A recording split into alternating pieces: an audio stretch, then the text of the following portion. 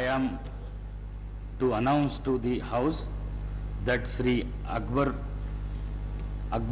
OIC MLA has been recognized as a floor leader of All India Majlisi Ittihadul Muslimin AIMIM Legislative Party in the Telangana Legislative Assembly as per the communication received by me from the General Secretary AIMIM Party. I am to announce to the House that Sri Kunamaneni Sambashivarav MLA has been nominated as leader of Legislative Party of Communist Party of India in the Telangana Legislative Assembly as per the communication received by me from the State Secretary CPI.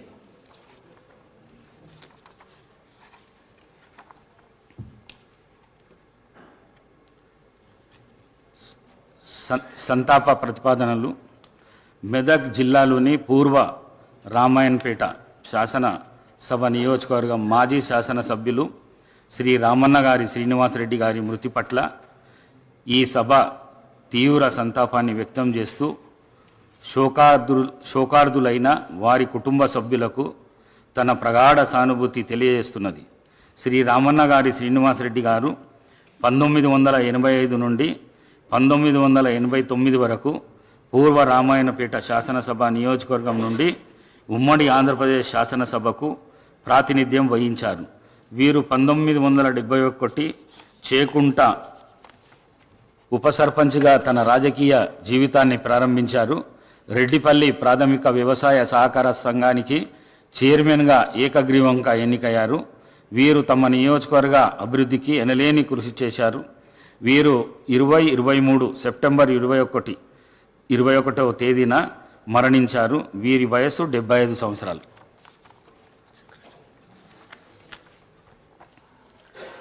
Vikarabad జిల్లాలోని పరిగి శాసనసభ నియోజకవర్గం మాజీ సభ్యులు శ్రీ కుప్పుల హరీశ్వర్ రెడ్డి గారి మృతి పట్ల ఈ సభ తీవ్ర సంతాపాన్ని వ్యక్తం చేస్తూ శోకార్దులైన వారి కుటుంబ సభ్యులకు తన ప్రగాఢ సానుభూతిని తెలియజేస్తున్నది. శ్రీ కుప్పుల హరీశ్వర్ రెడ్డి గారు 1985 నుండి 1989 వరకు, 1994 నుండి 1999 వరకు, 1999 నుండి 2003 వరకు, 2004 నుండి 2009 వరకు మరియు 2009 నుండి 2014 వరకు పరిగి శాసనసభ నియోజకవర్గం నుండి ఉమ్మడి ఆంధ్రప్రదేశ్ శాసనసభకు ప్రాతినిధ్యం వహించారు. శ్రీ కొప్పుల హరీశ్వర్ రెడ్డి గారు 1972 నుండి 1977 వరకు పరిగి ఉప సర్పంచ్గా, 1977 నుండి 83 వరకు సర్పంచ్గా పనిచేశారు. వీరు 1986 నుండి 1988 వరకు ఆగ్రో ఇండస్ట్రీస్ కార్పొరేషన్ చైర్మన్గా, 1988 నుండి 1989 వరకు తిరుమల తిరుపతి దేవస్థానం బోర్డు సభ్యుడిగా పనిచేశారు. 1994 నుండి 1999 వరకు రాష్ట్ర ఆర్థిక సంస్థ అధ్యక్షుడిగా, 2001 నుండి డిసెంబర్ 31 నుండి 2003 నవంబర్ 14 వరకు ఆంధ్రప్రదేశ్ శాసనసభ డిప్యూటీ స్పీకర్గా బాధ్యతలు నిర్వహించారు. వీరు నిత్యం ప్రజల్లో ఉంటూ తమ నియోజకవర్గ అభివృద్ధికి ఎనలేని కృషి చేశారు. వీరు 2023 సెప్టెంబర్ 22వ తేదీన మరణించారు. వీరి వయస్సు 78 సంవత్సరాలు. భద్రాద్రి కొత్తగూడెం జిల్లాలోని భద్రాచలం శాసనసభ నియోజకవర్గం మాజీ శాసనసభ్యురాలు శ్రీమతి కుంజా సత్యవతి గారి మృతి పట్ల ఈ సభ తీవ్ర సంతాపాన్ని వ్యక్తం చేస్తూ శోకార్దులైన వారి కుటుంబ సభ్యులకు తన ప్రగాఢ సానుభూతిని తెలియజేస్తున్నది. శ్రీమతి కుంజా సత్యవతి గారు 2009 నుండి 2014 వరకు భద్రాచలం శాసనసభ నియోజకవర్గం నుండి ఉమ్మడి ఆంధ్రప్రదేశ్ శాసనసభకు ప్రాతినిధ్యం వహించారు. వీరు 1988 నుండి 1994 వరకు ఐద్వా భద్రాచలం డివిజన్ సెక్రటరీగా, 1994 నుండి 2000 వరకు రాష్ట్ర జాయింట్ సెక్రటరీగా, 2000 నుండి 2005 వరకు భద్రాచలం ఎంపీపీగా, 2006 నుండి 2008 వరకు హైదరాబాద్ సెంట్రల్ కమిటీ మెంబర్గా పనిచేశారు. వీరు తమ నియోజకవర్గ అభివృద్ధికి ఎనలేని కృషి చేశారు. వీరు 2023 అక్టోబర్ 16వ తేదీన మరణించారు. వీరి వయస్సు 52 సంవత్సరాలు.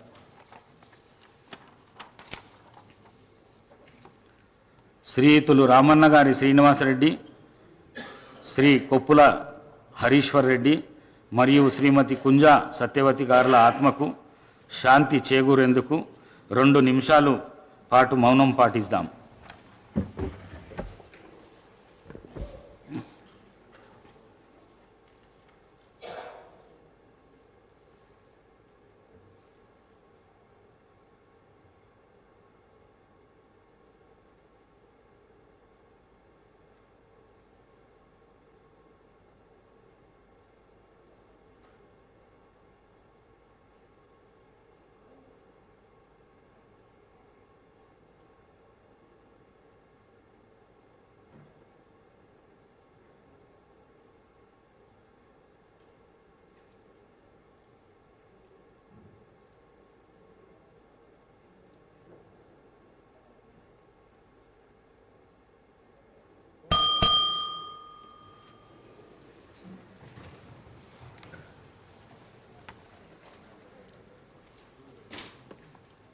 సభ్యులకు ఒక విజ్ఞప్తి.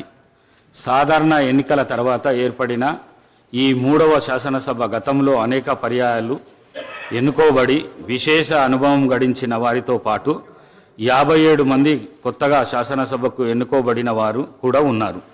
అలా ఈ శాసనసభ పాత కొత్త కలయిక. ఒక సభ్యుడు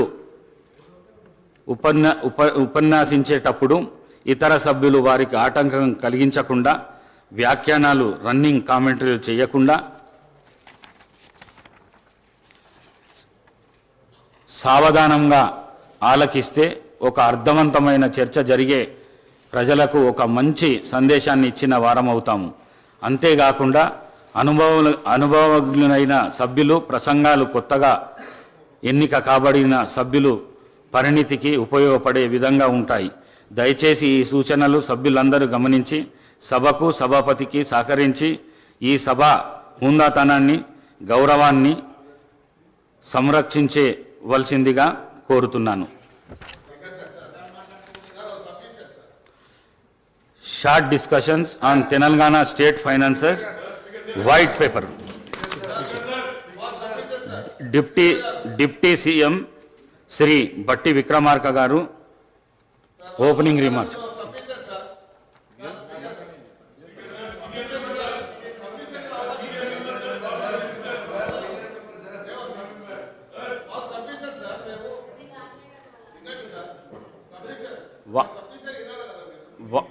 వారు మాట్లాడిన తర్వాత మీరు మాట్లాడచ్చు, దానికి ఏం అభ్యంతరం లేదు.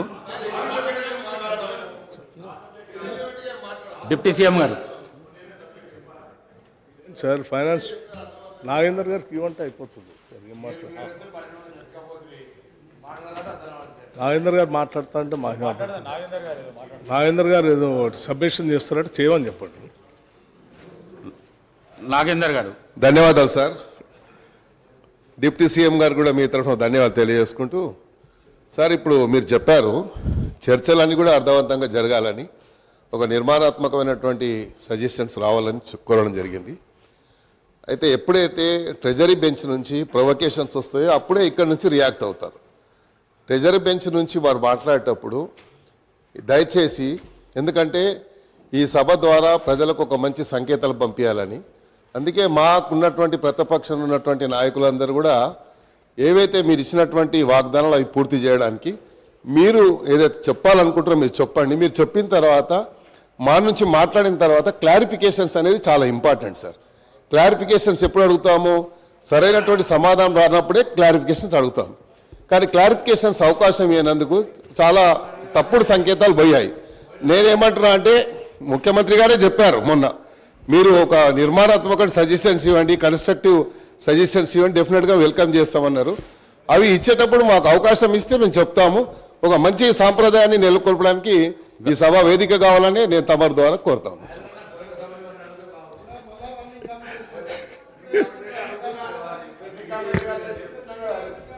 డిప్యూటీ సీఎం గారు. అధ్యక్ష,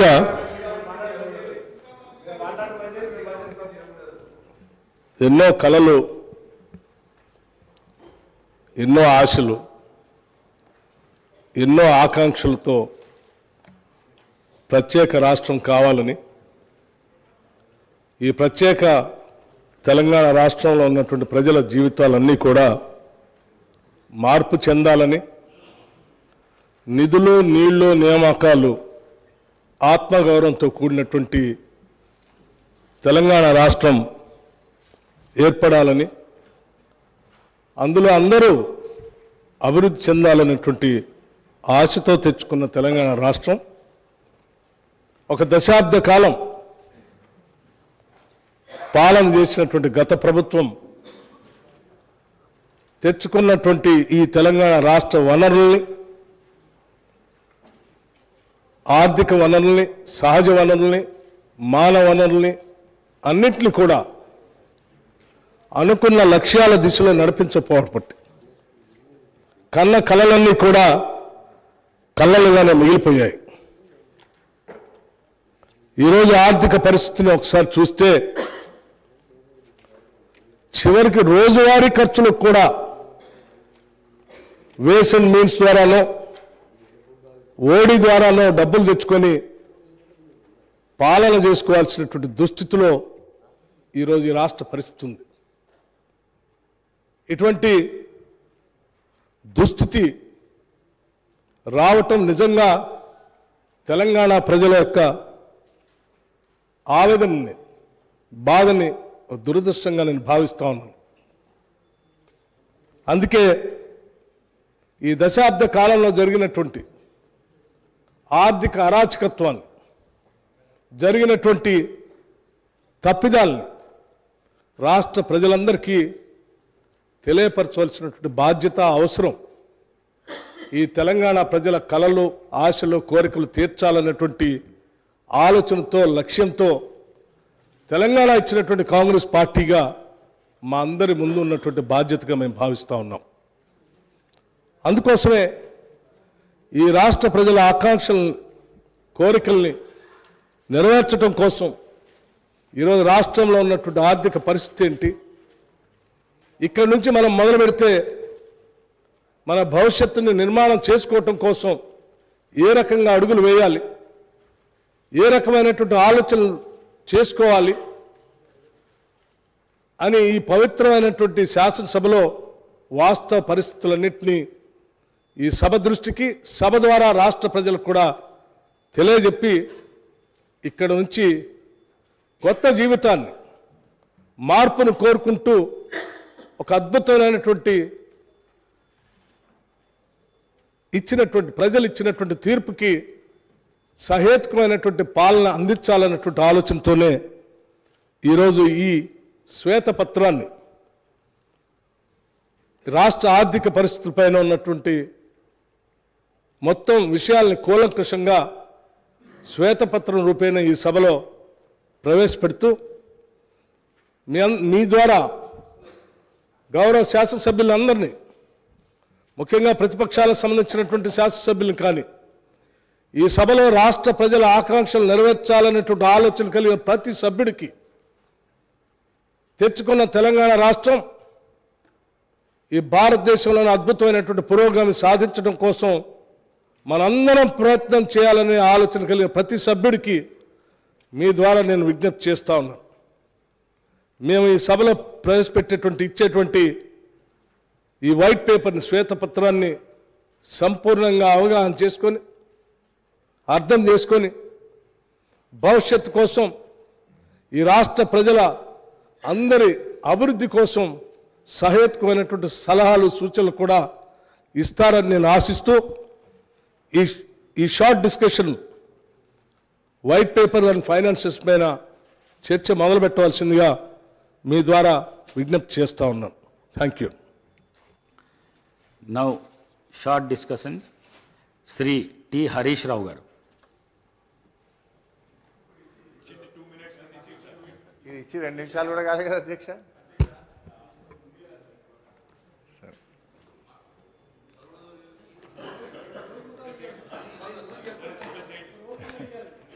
అధ్యక్ష, ఇప్పుడు గౌరవ ఉప ముఖ్యమంత్రి గారు బట్టి విక్రమార్క గారు 42 పేజీల బుక్ను మాకు ఇచ్చి 4 నిమిషాలు కాలేదు. కనీసం ఇది మేము చదవకుండానే ఈరోజు మమ్మల్ని మాట్లాడమంటున్నటువంటి పరిస్థితి. నిన్నటి నుంచి నేను మన అసెంబ్లీ సెక్రటరీ గారిని, మీ ఆ కార్యాలయాన్ని కూడా ఈ సభలో నోటు మీరు ముందుగా ఇవ్వండి, అట్లీస్ట్ సభ్యులు ప్రిపేర్ అయ్యి రావడానికి ఉంటుందని చెప్తే ఈ నోటు ఈరోజు సభలో వారు లేచి మాట్లాడడం స్టార్ట్ అయిన తర్వాత మా చేతిలో పెట్టినారు. Then how a member can speak on this అధ్యక్ష? భవిష్యత్తులోనైనా నేను మీతో కోరేది ఒకటే, అట్లీస్ట్ ప్రభుత్వం టేబుల్ మీద పెట్టేటువంటి పేపర్ను ముందు రోజు సభ్యులకు ఇచ్చినట్టయితే సభ్యులు ప్రిపేర్ అయ్యి రావడానికి ఉంటుంది. రెండవది అధ్యక్ష, మీతో ఒక సబ్మిషన్. మీరు ఈరోజు కూడా కొత్త సభ్యులు 57 మంది ఉన్నారు, వాళ్ళు కూడా చక్కగా నేర్చుకోవాలి, సహకరించాలన్నారు. తప్పకుండా మేము సహకరిస్తాం. కానీ మీరు కూడా దయచేసి సభ్యుల హక్కులను కూడా కాపాడాలి. ప్రొటెస్ట్ అనేది మెంబర్స్ యొక్క రైట్. ప్రభుత్వం ఇచ్చిన సమాధానంతో సభ్యులు సంతృప్తి పడినప్పుడు ప్రొటెస్ట్ చెప్పే హక్కు సభ్యులకు తప్పకుండా ఉంటుంది. చాలా ఏళ్ళుగా మీరు సభలో ఉన్నారు, మేము ఉన్నాం. ఎప్పుడైనా సభ్యులకు ప్రొటెస్ట్ మీద తప్పకుండా అవకాశం ఇస్తారు అధ్యక్ష. కానీ మొన్న మీరు దురదృష్టవశాత్తు ఇవ్వలేకపోయినారు. భవిష్యత్తులోనైనా సభ్యుల హక్కులు కాపాడాలని, సభను మరింత హుందాగా నడపాలని, దానికి మా పూర్తి సహకారం అందిస్తామని కూడా మీ ద్వారా తెలియజేస్తున్నాం. అధ్యక్ష, ఇకపోతే సబ్జెక్టులోకి పోతే ఈరోజు మాట్లాడతారా? నాకు అధ్యక్ష, గౌరవ సీనియర్ శాసనసభ్యులు హరీష్ రావు గారు డిస్కషన్కి సంబంధించిన అంశం విషయంలో ఇప్పుడే ఈ వైట్ పేపర్ పైన ఈరోజు మరి డిస్కషన్ స్టార్ట్ చేసి వెంటనే ఈ పేపర్స్ లే చేయడం జరిగిందని చెప్పారు అధ్యక్ష. వారికి కూడా తెలుసు, వారికి కూడా చాలా అనుభవం ఉంది. గతంలో కూడా అన్ని సందర్భాల్లో, ఒక్క సందర్భం తప్ప అన్ని సందర్భాల్లో కూడా ప్రతి షార్ట్ డిస్కషన్ పైన డిస్కషన్ మొదలవుతూనే పేపర్స్ లే చేయటం జరిగింది అధ్యక్ష. అనేక సందర్భాల్లో మేము అటుండి కూడా మరి పెద్దలు హరీష్ రావు గారు చెప్పినట్టు మేము కూడా అదేవిధంగా ప్రస్తావన తీసుకొచ్చాం. కానీ మార్పు తీసుకొచ్చే ప్రయత్నంలోనే ఉన్నాం. మేము మార్పు తీసుకొచ్చే ప్రయత్నంలో ఉన్నాము. డెఫినెట్లీ వారు చెప్పిన ఒక పాజిటివ్ అంశాన్ని కూడా మరి మీరు అనుమతిస్తే వచ్చే బడ్జెట్ సమావేశాన్ని నుంచి తప్పకుండా తీసుకెళ్లే ప్రయత్నం చేస్తాం అధ్యక్ష. వారు కూడా చెప్పినట్టు ఈరోజు నేను చెప్తా ఉన్నాం అధ్యక్ష, we're open for any discussion అధ్యక్ష. కానీ పాజిటివ్ క్రిటిసిజం, కన్స్ట్రక్టివ్ క్రిటిసిజం చేస్తే వీఆర్ ఓపెన్. కానీ ఇన్స్టిగేట్ చేసే ఓ కార్యాచరణ తీసుకుంటే మాకు కూడా, మా గౌరవ సభ్యులు కూడా ఇన్స్టిగేట్ అవ్వడానికి అవకాశం ఉంటుంది కనుక నేను గౌరవ సభ్యులను కోరుతా ఉన్నాను. వారు చెప్పింది డెఫినెట్లీ మేము గతసారి కూడా గత శాసనసభలో కూడా అడిగాం, మనం డిసెంట్ చెప్పడానికి అవకాశం ఉండాలి, వాయిస్ ఉండాలని. తప్పకుండా వారు చెప్పిన ఒక సూచికను మీరు అనుమతిస్తే మేము పరిగణలోకి తీసుకోవటం జరుగుతుందని మనవి చేస్తున్నాం అధ్యక్ష.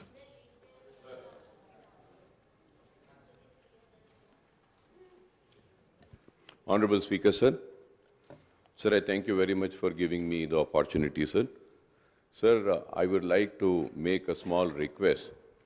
I know what Honorable Legislative Affairs Minister Saab has just mentioned about laying of a statement by the government for the short discussion. But as we all know that, okay, this is a very important subject. And we have to read so many pages, sir. It's almost some 40 pages of book. So through you, I just want to make one request, because we can have a fruitful discussion, we can have a good discussion, and we can also come up with good suggestions as a constructive opposition. If you could give us a tea break of at least 40 minutes or an hour, I'll be very thankful to you, sir. We will be able to read this, sir. Sir, without reading this, if I have to come and talk, sir, I have been an old member. In the month of August, we had an assembly session, and in the August month, all the details were laid on the table of the House, then House, sir. All the finances were also laid. So we will be talking about what was we informed in the month of August. We would like to talk on this book, sir. So I request, if everybody agrees, through you, I request the Honorable CM Saab also, Finance Minister Saab also, at least tea break for 1 hour, sir. just 1 hour, at least 40 minutes, we can just read this and come up with good suggestions, sir. Thank you, sir.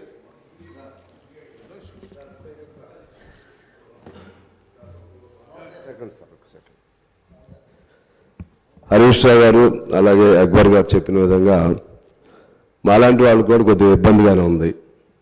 దయచేసి ఈరోజు short discussion సంబంధించి ఈ note ప్రవేశపెట్టిన ఆర్థిక శాఖ మంత్రి ఉప ముఖ్యమంత్రి గారు వారి వివరణ ఫస్ట్ ఈ నోటు రూపంలో కాకుండా వారు ప్రసంగ రూపంలో వారు ఈ పూట మాట్లాడిన తర్వాత కొద్దిగా మాకు రేపటి వరకు అవకాశం ఇస్తే దీనికి సమగ్రమైనటువంటి చర్చలు జరగడానికి వీలుంటాయి అనేది నా భావన. ఆ మేరకు మీరు పరిశీలన చేస్తారని ఆశిస్తున్నాను. Sridhar Babu.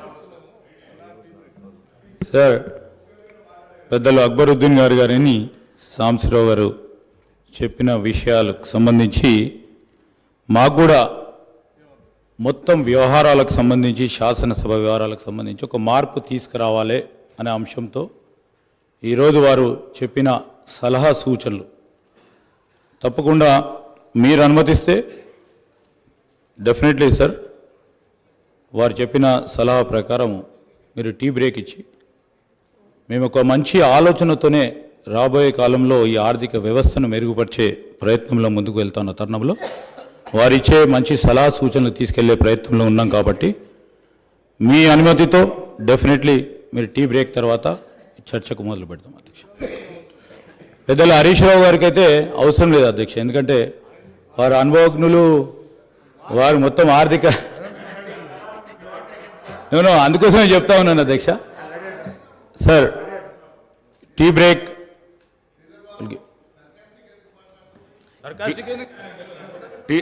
Tea break for 30 minutes.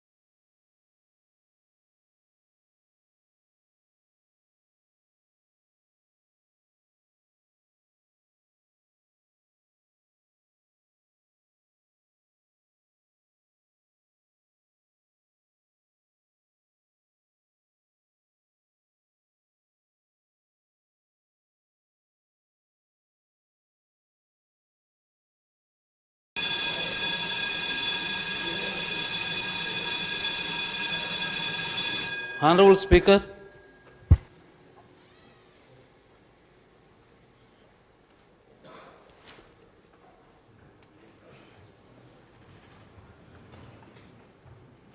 Shri Harish Rao గారు. అధ్యక్ష, నూతనంగా ఏర్పడినటువంటి ఈ ప్రభుత్వం నుంచి తెలంగాణ ప్రజలు, తెలంగాణ రాష్ట్రం ఎంతో ఆశిస్తూ ఉంది. కాంగ్రెస్ పార్టీ ఎన్నో ఆశలు కల్పించడంతో ప్రజలు వాటిని నమ్మి అధికారంలోకి తెచ్చారు. ప్రజలు వారిపై పెట్టుకున్న నమ్మకాన్ని నిలబెట్టుకోవాలని, వారి పాలనలో తెలంగాణ మరింత అభివృద్ధిని, సంక్షేమాన్ని, ఉన్నతిని సాధించాలని బీఆర్ఎస్ పార్టీ ఆకాంక్షిస్తుంది. రాజకీయ కారణాల రీత్యా కాంగ్రెస్ నాయకులు అవునన్నా కాదన్నా, ఒప్పుకున్నా ఒప్పుకోకపోయినా తెలంగాణ రాష్ట్రం ఆర్థికంగా బలపడడానికి బీఆర్ఎస్ ప్రభుత్వం బలమైనటువంటి పునాదులు వేసింది. సువిశాలమైన ప్రగతి దారులను నిర్మించింది. కొత్త ప్రభుత్వం ఆ దారుల వెంట ముందడుగు వేస్తూ ప్రజలే కేంద్రంగా పనిచేయాలన్నటువంటిది మా కోరికే కాదు, ప్రజల కోరిక కూడా. రాజకీయ కక్షలు చుట్టూ పరిభ్రమించే వైఖరికి భిన్నంగా అభివృద్ధి కక్షలో పరిభ్రమిస్తే వారికి మంచిది, ప్రజాస్వామ్య వ్యవస్థలకు మంచిది, ప్రజలకు కూడా మంచిది అధ్యక్ష. కానీ ఈ సభలో మొన్న ముఖ్యమంత్రి గారు మాట్లాడినటువంటి తీరు కానీ, ఈ శ్వేతపత్రం తీరును చూస్తుంటే ప్రజలు ప్రగతి అనే కోణం కన్నా రాజకీయ ప్రత్యర్థుల మీద దాడి, వాస్తవాల వక్రీకరణ కోణమే కనబడతా ఉంది అధ్యక్ష. ఎందుకంటే అధ్యక్ష, ఈరోజు ఈ ఆర్థిక శ్వేతపత్రం ఒకసారి మనం చూస్తే ఇందులో పేజ్ నెంబర్ 5లో అధ్యక్ష, అంటే చాలా విషయాలు ఉన్నాయి. మేము మాకున్న కొద్ది సమయంలో, ఎందుకంటే ఈ దేశంలోని అనేక రాష్ట్రాల వివరాలు చాలా కన్వీనియంట్గా వాళ్ళకు అవసరమైనటువంటివి ఇందులో పొందుపరిచే ప్రయత్నం చేసినారు. బట్ అధ్యక్ష, ఇందులో పేజ్ నెంబర్ 5లో కర్ణాటక రాష్ట్రానికి సంబంధించి బడ్జెట్ ఎస్టిమేట్స్ అండ్ ఎక్స్పెండిచర్ది మేము కాగ్ రిపోర్ట్ ఇప్పుడే నెట్లో ప్రింట్అవుట్ తీస్తే అధ్యక్ష, బడ్జెట్ ఎస్టిమేట్స్ కర్ణాటకది 2,31,142 కోట్లుంటే ఇక్కడ 2,31,642 కోట్లుగా చూపించారు. ఎక్స్పెండిచర్ విషయంలో కూడా అధ్యక్ష 2,61,932 కోట్లను చూపించారు.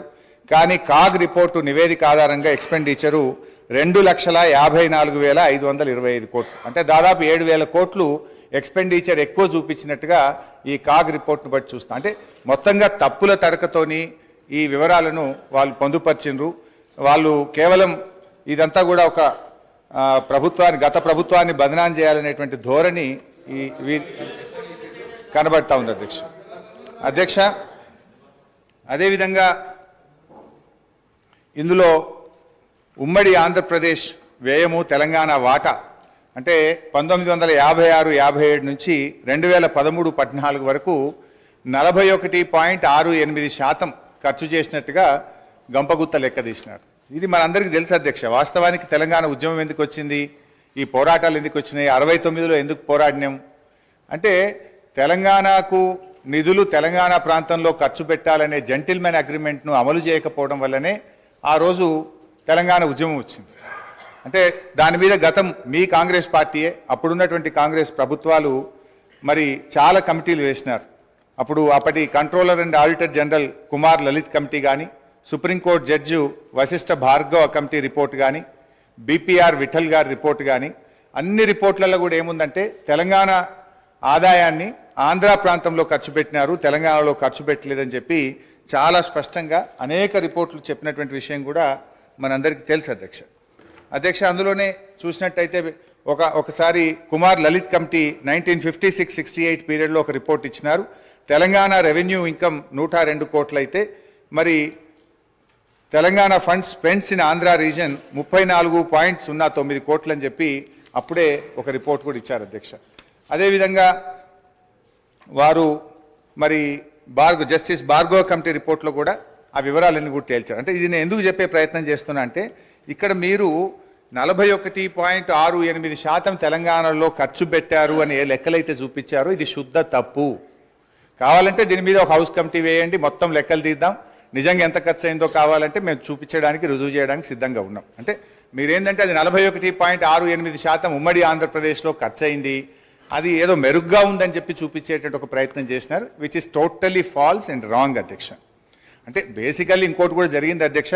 నాకు తెలిసిన సమాచారం మేరకు ఈ రిపోర్ట్ ఇదంతా కూడా ఇది ఎవరు తయారు చేసిండ్రు, మీకు తెలంగాణ అధికారుల మీద నమ్మకం లేక మన ముఖ్యమంత్రి గారి పాత గురువు గారి శిష్యులు, ఒక రిటైర్డ్ ఐఏఎస్ అధికారి, ఒక సస్పెండ్ అయినటువంటి ఫైనాన్స్ డిపార్ట్మెంట్ ఆంధ్రప్రదేశ్ అధికారులను పెట్టి ఇదంతా ఒక కుక్కుడప్ స్టోరీ తయారు చేసి ఇది ప్రజల ముందు పెట్టేటువంటి ప్రయత్నం చేస్తూ ఉన్నారు. సరే, ఆ వివరాలు వాస్తవాలు వచ్చినప్పుడు నేను అన్ని విషయాలు కూడా బయట పెడతాం అధ్యక్ష. నో, ఐ వుడ్ లైక్ మాకు తెలుస్తాయి కదా, అందుకే మాకు తెలిసిన సమాచారం మేరకు అన్నాను. సరే అధ్యక్ష, పేర్లు చెప్పమంటే చెప్తా, ఆధారాలు చూపించమంటే చూపిస్తా. అందులో నేను ఎందుకంటే అలా బోదలుచుకోలేదు. సో అధ్యక్ష, ఈ మొత్తంగా ఈ రిపోర్ట్ ఆబ్జెక్షన్ సార్, సమాచారం పూర్తి స్థాయిలో నిర్ధారణ చేసుకున్న తర్వాత ఫ్లోర్ మీద మాట్లాడితే బాగుంటుంది సార్. వారు సీనియర్ శాసనసభ్యులు నిరాధారమైన అంటే సత్యదూరమైన మాటలు చెప్పి సభను ప్రక్కదారి పట్టించే కార్యక్రమం చేస్తూ ఉన్నారు అధ్యక్ష. I would like to request use అధ్యక్ష, ఈరోజు లెక్కల తప్పు ఉంటే తప్పకుండా తప్పో ఒప్పో మా ఫైనాన్స్ మినిస్టర్ గారు తప్పకుండా చెప్తారు. కానీ ఎవరో ప్రిపేర్ చేశారు, ఎవరో ముందు పెట్టారు, ఏదో అపోగలదు. I request honourable member to withdraw Withdraw the word, sir. Otherwise, expunge from the records. ఇక్కడ సార్ పేర్లు చెప్పమంటారా? మరి పేర్లు కూడా చెప్పమంటారా? అధ్యక్ష, నేను మాకున్నటువంటి సమాచారం మేరకు అని చెప్పానే తప్ప నేను పేర్లు చెప్పలేదు. సో అది ఒకవేళ తప్పు అయితే మీ సమాధానంలో తప్పని చెప్పండి. నేను I stand on my word. అధ్యక్ష, అయితే ఈ రిపోర్ట్లో అధ్యక్ష ముఖ్యంగా ఈ మొత్తం రిపోర్ట్ చూస్తే అధ్యక్ష, అంటే వాళ్ళు బేసికల్లీ ఏ అంశాల్లో అయితే ప్రభుత్వాన్ని తప్పుపట్టచ్చో లేదా గత ప్రభుత్వాన్ని తప్పుపట్టచ్చో, ఏ అంశాల్లోనైతే మనము మెరుగ్గా ఉన్నామని చెప్పే ప్రయత్నం చేసినారో ఒక కన్వీనియంట్గా దీన్ని తయారు చేసినారు. చాలా రంగాల్లో తెలంగాణ రాష్ట్రం అద్భుతమైనటువంటి గత 10 సంవత్సరాల్లో ప్రగతిని సాధించింది. అనేక విషయాల్లో కూడా మనం చాలా మెరుగ్గా ఉన్నాం అధ్యక్ష. కానీ వీళ్ళు తయారు చేసినటువంటి పట్టికలు చూస్తూ ఉంటే అధ్యక్ష, ఏవైతే వాళ్ళకి కన్వీనియంట్గా ఉంటాయో వాటిని చూపించేటువంటి ప్రయత్నం చేసినారు. నార్మల్గా అప్పులను ఎట్లా చూస్తామంటే డెట్ టు జిఎస్డిపి రేషియో చూస్తుంటాం. కానీ ఇక్కడ డెట్ టు జిఎస్డిపి రేషియో టేబుల్ను ఇందులో పెట్టకుండా డెట్ టు రెవెన్యూ రిసిప్ట్ చూపించే ప్రయత్నం చేసినారు. ఇప్పుడు అంతర్జాతీయంగా అయినా జాతీయంగా అయినా అప్పులను కొలిచే విధానము డెట్ టు జిఎస్డిపి రేషియో. కానీ ఇందులో ఆ టేబుల్ని ఎక్కడ కూడా చూపించకుండా డెట్ టు రెవెన్యూ రిసిప్ట్స్, అది కూడా ఒక కరోనా ఇయర్ 2021-22 కరోనా సంవత్సరాన్ని తీసుకొని దాని ప్రకారంగా ఇక్కడ చూపించేటువంటి ప్రయత్నం చేసినారు. వాస్తవానికి అధ్యక్ష, డెట్ టు జిఎస్డిపి రేషియో చూస్తే ఇది నా లెక్క కాదు అధ్యక్ష, రిజర్వ్ బ్యాంక్ ఆఫ్ ఇండియా ప్రకటించినటువంటి లెక్కలు. డెట్ టు జిఎస్డిపిలో చూస్తే అధ్యక్ష, అప్పులు తక్కువ తీసుకున్నటువంటి రాష్ట్రాల్లో కింది నుంచి మనం 5వ స్థానంలో ఉన్నాం. అంటే మనకంటే 22 రాష్ట్రాలు తెలంగాణ కంటే అప్పు ఎక్కువ తీసుకున్నటువంటి రాష్ట్రాలు ఈ దేశంలో ఉన్నాయి అధ్యక్ష. అందులో చూస్తే అధ్యక్ష, ఆ వివరాల్లోకి మళ్ళీ పోతే కావాలంటే ఈ టేబుల్ మీ ద్వారా గౌరవ ఫైనాన్స్ మినిస్టర్ గారికి, ప్రభుత్వానికి కూడా నేను ఇవ్వడానికి నాకేం అభ్యంతరం లేదు అధ్యక్ష. అదేవిధంగా అధ్యక్ష, ఇట్లా అనేక విషయాల్లో అప్పుల విషయంలో కూడా వాస్తవానికి మనకంటే ఎక్కువ అప్పులు తీసుకున్న రాష్ట్రాలు కూడా ఉన్నాయి అధ్యక్ష. మొన్నటిదాకా మరి కాంగ్రెస్ పార్టీ అధికారంలో ఉన్నటువంటి రాష్ట్రాలు, రాజస్థాన్ చూస్తే 2022-23 నాటికి 5,37,013 కోట్ల రూపాయల అప్పు. మరి అదేవిధంగా కర్ణాటక కూడా 5,35,157 కోట్ల రూపాయలు. కానీ ఇవన్నీ ఏంటంటే వాళ్ళు ఆ డెట్ టు జిఎస్డిపి రేషియోలో కానీ ఆ సంఖ్య పరిమాణం కానీ చూపించకుండా ఒక కన్వీనియంట్గా ప్రజల్ని తప్పుదో పట్టించే విధంగా ఒక కుక్డ్ స్టోరీ తయారు చేసే ప్రయత్నం చేసినారు అధ్యక్ష. అదేవిధంగా క్యాపిటల్ ఎక్స్పెండిచర్లో సరే వాళ్ళు చూపించిన లెక్క ప్రకారమే 54,000 కోట్లు గత 10 ఏళ్లలో క్యాపిటల్ ఎక్స్పెండిచర్ చేసినట్టుగా చూపించారు. కానీ తెలంగాణ రాష్ట్ర ప్రభుత్వం వచ్చిన తర్వాత గత 9 ఏళ్లలో 3,36,916 కోట్ల రూపాయల క్యాపిటల్ ఎక్స్పెండిచర్ జరిగింది. కానీ దీన్ని చూపించే ప్రయత్నం చేయరు. అంటే ఇలా ఎంత క్యాపిటల్ ఎక్స్పెండిచర్ జరిగింది, ఎటుపోయింది డబ్బంతా కూడా అంటే రేపు రాష్ట్ర అవసరాల కోసం, రేపటి భవిష్యత్ తరాల కోసం మేము ఆస్తుల కల్పన చేసేటువంటి ప్రయత్నం చేసినాం. కానీ వాళ్ళ దాంట్లో మరి ఇంత పెద్ద ఎత్తున క్యాపిటల్ ఎక్స్పెండిచర్ జరిగింది అని ఆ నివేదికలో చూపెట్టకుండా ఒక పక్షపాతమైనటువంటి నివేదికను చూపెట్టే ప్రయత్నం చేసినారు. ఈ పేపర్ కూడా కావాలంటే మీ ద్వారా వారికి పంపిస్తాను అధ్యక్ష. అదేవిధంగా అధ్యక్ష, SOTR రాష్ట్ర ప్రభుత్వ సొంత ఆదాయ వనరుల అభివృద్ధిలో ఇవాళ దేశానికే తలమానికంగా తెలంగాణ రాష్ట్రాన్ని నిలిపినాం అధ్యక్ష. ఇవాళ దక్షిణ భారతదేశంలో 15.6% వృద్ధి రేటులో తెలంగాణలో స్వంత ఆదాయ వనరుల వృద్ధిలో ఈ దేశంలో తెలంగాణ నంబర్ 1 స్థానంలో నిలిపిన దాన్ని ఎక్కడ ఇందులో చూపించేటువంటి ప్రయత్నం చేయలేదు అధ్యక్ష. నా దగ్గర 2015-16 నుంచి 2020-21 వరకు SOTRలో రాష్ట్రాల ఆదాయాల వృద్ధిని మరి CAG రిపోర్ట్ అధ్యక్ష, ఇది CAG ఇచ్చినటువంటి రిపోర్ట్ ప్రకారంగా 11.5%తో 2020-21 నాటికి తెలంగాణ మరి మేజర్ స్టేట్స్లో ప్రథమ స్థానంలో ఉన్నటువంటి పేపర్ కూడా మీ ద్వారా వారికి పంపిస్తాం అధ్యక్ష. అంటే మన ఆదాయం ఎట్లా పెరిగింది, మన ఆస్తుల కల్పన ఎట్లా పెరిగింది, మన క్యాపిటల్ ఎక్స్పెండిచర్ ఎట్లా చేసినాము అవేవి చూయించకుండా కన్వీనియంట్గా ఒక మిస్లీడ్ చేసేటువంటి ప్రయత్నం ఈరోజు ప్రభుత్వం చేస్తూ ఉంది అధ్యక్ష. అట్లే మెడికల్ అండ్ హెల్త్ దాని విషయంలో కూడా ఏదో మనం తక్కువ ఖర్చు పెట్టామని. వాస్తవానికి అధ్యక్ష, మెడికల్ అండ్ హెల్త్ విషయంలో చూస్తే 2014-15లో మన రాష్ట్ర బడ్జెట్ 2,432 కోట్లుంటే ఈ సంవత్సరం మన బడ్జెట్లో పెట్టింది 12,161 కోట్లు, అంటే దాదాపు 6 రెట్లు పెంచినాం అధ్యక్ష. అట్లా డీటెయిల్గా ఇయర్ వైజ్ కూడా ఉంది అధ్యక్ష. 2014-15లో 2,432 ఉంటే 15-16 3,344, 16-17 5,130. I don't want to take much time, but finally 12,161 కోట్ల రూపాయలు పెట్టి వైద్య ఆరోగ్య రంగంలో అద్భుతమైనటువంటి ప్రగతిని మనం సాధించినాం అధ్యక్ష. అదేవిధంగా అధ్యక్ష ఇందులో కొన్ని కారణాలు కూడా ఉన్నాయి. వీళ్ళు ఏంటంటే ఎంతసేపు అప్పులు పెరిగినాయని చెప్పి ఒక బురద జల్లేటువంటి ప్రయత్నం చేస్తూ ఉన్నారు. ఇలా కరోనా వచ్చింది అధ్యక్ష. కేంద్ర ప్రభుత్వమే కొన్ని ప్రత్యేక పరిస్థితుల్లో కరోనా వచ్చిన 2 ఆర్థిక సంవత్సరాల్లో అన్ని రాష్ట్రాలని, ఈ దేశంలోని అన్ని రాష్ట్రాల్లో కూడా మీరు మీ ఆదాయం తగ్గింది కనుక మీ రుణ పరిమితికి మించి డబ్బు తీసుకొని రాష్ట్రంలో క్యాపిటల్ ఎక్స్పెండిచర్ చేయండి అని చెప్పి కేంద్ర ప్రభుత్వం వెసులుబాటు కల్పించింది అధ్యక్ష. దాంట్లో చూస్తే అధ్యక్ష డిస్కామ్ లోన్స్, ఈ డిస్కామ్ లోన్స్ కేంద్ర ప్రభుత్వం తీసుకోవడం ద్వారా అవి 8,923 కోట్ల రూపాయలు మన అప్పుల్లో జమ చేయడం జరిగింది. అదేవిధంగా ట్యాక్స్ డెవల్యూషన్లో 2019-20 సంవత్సరంలో ట్యాక్స్ డెవల్యూషన్ మీకు ఒక హక్కుగా రాష్ట్రాలకు వచ్చేటువంటి డబ్బు ఈ సంవత్సరం ఇవ్వలేకపోతున్నాం కనుక 1,435 కోట్ల రూపాయలని మీరు FRBMలో భాగంగా తీసుకోమని చెప్పారు అధ్యక్ష. అదేవిధంగా 2019-20లో ఫైనాన్స్ కమిషన్ కూడా 0.25% FRBMలో అదనంగా తీసుకోవడానికి అనుమతి ఇచ్చింది అధ్యక్ష. అదేవిధంగా 2020-21లో కరోనా సంవత్సరంలో 1.75% FRBMలో అదనంగా తీసుకోవడానికి, అంటే 17,558 కోట్లు కరోనా వచ్చి దేశంలో ఆర్థిక మాంద్యం ఏర్పడింది. మళ్ళీ ఆర్థిక వ్యవస్థ మెరుగుపడాలంటే దేశంలోని అన్ని రాష్ట్రాలు కూడా మీరు FRBMలో అదనంగా రుణాలు సేకరించి క్యాపిటల్ ఎక్స్పెండిచర్ మీద ఖర్చు పెట్టమని చెప్పి కేంద్ర ప్రభుత్వం వెసులుబాటు కల్పిస్తే ఇది ఒక 17,558 కోట్లు అదనంగా వచ్చింది అధ్యక్ష. అదేవిధంగా అడిషనల్ లోన్స్ ఆన్ 1%, ఇది 2021-22లో కూడా కరోనా సందర్భంగా మరో 10,784 కోట్లు. మొత్తంగా కేంద్ర ప్రభుత్వమే రాష్ట్రాలను కరోనా సందర్భంగా కానీ, ట్యాక్స్ డెవల్యూషన్లో భాగంగా కానీ, ఫైనాన్స్ కమిషన్ కానీ, డిస్కామ్ల ఉదయ్ లోన్స్ కానీ ఒక 41,159 కోట్ల రూపాయలు కేంద్ర ప్రభుత్వ నిర్ణయాల వల్ల ఇది రాష్ట్రాల మీద అదనంగా వచ్చినటువంటి భారంగా మనం చెప్తా ఉన్నాం అధ్యక్ష. ఇలా మేము మా హయాంలో జాగ్రత్తగా చేసినాం. ఒకవైపు కరోనా, మరొక వైపు కేంద్ర ప్రభుత్వం యొక్క వివక్ష. ఈ రెండిటి మధ్య కూడా మేము ఎక్కడ కూడా రాష్ట్రంలో సంక్షేమ కార్యక్రమాలు కానీ, అభివృద్ధి కార్యక్రమాలు కానీ ఎక్కడ కూడా ఆగకుండా మేము ముందుకు పోయినటువంటి పరిస్థితి. ఒకవైపు కేంద్ర ప్రభుత్వం నుంచి అధ్యక్ష మన రాష్ట్రానికి హక్కుగా రావాల్సినటువంటి డబ్బులు ఇవ్వకుండా కేంద్రం వివక్ష చూపుతూ వచ్చింది. మేము అసెంబ్లీలో ఇక్కడ పోరాడినాం, కేంద్రంలో మా ఎంపీలు పోరాడినారు. కానీ ఇదే కాంగ్రెస్ పార్టీ నాయకులు కానీ ఢిల్లీలో ఏ రోజు కూడా ఈ రాష్ట్రానికి రావాల్సిన హక్కుల గురించి, నిధుల గురించి మాట్లాడినటువంటి పరిస్థితి లేదు అధ్యక్ష. ఈరోజు 1,00,000 కోట్ల రూపాయలు పైగా, ఉదాహరణకు అధ్యక్ష ఈరోజు ముఖ్యంగా 15th ఫైనాన్స్ కమిషన్ నుంచి మన రాష్ట్రానికి రావాల్సిన 894 కోట్లు ఇవ్వలేదు అధ్యక్ష. 14th ఫైనాన్స్ కమిషన్ నుంచి 817 కోట్లు, 15వ ఆర్థిక సంఘం నుంచి మనకు, ఇది దేశంలో మొదటిసారి జరిగింది అధ్యక్ష.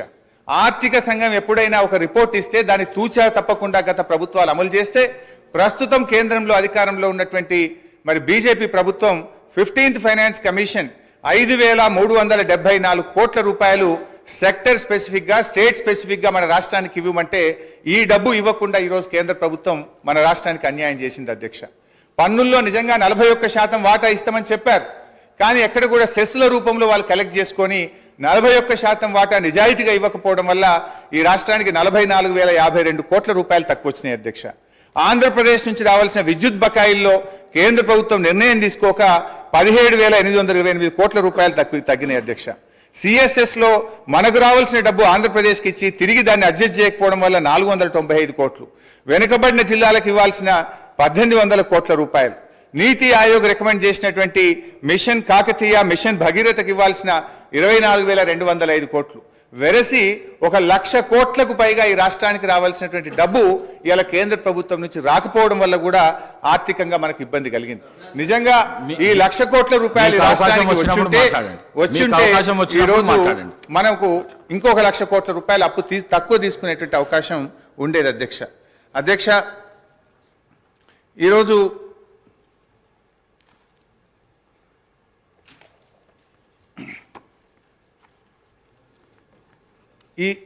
ఈ బుక్లో కూడా అధ్యక్ష మీరు చూసినట్టయితే 2-3 రకాలుగా మీరు ఇందులో చూస్తే అధ్యక్ష, అసలు వీళ్ళే స్పష్టంగా రాసిండ్రు. ప్రభుత్వ హామీతో ఎస్పీవీ ద్వారా సేకరించి ఎస్పీవీలు చెల్లించే రుణాలు, అంటే స్పెషల్ పర్పస్ వెహికల్ ద్వారా సేకరించారు, వాళ్ళే రుణాలు చెల్లిస్తారు, రాష్ట్ర ప్రభుత్వ ఖజానా మీద భారం ఉండదు అని చెప్పి కూడా దాన్ని కూడా ఈరోజు రాష్ట్ర అప్పులుగా చూపించేటువంటి ప్రయత్నం. ఇందులో పేజ్ 24లో కూడా ప్రభుత్వం చెల్లించని మరియు ప్రభుత్వం హామీ లేని రుణాలు 59,414 కోట్ల రూపాయలని మీరే రాశారు స్పష్టంగా. కానీ మీరు ఏం చేసే ప్రయత్నం చేస్తుండ్రు, అన్నీ కలిపి మళ్ళీ లెక్కబెట్టి రాష్ట్ర ప్రభుత్వం ఈరోజు దాదాపు 6,71,000 కోట్ల రూపాయల అప్పు ఉంది అని చెప్తున్నారు. మీరే ఈ బుక్లో అంటారు, ఒకవైపు రాష్ట్ర ప్రభుత్వం చెల్లించని హామీ లేని రుణాలను రాశారు, ప్రభుత్వ హామీతో సేకరించి రాష్ట్ర ప్రభుత్వం ఎస్పీవీలే చెల్లించుకునే డబ్బులని చెప్పినారు. వాటినన్నింటినీ కలిపి అప్పులను ఎక్కువగా చూపించేటట్టు ఒక తప్పుడు ప్రచారానికి మీరు పాల్పడ్డారు. అదేవిధంగా ప్రభుత్వ హామీతో ఎస్పీవీ ద్వారా సేకరించి ప్రభుత్వమే చెల్లిస్తారని కూడా రాసినారు అధ్యక్ష. ఇందులో కూడా చాలా విషయాలు తప్పుగా పెట్టినారు చాలా కార్పొరేషన్స్ను. ఉదాహరణకు ఈరోజు టీఎస్ఐఐసి గురించి రాసినారు.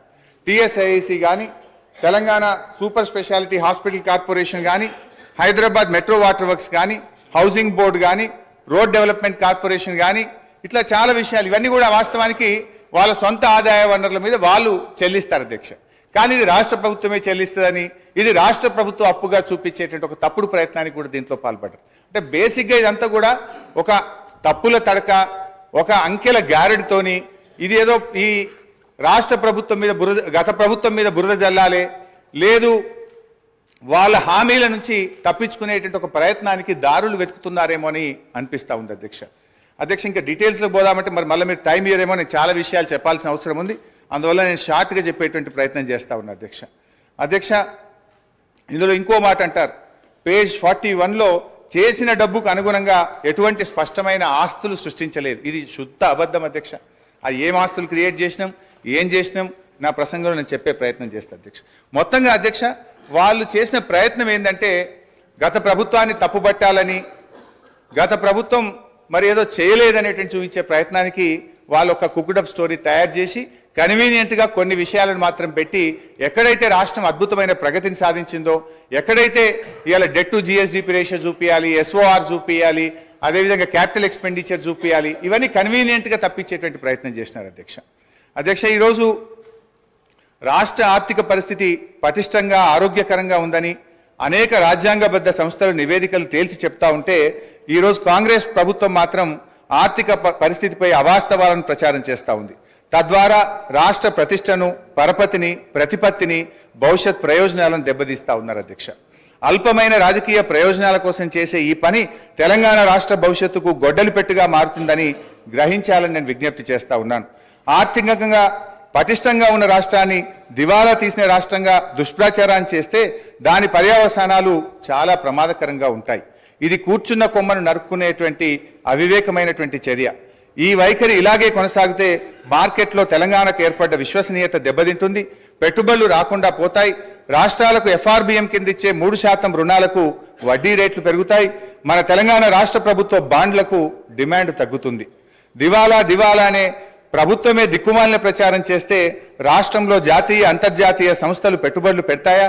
దివాలా తీసిన రాష్ట్రం నీళ్ళు ఇవ్వగలుగుతుందా, కరెంట్ ఇవ్వగలుగుతుందా అనే అపోహలు, అనుమానాలు తలెత్తుతాయి.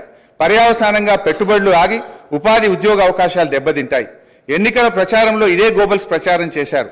సరే, ప్రతిపక్షంగా ఉన్నప్పుడు అధికారం కోసమో మా మీద బురద జల్లారని మేము అర్థం చేసుకుంటాం.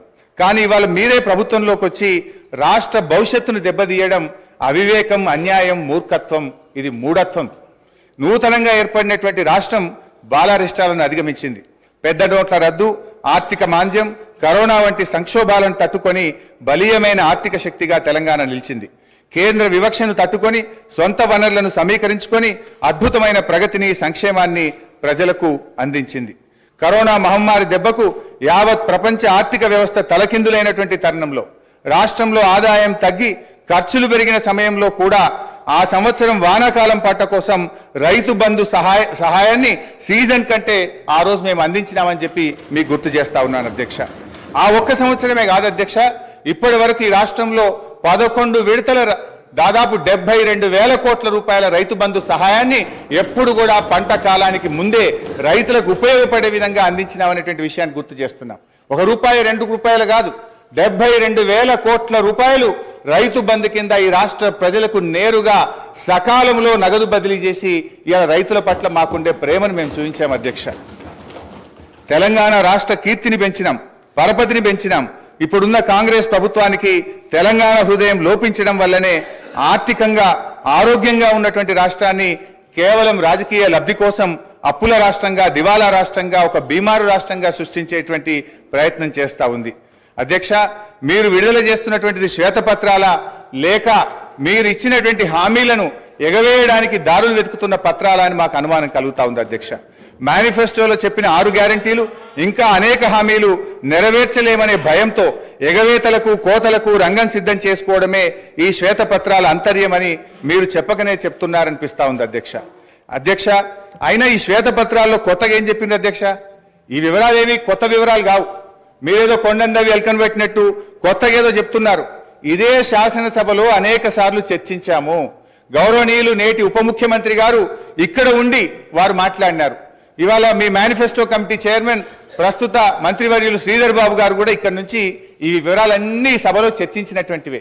ఇందులో కొత్త విషయాలేం లేవు. ఇవాళ మీరేంటంటే మా మీద బురద జల్లాలనేటువంటి ఒక ప్రయత్నం అంతే తప్ప ఇందులో కొత్త విషయాలేం కనబడతలేవు అధ్యక్ష. ఎందుకంటే ఆధారాలు కూడా ఉన్నాయి అధ్యక్ష.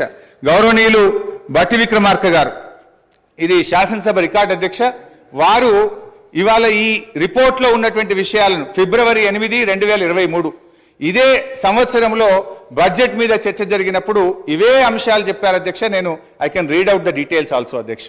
అంటే బట్టి గారు ఆ రోజు ఇక్కడి నుంచి ఏం మాట్లాడినరో ఇవాళ ఆర్థిక మంత్రిగా అక్కడ నిలబడి కూడా అవే విషయాలు చెప్పినారు తప్ప ఇందులో పెద్ద కొత్త విషయాలు బయట పెట్టిందో కొత్త ముచ్చట్లు చెప్పిందో ఏమి లేదు. కాకపోతే కొంత కన్వీనియంట్గా కొన్ని విషయాలను దాచిపెట్టి కేవలం గత ప్రభుత్వం మీద బుర్ర జల్లే విధంగా కొన్ని టేబుల్స్ మీరు తయారు చేసినారు అధ్యక్ష.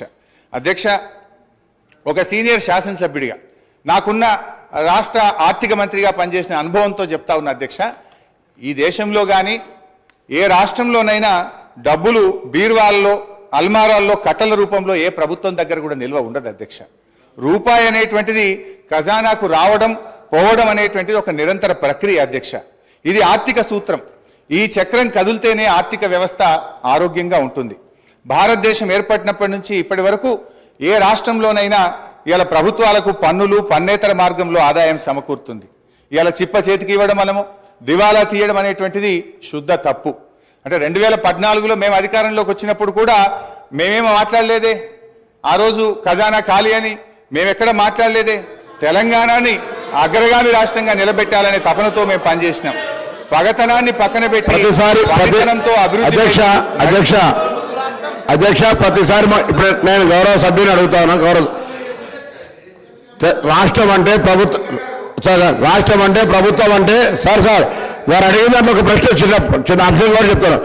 రాష్ట్రం అంటే ప్రభుత్వం అంటే డబ్బులు అలమారులో ఉంటాయి అంటలేను, కానీ జీతాలు 1వ తారీఖు ఇయ్యలేనటువంటి ఆర్థిక పరిస్థితిని రాష్ట్రంలో ఆర్థిక పరిస్థితి గురించి చెప్తే ఎందుకు ఆర్పాటుతో తెలియదు. ఆర్పాటానికి అట్టహాసానికి ఏం ఇబ్బంది లేదు, కానీ వాస్తవంగా ఉన్నటువంటి లెక్కలు తీసుకుంటే మనం ఇవాళ మేము ప్రగతి భవన్ చూపెడతా ఉన్నారు, లేకపోతే డాక్టర్ అంబేద్కర్ భవన్ చూపెడతా ఉన్నారు. పేదల కంటే డబల్ బెడ్రూమ్ బిల్లు గురించి మాట్లాడతలేదు అధ్యక్ష. ఈ రోజు మా దగ్గర హుస్నాబాద్ సంబంధించి పోతే మున్సిపాలిటీకి సంబంధించినటువంటి అధికారులు ఈ ఇంట్లో ఉంటే చనిపోతామని బోర్డు పెట్టారు. అయినా కూడా ఆ ఇంట్లో నివసించి ఇచ్చుకొని ఇటువంటి వారు కూడా డబుల్ బెడ్రూమ్ ఇవ్వలేదు అధ్యక్ష. ఇది వాళ్ళ ప్రభుత్వం యొక్క. అంతేకాదు ఇవాళ దాని లెక్క చెప్తా ఉన్నారు. ఇవాళ 1,25,000 రూపాయలు బలహీన వర్గాల శాఖకు సంబంధించిన మంత్రిని ఇవాళ అధికారికంగా లెక్కతో చెప్తా ఉన్నా. 1,25,000 రూపాయలు గురుకులంలో ఉన్నటువంటి చదువులకు ఇస్తా ఉన్నారు. 55,000 రూపాయల దారిలో ఇచ్చేటువంటి బడ్జెట్తో పాటుగా 55,000 రూపాయల బడ్జెట్ 55 రూపాయలు ప్రతి విద్యార్థి కూడా వచ్చేటువంటి పరిస్థితులు చెప్పేది మాత్రం 1,20,000. ఆర్భాటం పేరు ఎన్ని రోజులు నడుపుతారు అధ్యక్ష? ప్రచారానికి సంబంధించిన దాని మీద నడుపుకుంటూ అవుతున్నాయి. గ్లోబల్ ప్రచారం చేసి మేము బాగున్నాం, బంగారు తెలంగాణ బాగున్నాం అంటే అందరూ బాగున్నాడు చెప్తాను. నేను నాకు సంబంధించిన అంశం చెప్తా, మీరెందుకు సార్ ఆయన చెప్తారా? నేను పార్టీ మినిస్టర్ గారు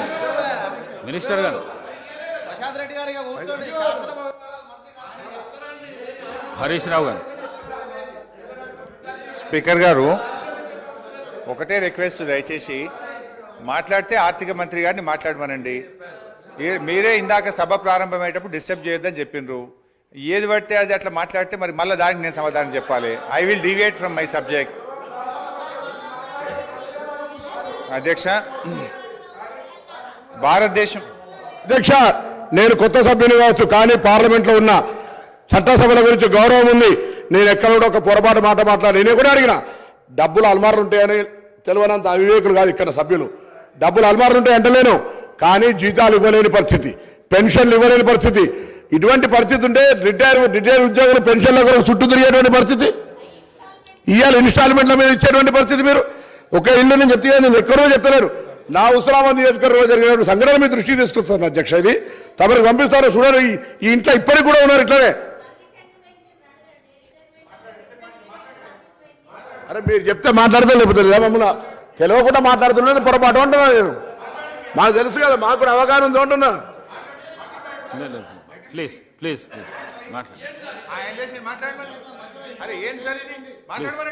ప్లీజ్ మాట్లాడండి హరీష్ రావు, ప్లీజ్ మాట్లాడండి. ఇది పద్ధతి కాదు అధ్యక్ష. మీరు కూడా ఇట్లా మీరు ఇంటరప్ట్ చేయడం ఇది సభకు మంచిది కాదు అధ్యక్ష. అధ్యక్ష, ప్రజాస్వామ్యం దేవాలయంగా భావించే పవిత్రమైనటువంటి ఈ శాసనసభ వేదికగా రాష్ట్ర ఆర్థిక పరిస్థితి పటిష్టంగా ఉందని, బీఆర్ఎస్ ప్రభుత్వ హయాంలో ఆర్థిక నిర్వహణ సమర్థవంతంగా జరిగిందని నిరూపించే వాస్తవాలతో కూడిన స్థూల ఆర్థిక వివరాలు మీ ద్వారా ఈ సభ ముందు ఉంచే ప్రయత్నం చేస్తాం అధ్యక్ష. అధ్యక్ష, ఈ వివరాలు కూడా ఎక్కడి నుంచో నేను చెప్తలేను. నిన్నగాక మొన్న కొత్తగా పదవీ బాధ్యతలు చేపట్టినటువంటి మన రాష్ట్ర ఆర్థిక మంత్రివర్యులు ఉప ముఖ్యమంత్రి గారు విడుదల చేసిన నివేదికల నుంచే చెప్తున్నా. ఇదేమి నేను సొంతగా చెప్తున్నది లేదు. This is your own report, this is your own book released by finance minister గారు. అధ్యక్ష, 2013-14 ఆర్థిక సంవత్సరానికి ఉమ్మడి ఆంధ్రప్రదేశ్లో ఆ రోజు 1,61,348 కోట్ల బడ్జెట్ పెడితే అధ్యక్ష, తెలంగాణ ఏర్పాటు కాగానే 2014-15 ఆర్థిక సంవత్సరానికి 10 జిల్లాల తెలంగాణ కోసం 1,637 కోట్ల రూపాయల బడ్జెట్ పెట్టినాం అధ్యక్ష. అదే 2023-24 సంవత్సరానికి 2,90,296 కోట్ల రూపాయల బడ్జెట్ ప్రవేశపెట్టాం. అంటే 9 ఏళ్ల మా ప్రభుత్వ హయాంలో దాదాపు 3 రెట్లు బడ్జెట్ పెరిగిందనేటువంటి విషయాన్ని మీ ద్వారా సభ దృష్టికి తెస్తా ఉన్నాను అధ్యక్ష. అదేవిధంగా జిఎస్డిపి, జీడిపి అధ్యక్ష, తెలంగాణ ఏర్పడే నాటికి రాష్ట్ర ఆర్థిక పరిస్థితి దయనీయంగా ఉండేది. రాష్ట్ర ఏర్పాటుకు ముందు 2 ఏళ్లలో జిఎస్డిపి వార్షిక వృద్ధి రేటు 12% మాత్రమే. ఇది జాతీయ వృద్ధి రేటు అయినటువంటి 13.4% కంటే తక్కువ. రాష్ట్రం ఆవిర్భవించిన తర్వాత మా ప్రభుత్వం అనుసరించిన పటిష్టమైన ఆర్థిక విధానాల వల్ల జిఎస్డిపి క్రమేణా పెరుగుతూ వచ్చింది. 2013-14లో జిఎస్డిపి 4,51,580 కోట్లు, వృద్ధి శాతం 12.4%. 2022-23లో మన రాష్ట్ర జిఎస్డిపి 13,13,391 కోట్లు, వృద్ధి శాతం 16.3గా నమోదైంది. గత 9 ఏళ్లలో తెలంగాణ రాష్ట్ర జిఎస్డిపి 159.6% వృద్ధి రేటును సాధించింది. 4 కోట్ల ప్రజానికం కలిగిన తెలంగాణ చిన్న రాష్ట్రమైన ఆర్థికంగా మిన్న రాష్ట్రంగా నిలిచింది. దేశంలో ఎక్కువ జిఎస్డిపి కలిగిన 8వ రాష్ట్రంగా నిలిచింది. ఇదే సమయానికి దేశ జీడిపి 1,33,522 కోట్ల నుంచి 2,72,40,712 కోట్లకు పెరిగింది. అంటే 118% వృద్ధి రేటుకు పరిమితమైంది. 9 ఏళ్ల దేశ జీడిపి 118% వృద్ధి రేటు సాధిస్తే మన రాష్ట్ర జీడిపి మాత్రం 159.6% వృద్ధి రేటును సాధించింది. అంటే 41.6% అధిక వృద్ధి రేటును తెలంగాణ నమోదు చేసి మన మెరుగైనటువంటి ప్రగతిని ఇవాళ నమోదు చేసింది అధ్యక్ష. ఇది ఎక్కడా వాళ్ళ నివేదికలో కనబడదు అధ్యక్ష. దేశ జనాభాలో 2.9% ఉన్న తెలంగాణ దేశ జీడిపికి 4.9% వాటా కాంట్రిబ్యూట్ చేయడం మన రాష్ట్ర ఆర్థిక పటిష్టతకు ఇది తిరుగులేని నిదర్శనం. దేశ ఆర్థిక వ్యవస్థకు ఎక్కువ కాంట్రిబ్యూట్ చేస్తున్న టాప్ 5 రాష్ట్రాల్లో తెలంగాణ ఒకటి. దయచేసి ఈ కీర్తి మసకబారేటట్లు ప్రచారం చేయకండి, అది విజ్ఞత కాదు. ఏ రాష్ట్ర ముఖ్యమంత్రి అయినా తన రాష్ట్ర కీర్తిని ఉన్నదానికంటే పెంచుకోవాలే కానీ ఉన్నదానికంటే తగ్గించుకోవడం ఇది మంచిది కాదు అని చెప్పి మీ ద్వారా తెలియజేస్తా ఉన్నాను అధ్యక్ష. అధ్యక్ష, తలసరి ఆదాయం రాష్ట్ర అభివృద్ధిని సూచించే ప్రజల సూచిక తలసరి ఆదాయం. 2013-14లో తలసరి ఆదాయం 1,12,162 రూపాయలు, వృద్ధి రేటు 11%. 2022-23 సంవత్సరంలో తెలంగాణ తలసరి ఆదాయం 3,12,398, వృద్ధి రేటు 15.3%. దేశ తలసరి ఆదాయం 1,72,276 రూపాయల కంటే తెలంగాణ తలసరి ఆదాయం 1,40,122 రూపాయలు ఎక్కువ. అంటే దాదాపు డబుల్ అధ్యక్ష. చిన్న రాష్ట్రాలు సిక్కిం, ఢిల్లీ మినహా తలసరి ఆదాయంలో తెలంగాణ దేశంలో నంబర్ 1 స్థానంలో ఉంది. ఇది శ్వేతపత్రాలతోనో రాతపత్రాలతోనో చెరిపేయలేనటువంటి సత్యం, ఇది నిజం. కానీ ఇది ఎక్కడ మీ శ్వేతపత్రంలో కనబడదు. రాష్ట్రం యొక్క ప్రతిష్టను తగ్గించే ప్రయత్నం చేసింది తప్ప రాష్ట్రం సాధించిన విజయాలను శ్వేతపత్రంలో జాగ్రత్తగా దాచిపెట్టినారు అధ్యక్ష. 2014లో 10వ స్థానంలో ఉన్న తెలంగాణ ఇప్పుడు మొదటి స్థానానికి ఎగబాకింది అధ్యక్ష. స్వంత పన్నుల రాబడి అధ్యక్ష, నిన్నగాక మొన్న మరి ఆర్బీఐ విడుదల చేసిన తాజా report A state finances A study of budgets మొన్ననే ఈ మధ్యనే రిలీజ్ అయింది. కావాలంటే మీ ద్వారా గౌరవ మంత్రి గారు కూడా పంపిస్తాను అధ్యక్ష. ఇవాళ సొంత పన్నుల రాబడి నుండి ఇవాళ 84.2% రెవెన్యూ ఎక్స్పెండిచర్ చేస్తున్నటువంటి రాష్ట్రాల్లో ఇవాళ దేశంలోనే ద్వితీయ స్థానంలో నిలిచిన అధ్యక్ష. మొదటి స్థానంలో హర్యానా 86.9%తో ఉండగా 84.2%తో తెలంగాణ దేశంలో 2వ స్థానంలో నిలిచిందని ఈ నెల 11న ఆర్బీఐ ఇచ్చినటువంటి రిపోర్ట్లో స్పష్టంగా చెప్పినారు అధ్యక్ష. అదేవిధంగా అధ్యక్ష, అప్పుల విషయంలో కూడా ఇవాళ వాళ్ళు తప్పుదో పట్టించే ప్రయత్నం చేస్తూ ఉన్నారు అధ్యక్ష. ఇవాళ 25% దాటిందని కూడా ఒక దగ్గర నివేదికలు చెప్పినారు అధ్యక్ష. యాక్చువల్లీ అది ఎందుకు దాటిందో కూడా ఆ రోజు ఇదే ఆర్థిక శాఖ అధికారులు ఉన్నారు, ఇవాళ ఇదే ఆర్థిక శాఖ అధికారులు ఉన్నారు. కాకపోతే మీరు చెప్పినట్టుగా వాళ్ళు కన్వీనియంట్గా చేసి ఉండొచ్చు. ఈరోజు కరోనా వల్ల, కేంద్ర ప్రభుత్వ నిర్ణయాల వల్ల, ఉదయ్ స్కీమ్స్ కేంద్ర ప్రభుత్వం తీసుకోవడం వల్ల ఇవి కొంత మనం ఆ 25% దాటినటువంటి విషయం ఇది ప్రభుత్వానికి తెలుసు, అధికారులకు దృష్టిలో కూడా ఉంది అధ్యక్ష. అయినా అప్పులు అనేటువంటివి ఏ రాష్ట్రమైనా ఇష్టారీతిన చేసేటువంటి అవకాశం ఉండదు అధ్యక్ష. భారత రాజ్యాంగంలో ఆర్టికల్ 293 ప్రకారం కేంద్ర అనుమతి లేకుండా రాష్ట్రాలు అప్పులు తీసుకోజాలవు. Physical responsibility and budget management అనే యాక్ట్ ఉంది. దీన్నే మనం ఎఫ్ఆర్బిఎం అని పిలుస్తూ ఉంటాం. ఈ చట్టానికి లోబడి ఫైనాన్స్ కమిషన్ నిబంధనలకు లోబడి మాత్రమే రాష్ట్రాలు అప్పులు తీసుకోవడం సాధ్యమవుతుంది. తెలంగాణ రాష్ట్రం ఎఫ్ఆర్బిఎం చట్ట పరిధిలో దాటకుండా ఆర్థిక క్రమశిక్షణ పాటించింది. పరిమితి మేరకు మాత్రమే రుణాలు తీసుకుంది. ఈ వాస్తవాన్ని కప్పిపుచ్చేందుకు ఇవాళ ప్రభుత్వ పెద్దలు ప్రయత్నం చేస్తూ ఉన్నారు అధ్యక్ష. ఇంకా నిజంగా మేము అప్పులు తీసుకోవాలని అనుకుంటే ఆ రోజు ఎలక్ట్రిసిటీ రిఫార్మ్స్ విషయంలో కేంద్ర ప్రభుత్వం 0.5% మీకు అదనంగా 5 ఏళ్ల పాటు ఎఫ్ఆర్బిఎంలో మీకు వెసులుబాటు కల్పిస్తాం, మీరు తీసుకోండి అని చెప్తున్నారు అధ్యక్ష. నిజంగా మాకు అప్పులే తీసుకోవడం అవసరం అనుకుంటే, రాష్ట్ర ప్రయోజనాల కంటే అప్పులు ముఖ్యమని మేము అనుకునుంటే మాకు మరో 35,000 కోట్ల రూపాయలు ఇవాళ అదనంగా వచ్చేది. ఇదే శాసనసభలో అక్కడి నుంచి గౌరవనీయులు ఆనాటి ముఖ్యమంత్రి కేసీఆర్ గారు ఒక మాట చెప్పినారు అధ్యక్ష. ఈ 0.5 ఎఫ్ఆర్బిఎం తీసుకోవాలంటే కేంద్ర ప్రభుత్వం పెట్టిన షరతులు ఏంది అధ్యక్ష? బోరు బావుల దగ్గర మీటర్లు పెట్టి రైతుల ఇంటికాడికి బిల్లు పంపించాలని చెప్పి కేంద్ర ప్రభుత్వం షరతు పెడితే ఆనాడు కేసీఆర్ గారు ఇదే నిండు సభలో సభా నాయకుడిగా ఆయన చెప్పిన మాటలు మీ ద్వారా కొత్త సభ్యులు ఉన్నారు గుర్తు చేస్తా ఉన్నాను అధ్యక్ష. ఆ రోజు ఏమన్నారంటే ముఖ్యమంత్రి గారు, నా గొంతులో ప్రాణముండంగా రైతుల బోరు బావుల దగ్గర మీటర్లు పెట్టముగాక పెట్టమని చెప్పింది మా నాయకుడు కేసీఆర్ గారు అధ్యక్ష. నిజంగా ఒకవేళ 0.5% ఎఫ్ఆర్బిఎం మేము తీసుకున్నట్టుంటే మాకు మరో 35,000 కోట్లు ఈ రాష్ట్రానికి వచ్చేటి అధ్యక్ష. ఈ విషయాన్ని స్వయంగా నిర్మలా సీతారామన్ గారు ఢిల్లీకి వచ్చినప్పుడు చెప్పింది కదా. నిన్నగాక మొన్న ఎన్నికల ప్రచారంలో నిర్మలా సీతారామన్ గారు ఏం చెప్పారు? ఎస్, మిగతా రాష్ట్రాలు బోరు బావుల దగ్గర మీటర్లు పెట్టమన్నారు కనుక వాళ్ళకి డబ్బులు ఇచ్చినాం, తెలంగాణ మీటర్లు పెట్టలేదు కనుక తెలంగాణ రాష్ట్రానికి డబ్బులు ఇవ్వలేదని చెప్పి గౌరవనీయులు నిర్మలా సీతారామన్ గారే స్పష్టంగా చెప్పారు అధ్యక్ష. అయితే నేను ఈ సందర్భంగా గౌరవ సభా నాయకుడికి, ఆర్థిక మంత్రి గారికి కూడా ఒక విజ్ఞప్తి చేయాలనుకుంటున్నా అధ్యక్ష.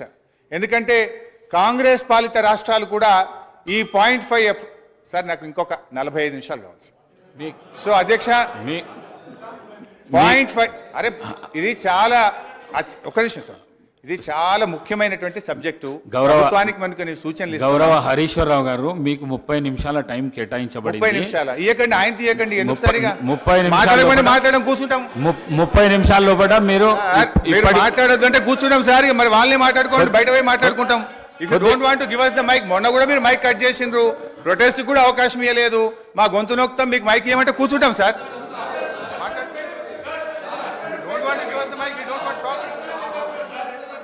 నేను నా మాట కొద్దిగా వినండి.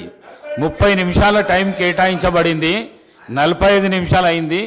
45 నిమిషాల తర్వాత బెల్లు కొడితే కూడా మీరు ఈ విధంగా చేసుడు మంచిది కాదు. మాట్లాడండి. హరీశ్వరరావు గారు మాట్లాడండి. సార్ మీరు ఇట్లా బెల్లు కొట్టడం ఇది కరెక్ట్ కాదు సార్. ఇంత మంచి ఇంపార్టెంట్ సబ్జెక్ట్ మీద 39 మంది సభ్యులు ఉన్నాం మేము ఇక్కడ. మీరు ఏది బట్టి అది వాళ్ళు మాట్లాడితే దానికి మేము సమాధానం చెప్పకపోతే ఎట్లా సార్?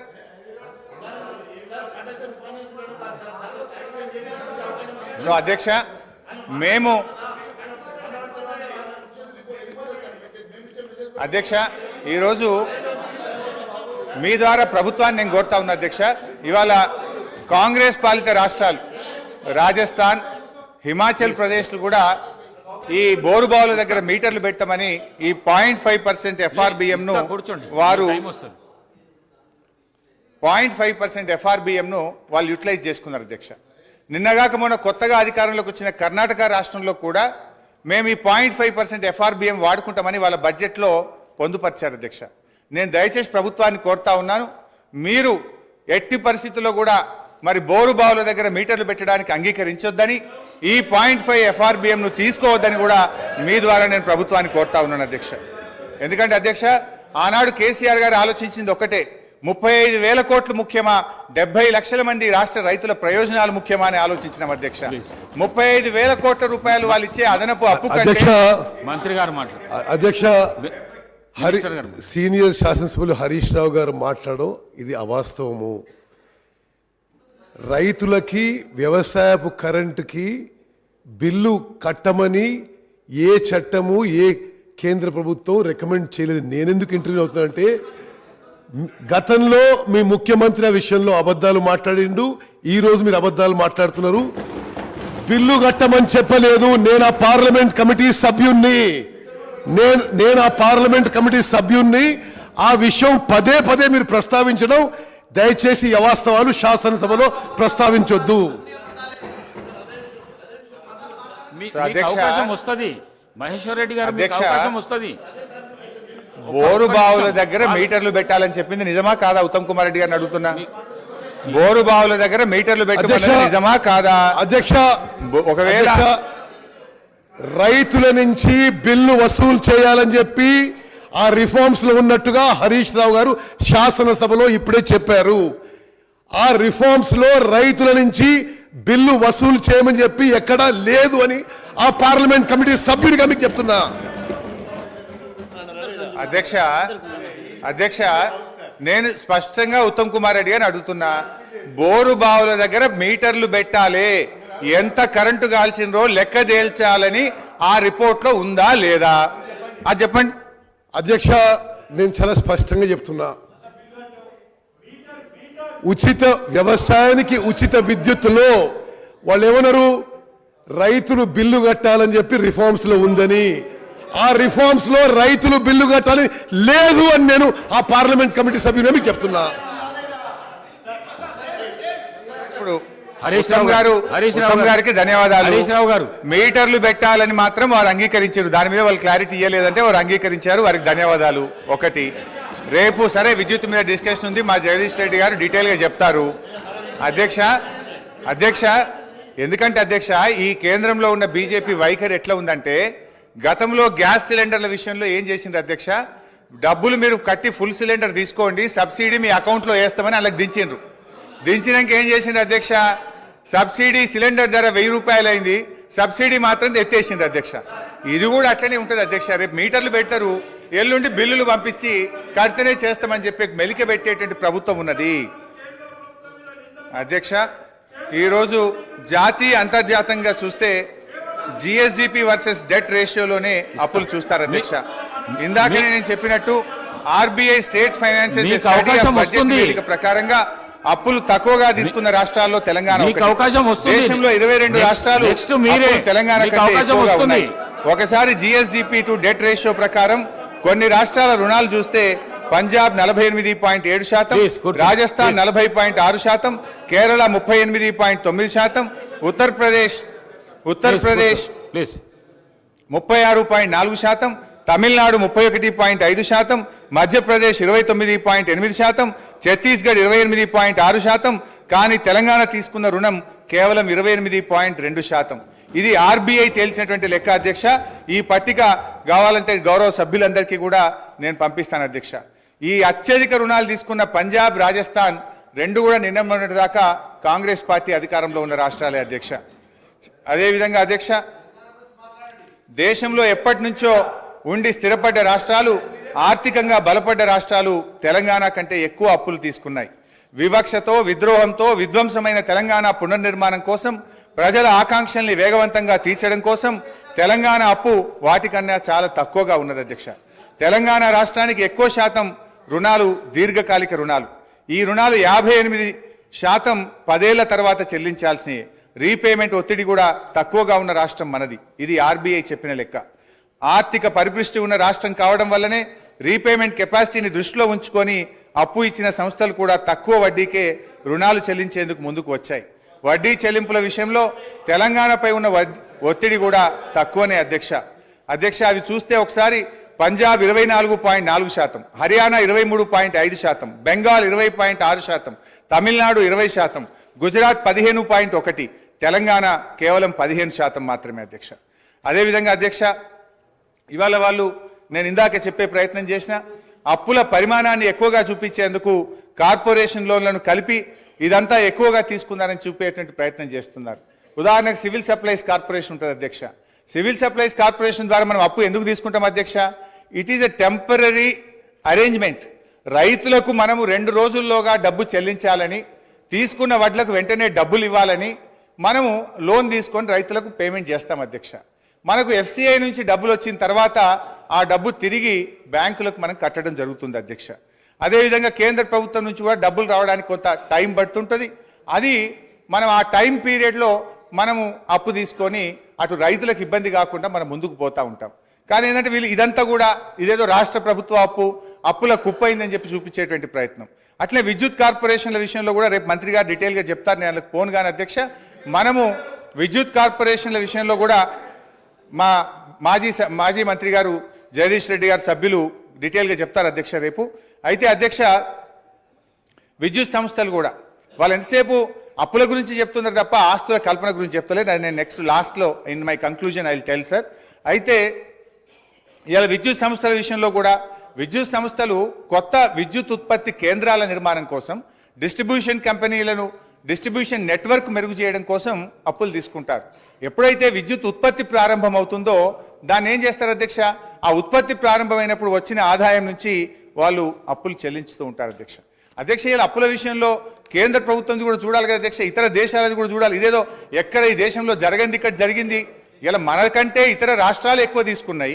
మన కేంద్ర ప్రభుత్వం కూడా మీరు చూస్తే అధ్యక్ష, 2014-15లో భారతదేశపు అప్పు 62,42,521 కోట్లు. 2023-24 నాటికి 1,69,46,667 కోట్లు. అంటే జీడిపిలో డెట్ రేషియో 56.2%. సగటున రోజుకు 4,618 కోట్లు కేంద్రం అప్పు చేస్తుంటే ఇలా రోజుకు 2,959 కోట్ల వడ్డీ చెల్లిస్తా ఉన్నారు. ఐఎఫ్ఎం నివేదిక ప్రకారం జీడిపిలో జపాన్ అప్పు 221%, గ్రీస్ 212, సింగపూర్ 163, అమెరికా 115, యూకే 113%. అంటే ఇవన్నీ అప్పులైన దేశాలు అవుతాయి అధ్యక్ష. హరీష్ రావు గారు దయచేసి ప్లీజ్ తొందరగా ముగించండి. హాఫ్ అన్ అవర్ మంత్రి గారికి హాఫ్ అన్ అవర్ సార్. అప్పులు ఎందుకు చేశారు, దేనికోసం అధ్యక్ష? హరీష్ రావు గారు. అధ్యక్ష, ఫైనాన్స్ మినిస్టర్ హరీష్ రావు గారు మాట్లాడుతూ సారీ మాజీ భవిష్యత్తులో ఉండరు కూడా. ఓకే అధ్యక్ష, వారు మాట్లాడుతూ కార్పొరేషన్ తీసుకున్న అప్పులు ప్రభుత్వానికి ఏం సంబంధం, ప్రభుత్వ సంబంధం మాట్లాడుతారు. నేను ఒకటి సూటిగా ప్రశ్నిస్తా ఉన్నాను హరీష్ రావు గారిని. ఏదైతే ఇరిగేషన్ కార్పొరేషన్ ద్వారా ప్రాజెక్టుల గురించి అయితే లోన్ తీసుకున్నారో, అట్లాగే మిషన్ భగీరథ ద్వారా అయితే కార్పొరేట్ లోన్ తీసుకున్నారో, మీరు అంటే నీళ్లు తాగే ప్రజల నుంచి డబ్బులు వసూలు చేసి కార్పొరేషన్ దగ్గర కడతారా, ప్రభుత్వ డబ్బుల దగ్గర కడతారా? రైతాంగానికి అయితే మీరు ఇరిగేషన్ ప్రాజెక్టులో నీళ్ళు ఇస్తూ ఉన్నారో రైతుల దగ్గర పన్నులు వసూలు కడదాం అనుకున్నారా? అంటే directly or indirectly is it not the response of the government? Definitely it is part and parcel of the government responsibility, not the corporation. ఒకసారి చెప్పండి. ఇదే వేదిక ద్వారా ఒక మాట చెప్పండి. మేము మిషన్ భాగ్యాల ద్వారా నీళ్ళు ఇస్తా ఉన్నాము, ఆ యొక్క ప్రజలు నీళ్లు తాగే ప్రజల దగ్గర నుంచి డబ్బులు వసూలు చేసి కడతారా? చెప్పండి, ఒప్పుకోమని చెప్పండి. రైతుల ప్రాజెక్టుల ద్వారా నీళ్ళు ఇస్తా ఉన్నారు, రైతుల దగ్గర పన్ను సెస్ వసూలు చేసి కడతారా? తిరిగి కడతారా? గవర్నమెంట్ కాదు కట్టేది. Is it not fact? అంటే రాష్ట్ర ప్రధాని గారు మిస్లీడ్ చేయట్లేదా? డెఫినెట్లీ ఇది misleading total state. It fact, ఒప్పుకోమని చెప్పండి. మేము ప్రాజెక్టు కట్టించిన దానిపైన రైతాంగం నుంచి పన్ను వసూలు చేసి కార్పొరేషన్ ద్వారా ఈ రుణాలు చెల్లిస్తామని చెప్పండి. మిషన్ ద్వారా నీళ్ళు అయితే ప్రజలు నీళ్ళు తాగుతా ఉన్నారో ఆ డబ్బులు ప్రజల నుంచి వసూలు చేసి కడతామని చెప్పండి. ఫ్రీ ఇస్తామన్నారు కదా. మీరు సాంకేతికంగా మీరు మీ యొక్క టోటల్గా మీకు ఉన్నటువంటి మేధాశక్తిని ఉపయోగించి సాంకేతిక పరిజ్ఞానం ఉపయోగించి టెక్నికల్ మాట్లాడుతూ ఉంటే వాస్తవాలే ఉంటాయి. హరీష్ రావు గారు తొందరగా ముగించండి, ఇతర పార్టీలకు కూడా సమయం ఇవ్వాలి. స్పీకర్ సార్ దయచేసి ఒక 30 నిమిషాలు కల్పించండి, మీ దయ ఉండాలి సార్. 10 నిమిషాల్లో కూడా ముగించండి దయచేసి ప్లీజ్. ఇది రాష్ట్ర ప్రయోజనాల కోసం సార్, నా కోసం కాదు సార్. అధ్యక్ష, గౌరవనీయులు మంత్రి గారు జూపల్లి గారు ఒక విషయం అడిగారు. అధ్యక్ష, మీ హయాంలో అధ్యక్ష, ఇక నేను మళ్ళీ చెప్తేనేమో నా సబ్జెక్ట్ డీవియేట్ అయితే మళ్ళీ టైం కట్ అవుతుంది. That's my problem. సో అధ్యక్ష, మేము మీ హయాంలో వచ్చిరాని నీళ్ల కోసం నీటి తీరువా వసూలు చేసిన చరిత్ర కాంగ్రెస్ పార్టీది అయితే, నీటి తీరువాను రద్దు చేసి ఉచితంగా నీళ్లు ఇచ్చిన చరిత్ర బీఆర్ఎస్ పార్టీది. పాత నీటి తీరువా బకాయిలను రద్దు చేసినాం. ఈ రాష్ట్రంలో రైతులకు ఉచితంగా సాగునీరిస్తూ నిర్ణయం తీసుకున్న ప్రభుత్వం మా బీఆర్ఎస్ ప్రభుత్వం అధ్యక్ష.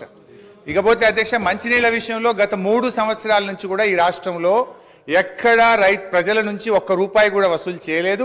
ఈ రాష్ట్ర ప్రజలకు ఉచితంగా త్రాగునీరు గత 3 సంవత్సరాల నుంచి ఇస్తున్న విషయం రాష్ట్ర ప్రజలందరికీ కూడా తెలుసు అధ్యక్ష. ఇకపోతే అధ్యక్ష, ఈరోజు అప్పులు ఎందుకోసం చేశారు, దేనికోసం వినియోగించారు, దానివల్ల కలిగిన ఫలితం ఏమిటి అనేటువంటిది ముఖ్యం అధ్యక్ష. తెచ్చిన అప్పులను ఎలా వినియోగించామనే దానిపై ఈ రాష్ట్ర ఆర్థిక క్రమశిక్షణ ఉంటుంది అధ్యక్ష. ఈ విషయం సగటు ఆర్థిక పరిజ్ఞానం కలిగిన వారిని ఎవరిని అడిగినా కూడా చెప్తారు. తెలంగాణ ప్రభుత్వ పరిమితికి లోబడి తెచ్చిన అప్పులను క్యాపిటల్ ఎక్స్పెండిచర్గా ఉపయోగించి తద్వారా సంపద సృష్టించింది, రాష్ట్రానికి ఆస్తులను సమకూర్చింది అధ్యక్ష.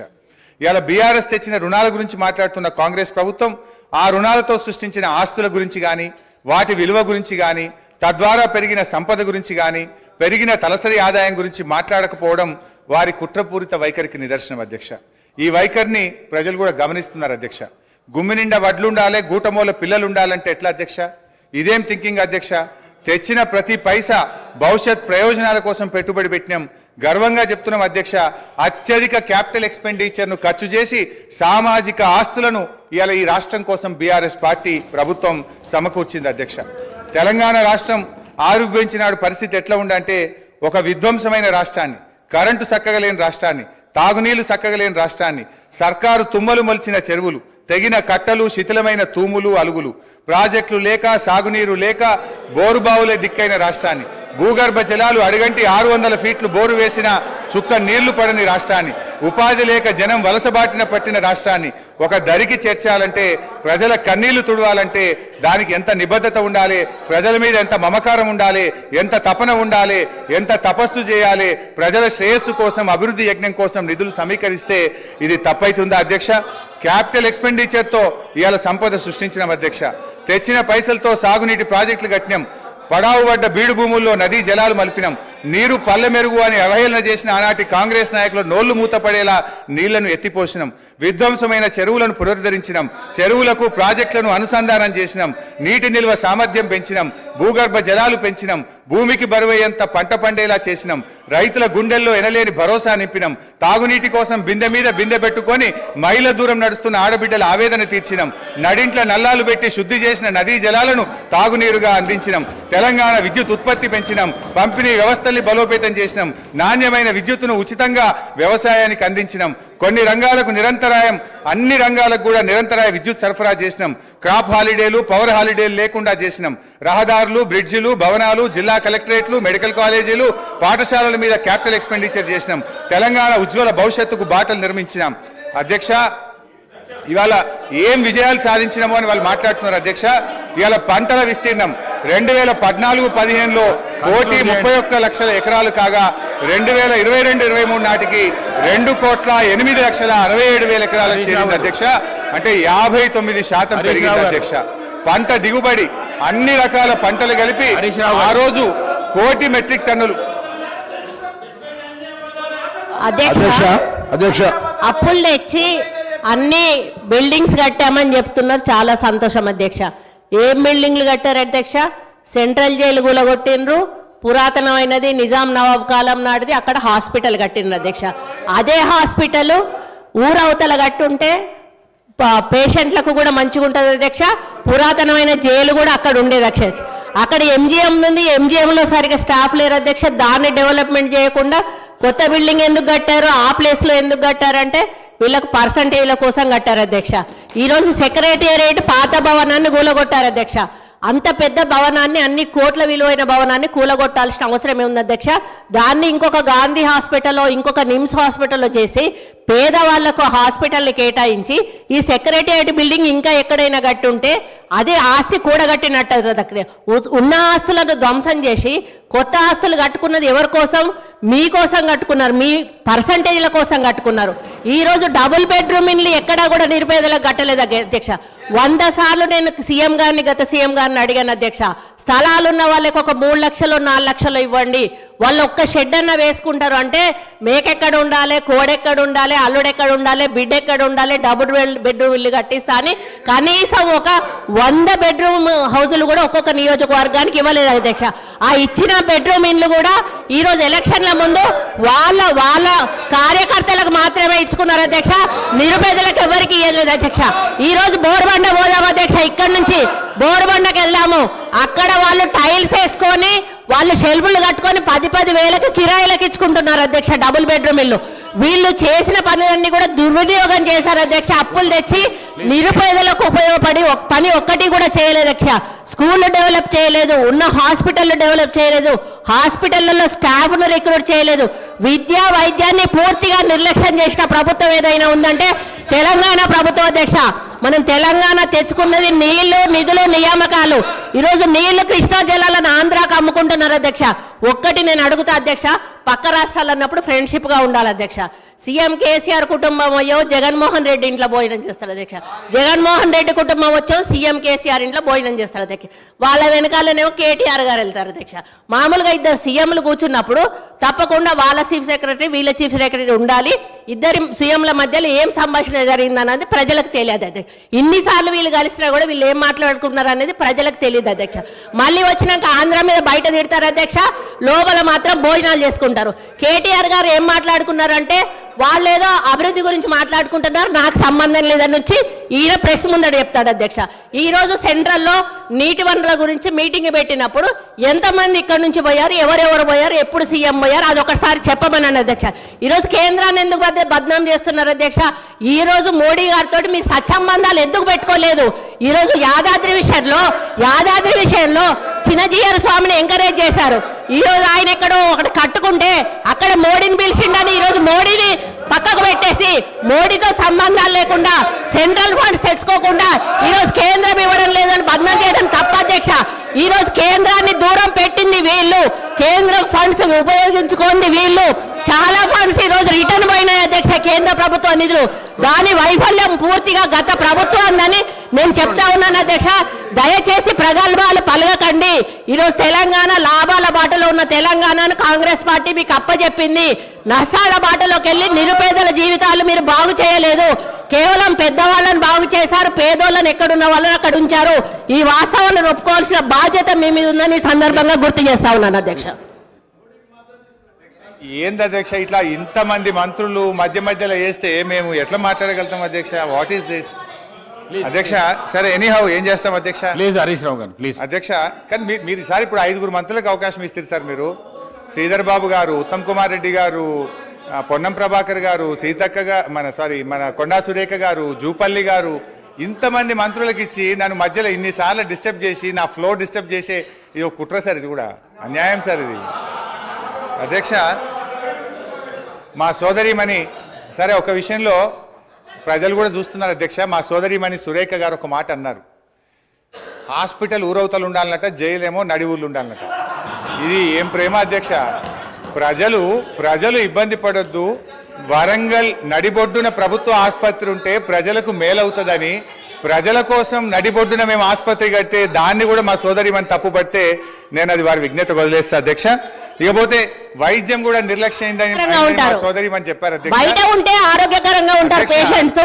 పురాతనమైన జైలు భవనాన్ని పడగొట్టాల్సిన అవసరం ఏమొచ్చింది? ఎందుకు పడగొట్టాల్సి వచ్చింది? ఈ రోజు చెట్టుకొక్కరు పుట్టకొక్కరు అయిన అధ్యక్ష. వాళ్ళ భార్యలకు వాళ్ళు ఎక్కడున్నారో కూడా తెలియనటువంటి పరిస్థితి ఉన్నది. హరీష్ రావు గారు సార్ ఏం సార్ ఇది? వారు మాట్లాడితే నేను సమాధానం చెప్పాలి కదా అధ్యక్ష. ముగించండి. ఎట్లా ముగించాలి సార్? మీరు 8 మంది 1/2 డజన్ మంది మంత్రులకు మధ్యలో ఇంటరప్ట్ చేస్తే నేను ఎట్లా మాట్లాడాలి సార్?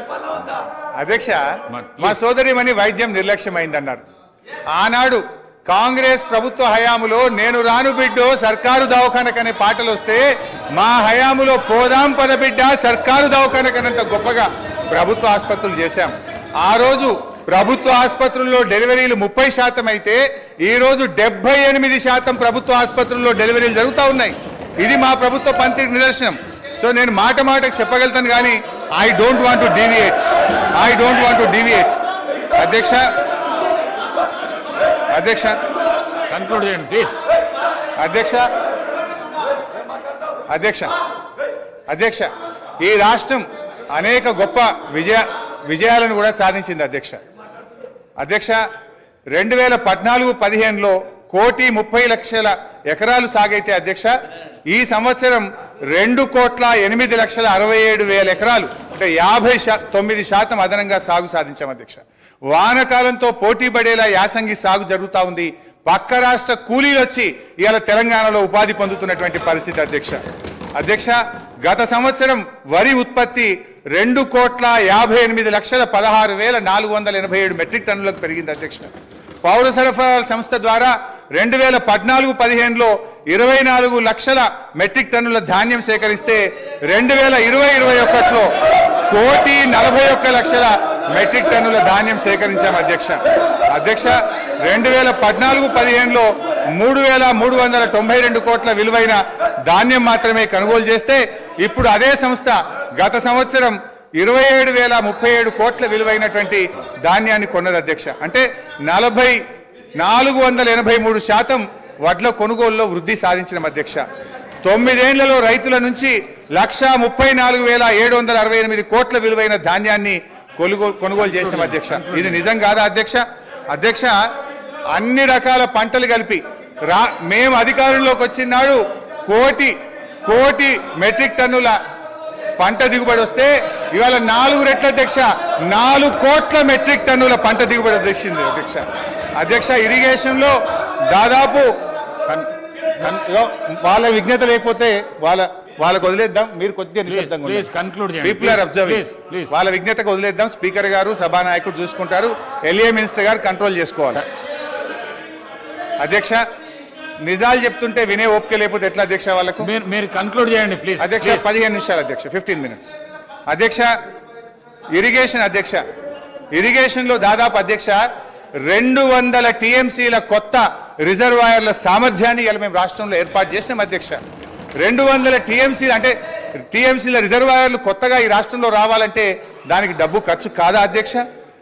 ఒక కాళేశ్వరం కానీ, పాలమూరు ఎత్తిపోతల పథకం కానీ, మిడ్మానేర్ కానీ, గౌరవెల్లి కానీ, కల్వకుర్తి, నెట్టంపాడు, భీమా, తుమ్మిళ్ళ ఈ పెండింగ్ ప్రాజెక్టులను పూర్తి చేయడం దాదాపు 200 TMCల కొత్త రిజర్వాయర్ల సామర్థ్యం తెచ్చిన అధ్యక్ష.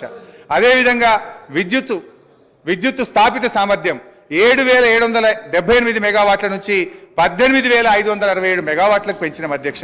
కొత్తగా 33 జిల్లా కలెక్టరేట్లను 1,649 కోట్ల రూపాయలతో చేపట్టి 25 కలెక్టరేట్లు పూర్తి చేసిన అధ్యక్ష. రోడ్ల అధ్యక్ష కొత్తగా 8,218 కిలోమీటర్ల డబుల్ లైన్ రోడ్లు, 321 కిలోమీటర్ల 4 లైన్ రోడ్లు, 39 కిలోమీటర్ల 6 లైన్ రోడ్లు, 382 బ్రిడ్జిలు పూర్తి చేసి ఈ రాష్ట్రానికి ఆస్తిని క్రియేట్ చేసిన అధ్యక్ష. గురుకులాల అధ్యక్ష, ఆ రోజు కాంగ్రెస్ పాలనలో 293 గురుకులాలుంటే 1022 గురుకులాలకు పెంచిన అధ్యక్ష. అంగరంగ వైభవంగా 12,000 కోట్లతో యాదాద్రి దేవాలయం కట్టినాం. ఈ రాష్ట్రంలో దేవాలయాల అభివృద్ధికి 2,800 కోట్లు ఖర్చు పెట్టాం. ఐటీ ఉత్పత్తులు 57,000 కోట్ల నుంచి 2,41,000 కోట్లకు 4 రెట్లు పెంచినాం అధ్యక్ష. ఐటీ ఉద్యోగాలు 3,23,000 నుంచి 9 లక్షలకు దాదాపు 3 రెట్లు ఐటీ ఉద్యోగాలు పెంచాం అధ్యక్ష. మెడికల్ హెల్త్ డిపార్ట్మెంట్లో నీతి ఆయోగ్ ఆ రోజు 11వ ర్యాంక్ ఇస్తే ఇవాళ 3వ ర్యాంక్ వచ్చింది అధ్యక్ష. మాతృ మరణాలు 92 నుంచి 43కు తగ్గించాం. శిశు మరణాలు 39 నుంచి 21కి తగ్గించాం. ఐసీయూలు 5 నుంచి 80కి పెంచాం. డయాలసిస్ సెంటర్లు 3 నుంచి 82కి పెంచాం. 500 బస్తీ దవాఖానాలు పెట్టాం. ఇలా బ్రహ్మాండంగా వరంగల్ హెల్త్ సిటీ, టిమ్స్ ఆసుపత్రులు కట్టాం. మిషన్ భగీరథ, ప్రతి ఇంటికి స్వచ్ఛమైన శుద్ధి చేసిన త్రాగునీరు అందించి ఫ్లోరైడ్ రహితంగా ఈ రాష్ట్రాన్ని మార్చాం. వర్షాకాలంలో అంటు రోగాలు లేకుండా ప్రజల జీవన ప్రమాణాలు పెంచాం. మిషన్ కాకతీయ ద్వారా చెరువులు బాగా చేసి ఇవాళ నీటి సామర్థ్యాన్ని పెంచాం. ఆయకట్టును పెంచాం.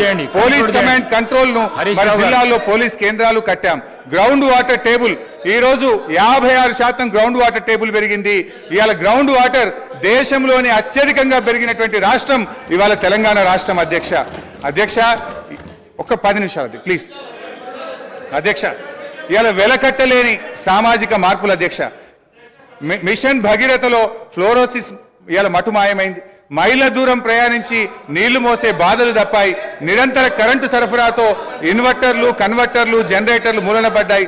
అర్ధరాత్రి పొలాలకు నీళ్లు వెళ్ళి పెట్టే బాధలు తప్పాయి. పాము కాట్లు లేవు, కరెంటు షాకులు లేవు. రైతులకు మనోవేద లేకుండా చేశాం.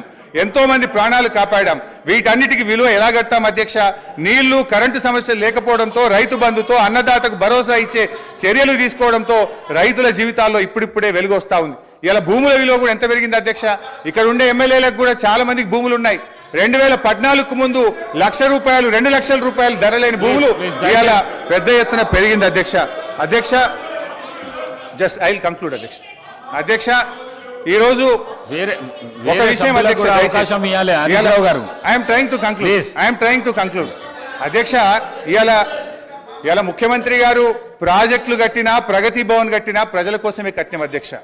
కానీ వీళ్ళు ఏం చేసిందంటే అధ్యక్ష, ప్రాజెక్టుల మీద దుష్ప్రచారం, చివరికి ప్రగతి భవన్ మీద కూడా దుష్ప్రచారం చేసినారు. సరే, మొన్న గౌరవనీయులు బట్టి విక్రమార్క గారు ప్రగతి భవన్లో గృహప్రవేశం చేసినారు. చాలా సంతోషం, వారికి నా శుభాకాంక్షలు. అయితే అధ్యక్ష, గతంలో ఇదే నాయకులు ఏమని చెప్పింది అధ్యక్ష? ప్రగతి భవన్లో 150 గదులున్నాయని, బుల్లెట్ ప్రూఫ్ బాత్రూమ్లు ఉన్నాయని, 250 సీట్లున్న సినిమా థియేటర్లు ఉన్నాయని, స్విమ్మింగ్ పూల్లు ఉన్నాయని చెప్పిండ్రు. మరి ఇప్పుడు బట్టి గారు చెప్పాలి, ఎన్ని రూములు ఉన్నాయో, స్విమ్మింగ్ పూల్లు ఉన్నాయా, ఏమున్నాయో ఇప్పుడు బట్టి గారు సమాధానం చెప్పాలి. అధ్యక్ష, మా నాయకుడు తన కోసం ఆలోచించలే. మొన్న ఆసుపత్రి నుంచి డిశ్చార్జ్ అయితే కనీసం ఆయన ఒక ఉండడానికి ఇల్లు కూడా కట్టుకోలే అధ్యక్ష. ఎమ్మెల్యేగా ఉన్నప్పుడు 500 గజాల స్థలంలో కట్టుకున్న ఇంటికి, అదే పడావుబడ్డ ఇంటికి సున్నం వేసుకొని తిరిగి ఆ ఇంటికే పోయి ఉన్నటువంటి ఇవాళ నిజాయితీ మా ప్రభుత్వాన్ని, మా కేసీఆర్ అధ్యక్ష. ఇవాళ కాళేశ్వరం విషయంలో కానీ, మేడిగడ్డ విషయంలో కూడా ఇదే బురద చల్లే ప్రయత్నం చేస్తూ ఉన్నారు. నేను చూస్తూ ఉన్నా, ఇవాళ ఉత్తమ్ కుమార్ రెడ్డి గారు వారు చాలా సందర్భాల్లో వారు కానీ వీళ్ళ నాయకులు కానీ చెప్తా ఉన్నారు. ఏమని చెప్తున్నారు? మేము సిట్టింగ్ జడ్జితో విచారణ జరుపుతామని చెప్తున్నారు. అధ్యక్ష, ఐ డిమాండ్ వెంటనే సిట్టింగ్ జడ్జితో విచారణ జరపండి అధ్యక్ష. బంగారాన్ని నిప్పుల్లో దానికి కాల్చితేనే దాని మేలిమి బయటపడుతుంది. నిజమేందో ప్రజలకు తెలవాలి, బంగారం ఏందో కంచేందో ప్రజలకు అర్థమవుతుంది. నేను ఒకటే కోరుతా ఉన్నా ఇలా, ఎందుకంటే అధ్యక్ష గతంలో ఒక నిమిషం అధ్యక్ష, దయచేసి ఐఎమ్ కంక్లూడింగ్ జస్ట్ 3 minutes అధ్యక్ష. దాదాపు 80,000 కోట్లు ఖర్చయిన కాళేశ్వరానికి 1,00,000 కోట్లకు ఇలా అవినీతి జరిగిందని చేసిన వీళ్ళ అవినీతి ప్రచారం గోబల్స్ గా పెద్ద ఎత్తున ప్రచారం చేశారు అధ్యక్ష. దురదృష్టవశాత్తు ప్రజలు కూడా కొంత నమ్మిండ్రు అధ్యక్ష. ఇలా నిజం నిలకడమే తెలుస్తుంది. తప్పకుండా ఇలా మీరు మేడిగడ్డ మీద వేస్తారా, సుందిల మీద వేస్తారా? మీరు సీనియర్ దేని మీద విచారణ శాసనసభ్యులు. జరుపుతారో సిట్టింగ్ జడ్జితో విచారణ తక్షణమే వేయండి. మేము రెడీగా ఉన్నాం. మా నిజాయితీ బయటకు వస్తుంది. మేము ఎలాంటి తప్పులు చేయలేదు కనుక నిజాలు ప్రజలకు తెలవాలంటే విచారణ జరపాలి, వెంటనే వేయాలని కూడా. Leader of the house. Speaker sir, మాజీ మంత్రివర్యులు హరీష్ రావు గారు 5 సార్లు శాసనసభ్యుడిగా, నా తెలిసక్క లెక్కలు 5 సార్. ఆయన ఏదో దొంగ లెక్కలు కలుపుకొని వేయడని చెప్తుంటాడు, కానీ ఆయన ఎన్నికైందే 2005లా, 2005, 2009, 2014, 2018, 2023. ఇంకా అన్నీ రాసుకోండి, బై ఎలక్షన్స్ రాసుకోండి, వాళ్ళ మామ గెలిచినవి కూడా ఆయన దాంట్లో రాసుకోండి, ఏం అభ్యంతరం లేదు. వారు వివిధ హోదాలలో వారు పనిచేయడం జరిగింది. 2014 నుంచి 2018 వరకు వారే సాగునీటి పారుదల శాఖ మంత్రిగా పనిచేసిండ్రు. వారి తర్వాత మాజీ ముఖ్యమంత్రి గారు చంద్రశేఖరరావు గారు సాగునీటి పారుదల శాఖ మంత్రిగా పనిచేసిండ్రు. అంటే ఈ 9.5 సంవత్సరాలు వాళ్ళ కుటుంబము తప్ప ఇతరులు ఎవ్వరూ సాగునీటి పారుదల శాఖ మంత్రిగా పనిచేయలేదు. వారు ఆర్థిక మంత్రి తర్వాత ఈ రాష్ట్రం మీద ఉన్న అప్పులు కానీ, వివిధ కార్పొరేషన్ల పేరు మీద చేసిన అప్పులు కానీ సంపూర్ణంగా వారి దగ్గర సమాచారం ఉంటుంది. ఎందుకంటే ప్రతిరోజు రిజర్వ్ బ్యాంకు వాళ్ళ దగ్గర ఉన్న నిల్వలన్నీ మన అవసరం ఎంత అనే రిపోర్ట్ ఫైనాన్స్ సెక్రటరీ గారికి ఇస్తారు. ఫైనాన్స్ సెక్రటరీ గారికి ఇచ్చినట్టే అది ఫైనాన్స్ మినిస్టర్ ఇచ్చినట్టే. ఇప్పుడు నేను వారు పదే ఎన్నికల సందర్భంలో కాళేశ్వరం ప్రాజెక్టు అంచనాలే 80,000 కోట్లు, 1,00,000 కోట్ల అవినీతి జరిగిందని ఎట్లా అంటారు? వీళ్ళు లీడర్లు కాదు, వీళ్ళు రీడర్లు, రాసిచ్చింది మాత్రమే చదువుతారని చెప్పి ప్రజల్ని మభ్యపెట్టడానికి శాయశక్తుల్లో వాళ్ళ కుటుంబం అంతా ప్రయత్నం చేసిండ్రు. సరే, మేమేం చెప్పినాం, వాళ్ళు ఏం చెప్పినారు, ప్రజల అనేది పక్కన పెడితే వాస్తవాలు అనేటివి కొన్ని ఉంటాయి. ఆర్థిక శాఖ ఉన్నది. ఈరోజు ఆర్థిక శాఖకు మొన్నటి వరకు పనిచేసిన మంత్రి గారు పేజీ నెంబర్ 21 వారు చూసుకోవాలి తమరి ద్వారా, మిగతా సభ్యులు కూడా. ఇప్పుడు ప్రభుత్వం ఇచ్చిన నివేదిక ఏదైతే ఉందో పేజీ నెంబర్ 21లో ప్రభుత్వ హామీతో ఎస్పీవీల ద్వారా సేకరించబడి ప్రభుత్వమే చెల్లింపులు చేయబడతాయి అని చెప్పిన దాంట్లో మొట్టమొదటి Kaleshwaram irrigation project corporation limited sanctioned loan 97,000 కోట్ల 449 97,449 కోట్ల రూపాయలు రుణం మంజూరైంది. ఇందులో లోను విడుదలయ్యింది 79,287 కోట్ల రూపాయలు. నేనిప్పుడు తమరి ద్వారా ఆర్థిక మంత్రి గారిని సూటిగా ప్రశ్నించదలుచుకున్నా. మాజీ వాళ్ళు అనుకోవాలి, ఆ భ్రమలలోనే ఉంటే బయటికి పోతారు. అయితే ఈరోజు అధికారిక లెక్కలు ఇవి కార్పొరేషన్ ద్వారా లోన్లు చేయబడిన అప్పు 97,449 కోట్లు. ఇవి కాకుండా కాళేశ్వరం ప్రాజెక్టుకు రాష్ట్ర ప్రభుత్వం ఖర్చు పెట్టింది. వాటి వివరాలను కూడా తీసుకొని మేము ఇస్తాము. ఈరోజు వారు సభను మళ్ళీ మీ ముందు తప్పుదో పట్టిస్తున్నారు. కాబట్టి సభలో సంపూర్ణమైన సమాచారంతో, అనుభవంతో ఆ సభ్యులు మాట్లాడితే మాకు ఎలాంటి అభ్యంతరం లేదు. కానీ సభ ద్వారా తెలంగాణ రాష్ట్ర ప్రజలని తప్పుదోవ పట్టించి కాళేశ్వరం అద్భుతం అని చెప్పుకునే ప్రయత్నం ఏదైతే చేస్తుండ్రో, ఈ సభ ఇచ్చిన అవకాశాన్ని దుర్వినియోగం చేయడం అనేది ఇది దుర్మార్గమైన చర్య. కాళేశ్వరం ప్రాజెక్టు పూర్తి అంచనాలు నేను ఆర్థిక శాఖకు ఆదేశాలు ఇచ్చిన. రేపు మా సాగునీటి పారుదల శాఖ మంత్రి గారు మాట్లాడేటప్పుడు టోటల్గా వేసిన అంచనా ఎంత, అందులో కార్పొరేషన్ పేరు మీద మంజూరైన లోన్లు ఎంత, మంజూరైన లోన్ల నుంచి ఇప్పటి వరకు వినియోగించుకున్న నిధులన్నీ, అదేవిధంగా రాష్ట్ర ప్రభుత్వం తన బడ్జెట్ నుంచి ఖర్చు పెట్టిన నిధులన్నీ, వీటన్నిటిని వివరాలను మళ్ళీ అక్కడ చెప్తాం. కాబట్టి ఇప్పుడు నేనేం చెప్పదలుచుకున్నా అంటే, వారు మాట్లాడుతున్నది లోపభూయిష్టమైన అబద్ధము. కాళేశ్వరం ప్రాజెక్టు యొక్క అంచనాలు 80,000 కోట్లు కాదు. లోన్లే 97,449 కోట్ల రూపాయలు ఆల్రెడీ లోన్లు మంజూరు తెచ్చుకున్నారు. రాష్ట్ర ప్రభుత్వం ఖర్చు పెట్టింది. మొత్తానికి వీళ్ళు వేసి అంచనాలు లెక్కలేస్తే అది ఎక్కడికో వెళ్తుంది. అదొకటి అధ్యక్ష. రెండవది, ఇంతకుముందు మంత్రులు జూపల్లి కృష్ణారావు గారు మాట్లాడబోతుంటే పాపం వారిని దబాయించే ప్రయత్నం చేస్తున్నారు. నేను 2 విషయాలు ఇక్కడ చెప్పదలుచుకున్నా.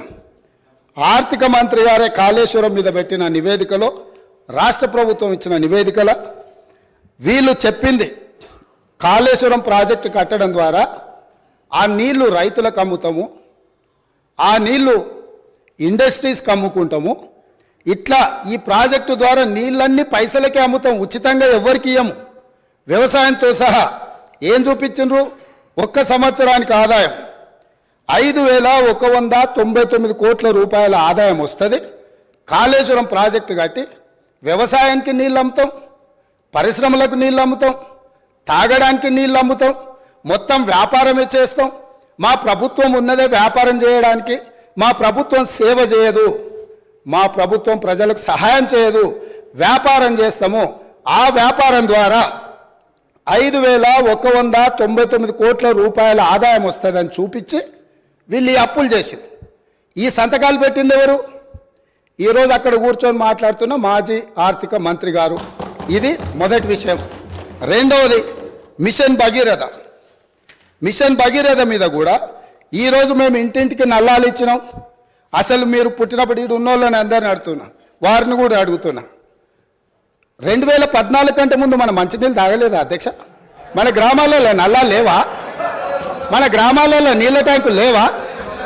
వీరు వచ్చినాకనే శివుడి తల మీద ఉన్న గంగను భూమి మీదకి తెచ్చి, భూమి మీద ఉన్న గంగను కాళేశ్వరంలోకి పారించి, కాళేశ్వరం ఉన్న గోదావరి జలాలను మన ఇంట్లల్లో నల్ల ద్వారా ఇచ్చి మన జీవితాలు ధన్యమైనట్టు, అదేదో వీళ్ళు అద్భుతం చేసినట్టు, అదేదో ఉచితంగా ఇస్తున్నట్టు, ఈ ఉచితంగా ఇవ్వడం ద్వారా తెలంగాణనే దేశానికి నెంబర్ 1గా ఆదర్శంగా ఉన్నట్టు ఈ సభలో నించొని, బయట రాజకీయ ఉపన్యాసాలు ఏమి ఇచ్చుకున్నా మనకేం అభ్యంతరం లేదు అధ్యక్ష, కానీ సభను మిస్లీడ్ చేసే విధంగా శాసనసభ వ్యవహారాల శాఖ మంత్రిగా గతంలో పనిచేసి ఆ అనుభవాన్నంతా ఉపయోగించి సత్యదూరమైన వార్తల్ని ఇక్కడ చెప్పడానికి ప్రయత్నం చేస్తున్నాడు.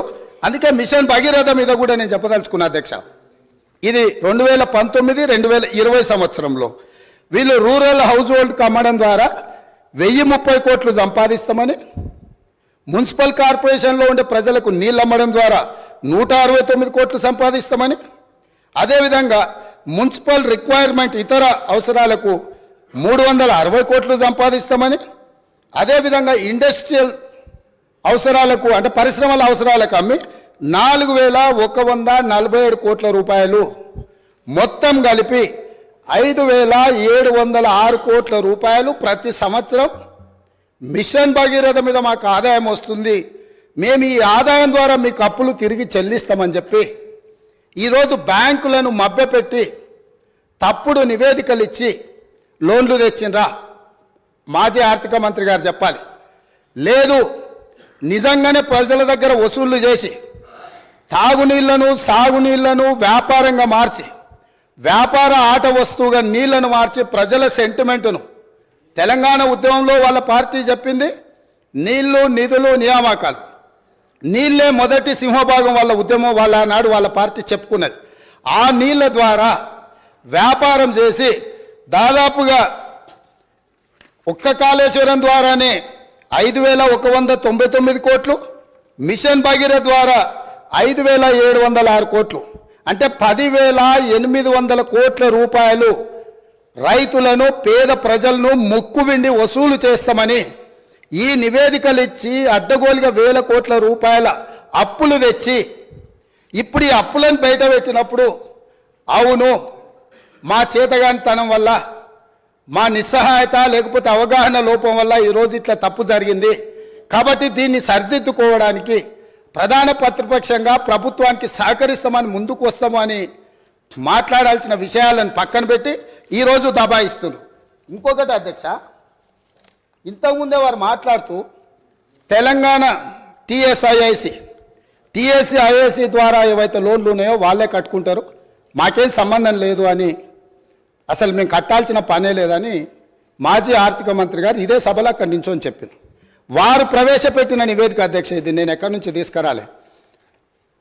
31 జనవరి 2023 టీఎస్ఐఐసి హడ్కో లోన్లకు వీటన్నిటికీ మేము గ్యారంటీ ఇచ్చి మేము కడతామని చెప్పి వాళ్ళు ఇచ్చిన నివేదిక. అంటే ఈరోజు ఏ కార్పొరేషన్ల ద్వారా లోన్లు తెచ్చినా పర్టికులర్గా వారు టీఎస్ఐఐసికి సంబంధించిన నిధులు మేము చెల్లించాల్సిన అవసరం లేదు, ప్రభుత్వానికి సంబంధం లేదు, వాళ్ళే చెల్లిస్తారనేది అయితే చెప్పిండో వారు సత్యదూరమైన అంశాలను ఇక్కడ ప్రస్తావించిండ్రు.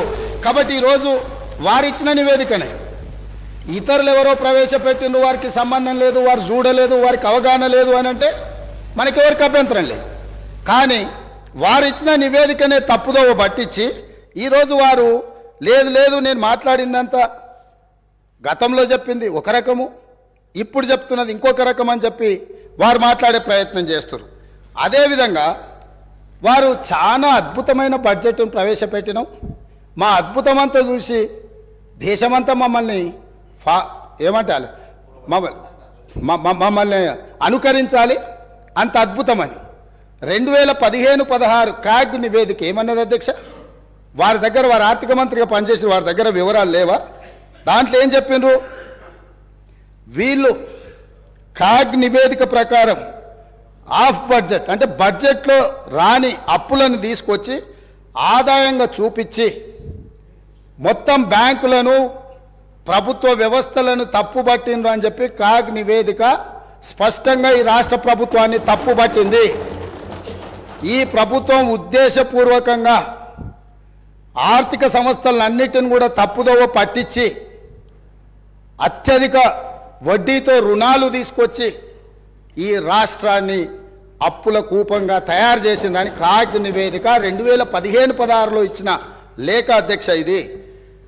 అదేవిధంగా బడ్జెట్ తయారీలోనే లోపాలు ఉన్నాయని 2018-19లో అసలు మీరు తయారు చేస్తున్న బడ్జెట్లోనే లోపభూయిష్టంగా ఉన్నది, మీ విధానాన్ని మార్చుకోండి, మీ విధానాన్ని మార్చుకోవడం ద్వారా రాష్ట్రానికి మేలు జరుగుతుందని చెప్పి స్పష్టంగా క్యాగ్ మొట్టకాయలు వేసింది ఆనాటి ప్రభుత్వాన్ని. ఇన్ని రకాల వాస్తవాలు ఉన్నా వారికి ఉన్న అనుభవాన్ని అంతా కూడా వినియోగించి అబద్ధాలు చెప్పి ఈ సభను, ఈ రాష్ట్ర ప్రజల్ని తప్పుదోవ పట్టించాలనే ప్రయత్నం చేస్తుండ్రో ఇది శాసనసభ వ్యవహారాలు నిర్వహించే మా శ్రీధర్ బాబు గారికి సూచన చేస్తున్నా.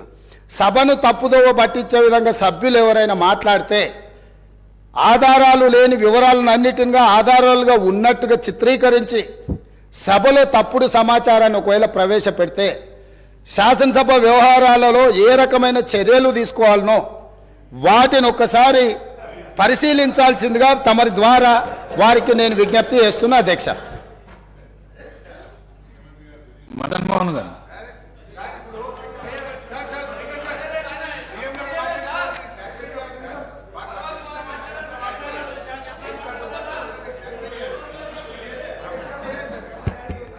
సార్, హానరబుల్ స్పీకర్ గారికి, sir, honourable speaker, I request, sir, you have given enough time to him, sir. He already spoke 45 minutes, sir. We've been waiting. Sir ఒక్క నిమిషం sir. Speaker sir, first of all నేను conclude చేయలేదు, మధ్యలో ముఖ్యమంత్రి గారు లేచి ఒక నిమిషం సార్ ముఖ్యమంత్రి గారు లేచి మాట్లాడినారు అధ్యక్ష. నేను I want to set right the record. CM గారు నిజానికి నేను సభను తప్పుదో పట్టించలేదు, గౌరవ సభానాయకుడు గారే తప్పుదో పట్టించారు. నేను ఐ వాంట్ టు క్లారిఫై. ఏంటంటే అధ్యక్ష, ఇవాళ ముఖ్యమంత్రి గారు కూడా వినాలి. నేను అఫ్కోర్స్ వాడిని తప్పనను, కొత్తగా ముఖ్యమంత్రి అయినట్టు టైం పడుతుంది విషయాలు తెలుసుకోవడానికి, నేను తప్పనట్లేదు. అయితే అధ్యక్ష, ముఖ్యమంత్రి గారు మీ ద్వారా గౌరవ సభానాయకుడి దృష్టికి తీసుకుపోతున్న ఏంటంటే అధ్యక్ష, కాళేశ్వరం కార్పొరేషన్లో కేవలం కాళేశ్వరం ప్రాజెక్టుకే రుణాలు తీసుకోలేదు అధ్యక్ష, పాలమూరు లిఫ్ట్ ఇరిగేషన్కు కూడా కాళేశ్వరం కార్పొరేషన్ ద్వారా తీసుకున్న రుణాలను ఖర్చు పెట్టాము. It's not that Kaleshwaram corporation తీసుకున్న అప్పంతా కాళేశ్వరంకే ఖర్చు పెట్టారని ముఖ్యమంత్రి గారు చెప్పారు. ఇది సత్య దూరమైంది. నంబర్ 1. నంబర్ 2, నేను అంచనాలు అనలేదు. ఖర్చు పెట్టిందే 83 వేల కోట్లు దాటకపోతే ₹1,00,000 అవినీతి జరిగిందని ₹1,00,000 కోట్ల అవినీతి జరిగిందని మా మీద బురద జల్లారు అని నేను చెప్పాను. ఖర్చు పెట్టింది అన్నారు. దాని ముఖ్యమంత్రి గారు అంచనాలు అన్నారు. సో నీళ్ల విషయంలో మా పాలసీ ఏందో 3 ఏళ్ళు ప్రభుత్వం ప్రజలు చూశారు. మేము మంచినీళ్లు రాష్ట్ర ప్రజలకు ఉచితంగా ఈ రాష్ట్ర ప్రజలకు గత 3.5-4 సంవత్సరాలుగా మిషన్ భగీరథ పూర్తి చేసిన తర్వాత త్రాగునీరు ఇచ్చాం. గత ప్రభుత్వం నీటి తీరువ నాగార్జున సాగర్ ప్రాజెక్ట్ కింద ఎస్ఆర్ఎస్పి కింద నీటి తీరువ వసూలు చేస్తే మేము ₹1 కూడా తీసుకోకుండా ఉచితంగా సాగునీళ్ళు అందించిన మా విధానం రాష్ట్ర ప్రజలకు తెలుసు అధ్యక్ష. ఇకపోతే టీఎస్ఏఐసి విషయంలో ముఖ్యమంత్రి గారు అన్నారు ఇవాళ రాష్ట్ర ప్రభుత్వమే కడుతుంది. ఎస్ అధ్యక్ష, టెంపరీగా మనం కట్టినా ఇప్పుడు ఉదాహరణకు మేము ఏం చేసినాం, ఆ డబ్బులు నిమ్స్కులో ల్యాండ్ ఎక్విజిషన్కు, ఫార్మాసిటీలో ల్యాండ్ ఎక్విజిషన్కు ఆ డబ్బులు ఖర్చు పెట్టినాం. ఒకసారి ఇండస్ట్రియలిస్టులకు ఫార్మాసిటీలో భూమిలు కేటాయించిన, నిమ్స్లో ఇండస్ట్రీలకు భూమి కేటాయించిన తర్వాత డబ్బులు వస్తాయి టీఎస్ఏఐసికి. Then they will give it back to the government. ఇది ఒక పాలసీ అధ్యక్ష. సో ముఖ్యమంత్రి గారు ఇలా మమ్మల్ని దబాయించాలని చూడడం కరెక్ట్ కాదు. నేను ఇంకా టైం ఇస్తే నేను చాలా డీటెయిల్గా చెప్పగలుగుతా కానీ సో నేను క్లారిఫై చేసే ప్రయత్నం చేస్తున్నాను. I'm going to conclude sir. మీ సమయం అయిపోయింది. సార్ నేను కంక్లూడ్ చేస్తాను సార్. కంక్లూడ్ చేస్తాను. నేను ఎక్కువ చెప్పండి sir. Just 5 minutes I will conclude please. 5 minutes. అధ్యక్ష, రాష్ట్రం అప్పుల కుప్పైతే అంతర్జాతీయ సంస్థలు రావు అధ్యక్ష. ఎక్కడైతే ఇన్ఫ్రాస్ట్రక్చర్ ఉంటుందో, ఎక్కడైతే పీపుల్ పర్చేస్ పవర్ ఉంటుందో, ఎక్కడైతే స్టేబుల్ గవర్నమెంట్ ఉంటుందో, ఎక్కడైతే ఏబుల్ లీడర్షిప్ ఉంటుందో అక్కడికే అంతర్జాతీయ పెట్టుబడులు వస్తాయి అధ్యక్ష. అధ్యక్ష, ఇవాళ చిన్నప్పుడు కూడా మనం సుమతి శతకంలో చదువుకున్నాం అధ్యక్ష. ఎప్పుడు సంపద కలిగినా అప్పుడే బంధువులు వత్తురది ఎట్లన్నన్ దెప్పలుగా చెరువు నిండిన కప్పలు 10,000 జేరుగదరా సుమతి. సంపద వసతులున్న చోటికే కంపెనీలు వస్తాయి, ఉద్యోగ ఉపాధి అవకాశాలు వస్తాయి అధ్యక్ష. అధ్యక్ష, నేను ఐ వాంట్ టు కంక్లూడ్ అధ్యక్ష. నేను ప్రభుత్వానికి ఒక విజ్ఞప్తి అధ్యక్ష. I'm just appealing to the government అధ్యక్ష. అధ్యక్ష, ఈరోజు ఫైనల్గా నేను గవర్నమెంట్ చేసే అప్పీల్ అధ్యక్ష. ఇవాళ ప్రజల నిర్ణయం శిరోధార్యం వహించాలి. ప్రజలకు వాళ్ళకి అవకాశం ఇచ్చిండ్రు, మమ్మల్ని ఇక్కడ కూర్చోబెట్టినారు. We accept that. అధ్యక్ష, నేను ఒకటే అంటే సంపూర్ణ మెజార్టీతో ప్రజలు మీకు అవకాశం ఇచ్చినప్పుడు మీ తెలివితేటల్ని, మీ విజ్ఞతను ప్రదర్శించి నిధులు సమకూర్చుకోండి, రాష్ట్రాన్ని ముందుకు నడపండి. అంతేగాని మమ్మల్ని బదనాం చేయాలని, మమ్మల్ని తిట్టుకుంటూ బతికే ప్రయత్నం చేయొద్దు. ఏమర్థమైతుంది, మేమంటే మీకు అంత భయమా? మమ్మల్ని అప్రతిష్ట పాలు చేస్తేనే మీకు రాజకీయ భవిష్యత్తు ఉంటుంది అన్నట్టుగా మీరు భావిస్తున్నట్టుగా ఇలా ప్రజలు అనుకుంటా ఉన్నారు అధ్యక్ష. అధ్యక్ష, మేము మంచినీళ్ళ సమస్య ఇచ్చినాం, ప్రతి బస్తీకి నీళ్ళు ఇచ్చినాం, ప్రతి గ్రామానికి ఇచ్చినాం. మీరు 24 గంటలు మంచినీళ్ళు ఇచ్చి మాకంటే మంచి పేరు తెచ్చుకోండి, శబాష్ అనిపించుకోండి. మేము వద్దంటామా? వి అప్రిషియేట్ అధ్యక్ష. మేము కరెంట్ సరఫరా చేసినాం, నాణ్యమైన కరెంట్ ఇచ్చినాం అధ్యక్ష. మీరు ఇలా ప్రజలకు ఉచిత విద్యుత్ ఇస్తామన్నారు. 90 లక్షల తెల్ల రేషన్ కార్డుదారులకు 200 యూనిట్ల ఉచిత విద్యుత్ కోతలు లేకుండా అందించి ప్రజలకు ఇచ్చిన మాట నిలబెట్టుకునే ప్రయత్నం చేయండి. ఇలా గ్యాస్ సిలిండర్ ఇస్తామన్నారు. ప్రతి తెల్ల రేషన్ కార్డు దారికి సంవత్సరానికి 12 గ్యాస్ సిలిండర్లు ఇచ్చి మీరు ఇచ్చిన మాట నిలుపుకొని ప్రజల్ని ఒప్పించే ప్రయత్నం చేయండి అధ్యక్ష. అధ్యక్ష, లాస్ట్ క్లోజ్ చేస్తాం అధ్యక్ష. వ్యక్తులుగా మనం ఉంటాం పోతాం, ప్రజల ప్రయోజనాలు ముఖ్యం. రాష్ట్ర భవిష్యత్తును దెబ్బతీసే పద్ధతి వద్దు. రాష్ట్ర పరపతిని దిగజార్చే దుష్ప్రయత్నాలను మానుకోండి. ఒక చిన్న పుకార్తో స్టాక్ మార్కెట్ కుప్పకూలిన సంఘటనలు చూసాం. మీరు మన రాష్ట్ర ఆర్థిక పరిస్థితి మీద అధికారికంగా పుకార్లు సృష్టించి రాష్ట్ర భవిష్యత్తును ప్రశ్నార్థకం చేయకండి. ఈ శ్వేతపత్రాలు రాష్ట్ర ఆర్థిక ప్రగతికి కోతపత్రాలు అవుతాయి. దేశానికి దిక్సూచిగా ఉన్న తెలంగాణను దివాలా అనే ముద్ర వేయకండి.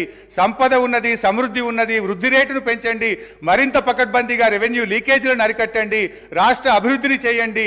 అంతేగాని ఈ దుర్మార్గకు దుష్ప్రచారాలతోని దయచేసి బురద జల్లే ప్రయత్నం చేయొద్దు. This is my sincere and honest appeal to the government. Thank you.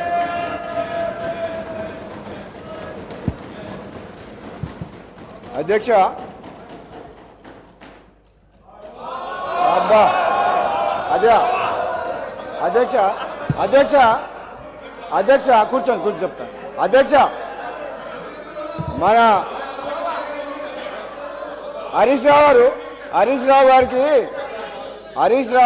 గంట సమయం ఇచ్చినా కానీ హరీష్ రావు గారికి గంట సమయం ఇచ్చినా కానీ సమయం సరిపోలేదని అంటున్నారు అధ్యక్ష. సార్ కూర్చో సార్. హరీష్ రావు గారు హరీష్ రావు గారికి గంట సమయం ఇచ్చినా ఆయన తృప్తిగా లేరు అధ్యక్ష. ఎందుకంటే వాళ్ళకు ఊళ్ళలో మన ఊళ్ళలో ఏమంటారు అధ్యక్ష, మేనమామ సాలు వచ్చిందంట అధ్యక్ష. అంటే ఆయనకు మాటలు చెప్పడంలా, అబద్ధాలను నిజం మాట్లాడలా.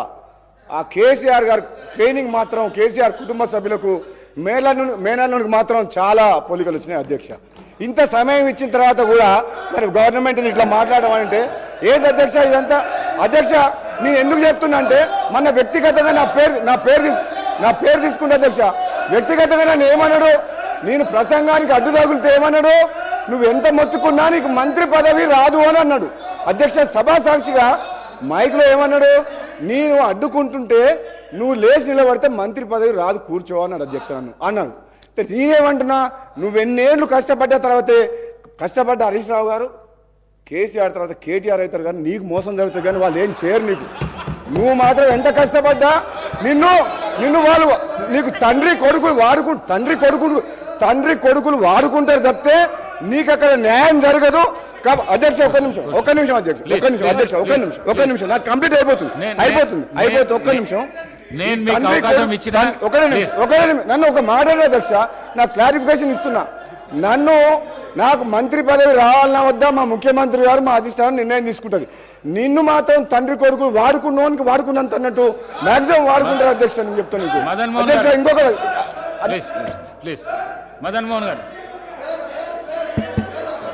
సార్, హానరబుల్ స్పీకర్ గారికి sir, first time sir, please honourable speaker గారికి I want to thank you to my leader Sonia ji, Mallikarjun Kharge ji and CM గారికి, మా క్యాబినెట్ మినిస్టర్ సీనియర్స్ అందరికీ I want to say thank you.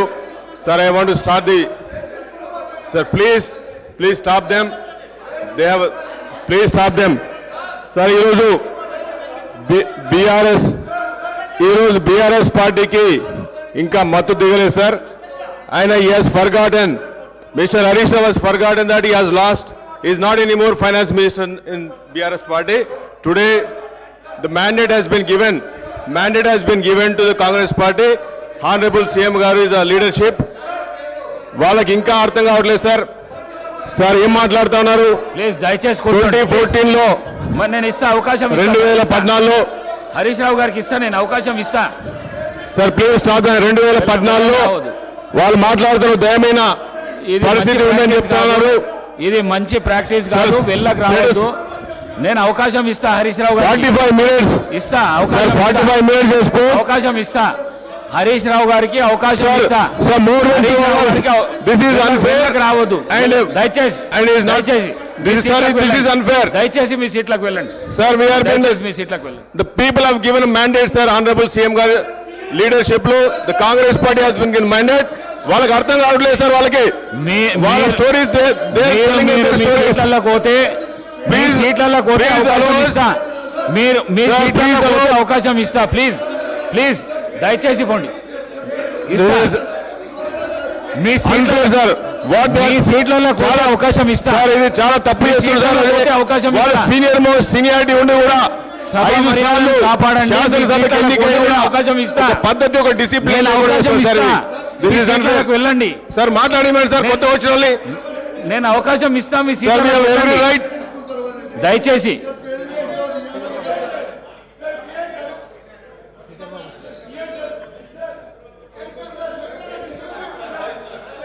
అధ్యక్ష, sir, let the house be in order sir. Let the house be in order sir, please. Sir, Prashant Reddy గారు. Sir, Prashant Reddy గారు.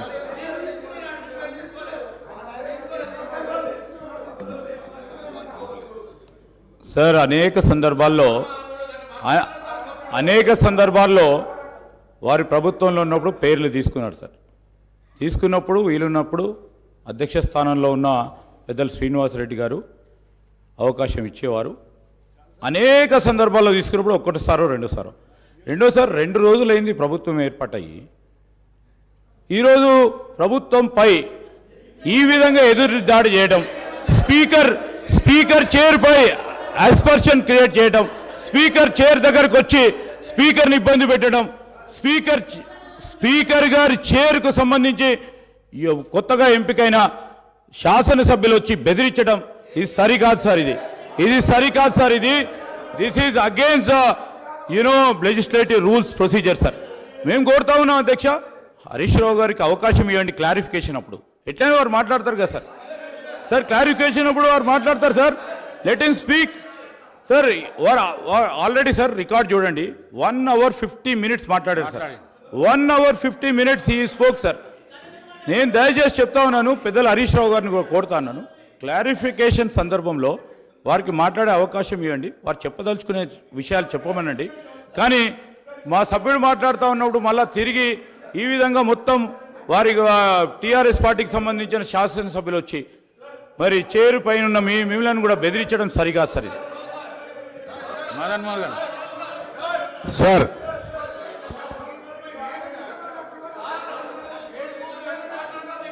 Sir honourable speaker గారికి దయచేసి ఒక్కసారి sir ఈరోజు BRS party ఒక్క నిమిషం హరీష్ రావు గారు మాట్లాడండి. స్పీకర్ సార్ ఒకటే మాట సార్. కానీ హరీష్ రావు గారు మీరు చాలా సీనియర్ శాసనసభ్యులు, కొత్తగా గెలిచిన వాళ్ళు వెల్లోకి పంపించడం ఇది మంచి పద్ధతి కాదు. ఇది సభా సాంప్రదాయాలను మా దిక్కు చూడకపోతే దయచేసి ఈ విధంగా మాత్రం చేయకండి. మాట్లాడండి సార్. ఒక్క నిమిషం సార్. సార్ ఇప్పుడు ఎలియా మినిస్టర్ గారు కూడా చెప్పాలి. నేను మాట్లాడినప్పుడు 8 మంది మంత్రులు డిప్యూటీ సీఎం గారు ఒక్క నిమిషం డిప్యూటీ సీఎం గారు. అధ్యక్ష, మేము 10 ఏళ్ళు కూర్చున్నాం అక్కడ. ఒకరోజు కాదు, 2 రోజులు కాదు. అరే పట్టుమని 2 రోజులు కూడా ఓపే పట్టకపోతే ఎట్లంటే పడవని వెళ్ళకు రావటేంది? ఇది ఎక్కడ న్యాయం? ఏమైనా తప్పు మాట్లాడారా? మీరు మాట్లాడిన దాని మీద ఆయన ఏదో మాట్లాడాడు. మీరు మొన్న మాట్లాడారు కదా ఒక్క నిమిషం రాజగోపాల్ గారు కూర్చోండి. రాజగోపాల్ రెడ్డి గారు మొన్న రాజగోపాల్ గారి పేరు తీసుకొని మాట్లాడిండు. మైక్ అడిగాడా? మీరు ఇచ్చారా? ఇవ్వలేదు కదా మొన్న. ఉన్నాడు, ఇవ్వలేదు కదా మొన్న మైక్. ఇవ్వలేదు ఆయనకి, మొన్న ఇవ్వలేదు మైక్ ఆయనకి. అంటే పేరు తీసుకున్నారు కాబట్టి మైక్ అంటే 10 ఏళ్ళు బస్ కొన్ని 100 సార్లు మా పేర్లు అన్నీ తీసుకొని ఉంటారు. ఎప్పుడే మైకేమి ఇవ్వలేదు. ఇది బుల్డోజ్ చేసే విధానం, ఇది కరెక్ట్ కాదు. పట్టుమని 2 రోజులు కూడా మీకు ఓపిక లేకుండా వెళ్ళలోకి వచ్చి సభాపతి గారిని బెదిరిస్తూ అడ్డగోలుగా మాట్లాడేది ఇది పద్ధతి కాదు సార్. మీరు దయచేసి వీఆర్ నాట్ హీల్డింగ్. ఈ ప్రెజర్స్కి, ఈ ప్రెజర్ టాక్టిక్స్కి మేమేమో హీల్డ్ కావటానికి సిద్ధంగా లేవు. గౌరవ సభ్యులు మాట్లాడేది ఉంది, మాట్లాడించండి. వాళ్ళు ఏమైనా సమాధానం చెప్పాలంటే క్లారిఫికేషన్లో చెప్పాలి. No no no let us not yield, sir.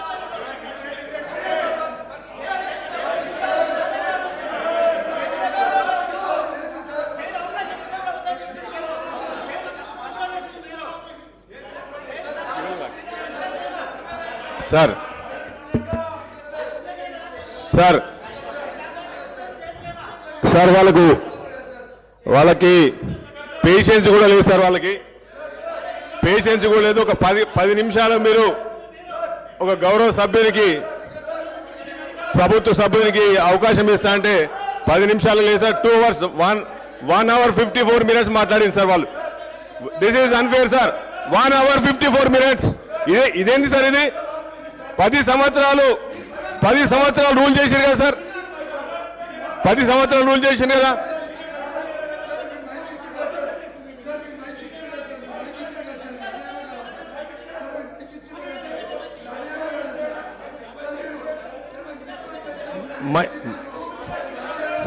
Sir ఈరోజు హరీష్ రావు గారు మాట్లాడుతూ శ్రీధర్ బాబు గారు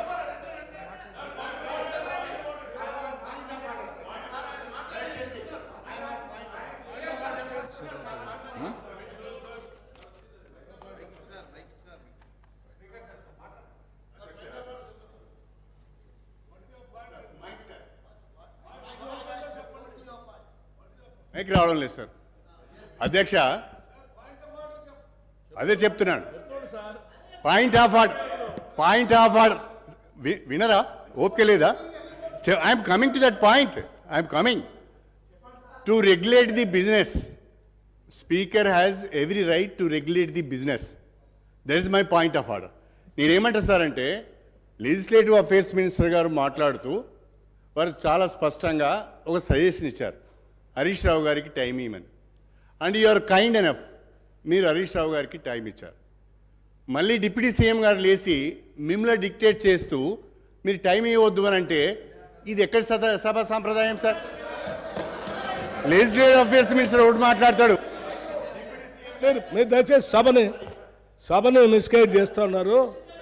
నేనేం డిక్టేట్ చేయాలి, నేనేం చెప్తున్నంటే no sir, that's not correct. చెప్పారు కాబట్టి మైక్ ఇచ్చారు, అది వదిలిపెట్టి ఏదో మాట్లాడుతూ ఉంటే చాలని చెప్పారు. నో దట్స్ నాట్ కరెక్ట్ అండి, I'm sorry. That's not correct sir. మీరు గౌరవ సభ్యులు, సీనియర్, మీరు అట్లా మిస్గైడ్ చేయకూడదు. నేను చెప్పింది ఒకటి, మీరు మాట్లాడేది ఒకటి. ప్లీజ్. మదన్ మోహన్ గారు.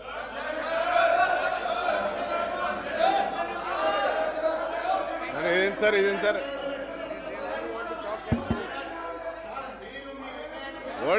What is this sir? Sir what is this sir?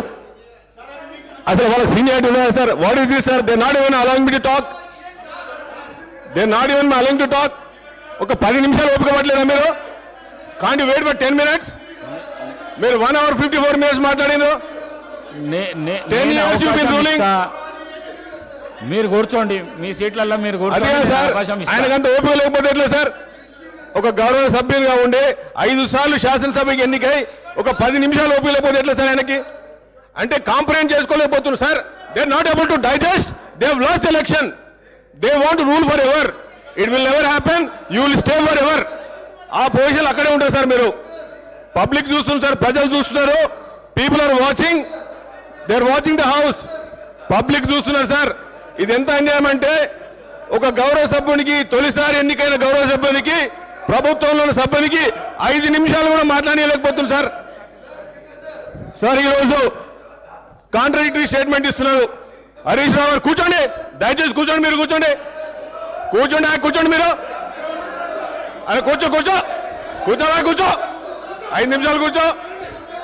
5 నిమిషాలు లేకపోతే మీరేం ప్రభుత్వంలో వచ్చిండ్రు? మదన్ మోహన్ గారు, మీరు ఒక 5 minutes ప్లీజ్.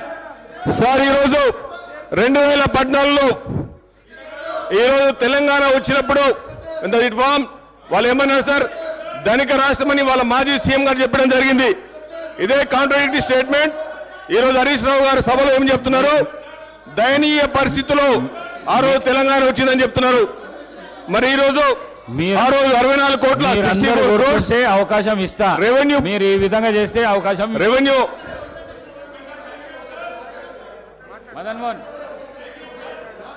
మదన్ మోహన్ గారు మాట్లాడండి సార్. వాళ్ళకి వాళ్ళు ఎట్లా అందరు వెరీ సర్ప్రైజ్ సార్. అవకాశం ఇస్తా. I'm astonished, I'm surprise sir. 10 years ఎట్లా రూల్ చేశారు సార్? అప్పులో కుప్పం చేసి పడేసారు. 10 నిమిషాలు ఓపిక లేదు సార్ వాళ్ళకి. 10 నిమిషాలు they can't even wait for.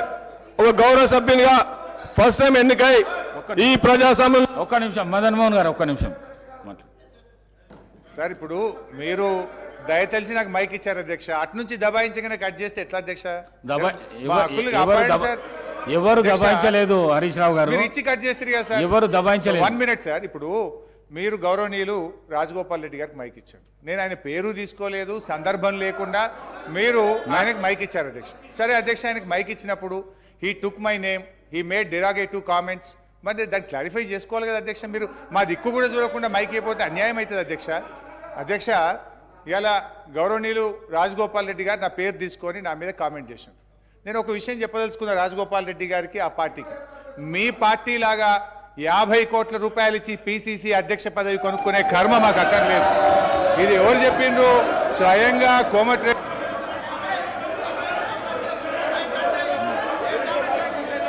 Sridhar Babu గారు. నేను sir, he has to take back his word, sir. Sir, he has to take back his word, sir. బాబు గారు. Sir. Sir.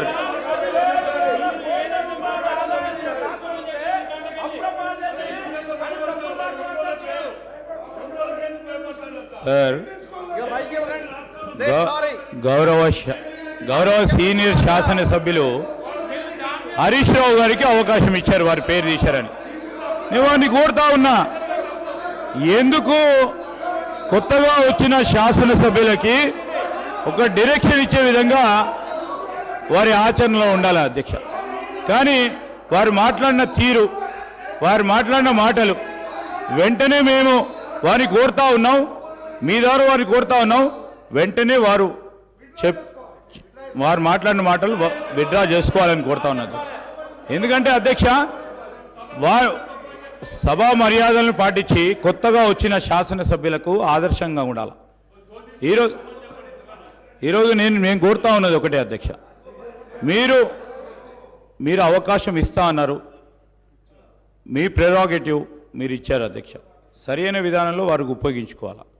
ఈరోజు వారు మళ్ళా మా పార్టీపై, మా సభ్యులపై, మా అధ్యక్షులపై మాట్లాడటం సరికాదు. ఇది మేము ఖచ్చితంగా దీనికి ఖండిస్తూ ఉన్నాం. ఖచ్చితంగా వారు వాపసు తీసుకోవాల్సిందే, లేకుంటే ఎక్స్ప్లెయిన్ చేయండి అధ్యక్ష. ఇవన్నీ కూడా సరికాదు. Let's stand as an example. Now let's stand as an example. No, let's stand as an example, sir. Why are you, Raj Gopal Reddy? Withdraw చేసుకోండి హరీష్ రావు గారు, విడ్రా చేసుకోండి, దయచేసి విడ్రా చేసుకోండి. అధ్యక్ష, ఇప్పుడు శ్రీధర్ బాబు గారు మాకు సలహా ఇచ్చారు, సంతోషం. మరి వారి సభ్యులు కూడా మా మీద నోటికొచ్చినట్టు మాట్లాడినరు, వారిని విడ్రా చేసుకోమని చెప్పండి. I'm ready to withdraw. ఇంకోటి, ఈ కామెంట్స్ నేను చేసినవి కావు, వాళ్ళ కోమటిరెడ్డి బ్రదర్సే వీడియో ఫుటేజ్ ఉంది. వారి నాయకుడి మీద ఈ రాష్ట్ర కాంగ్రెస్ పార్టీ ఇన్ఛార్జ్ కు 50 కోట్లు ఇచ్చి పిసిసి అధ్యక్షుడు కొనుక్కున్నారని వారు కామెంట్ చేశారు. నేను చేయలే. I'm ready to withdraw my words provided గౌరవనీయులు రాజగోపాల్ రెడ్డి గారు తన వ్యాఖ్యలను ఉపసంహరించుకుంటే నేను ఉపసంహరించుకోవడానికి సిద్ధంగా ఉన్నాను.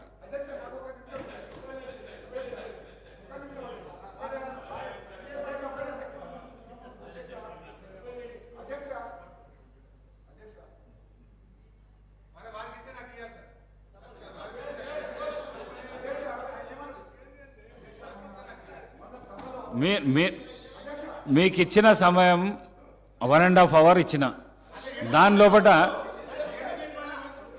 మీరు ఈ వర్డ్ ఏదైతే యూజ్ చేసినారో అది విత్డ్రా చేసుకోండి. శాసనసభకు మంచి పరిణామం అది. విత్డ్రా చేసుకో. ఒక సభా నాయకుని మీద ఈ విధంగా మీరు వ్యాఖ్యానాలు చేయడం మంచిది కాదు.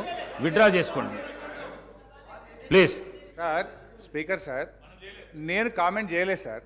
సభా నాయకుడు నువ్వు పేరు చెప్పలేదు, ఏం చెప్పలేదు. ఒకటి అయితే. రెండోది అధ్యక్ష, కామెంట్స్ ఎప్పుడు వచ్చినాయి అధ్యక్ష?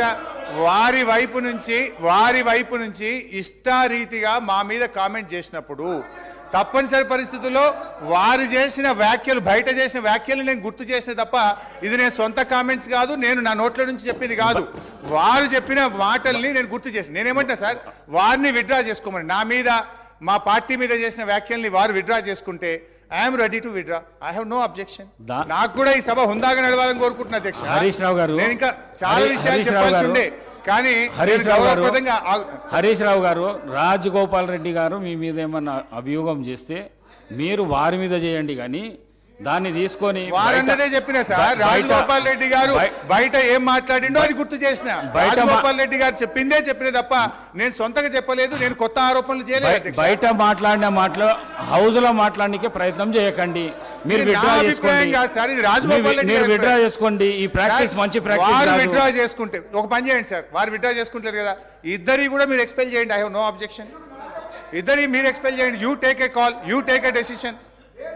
అధ్యక్ష, మా పార్టీ మీద అయినట్లు చేయకూడదు కదా అధ్యక్ష. ఇప్పుడు మా నాయకుడి ఇష్టం, మా పార్టీ ఏంది, ఒక మాట మీద ఉంటాం. మా నాయకుడు ఏం చెప్తే అది గీత దాటకుండా ఉండేటువంటి పార్టీ మాది. వాళ్ళలాగా మేము సీల్డ్ కవర్లు, వాళ్ళలాగా హరీష్ రావు గారు చేసిన వ్యాఖ్యలను తొలగించండి. మదన్ మోహన్ గారు మాట్లాడండి. కూర్చో సార్. ఆనరబుల్ స్పీకర్ గారికి,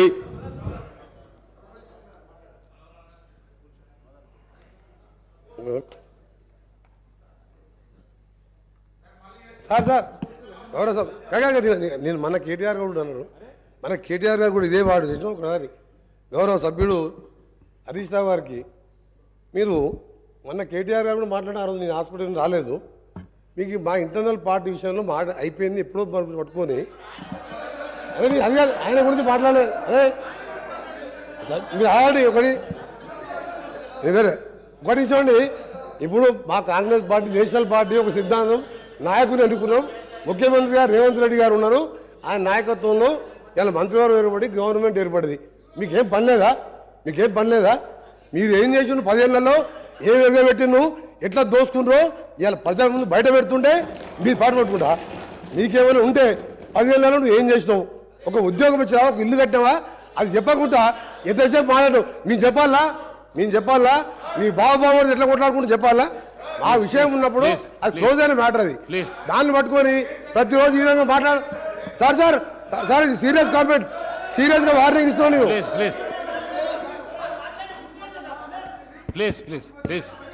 ప్లీజ్ కూర్చోండి ఆనరబుల్ స్పీకర్ గారికి మంత్రి గారు కూర్చోండి సార్ ఈరోజు I want to thank you మా సీనియర్ లీడర్ మేడం గారికి ఖర్గే గారికి ఆనరబుల్ సీఎం గారికి and my senior ministry and then all the my colleagues నా ఎల్లారెడ్డి ప్రజలకి అందరికీ I want to thank you ఈ డెమోక్రసీలో ఇంత పెద్ద గొప్ప హౌస్లో నేను రావడం మాట్లాడడం మరి మా లీడర్కి కూడా థ్యాంక్ యూ చెప్తూ సార్ ఐమ్ వెరీ అన్ఫార్చునేట్ నేను ఎప్పుడు ఇట్లా అనుకోలేదు సార్ ఇంత సబ్జెక్ట్ మాట్లాడుతున్నాం అనుకుంటే మరి ఆయన 5 సార్లు శాసనసభకు ఎన్నికై మీ గురించి మాట్లాడుతున్నాను సార్ మీ గురించి వినండి సార్ మరి మీరు మాట్లాడేది కాంట్రాడిక్టరీ స్టేట్మెంట్ మాట్లాడుతున్నాం సార్ ఆయన ఏం మాట్లాడుతున్నారు సార్ దయనీయ పరిస్థితుల్లో 2014 తెలంగాణ వచ్చిందని చెప్తున్నారు ఇప్పుడు రికార్డు చూస్తే 2014లో తెలంగాణ వచ్చినప్పుడు వీ హ్యావ్ 64,000 crores ఆ రోజు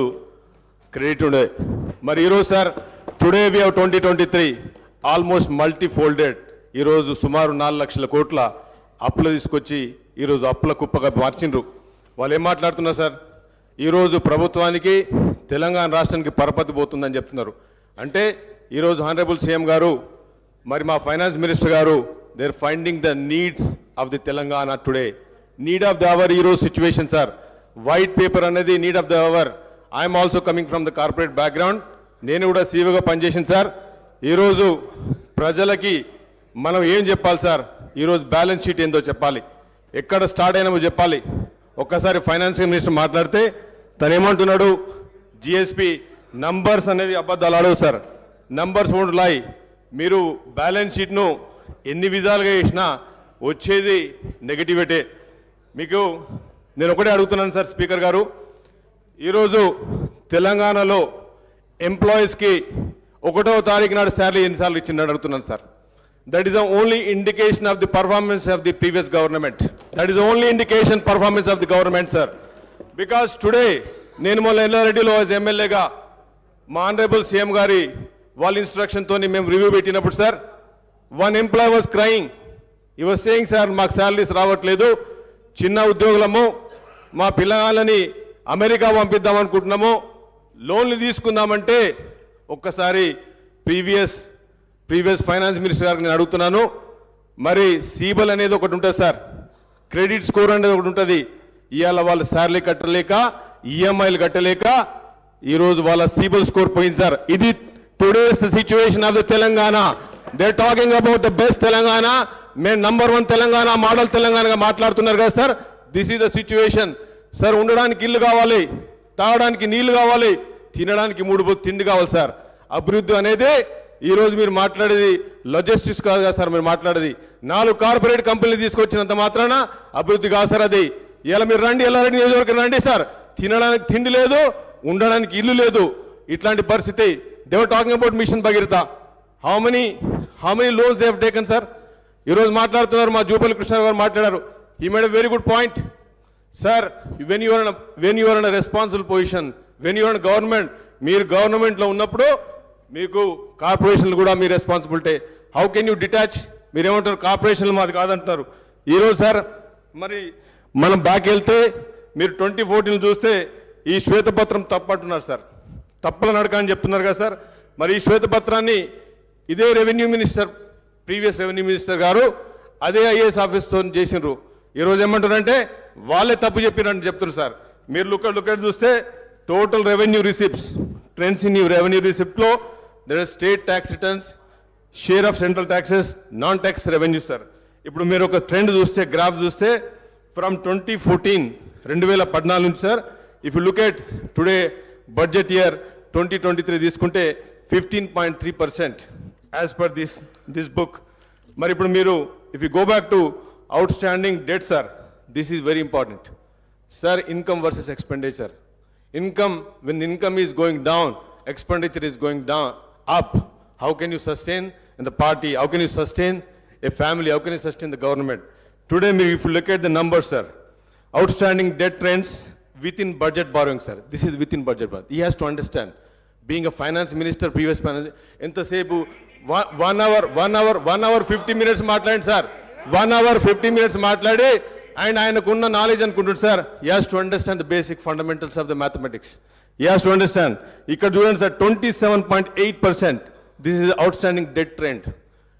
this is RBI's sir. 14 SPs. వినండి సార్, వినండి. మీరు మాట్లాడారు కదా, 1:50 నిమిషాలు మాట్లాడారు కదా, ఎంత ఓపిక లేకపోతే ఎట్లా? 10 ఏళ్ళు రూల్ చేసింది కదా మీరు. మేము వచ్చిన రోజైంది, వన్ వీక్ అయింది కదా గవర్నమెంట్కి వచ్చి. మా సీఎం గారు ఇప్పుడే వచ్చింది కదా, ఇప్పుడే వచ్చారు కదా, సీఎం గారు ఇప్పుడే వచ్చారు కదా సార్. ఈరోజు టుడేస్ బడ్జెట్ సార్ అధ్యక్ష, ఈరోజు if look at this number sir, ఈరోజు total I'm just going very summary sir, I don't have much time కనుక మీకు సమ్మరీ చెప్తున్నా సార్. ఈరోజు situation indication of the previous government. ఈరోజు ప్రజలకు తెలవాలి సార్. ఇది సీఎం గారు చెప్పినారు, ఈరోజు ప్రజలకు తెలవాలి. వాళ్ళు అంటున్నారు మమ్మల్ని బద్నాం చేస్తున్నారు. తప్పు సార్, అది బద్నాం చేయట్లేదు. మీరు ఒక కంపెనీ టేక్ ఓవర్ చేసినప్పుడు కానీ, ఒక ఫ్యామిలీ బాధ్యతలు తీసుకున్నప్పుడు కానీ, ఒక గవర్నమెంట్ బాధ్యతలు వచ్చినప్పుడు, గవర్నమెంట్ అనేది ప్రజాస్వామ్యంలో మేము ప్రజల సేవకులం. ప్రజల రాజ్యాలు మీలాగా రాజ్యాలు కాదు సార్. అందుకే ప్రజాసేవకు ఉన్నప్పుడు మేము ముందు వైట్ పేపర్ పెట్టి ఇది వీఆర్ స్టార్టింగ్ ఫ్రమ్ ఇయర్ వీళ్ళు చేసింది సార్. ఇప్పుడు లుక్ ఎట్ సుమారు 40 కోట్ల అదర్ పెండింగ్ బిల్స్ ఉన్నాయి సార్. ఈరోజు ఎక్స్పెండిచర్, శాలరీ, పెన్షన్స్ మీరు చూసుకుంటే సార్, ఇప్పుడు ఆర్బీఐ అనేది ఏదైతే మన బ్యాంకర్స్ నుంచి వచ్చిందో మీకు ways and means of advance sir, ఇది WMA. దీన్ని ఓవర్ డ్రాఫ్ట్ కిందకి వెళ్ళిపోయినాం సార్. ఈరోజు తెలంగాణ వెంట ఓవర్ డ్రాఫ్ట్. మీరు వెరీ ఇంపార్టెంట్ పాయింట్ సార్. ఇది WMA ఎప్పుడైతే ఓవర్ డ్రాఫ్ట్ పోయిందో అది నెగటివిటీలో పోయినట్టు సార్. అది ఎవరైనా ఫైనాన్స్ మినిస్టర్ కానీ ఎవరు కానీ WMA నెగటివ్లో ఉన్నప్పుడు sir, it's dangerous for corporation, company, dangerous for the government. If you look at sir, ఈరోజు మన ఏం సార్, ఎడ్యుకేషన్ సార్. ఈరోజు నేను ఒక టీచర్, ఉపాధ్యాయ కొడుకుగా ఈరోజు నేను చదువుకునేప్పటికే నేను ఈరోజు మీ ముందు ఈ ప్రజాస్వామ్యంలో మీ ముందు ఉండి మాట్లాడగలిగే శక్తి ఉంది సార్. మా నాన్నేదో పెద్ద ధనవంతుడు కాదు సార్, ఎడ్యుకేషన్ వల్లనే. ఈరోజు ఈ మాజీ ముఖ్యమంత్రి గారు ఏం చేసింది సార్, మీరు ఎడ్యుకేషన్ అయితే 29 రాష్ట్రాల్లో మన స్పెండింగ్ ఎంత sir, 7.6%. Totally collapse. Education system is totally collapsed, devastated sir. It was devastation. It is, I can find a better English book ledanu unte, it is a totally failure sir. 7.6% manam spend chesinam sir. Enduku? Because we are already into deficit budget. We don't have money. 5,000 schools have gone sir. If you look at it sir, health sir, next point is health. మనం బతకాలంటే health కావాలి. ఆ రోజు రాజశేఖర రెడ్డి గారు health గురించి Congress party చేసింది. ఈరోజు హెల్త్లో కూడా మీరు ఎంత సార్, మీరు పెట్టే పర్సంటేజు 6.2. ఈ పర్సంటేజ్ హెల్త్ పెడుతుంది సార్. లాస్ట్ 57 ఇయర్స్లో ఇంత లోయెస్ట్ స్పెండింగ్ ఎడ్యుకేషన్ మీద జరగలేదు సార్. వీళ్ళు మాట్లాడతారు ఆంధ్ర పాలకులు సార్, తెలంగాణ వచ్చినప్పుడే ఎప్పుడైతే బీఆర్ఎస్ పార్టీ కానీ మాజీ పార్టీ కానీ వాళ్ళు నేర్పించింది సార్, హౌ ఫాస్ట్, ఎంత తొందర అప్పులు చేయడం అనే మోడల్ నేర్పించిపోయింది సార్ వాళ్ళు మాకు. ఎంత తొందర అప్పులు నేర్పించమని. ఎందుకంటే తక్కువ జనాభాలో అత్యధిక వనరున్న తెలంగాణ ప్రాంతం, తక్కువ జనాభాతోని సహజ వనరు ఉండి మినరల్స్ నుంచి మొదలు పెడితే అత్యంత ప్రకృతిలో భగవంతుడు ఇచ్చిన దానికి ఒక గిఫ్ట్ తెలంగాణకు సార్. తెలంగాణ, హైదరాబాద్ ఆల్రెడీ 2014 కంటే ముందే ఇన్ఫ్రాస్ట్రక్చర్ లేడౌన్ అయింది సార్. ఈరోజు మాట్లాడుతున్నారు మిషన్ భగీరథ నుంచి మాట్లాడుతున్నారు. నా ఎల్లారెడ్డి, నేను ఒక పూర్ కాన్స్టిట్యున్సీ నుంచి చూస్తున్నాను సార్. ఎల్లారెడ్డిలో తాగడానికి మిషన్ భగీరథ నీళ్ళు లేవు. మిషన్ భగీరథ కొన్ని thousands of crores subject to correction. my numbers, thousands of crores, they have taken credit. ఈరోజు ఏ సామాన్యుడు బాగుపడ్డాడు సార్ ఇండికేషన్ చేస్తే మీరు మాట్లాడుతున్నారు. If I go in to detail into numbers, మరి ఆ రోజు సార్ ఇప్పుడు ధనిక రాష్ట్రం అని చెప్తుంది సార్. ధనిక రాష్ట్రం ఎప్పుడు అంటాం sir? When there is no BPL లేనప్పుడు, బిలో ప్రావర్టీ లైన్ లేనప్పుడు మనం ధనిక రాష్ట్రాన్ని మాట్లాడతాం సార్. ఎప్పుడు చూసినా వాళ్ళ ప్రీవియస్ మంత్రి గారు, మా ముఖ్యమంత్రి గారు రెండు కాంట్రాక్టరీ స్టేట్మెంట్ సార్. ఆ రోజు సభలో హౌస్లో it is on record that previous chief minister said that we're surplus, మేము ధనిక రాష్ట్రం అని చెప్పారు. తెలంగాణ అనేది దేశంలోనే వీఆర్ నంబర్ 1 చెప్పింది సార్. ఈరోజు మీకు బీపీఎల్ కింద చూస్తే హౌ మెనీ బీపీఎల్ 1,15,00,000 కుటుంబాలు తెలంగాణ రాష్ట్రంలో ఉన్నాయి సార్. దాంట్లో 75 లక్షల మంది ఈరోజు రేషన్ కార్డుతో ఉన్నారు సార్. అంటే వాట్ డస్ మీన్? 75 లక్షల మంది ఈరోజు రేషన్ కార్డు కింద ఉండి ఈరోజు కొత్త రేషన్ కార్డు లేకుండా గత 4 ఇయర్స్ నుంచి ఈ ప్రభుత్వంలో నష్టాలు పడుతుంది సార్. బీపీఎల్లో మీకు మొత్తానికి మోడల్లో if you look at sir, మళ్ళా మన మాజీ ఫైనాన్స్ మినిస్టర్ మాట్లాడుతూ మీకు డెట్ రేషియో అని మాట్లాడింది సార్. డెట్ రేషియో చూస్తే ఈరోజు ఆల్మోస్ట్ 10 టైమ్స్ సార్. ఇప్పుడు మీకు చూస్తే మీకు ఆన్గోయింగ్ వర్క్స్లో కూడా తీసుకున్నా కానీ, లేకపోతే burden of the state sir, ఇంట్రెస్ట్లు మీకు 2014-2015 చూస్తే 6,954 నుంచి 6,000 కోట్ల నుంచి ఈరోజు 32,000 sir. This is the position of the government today. మీరు 6 గ్యారంటీలు ఈరోజు మా ముఖ్యమంత్రి గారు కాంగ్రెస్ పార్టీ 6 గ్యారంటీలు తీసుకొచ్చింది పేద ప్రజల గురించి సార్. ఈ 6 గ్యారంటీలో జరిగిన 1 వీక్లోనే 2 డేస్లోనే 2 గ్యారంటీలు ముఖ్యమంత్రి గారి చేతుల మీద రావడం జరిగింది. ఈ 6 గ్యారంటీలు కూడా సార్ ఇంత డెఫిసిట్లో మీరు అంటున్నారు ఈ తప్పుల తడక, ఈ ఫైనాన్స్ వైట్ పేపర్ అనేది టోటల్ ఫేక్ అని చెప్పి వాళ్ళు మాట్లాడుతూ స్పీచ్లో మాట్లాడుతున్నప్పుడు, మరి సార్ ఈ వైట్ పేపర్స్ నుంచే 6 గ్యారంటీలను, మిగతా 4 గ్యారంటీలు కూడా పేద ప్రజలకు చేయాలనే ఉద్దేశంతోనే ఈరోజు ఈ శ్వేతపత్రం రిలీజ్ అయింది. ఆ 2 గ్యారంటీ పథకాలు కూడా తొందరనే చేస్తాం. మీకు ఓపిక ఉంటే మీరే అన్నారు, నేను ఒక మీడియాలో చదివిన, మా లీడర్ చెప్పిండు ఒక 3 నెలలు వేచి చూద్దాం, ప్రభుత్వాన్ని వేచి చూద్దాం అన్నారు. మీకు 3 రోజులు కూడా పేషెన్స్ లేదు, 3 రోజులు కూడా లేదు. 5 సార్లు మీరు ఎన్నికైన వాళ్ళు కూర్చుండి ఒక 15 నిమిషాలు మాట్లాడడానికి ఈ ప్రజాస్వామ్యంలో డెమోక్రసీలో everybody has the right sir. అంటే మీరు మాట్లాడితే మాట్లాడు, వేరే వాళ్ళు మాట్లాడద్దు. మీరు మాట్లాడితే మేము తెలంగాణ ద్రోహులం, మీరు మాట్లాడితే మాత్రం మీరు తెలంగాణ ప్రోస్, మేము యాంటీ తెలంగాణ. ఈరోజు సార్ ధనిక రాష్ట్రం అని చెప్పి ఒక మిత్ క్రియేట్ చేసింది సార్. ఇదంతా టోటల్ మిత్. ఈరోజు ధనిక రాష్ట్రం కాదు సార్, ఇది వాళ్ళ కుటుంబం. ఎవరైతే ధనిక రాష్ట్రం వజ్రాలు వచ్చినాయి సార్, మా కుటుంబంలో రాలేదు. సామాన్యుడిగా మిగిలిపోయింది sir. This is a very unbalance situation, very pathetic situation of Telangana today. 4 బిల్డింగ్లు చూసి, ఫైనాన్షియల్ డిస్ట్రిక్ట్ చూసి తెలంగాణ నంబర్ 1 అని చెప్పుకుంటే మాత్రం it is absolutely ruthless, it's absolutely wrong sir. ఎందుకంటే సామాన్యుడు ఈరోజు నీళ్లు తాగలేకపోతున్నాడు, రోడ్లు లేవు, ఉండడానికి ఇల్లు లేవు సార్. ఈరోజు మీరు మాట్లాడుతుంటే పర్ క్యాపిటా మాట్లాడుతుంది sir. What is GST sir, what is GDP, ఇవన్నీ నంబర్స్ సార్ పేపర్ మీద. ఇలా సామాన్యునికి రియల్ జీడిపి రానప్పుడు, పర్ క్యాపిటా అన్నప్పుడు మాట్లాడుతున్నాం, తెలంగాణ నంబర్ 1 మాట్లాడుతున్నాం. ఇలా గ్రామాల్లో ఇలా సర్పంచులు ఆత్మహత్య చేసుకుని చచ్చిపోయింది సార్. ఇది వాస్తవం కాదా? Is it on record? Sarpanch ఒక ఫైనాన్షియల్ స్ట్రగుల్తోని, ఫైనాన్షియల్ డిఫికల్ట్తోని ఒక మనిషి చచ్చిపోతున్నాడు అంటే ఆ రోజు పంచాయతీల బిల్లులు లేకుండా, ఈరోజు మీరు టర్న్ చేసిన ఇరిగేషన్ ప్రాజెక్టులు కానీ, ఇవన్నీ డిపార్ట్మెంట్లు కానీ డెఫిసిట్లో ఉండి మీకు ఈరోజు ఫైనాన్సెస్ నుంచి ఇంట్రెస్ట్ రేట్స్, ప్రిన్సిపల్స్ అన్ని బర్డెన్ అయిపోయింది సార్. ఈరోజు ఈ పొజిషన్లో కాంగ్రెస్ పార్టీ తీసుకోవడం, హానరబుల్ సీఎం గారు ఈరోజు తీసుకోవడం, మరి ఈ పార్టీ మేము వచ్చింది ప్రజల గురించి. 10 సంవత్సరాలు మేము వెయిట్ చేసినాం సార్. 10 సంవత్సరాలు వెయిట్ చేసిన తర్వాత కూడా మమ్మల్ని పెసులుబాటు లేనియకుండా, హౌస్లో కానీ మేము చెప్పలేకుండా సార్, ఈరోజు ఈ సభను ప్రజలు వినాలి సార్, ప్రజలు చూడాలి, ప్రజలకు అర్థం కావాలి. నథింగ్ ఈజ్ రాంగ్ సార్, తప్పేం లేదు. ఏ గవర్నమెంట్ మీద ఫాల్స్ అలిగేషన్ చెప్పినప్పుడు ఎవ్రీ రైట్ మాకుంది సార్ ప్రజెంటేషన్ ఇచ్చి. ఈరోజు మీరు అనుకుంటున్నారు కార్పొరేట్స్ కంపెనీస్ రావు, వాళ్ళ స్పీచ్లో మాట్లాడుతున్నారు, మీరు తప్పుడు చేస్తున్నారు, కావాలని అలిగేషన్ చేస్తున్నారు, మమ్మల్ని పక్క పెట్టడానికి ట్రై చేస్తున్నారు, మీకు చాలా ఇబ్బంది, చాలా కార్పొరేట్స్ కంపెనీస్ రావు, ఐటీ ఎక్స్పోస్ రావు. సార్ 2014లో I'm also coming from IT background. I have done IT sir, 25 years of IT experience. 54,000 crores నుంచి ఈరోజు మీరు అంటున్నారు 2.5 crores, 2.5 lakhs crores ఎక్స్పోర్ట్స్ అంటున్నారు sir. It is like overall expansion sir. Overall world has increase their exports sir, not only Hyderabad definitely has done.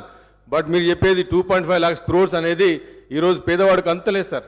ఈరోజు పేదవాడికి లేదు. సర్పంచ్ ఆత్మహత్యలు చేసుకుంటున్నాడు. ఇలా 80%, 75% నుంచి 80% వరకు గ్రామాల్లో ఉంటున్నారు సార్. మీరు చూస్తుంటే ఈ డెఫిసిట్లో, ఇంత డెఫిసిట్లో 32,000 crores sir. How you can survive with 32,000 crores? మీ principal income versus expenditure is behind the expansion sir. You are not in a negative, you're in red, you're in negative. ఈరోజు మేము 6 guarantee తీసుకొచ్చాం సార్, పేద ప్రజల గురించి తీసుకొచ్చినాం sir. ఈరోజు మేము రైతులు ఆత్మహత్య చేసుకుంటారని కాంగ్రెస్ పార్టీ ఆలోచించి 2 లక్షల రుణాల మాఫీ తీసుకొచ్చింది సార్. ఈరోజు మహిళలకు గ్రామాల్లో రెవెన్యూ సిస్టమే లేదు సార్. పంట వండుతూనే నీళ్ళు ఇచ్చినాము, ఇరిగేషన్ ఇచ్చినామంటే మా ఎల్లారెడ్డిలో సార్ పోయిన సీఎం గారు 1,00,000 ఎకరాలకు నీళ్ళు ఇస్తా అని చెప్పి 22 ఇంతవరకు ఒక 30 మట్టి కూడా జరగలేదు సార్. అక్కడ రెవెన్యూ సిస్టమే లేదు సార్. ఊర్లలో మహిళలకు వేరే దిక్కు దివానా లేదు సార్. ఎక్కడ డెవలప్ అయినాం సార్? ఎక్కడ అభివృద్ధి జరిగింది సార్? ఎక్కడ నంబర్ 1 తెలంగాణ అయింది సార్? మీరు మనిషికి ఉండడానికి తినడానికి ఒక రెవెన్యూ సిస్టమ్ క్రియేట్ కాలేదు సార్. మీరు నీళ్ళు ఇచ్చినామంటున్నారు సార్, నీళ్ళు ఇచ్చినామని చెప్తున్నారు. ఎక్కడ నీళ్ళు వచ్చిన మిషన్ భగీరథ వాళ్ళు అగ్రిమెంట్లో నేను అగ్రిమెంట్ చూసినాను sir. I have seen SPV bank agreements నేను ఇంటర్నెట్లో చూశాను. They have clearly return commercialise projects అని చెప్పారు సార్. It's absolutely wrong. ఈరోజు హౌస్లో ఆన్ రికార్డ్ చెప్తున్నాను, వాళ్ళు అబద్ధం ఆడి ఇట్స్ నాట్ వాళ్ళు మేము డబ్బులు తీసుకొచ్చి పెడతామని చెప్పి ఇంట్రెస్ట్ పే చేస్తాము అని బ్యాంక్స్కు ప్రూవ్ చేసింది సార్. మరి మిషన్ భగీరథ నుంచి ఎన్ని డబ్బులు ఈరోజు వాళ్ళు కలెక్ట్ చేసింది సార్.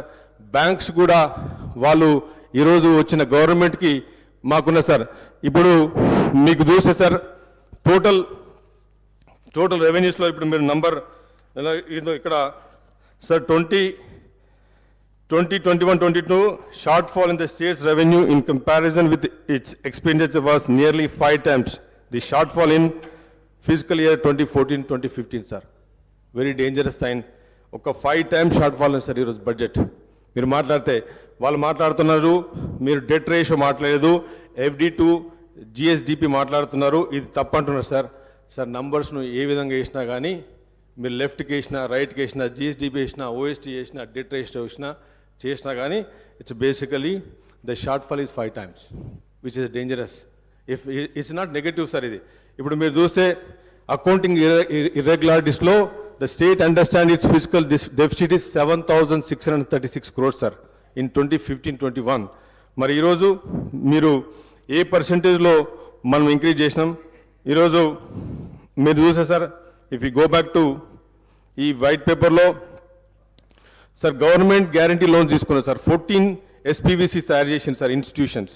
ఈ 14 SPVలో they have raised around 1,18,000 crores, 557 crores sir off budget. ఇది కూడా off budget borrowing sir. As of today total outstanding debt in this category is 95,000 crores sir. This is 97 crores. This is the non-guaranteed loans which are raised and serviced by SPVC corporations institutions. ఇదే ఇంతకుముందు మా మంత్రి గారు మాట్లాడుతున్నారు sir. దీని గురించి మాట్లాడుతున్నప్పుడు మరి అప్పుడు వాళ్ళు క్వశ్చన్ చేసిండ్రు. ఈరోజు సార్ ఈ టోటల్ 17 SPVsలో దే హ్యావ్ రేస్డ్ మళ్ళీ 1,85 lakhs sir. Outstanding debt trend sir. Rising expenditure in Telangana not matched by a proportionate increase in revenues have led to increasing physical deficit sir. ఇప్పుడు మీకు చూస్తే ఇంతకంటే ఇంకా మీరు ఎంత ఆర్గ్యూ చేసినా సార్, ఎంత ఆర్గ్యూ చేసినా కానీ మీకు రెవెన్యూ కంటే మీ ఫిజికల్ డెఫిసిట్ ఇక్కడ కనిపిస్తుంది సార్. ఈరోజు మాట్లాడుతూ ఉంటే మరి sir debt to GSDP ratio state was one of the lowest in the country. ఎప్పుడు సార్? 2015లో మన రేషియో సార్ 15.7%. టుడే మీ ఇప్పటికే 27%కి వెళ్ళిపోయింది సార్. సో ఇది టుడేస్ ది సిచ్యువేషన్. అండ్ ఈరోజు మరి కాంగ్రెస్ పార్టీ ఆనరబుల్ సీఎం గారి ఆధ్వర్యంలో మరి మినిస్టర్ గారు మరి ప్రతి డిపార్ట్మెంట్లో కూడా ఏం జరుగుతుంది ఏం జరిగింది అనేది కూడా మేము దీన్ని ఒక శ్వేతపత్రంగా పెట్టి మరి రాబోయే ఈ 3 నెలల్లో కూడా మరి సమ్మరిగా మరి పేద ప్రజలకి ఇంకోటి సార్ ఈరోజు unemployment how many times sir ఎన్నిసార్లు నోటిఫికేషన్ వచ్చింది, నోటిఫికేషన్ పోయింది సార్, ఎన్నిసార్లు కోర్టులో పోయి స్టే తెచ్చుకున్నారు, వాళ్ళ పిల్లల జీవితాల మీద స్టే ఇచ్చారు సార్. వీళ్ళు 10 సంవత్సరాల పిల్లల జీవితాల మీద స్టే ఇచ్చింది సార్. ఏది ఈరోజు కాంగ్రెస్ పార్టీ ఈ స్టేను రిలీజ్ చేయబోతున్నారు సార్. అన్ఎంప్లాయ్మెంట్ రిలీజ్ చేయబోతున్నాం. We're going to release the unemployment. The Congress party is going to release the stay sir. 16 question papers leak అయిపోయినాయి సార్. ఈరోజు తెలంగాణ ఎందుకు వచ్చిందిరా బాబు అన్న పొజిషన్కి వచ్చింది సార్. ఈరోజు పరిస్థితి గ్రామాల్లో మేము ఎందుకు తెచ్చుకున్నాం, నిధులు అని చెప్పిండ్రు, నియామకాలు అని చెప్పిండ్రు. మరి నిధులు ఎక్కడ పోయినాయి, నియామకాలు ఎక్కడ పోయినాయి, నీళ్ళు ఎక్కడ పోయినాయి? ఎప్పుడు మాట్లాడితే సస్యశాలం అని చెప్తున్నారు సార్. మరి పిల్లల ఉద్యోగాలు ఎక్కడైనా సార్. ఈరోజు ఇదే హరీష్ రావు గారిని, కేటీఆర్ గారు నేను అడుగుతున్నాను, నాతో మీరు ఉస్మాన్ యూనివర్సిటీకి వస్తారా అని అడుగుతున్నాను. మేము కాంగ్రెస్ పార్టీ అందరం తీసుకెళ్తాం సార్, మేమందరం తీసుకెళ్తాం సార్. సార్ ఈరోజు మరి మాట్లాడుతుంటే సార్ మనం అప్పుడు మాట్లాడిన ఏవైతే 6 గ్యారంటీస్ ఉన్నాయి సార్, తప్పకుండా 6 గ్యారంటీస్లో మేము తీసుకున్నది ఇప్పుడు మళ్ళీ హెల్త్ గురించి మాట్లాడితే ప్రైమరీ హెల్త్ సెంటర్స్ గురించి నా కాన్స్టిట్యున్సీలో అయితే ఇట్స్ కంప్లీట్లీ డిస్ఫంక్షన్ సార్. అక్కడ స్టాఫ్ లేదు, నర్సెస్ లేరు. మరి నాకైతే తెలియదు sir. I'm the new MLA, I will just joint the house. నాకైతే తెలుసు సార్. పిహెచ్సి సార్ మరి ఇంతకుముందు మాజీ మంత్రి గారు మాట్లాడుతూ ఉన్నారు. మరి ఆ మాట్లాడడంలో పిహెచ్సి సెంటరు బస్తీ దవాఖానలు అని చెప్తున్నారు. మరి మా ఎల్లారెడ్డిలో మాత్రం PHC is completely collapse sir. Pregnancy delivery కూడా సరిగ్గా చేస్తలేరు. మరి వాళ్ళు చెప్తా ఉన్నారు, ఆన్ ద రికార్డ్స్ ఏం చేస్తలేదు సార్. తప్పకుండా రాబోయే మేము ఒకటే కోరుకుతున్నాం సార్. కాంగ్రెస్ పార్టీ వచ్చింది, మాకు సమయం ఇవ్వండి. మరి మా ఆనరబుల్ సీఎం గారు, ఆనరబుల్ గారు క్యాబినెట్ మాట్లాడుతూ ఉన్నది, మేము తప్పకుండా చేస్తామని చెప్పి ఇంత సమయం ఇచ్చినందుకు సార్, తప్పకుండా నాకు ఇంత టైం ఇచ్చినందుకు కూడా మరి అందరు కూడా, హౌస్ కూడా, స్పీకర్ గారు కూడా ధన్యవాదాలు చెప్తూ ముగిస్తున్నాను సార్. రెడ్డి మహేశ్వర్ రెడ్డి గారు.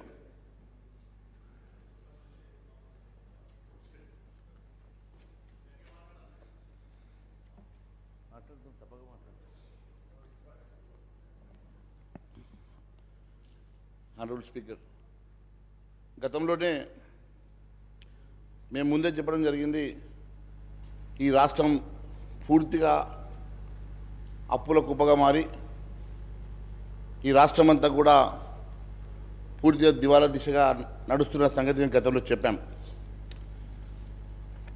అలాగే కానీ హామీలు ఇవ్వొద్దని, ఉన్నటువంటి సంక్షేమ కార్యక్రమాలు నడపడం కష్టంగా ఉందని, అందుకే భారతీయ జనతా పార్టీ ఇచ్చినటువంటి మేనిఫెస్టోలో అలాగే కానీ హామీలు ఇవ్వద్దని మేము ఇవ్వలేదు. కానీ ఏదో ఒక రకంగా ప్రజల్ని మభ్యపెట్టాలని చెప్పేసి కొంతమంది హామీలు ఇచ్చిన మాట మనం చూసాం. ఎన్నికలు అయిపోయినాయి, ఇప్పుడు మ్యాండేట్ ఇచ్చారు. సరే, ఇప్పుడు ఏ రకంగా వాళ్ళు ముందుకు తీసుకెళ్తారో రేపు కాలమే చెప్తుంది. ముందుగా నేను సబ్జెక్టులకు వెళ్ళే ముందు అధ్యక్ష, ఇప్పుడే గౌరవ సభ్యులు హరీష్ రావు గారు మాట్లాడితే కేంద్రం మీద నెపం, వారు చేయలేక పూర్తిగా వైఫల్యం చెందితే ఎవరో ఒకరి మీద నెపం వేయాలి. కాబట్టి అది కేంద్ర ప్రభుత్వం మీద నెపం వేసేట్టుగా ఉన్నది. 10 సంవత్సరాల వరకు అవకాశం ఇచ్చారు.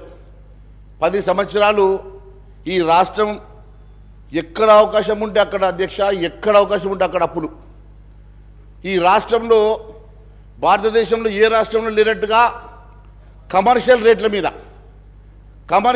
మీద అప్పులు తీసుకొచ్చి, మరి నిజంగా మీ ప్రాజెక్ట్ అంత మంచిగా ఉంటే, మీ ప్రాజెక్ట్ అంత అందంగా ఉంటే ఎందుకు వరల్డ్ బ్యాంక్ దగ్గరకో ఏషియా బ్యాంక్ దగ్గరకో వెళ్లకుండా కమర్షియల్ 9-10% రేట్లలో తీసుకొచ్చేసి ఈరోజు అవంతా కూడా ఈ ప్రజల మీద మరి మోపుతా ఉన్నారో మాకు అర్థం కావడం లేదు. ఇష్టానుసారంగా ఆ రోజు మనం రాష్ట్రం వేరుపడ్డప్పుడు మన రాష్ట్రంలో ఉన్నటువంటి అప్పు ఎంత అధ్యక్ష? కేవలం 72,658 కోట్లు. అదే 15-16కి వచ్చేసరికి 90,000 కోట్లు, 16-17కి వచ్చేసరికి 81, 17-18కి వచ్చేసరికి 1,60,000 కోట్లు, 18-19 1,90,000 కోట్లు. ఈ రకంగా ప్రతి సంవత్సరం అప్పులు పెంచుకుంటూ 3,89,673 కోట్ల రూపాయలు ఈరోజు అప్పు చేసినట్టుగా వారు చెప్తా ఉన్నారు.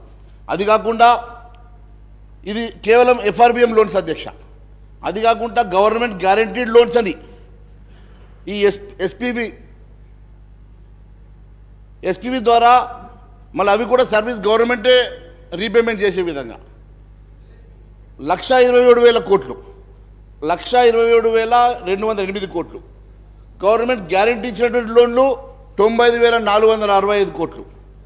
నాన్ గ్యారంటీడ్ లోన్స్ 59,414 కోట్లు. మొత్తం కలిపితే 6,71,757 కోట్ల రూపాయల అప్పు తీసుకొచ్చి, అది కూడా అధ్యక్ష ఇష్టానుసారంగా 9-10% కమర్షియల్ లోన్లు తీసుకొచ్చి ఈరోజు ఈ రాష్ట్రం మీద ఒక పెద్ద భారాన్ని మోపి ఈరోజు మరి కేంద్ర ప్రభుత్వాన్ని మాట్లాడుతున్నారు కదా అధ్యక్ష. కేంద్ర ప్రభుత్వం ఏం చేసిందో ఆర్థిక మంత్రిగా ఉన్నటువంటి వారికి గతంలో తెలియదా అధ్యక్ష? కేంద్రం ఇప్పటివరకు ఎన్ని రకాలుగా ఆర్థికంగా ఆదుకున్నదో వారికి తెలిసినా కూడా కేవలం ఏదో ఒక నెపంతో మా మీద అబండం వేసే ప్రయత్నం చేస్తూ ఉన్నారు కదా. నేను వారికి ఒకసారి గుర్తు చేయాలనుకుంటున్నాను అధ్యక్ష. కేంద్ర రాష్ట్ర అభివృద్ధి కోసం అందించినటువంటి సహకారాన్ని అధ్యక్ష పన్నుల వాటా పంపిణీలో తెలంగాణకు కేంద్రం అందించింది 1,78,000 కోట్ల అధ్యక్ష. అదే మాదిరిగా రాష్ట్ర అభివృద్ధి ప్రజా సంక్షేమం కోసం నిధులు ఇచ్చింది 4,99,000 కోట్ల అధ్యక్ష. వివిధ వర్గాల ద్వారా ప్రజలకు అందించినటువంటి వ్యక్తిగత రుణాల అధ్యక్ష 9,80,904 కోట్ల అధ్యక్ష. ఎంపీ లాడ్స్ ద్వారా తెలంగాణ ఎంపీలకు కేటాయించిన నిధుల అధ్యక్ష 983 కోట్ల అధ్యక్ష. 2014 రాష్ట్ర పునర్వ్యవస్థీకరణ చట్టం ప్రకారం అందించినటువంటి సాయం అధ్యక్ష 2,250 కోట్ల అధ్యక్ష. రామగుండంలో కొత్త పవర్ ప్లాంట్ నిర్మాణం కోసం అందించిన సాయం అధ్యక్ష 10,998 కోట్ల అధ్యక్ష. మన రాష్ట్రంలో ప్రధానమైనటువంటి వ్యవసాయ రంగం కోసం కేంద్రం ఇచ్చినటువంటి నిధుల అధ్యక్ష 1,58,000 కోట్ల అధ్యక్ష. 11 సాగునీటి ప్రాజెక్టుల కోసం 2,302 కోట్లు ఇచ్చింది అధ్యక్ష. రైతులకు ఇప్పటిదాకా ఎరువుల సబ్సిడీ కింద 33,000 కోట్ల రూపాయల అందించింది అధ్యక్ష. అదే మాదిరిగా మోడీ గారి ప్రభుత్వం ప్రతి యూరియా బస్తాకు 2,236 రూపాయల చొప్పున, డిఏపి బస్తాకు 2,422 చొప్పున సబ్సిడీ కూడా ఇస్తుంది అధ్యక్ష. ప్రతి రైతుకు ఏటా ఒక పంట పండించడానికి ఒక ఎకరానికి అవసరమైనటువంటి బస్తాకి సబ్సిడీ రూపంలో 9,316 రూపాయలు. ఒక ఏడాదిలో ఒక రైతు 2 పంటలు పండిస్తే ఆ లెక్కన 18,632 రూపాయలు కిసాన్ సమ్మాన్ యోజన నగదు బదిలీ కింద 6,000 రూపాయలు. ఈ రకంగా ఆర్థిక సాయం మొత్తం కలిపితే అధ్యక్ష ఒక్కొక్క రైతుకు ఒక ఎకరానికి 24,632 రూపాయలు అందిస్తుంది అధ్యక్ష. ఈ రకంగా రాష్ట్రంలో 39,50,000 మంది రైతులు లబ్ధి పొందిన సంగతి నేను తెలియజేస్తా ఉన్నా అధ్యక్ష. అలాగే వరి సేకరణ కేంద్రం గతంలో కన్నా 6 రేట్లు పెంచి 1,24,000 కోట్లు ఖర్చు పెట్టి 2014 నుంచి జాతీయ సహకార అభివృద్ధి సంస్థ ద్వారా తెలంగాణకు 23,948 కోట్లు పంపిణీ చేసింది అధ్యక్ష. బీఆర్ఎస్ ప్రభుత్వం గొప్పగా ప్రచారం చేసుకున్నట్టు గొర్రెల పథకం కూడా అధ్యక్ష అప్పట్లో దానికి కావాల్సినటువంటి 4,533 కోట్లు కూడా కేంద్రం నుంచి వచ్చిన సంగతి వారికి నేను గుర్తు చేస్తా ఉన్నాను అధ్యక్ష. లోనే కదా చెప్తా ఉన్నాను అధ్యక్ష, లోనే చెప్తా ఉన్నాను, అన్ని చెప్తా ఉన్నాను, లోన్ చెప్తా ఉన్నాను, మీకు ఇచ్చిన సహకారం చెప్తా ఉన్నాను, మీకు ఇచ్చిన నిధులు చెప్తా ఉన్నాను, అన్ని చెప్తా ఉన్నాం. ఆత్మనిర్భర్ భారత్ భాగంగా రామగుండంలో 5,338 కోట్లతో రామగుండం ఎరువుల కర్మాగారాన్ని పునరుద్ధరించింది కూడా కేంద్ర ప్రభుత్వం అధ్యక్ష. కరోనా మహమ్మారి నుంచి తెలంగాణ ప్రజలను కాపాడడానికి 7.8 కోట్ల కరోనా టీకా డోసులు కూడా ఉచితంగా ఇవ్వడం కోసం 1800 కోట్లు కేంద్ర సాయం చేసిన సంగతి గుర్తు చేస్తున్నాను అధ్యక్ష. రాష్ట్రానికి ఆక్సిజన్ ప్లాంట్లు కేంద్రం ముందే మంజూరు చేసి రాష్ట్ర ప్రభుత్వం నిర్లక్ష్యం వ్యవహరిస్తే ఆ రోజు కేంద్రం శ్రద్ధ తీసుకొని గాంధీ తదితర ఆసుపత్రుల్లో యుద్ధ ప్రతిపాదిక మీద 50కి పైగా ప్లాంట్లు ఏర్పాటు చేసిన మాటను గుర్తు చేస్తా ఉన్నాను అధ్యక్ష. కేంద్ర ఆయుష్మాన్ భారత్ పేరుతో ఒక్క కుటుంబానికి 5 లక్షల దాకా వైద్య సేవల కోసం అందిస్తోంది. ఈ పథకం కింద రాష్ట్రంలో ఇప్పటికే 5.88 లక్షల మంది దాదాపు 2342 కోట్ల విలువైన వైద్య సాయాన్ని కూడా అందజేసిన సంగతి. ఈ రకంగా అధ్యక్ష ఇన్ని రకాలుగా సహాయ పొంది కూడా వారికి ఏమీ తోయక కేంద్రం మీద ఏదో ఒక రకంగా మరి అపవాద చేసే ప్రయత్నం చేస్తూ ఉన్నారు అధ్యక్ష. కేంద్రం ఎప్పుడు కూడా తెలంగాణ మీద ప్రేమతోటి తెలంగాణ మీద అభిమానంతో ఎప్పుడు కూడా అభివృద్ధి చేయాలని చెప్పి అత్యధిక నిధులు ఇచ్చే సంగతి కూడా నేను గుర్తు చేస్తూ ఉన్నాను అధ్యక్ష.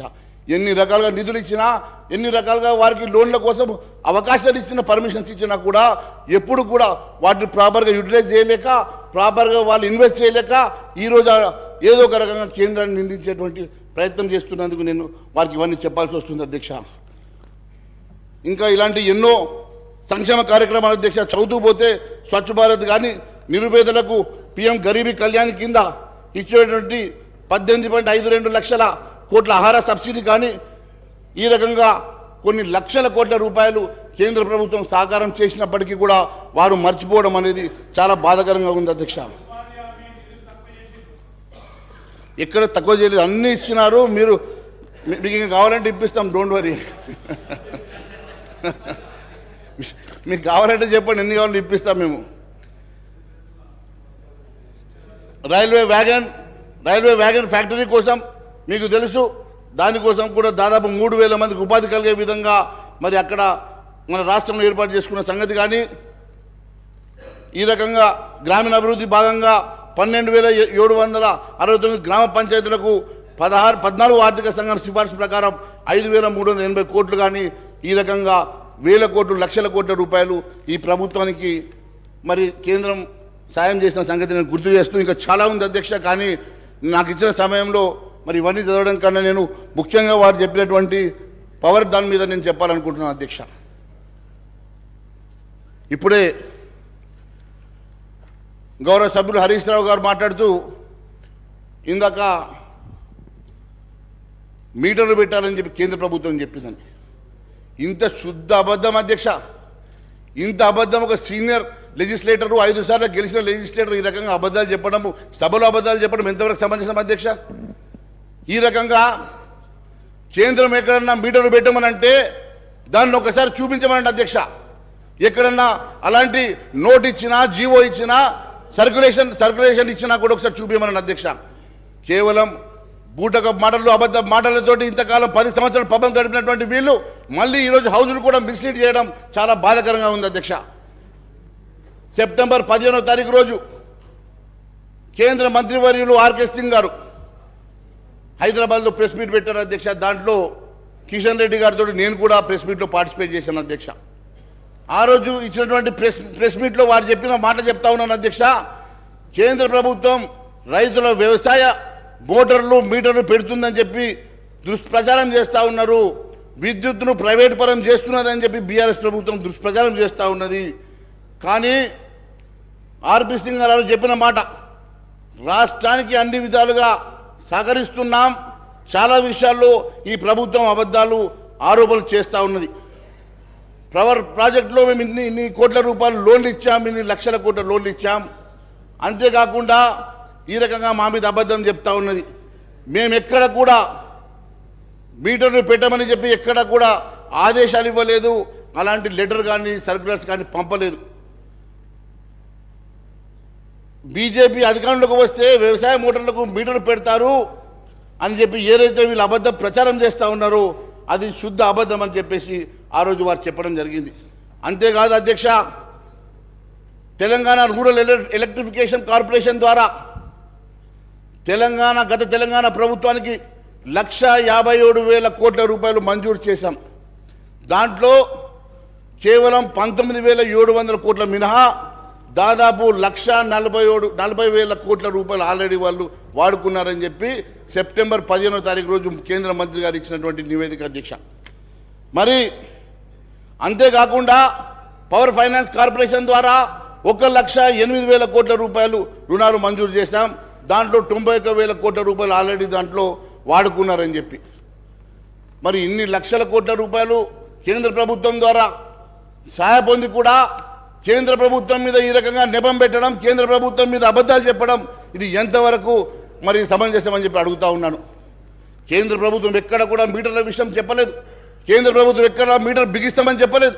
కానీ కేంద్ర ప్రభుత్వం మీద భారతీయ జనతా పార్టీ మీద ఈ రకమైనటువంటి అబద్ధ ప్రచారాలు చేయడం మానుకోవాల్సిందిగా నేను మీ ద్వారా వారిని సూచిస్తూ ఉన్నాను. అంతేకాకుండా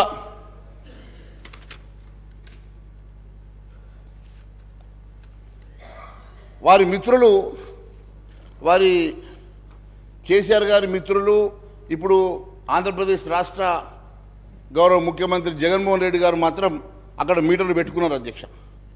మీటర్లు పెట్టుకొని ఆ మీటర్లకు కూడా ఒక సంజాయిషి ఇచ్చుకున్నాడు అధ్యక్ష. ఆయన ఇచ్చిన స్టేట్మెంట్ చెప్తా ఉన్నాను. వారికి ఒక జీవో ఇచ్చారు అధ్యక్ష. జీవో MS 22 తేదీ 1 సెప్టెంబర్ 2020 రోజు. ఆ ప్రభుత్వ ఉత్తర్వుల ప్రకారం చెప్తున్నాం అధ్యక్ష, అంటే మీటర్ల ఏర్పాటు రైతుకు ₹1 కూడా చెల్లించాల్సిన అవసరం లేదు. రైతులు ఎన్ని యూనిట్లు వినియోగిస్తారో దానికి అయ్యే ఖర్చు మొత్తం ప్రభుత్వమే భరిస్తుంది. రైతులు ప్రత్యేక ఖాతాల్లో డైరెక్ట్ బెనిఫిట్ ట్రాన్స్ఫర్ ద్వారా డైరెక్ట్ ఇది జమ అయిపోతాయి కాబట్టి డబ్బులు నేరుగా రైతుల ద్వారా డిస్కమ్లకు బదిలీ అవ్వడం వల్ల డిస్కమ్లు ప్రశ్నించే అధికారం ఉంటుంది. లీకేజీలు ఉండవు. దాంట్లో ఏదన్నా లీకేజీలు ఉన్నా అది మనము సేకరించవచ్చు అని చెప్పి వారు చెప్పినటువంటి బహుశా స్టేట్మెంట్ని వారు మా మీద పెట్టే ప్రయత్నం చేస్తూ ఉన్నారు. ఇది ఆంధ్రప్రదేశ్ రాష్ట్ర బిజినెస్ జీవో అధ్యక్ష. కానీ ఎక్కడ కూడా కేంద్ర ప్రభుత్వం కానీ భారతీయ జనతా పార్టీ కానీ ఎక్కడ కూడా చెప్పినటువంటి దాఖలాలు లేవు అధ్యక్ష. అంతేకాదు అధ్యక్ష,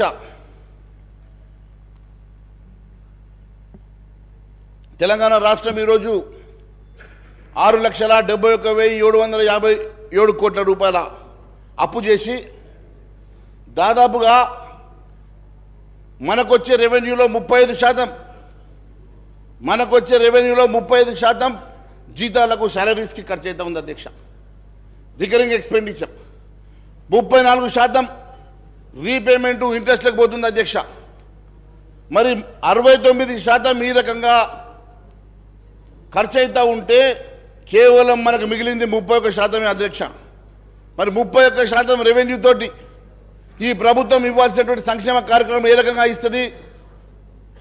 ఎగ్జిస్టింగ్ ఉన్నటువంటి సంక్షేమ కార్యక్రమాలతో పాటు మీరు కొత్తగా ఇస్తామనేటువంటి 6 గ్యారెంటీలు కూడా ఏ రకంగా ముందుకు తీసుకెళ్తారు అనేది పెద్ద ప్రశ్నార్థకంగా మారింది అధ్యక్ష. మరి ఏ రాష్ట్రంలోనైనా దాదాపు 69% మరి ఈ రకంగా ఖర్చు అయితే మనకు మిగిలే 31%లో మరి డెవలప్మెంట్ యాక్టివిటీస్ దాంట్లోనే, సంక్షేమ కార్యక్రమాలు వాటిలోనే ఈ రకంగా సంక్షేమ కార్యక్రమాలు డెవలప్మెంట్ యాక్టివిటీస్ 31% రెవెన్యూ తోటి ఏ రకంగా ముందుకు తీసుకెళ్తారో మరి గౌరవ ముఖ్యమంత్రి గారు కూడా చెప్పాల్సిందిగా మేము కోరుతా ఉన్నాం. 6 గ్యారెంటీ స్కీమ్లకు దాదాపు 70,000 ఖర్చు అయితే నిపుణులు చెప్తా ఉన్నారు. మరి 412 హామీల సంగతి మరి ఇంకా మర్చిపోయారు. రుణమాఫీ ఉన్నది, నిరుద్యోగ వృద్ధి ఉన్నది. ఈ రకంగా ఇన్ని రకాలుగా ఖర్చులున్నా మన దగ్గర ఉన్నటువంటి రెవెన్యూ మాత్రం అయ్యగారి ఆదాయం అంట భార్య పసుపు కుంకుమ సరిపోయేటట్టు ఈరోజు మనకు ఉన్నటువంటి ఆర్థిక పరిస్థితి కేవలం మనకు వీటికే సరిపోని పక్షంలో కొత్తగా మీరు తీసుకొచ్చేటువంటి సంక్షేమ కార్యక్రమాలు ఏ రకంగా ముందుకు తీసుకెళ్తారు? కొత్తగా మీరు కేవలం అధికారంలో రావడం కోసమే మీరు ఈ రకమైన హామీలు ఇచ్చారా, లేక నిజంగా ఇది ఎప్పుడన్నా కూడా స్టడీ చేసి మన ఆర్థిక పరిస్థితులు స్టడీ చేసి ఎప్పుడన్నా మరి ఆలోచించి మరి చేశారా? ఒకసారి ప్రజలకు చెప్పాల్సిన అవసరం ఉంది అధ్యక్ష. కేవలం అధికారం రావాలని ఏదో ఒక రకంగా అధికారంలోకి వస్తే మేము కుర్చీలో కూర్చున్న తర్వాత ఆలోచిస్తామన్న ఆలోచనలతో మాత్రమే ప్రజల్ని మభ్యపెట్టడానికి మాత్రమే మరి మీరు ఇచ్చినటువంటి హామీలు కనబడతా ఉన్నాయి అధ్యక్ష. మరి ఈ రకంగా మన దగ్గర ఉన్నటువంటి వనరుల్లో 30% శాలరీలకు పోవడంతో పాటు ఇప్పటి వరకు ఇంకా 3 DL ఇవ్వలేదు అధ్యక్ష. ఈ ప్రభుత్వ ఉద్యోగులకు ఇంకా 3 DL పెండింగ్ ఉన్నాయి. కొత్తగా PRC కూడా ఇవ్వాల్సినటువంటి అవసరం ఉన్నది అధ్యక్ష. మరి కొత్తగా PRC వేసి కొత్తగా DL ఇస్తే మరి మీకు ఉన్నటువంటి రెవెన్యూలో మళ్ళీ ఇంకా కొంత శాతం కూడా తగ్గుతుంది అధ్యక్ష. మన 30% మనకు మిగులు బడ్జెట్ తోటి ఏ రకంగా మీరు ఈ సంక్షేమ కార్యక్రమాన్ని ముందుకు తీసుకెళ్తారు ప్రజలకు చెప్పాల్సినటువంటి అవసరం ఉంది అధ్యక్ష. అంతేకాదు అధ్యక్ష, ఈ 6,71,757 కోట్ల అప్పుతో పాటు పెండింగ్ బిల్స్ గురించి ఎక్కడ ప్రస్తావన లేదు అధ్యక్ష. పెండింగ్ బిల్స్ కాంట్రాక్టర్లకు కానీ వేరే ఏజెన్సీస్ కానీ ఎంత ఉందో కూడా దాంట్లో ఇంకా మెన్షన్ చేయలేదు అధ్యక్ష. అవి కూడా ఒక కుదిబండగానే మారబోతున్నాయి అధ్యక్ష. దాదాపు మరి 20,000 కోట్లను కొందరు అంటున్నారు, ఎంత ఉన్నాయో అది ఒకసారి మరి దాని మీద కూడా చర్చ చేస్తే బాగుంటుందని చెప్పి నేను అడుగుతా ఉన్నాను అధ్యక్ష. అంతేకాకుండా కాళేశ్వరం మీద గొప్పగా చెప్పారండి హరీష్ రావు గారు. కాళేశ్వరం మీద మేము ఒకటే అడుగుతా ఉన్నాం అధ్యక్ష, కాళేశ్వరం మీద మీరు తీసుకున్నటువంటి ఎస్పీవి ద్వారా తీసుకున్నటువంటి అప్పులు 9.69% వడ్డీ కమర్షియల్ వడ్డీకి తీసుకున్నారు. 9.69% కమర్షియల్ వడ్డీకి మీరు వడ్డీ తీసుకొని కాళేశ్వరం కడితే ఏ రెవెన్యూ దాంట్లో వస్తుంది కాబట్టి మీరు దాని నుంచి రీపేమెంట్ చేస్తారు. ఈ ఎస్పీవి అనేది ఒక బోగస్ ఎస్పీవా లేక నిజంగా ప్రభుత్వం దేనికోసం ఎస్పీవిని క్రియేట్ చేసింది? ఆ ఎస్పీవి క్రియేట్ చేస్తే మరి 9.69% తోటి వడ్డీతోటి కమర్షియల్ వడ్డీతోటి ఏ రకంగా మీరు రీపేమెంట్ చేయబోతున్నారో అవేమి చెప్పకుండా కేవలం బ్రహ్మాండంగా చేశాం. ఏం బ్రహ్మాండం చేశారు? బ్రహ్మాండంగా ఏం చేశారు? ఈ రాష్ట్రాన్ని కేవలం అప్పుల పాలు చేశారు. ఈ రాష్ట్రాన్ని పూర్తిగా ధ్వంసం చేశారు తప్ప ఈ రాష్ట్రానికి మీరు ఏం అభివృద్ధి పథంలో నడిపించారో చెప్పాల్సిన అవసరం ఉన్నది. కేవలం అంతేకాదు అధ్యక్ష, ఇంత గొప్ప ప్రాజెక్ట్ అయి ఉంటే నిజంగానే మరి కమర్షియల్ లోన్ పోవాల్సిన అవసరం లేకుండే కదా అధ్యక్ష. మరి వరల్డ్ బ్యాంక్ వెళ్ళి తీసుకురా వస్తుండే కదా. దానికంటూ ప్రాజెక్ట్ రిపోర్ట్ తయారు చేయరు. అప్పటికప్పుడు రాత్రి వాళ్ళకు ఆలోచన వస్తుందో కళ వస్తుందో తెల్లారికల్లా ప్రాజెక్ట్ ఒకటి కొత్త తయారు చేయాల్సిందే. ఇవన్నీ కాకుండా వాస్తవంగా ఒక ఆలోచనతో ప్రజలకు ఉపయోగపడేటువంటి కార్యక్రమాలు చేస్తే బాగుండేదని భావిస్తా ఉన్నాం అధ్యక్ష. అంతేకాకుండా ఈ ఎస్పీవికి క్రెడిట్ రేటింగ్ ఎంత ఉందో ఒకసారి మీ ద్వారా ముఖ్యమంత్రి గారికి కనుక్కోమంటున్నాను అధ్యక్ష. మరి కాళేశ్వరంకి ఇచ్చినటువంటి ఈ యూనిట్ మరి ఇంతకాలం లోన్ తీసుకున్నప్పుడు ఒక రేటింగ్ ఇస్తారు కదా అధ్యక్ష. మరి ఏ రేటింగ్ ఇచ్చారో కూడా అది ఒకసారి సభకు చెప్తే బాగుంటుంది అధ్యక్ష. మరి క్రెడిట్ రేటింగ్ అదే కాకుండా అధ్యక్ష, వీరు బ్రహ్మాండం అని చెప్తున్నటువంటి ఈ రాష్ట్రంలో దండనీయమైనటువంటి పరిస్థితి ఏంటంటే అధ్యక్ష, పూర్తిగా ప్రజలకు సంబంధించినటువంటి విద్యా వైద్యాన్ని విస్మరించారు అధ్యక్ష. పూర్తిగా విద్యా వైద్యాన్ని ఏ రకంగా విస్మరించారంటే అధ్యక్ష, భారతదేశంలోని అన్ని రాష్ట్రాల్లో చివరి స్థానంలో ఎడ్యుకేషన్ ఉందంటే ఇంతకన్నా సిగ్గుచెడు లేదని చెప్పి నేను తెలియజేస్తాను అధ్యక్ష.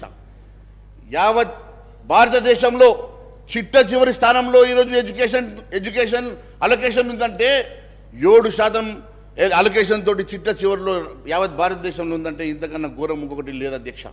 అదే మాదిరిగా హెల్త్ కూడా 29వ స్థానంలో చివరి నుంచి 4వ స్థానంలో ఉంది అధ్యక్ష. ఈ రకంగా పూర్తిగా మరి ప్రజలకు మరి సంబంధించినటువంటి విద్యా వైద్యాన్ని పూర్తిగా విస్మరించిన సంగతి నేను గుర్తు చేస్తా ఉన్నాను అధ్యక్ష. మరి ఈ రకంగా అంతేకాదు అధ్యక్ష, వీళ్ళు గొప్పగా చెప్పుకుంటున్నారు. కాగ్ గురించి చెప్పారు కదా అధ్యక్ష. అదే కాగ్ చెప్పినటువంటి నేను విషయం మీకు తెలియజేస్తా ఉన్నాను అధ్యక్ష. CAG expresses concern over Telangana government utilising borrowed amounts for repayment of public debts.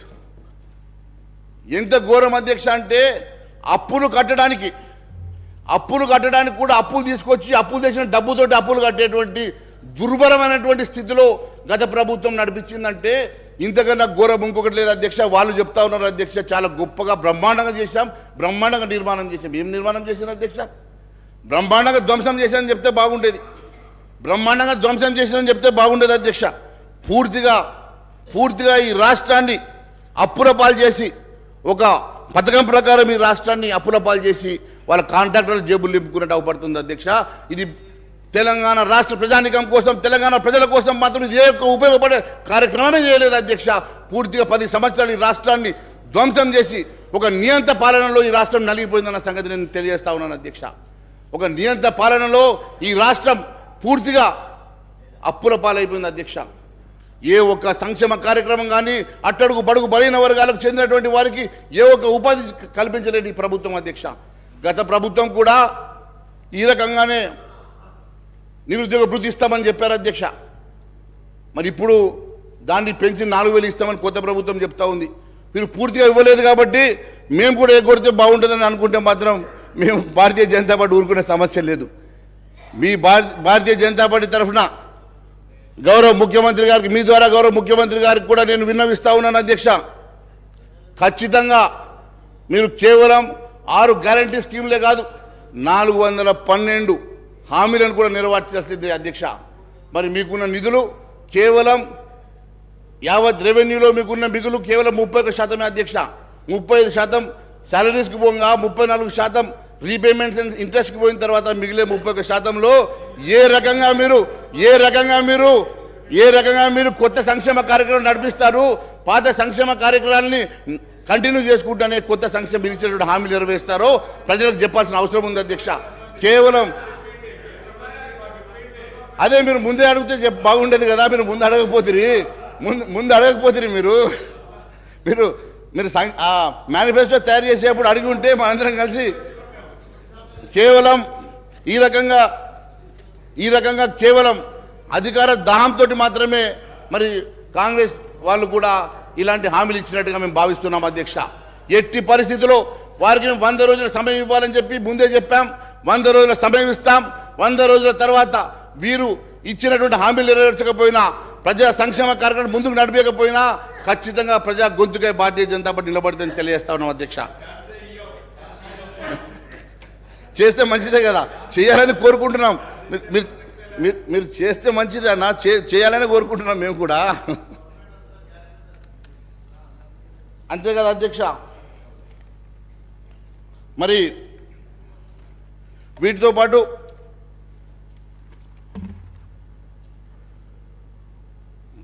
పాత పాలకుల వైఫల్యాలను ఎండగడుతూ ఎన్నికల్లో ప్రచారానికి వెళ్ళి అధికారానికి వచ్చినటువంటి ఈ ప్రభుత్వం మరి ఏ రకంగా ముందుకు వెళ్తుందో, ఏ రకంగా నిధులు సమకూర్చుకుంటుందో, ఏ రకంగా ఇవన్నీ సంక్షేమ కార్యక్రమాలు మరి తీసుకొని మరి ప్రజలకు అందిస్తుందో అన్న సంగతి ఇప్పటి వరకు వాళ్ళు చెప్పలేకపోయినారు అధ్యక్ష. వారికి కావాల్సిన నిధులు ఇప్పుడు వాళ్ళ చేతిలో ఉన్నది కేవలం స్వల్పంగా నిధులు ఉన్నాయి, కావాల్సింది బారెడు ఉంది. ఉన్నది మూరెడు, కావాల్సింది బారెడు అన్నట్టు కేవలం వారి దగ్గర ఉన్నది తక్కువ నిధులు. వారి ఇవ్వాల్సినటువంటి సంక్షేమ కార్యక్రమం కానీ, ప్రజలకు ఇచ్చినటువంటి హామీలు కానీ మరి అవన్నీ నెరవేర్చాలంటే మరి ఏ రకంగా చేయగలుగుతారో మరి ప్రజలకు చెప్పాల్సిన అవసరం ఉంది, సభకు కూడా చెప్పాల్సిన అవసరం ఉంది అధ్యక్ష. ఎంతసేపు గతంలో చేసిన అప్పులు అని చెప్పి మనం చెప్తా ఉన్నాం అధ్యక్ష. మరి గతం చేసిన అప్పులు ఈ రకంగా ఇంత ఓపెన్గా మనం ఈరోజు సభ ద్వారా శ్వేతపత్రం ఇచ్చినాం కదా అధ్యక్ష. మరి కొత్త అప్పులు ఎట్లా పుడతాయి అధ్యక్ష? కొత్త అప్పుల కోసం రీపేమెంట్ షెడ్యూల్ ఎట్లా చూపిస్తాం అధ్యక్ష? మన దగ్గర రెవెన్యూ సర్ప్లస్ ఉంటేనే, రెవెన్యూ అనుకుంటేనే ఎదుటి వాళ్ళు మనకు నిధులు ఇస్తారు అధ్యక్ష, లోన్లు ఇస్తారు అధ్యక్ష. మరి మనమే పూర్తిగా అప్పుల్లో కూరుకుపోయి కట్టలేని పరిస్థితిలో, జీతాలు ఇవ్వలేని పరిస్థితిలో ఈ రాష్ట్రం ఉందని చెప్పినప్పుడు కొత్తగా నిధులు ఏ రకంగా సమకూర్చుకోగలుగుతారో కూడా చెప్పాల్సిన బాధ్యత ముఖ్యమంత్రి గారి మీద ఉంది అధ్యక్ష. మరి ఈ రకంగా మీరు మొత్తం శ్వేతపత్రం ఇచ్చేసి ఈ రాష్ట్ర ప్రజానీకానికే కాదు యావత్ దేశానికి మన ఆర్థిక పరిస్థితిని చూపించేసి ఈరోజు ఆర్థిక పరిస్థితి ఇంత ఘోరంగా ఉన్నదని చెప్పిన తర్వాత కొత్తగా మీరు ఏ రకంగా నిధులు సమకూర్చుకుంటారో కూడా ఒక పెద్ద ప్రశ్నార్థకంగా మారబోతుంది అధ్యక్ష. నేను ఒకటే తెలియజేస్తాను అధ్యక్ష, కేవలం అధికారం కోసమే మాట్లాడాం, అధికారం వచ్చాం, తర్వాత ఎట్లయితే చూసుకుందాం అన్నట్టుగా మీరు విరవిపోతే ప్రజలు గమనిస్తున్నారు అధ్యక్ష. ప్రజలు ఊరుకోపోయారు లేదు అధ్యక్ష. ప్రజలు ఖచ్చితంగా మీ వెంట పడతారు అధ్యక్ష. మీరు గ్రామాల్లో తిరగాల్సి ఉన్నది, గ్రామంలో తిరిగే రోజు మీకు అన్ని అర్థమైంది అధ్యక్ష. ఖచ్చితంగా తెలియజేస్తా ఉన్నాం. ఈ రకంగా కేవలం మీరు గత ప్రభుత్వాన్ని కార్నర్ చేయడానికో, ఆ పార్టీని కార్నర్ చేయడానికో చేసినటువంటి మరి ఈ చర్య వల్ల ఎంతవరకు లబ్ధి జరుగుతుందో నాకు తెలియదు, కానీ నష్టం మాత్రం చాలా పెద్ద నష్టం జరగబోతుంది అధ్యక్ష. అంతేకాకుండా మొన్న గౌరవ ముఖ్యమంత్రి గారు కూడా రిటైర్డ్ ఆర్బీఐ గవర్నర్ గారిని కూడా కలిసినట్టుగా మేము పేపర్లో చూసినాం. రఘురామ్ రాజన్ గారు కూడా ఒక స్టేట్మెంట్ ఇచ్చారు అధ్యక్ష. ఇంకా ఇప్పుడున్నటువంటి పరిస్థితుల వల్ల ఇంకా అప్పులు చేస్తే మన రాష్ట్ర ఆర్థిక పరిస్థితి మరింత క్షీణించిపోతుందని చెప్పేసి వారు చెప్పారు అధ్యక్ష. ఇప్పుడున్న పరిస్థితిలోనే బయటపడడం కష్టంగా ఉన్నటువంటి పరిస్థితి. ఇప్పుడు మళ్ళా కొత్తగా అప్పులు తీసుకుంటే ఈ రాష్ట్ర పరిస్థితి ఇంకా క్షీణిస్తుందని చెప్పేసి వారే చెప్పినట్టుగా పేపర్లు చూసాం అధ్యక్ష.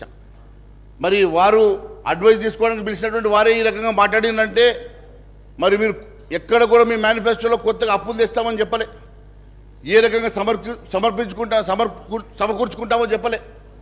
కానీ ఈ సంక్షేమ కార్యక్రమాలని మాత్రం పూర్తిగా మేము నెరవేరుస్తామని మాత్రం చెప్పారు.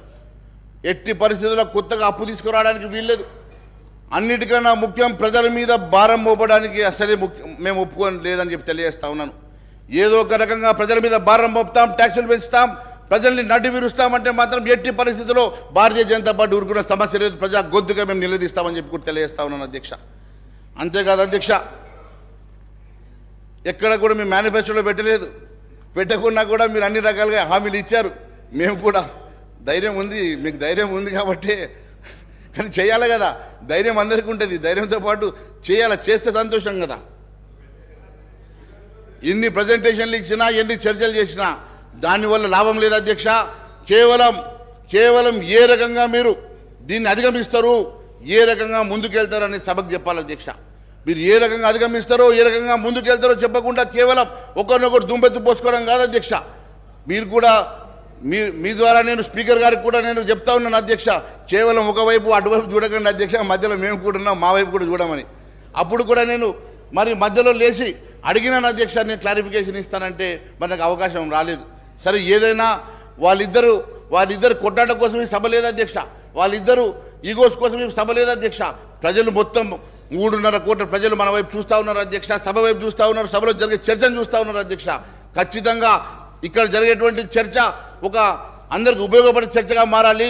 దీనికి కావాల్సినటువంటి ఏ అంశమైనా కూడా మీరు పారదర్శకతోటి ఏ రకంగా ఈ సమస్యను పరిష్కారం చేస్తారో, ఏ రకంగా ఈ సమస్య పరిష్కారానికి మీ దగ్గర ఉన్నటువంటి ప్లాన్ ఏందో, మీ దగ్గర ఉన్నటువంటి ప్రణాళిక ఏందో చెప్పకుండా కేవలం చేస్తాం చూస్తామంటే కుదరదు అధ్యక్ష. ఖచ్చితంగా సభకు తెలియజేయాల్సిన అవసరం ఉందని చెప్పి తెలియజేస్తాను అధ్యక్ష.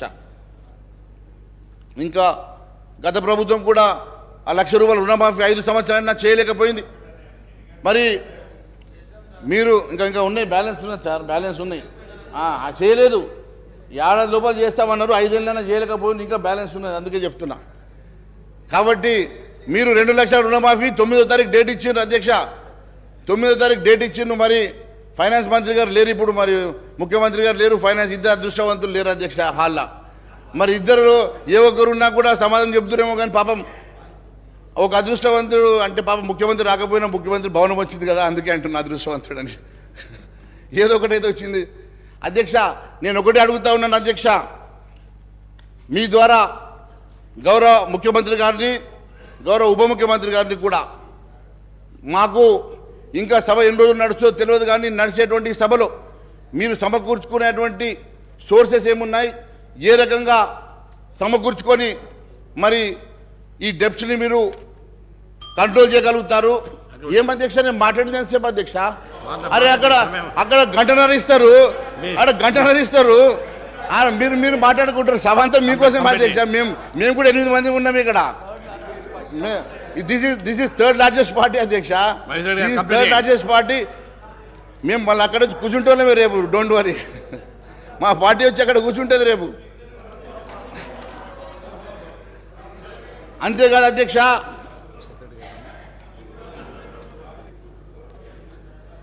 ప్రజెంటేషన్ల వల్లనో చర్చల వల్లనో కాదు అధ్యక్ష, ఖచ్చితంగా మరి మీరు ఇవ్వాల్సినటువంటి అన్ని హామీలు కూడా ఖచ్చితంగా నెరవేర్చే వరకు మేము ప్రజా గొంతుగా నిలబడతామని మరొకసారి తెలియజేసుకుంటూ, అంతేకాదు అధ్యక్ష, వీటితో పాటు ఇంకా చాలా ప్రజా సమస్యలు కూడా ఉన్నాయి అధ్యక్ష. ప్రజా సమస్యలు విస్మరించి ఒకవైపు రైతుల సమస్యలు ఉన్నాయి, రైతులది ప్యాడీ ప్రొక్యూర్మెంట్ జరుగుతూ ఉన్నది అధ్యక్ష. రైతుల ప్యాడీ ప్రొక్యూర్మెంట్ జరుగుతున్న దీంట్లో మీరు ₹500 బోనస్ ఇస్తామని చెప్పి మర్చిపోయారు అధ్యక్ష. మరి ₹500 బోనస్ గెలిచిన వెంటనే ₹500 బోనస్ ఇస్తామని చెప్పండి, డైరెక్షన్స్ ఇవ్వండి అయ్యా మంత్రి గారు. నో ప్రాబ్లం, నేను ఇంకా 5 నిమిషాలు ఎక్కువ మాట్లాడాను, 5 నిమిషాలు ఇవ్వండి సమయం. ఇప్పుడు వారి డైరెక్షన్ ఇస్తా ఉన్నారు కదా. మరి నేను ఒకటి అడుగుతా ఉన్నాను అధ్యక్ష, ₹500 బోనస్ గెలిచిన వెంటనే ఇస్తామన్నారు కదా. మరి ఇప్పుడు గెలిచి దాదాపు 2-3 వారాలు అవుతుంది, 3వ తారీఖే మీరు గెలిచారు. మరి ఈ రోజుకి 3 వారాలు అవుతున్నది. మరి ₹500 బోనస్ ఎప్పటికల్లా ఇస్తారు? మరి ఇప్పటికీ దాని గురించి క్లారిటీ లేదని చెప్పి నేను తెలియజేస్తా ఉన్నాను. మరి ఆ 15,000 రూపాయలు కూడా కరెక్ట్ చెప్పామన్నా.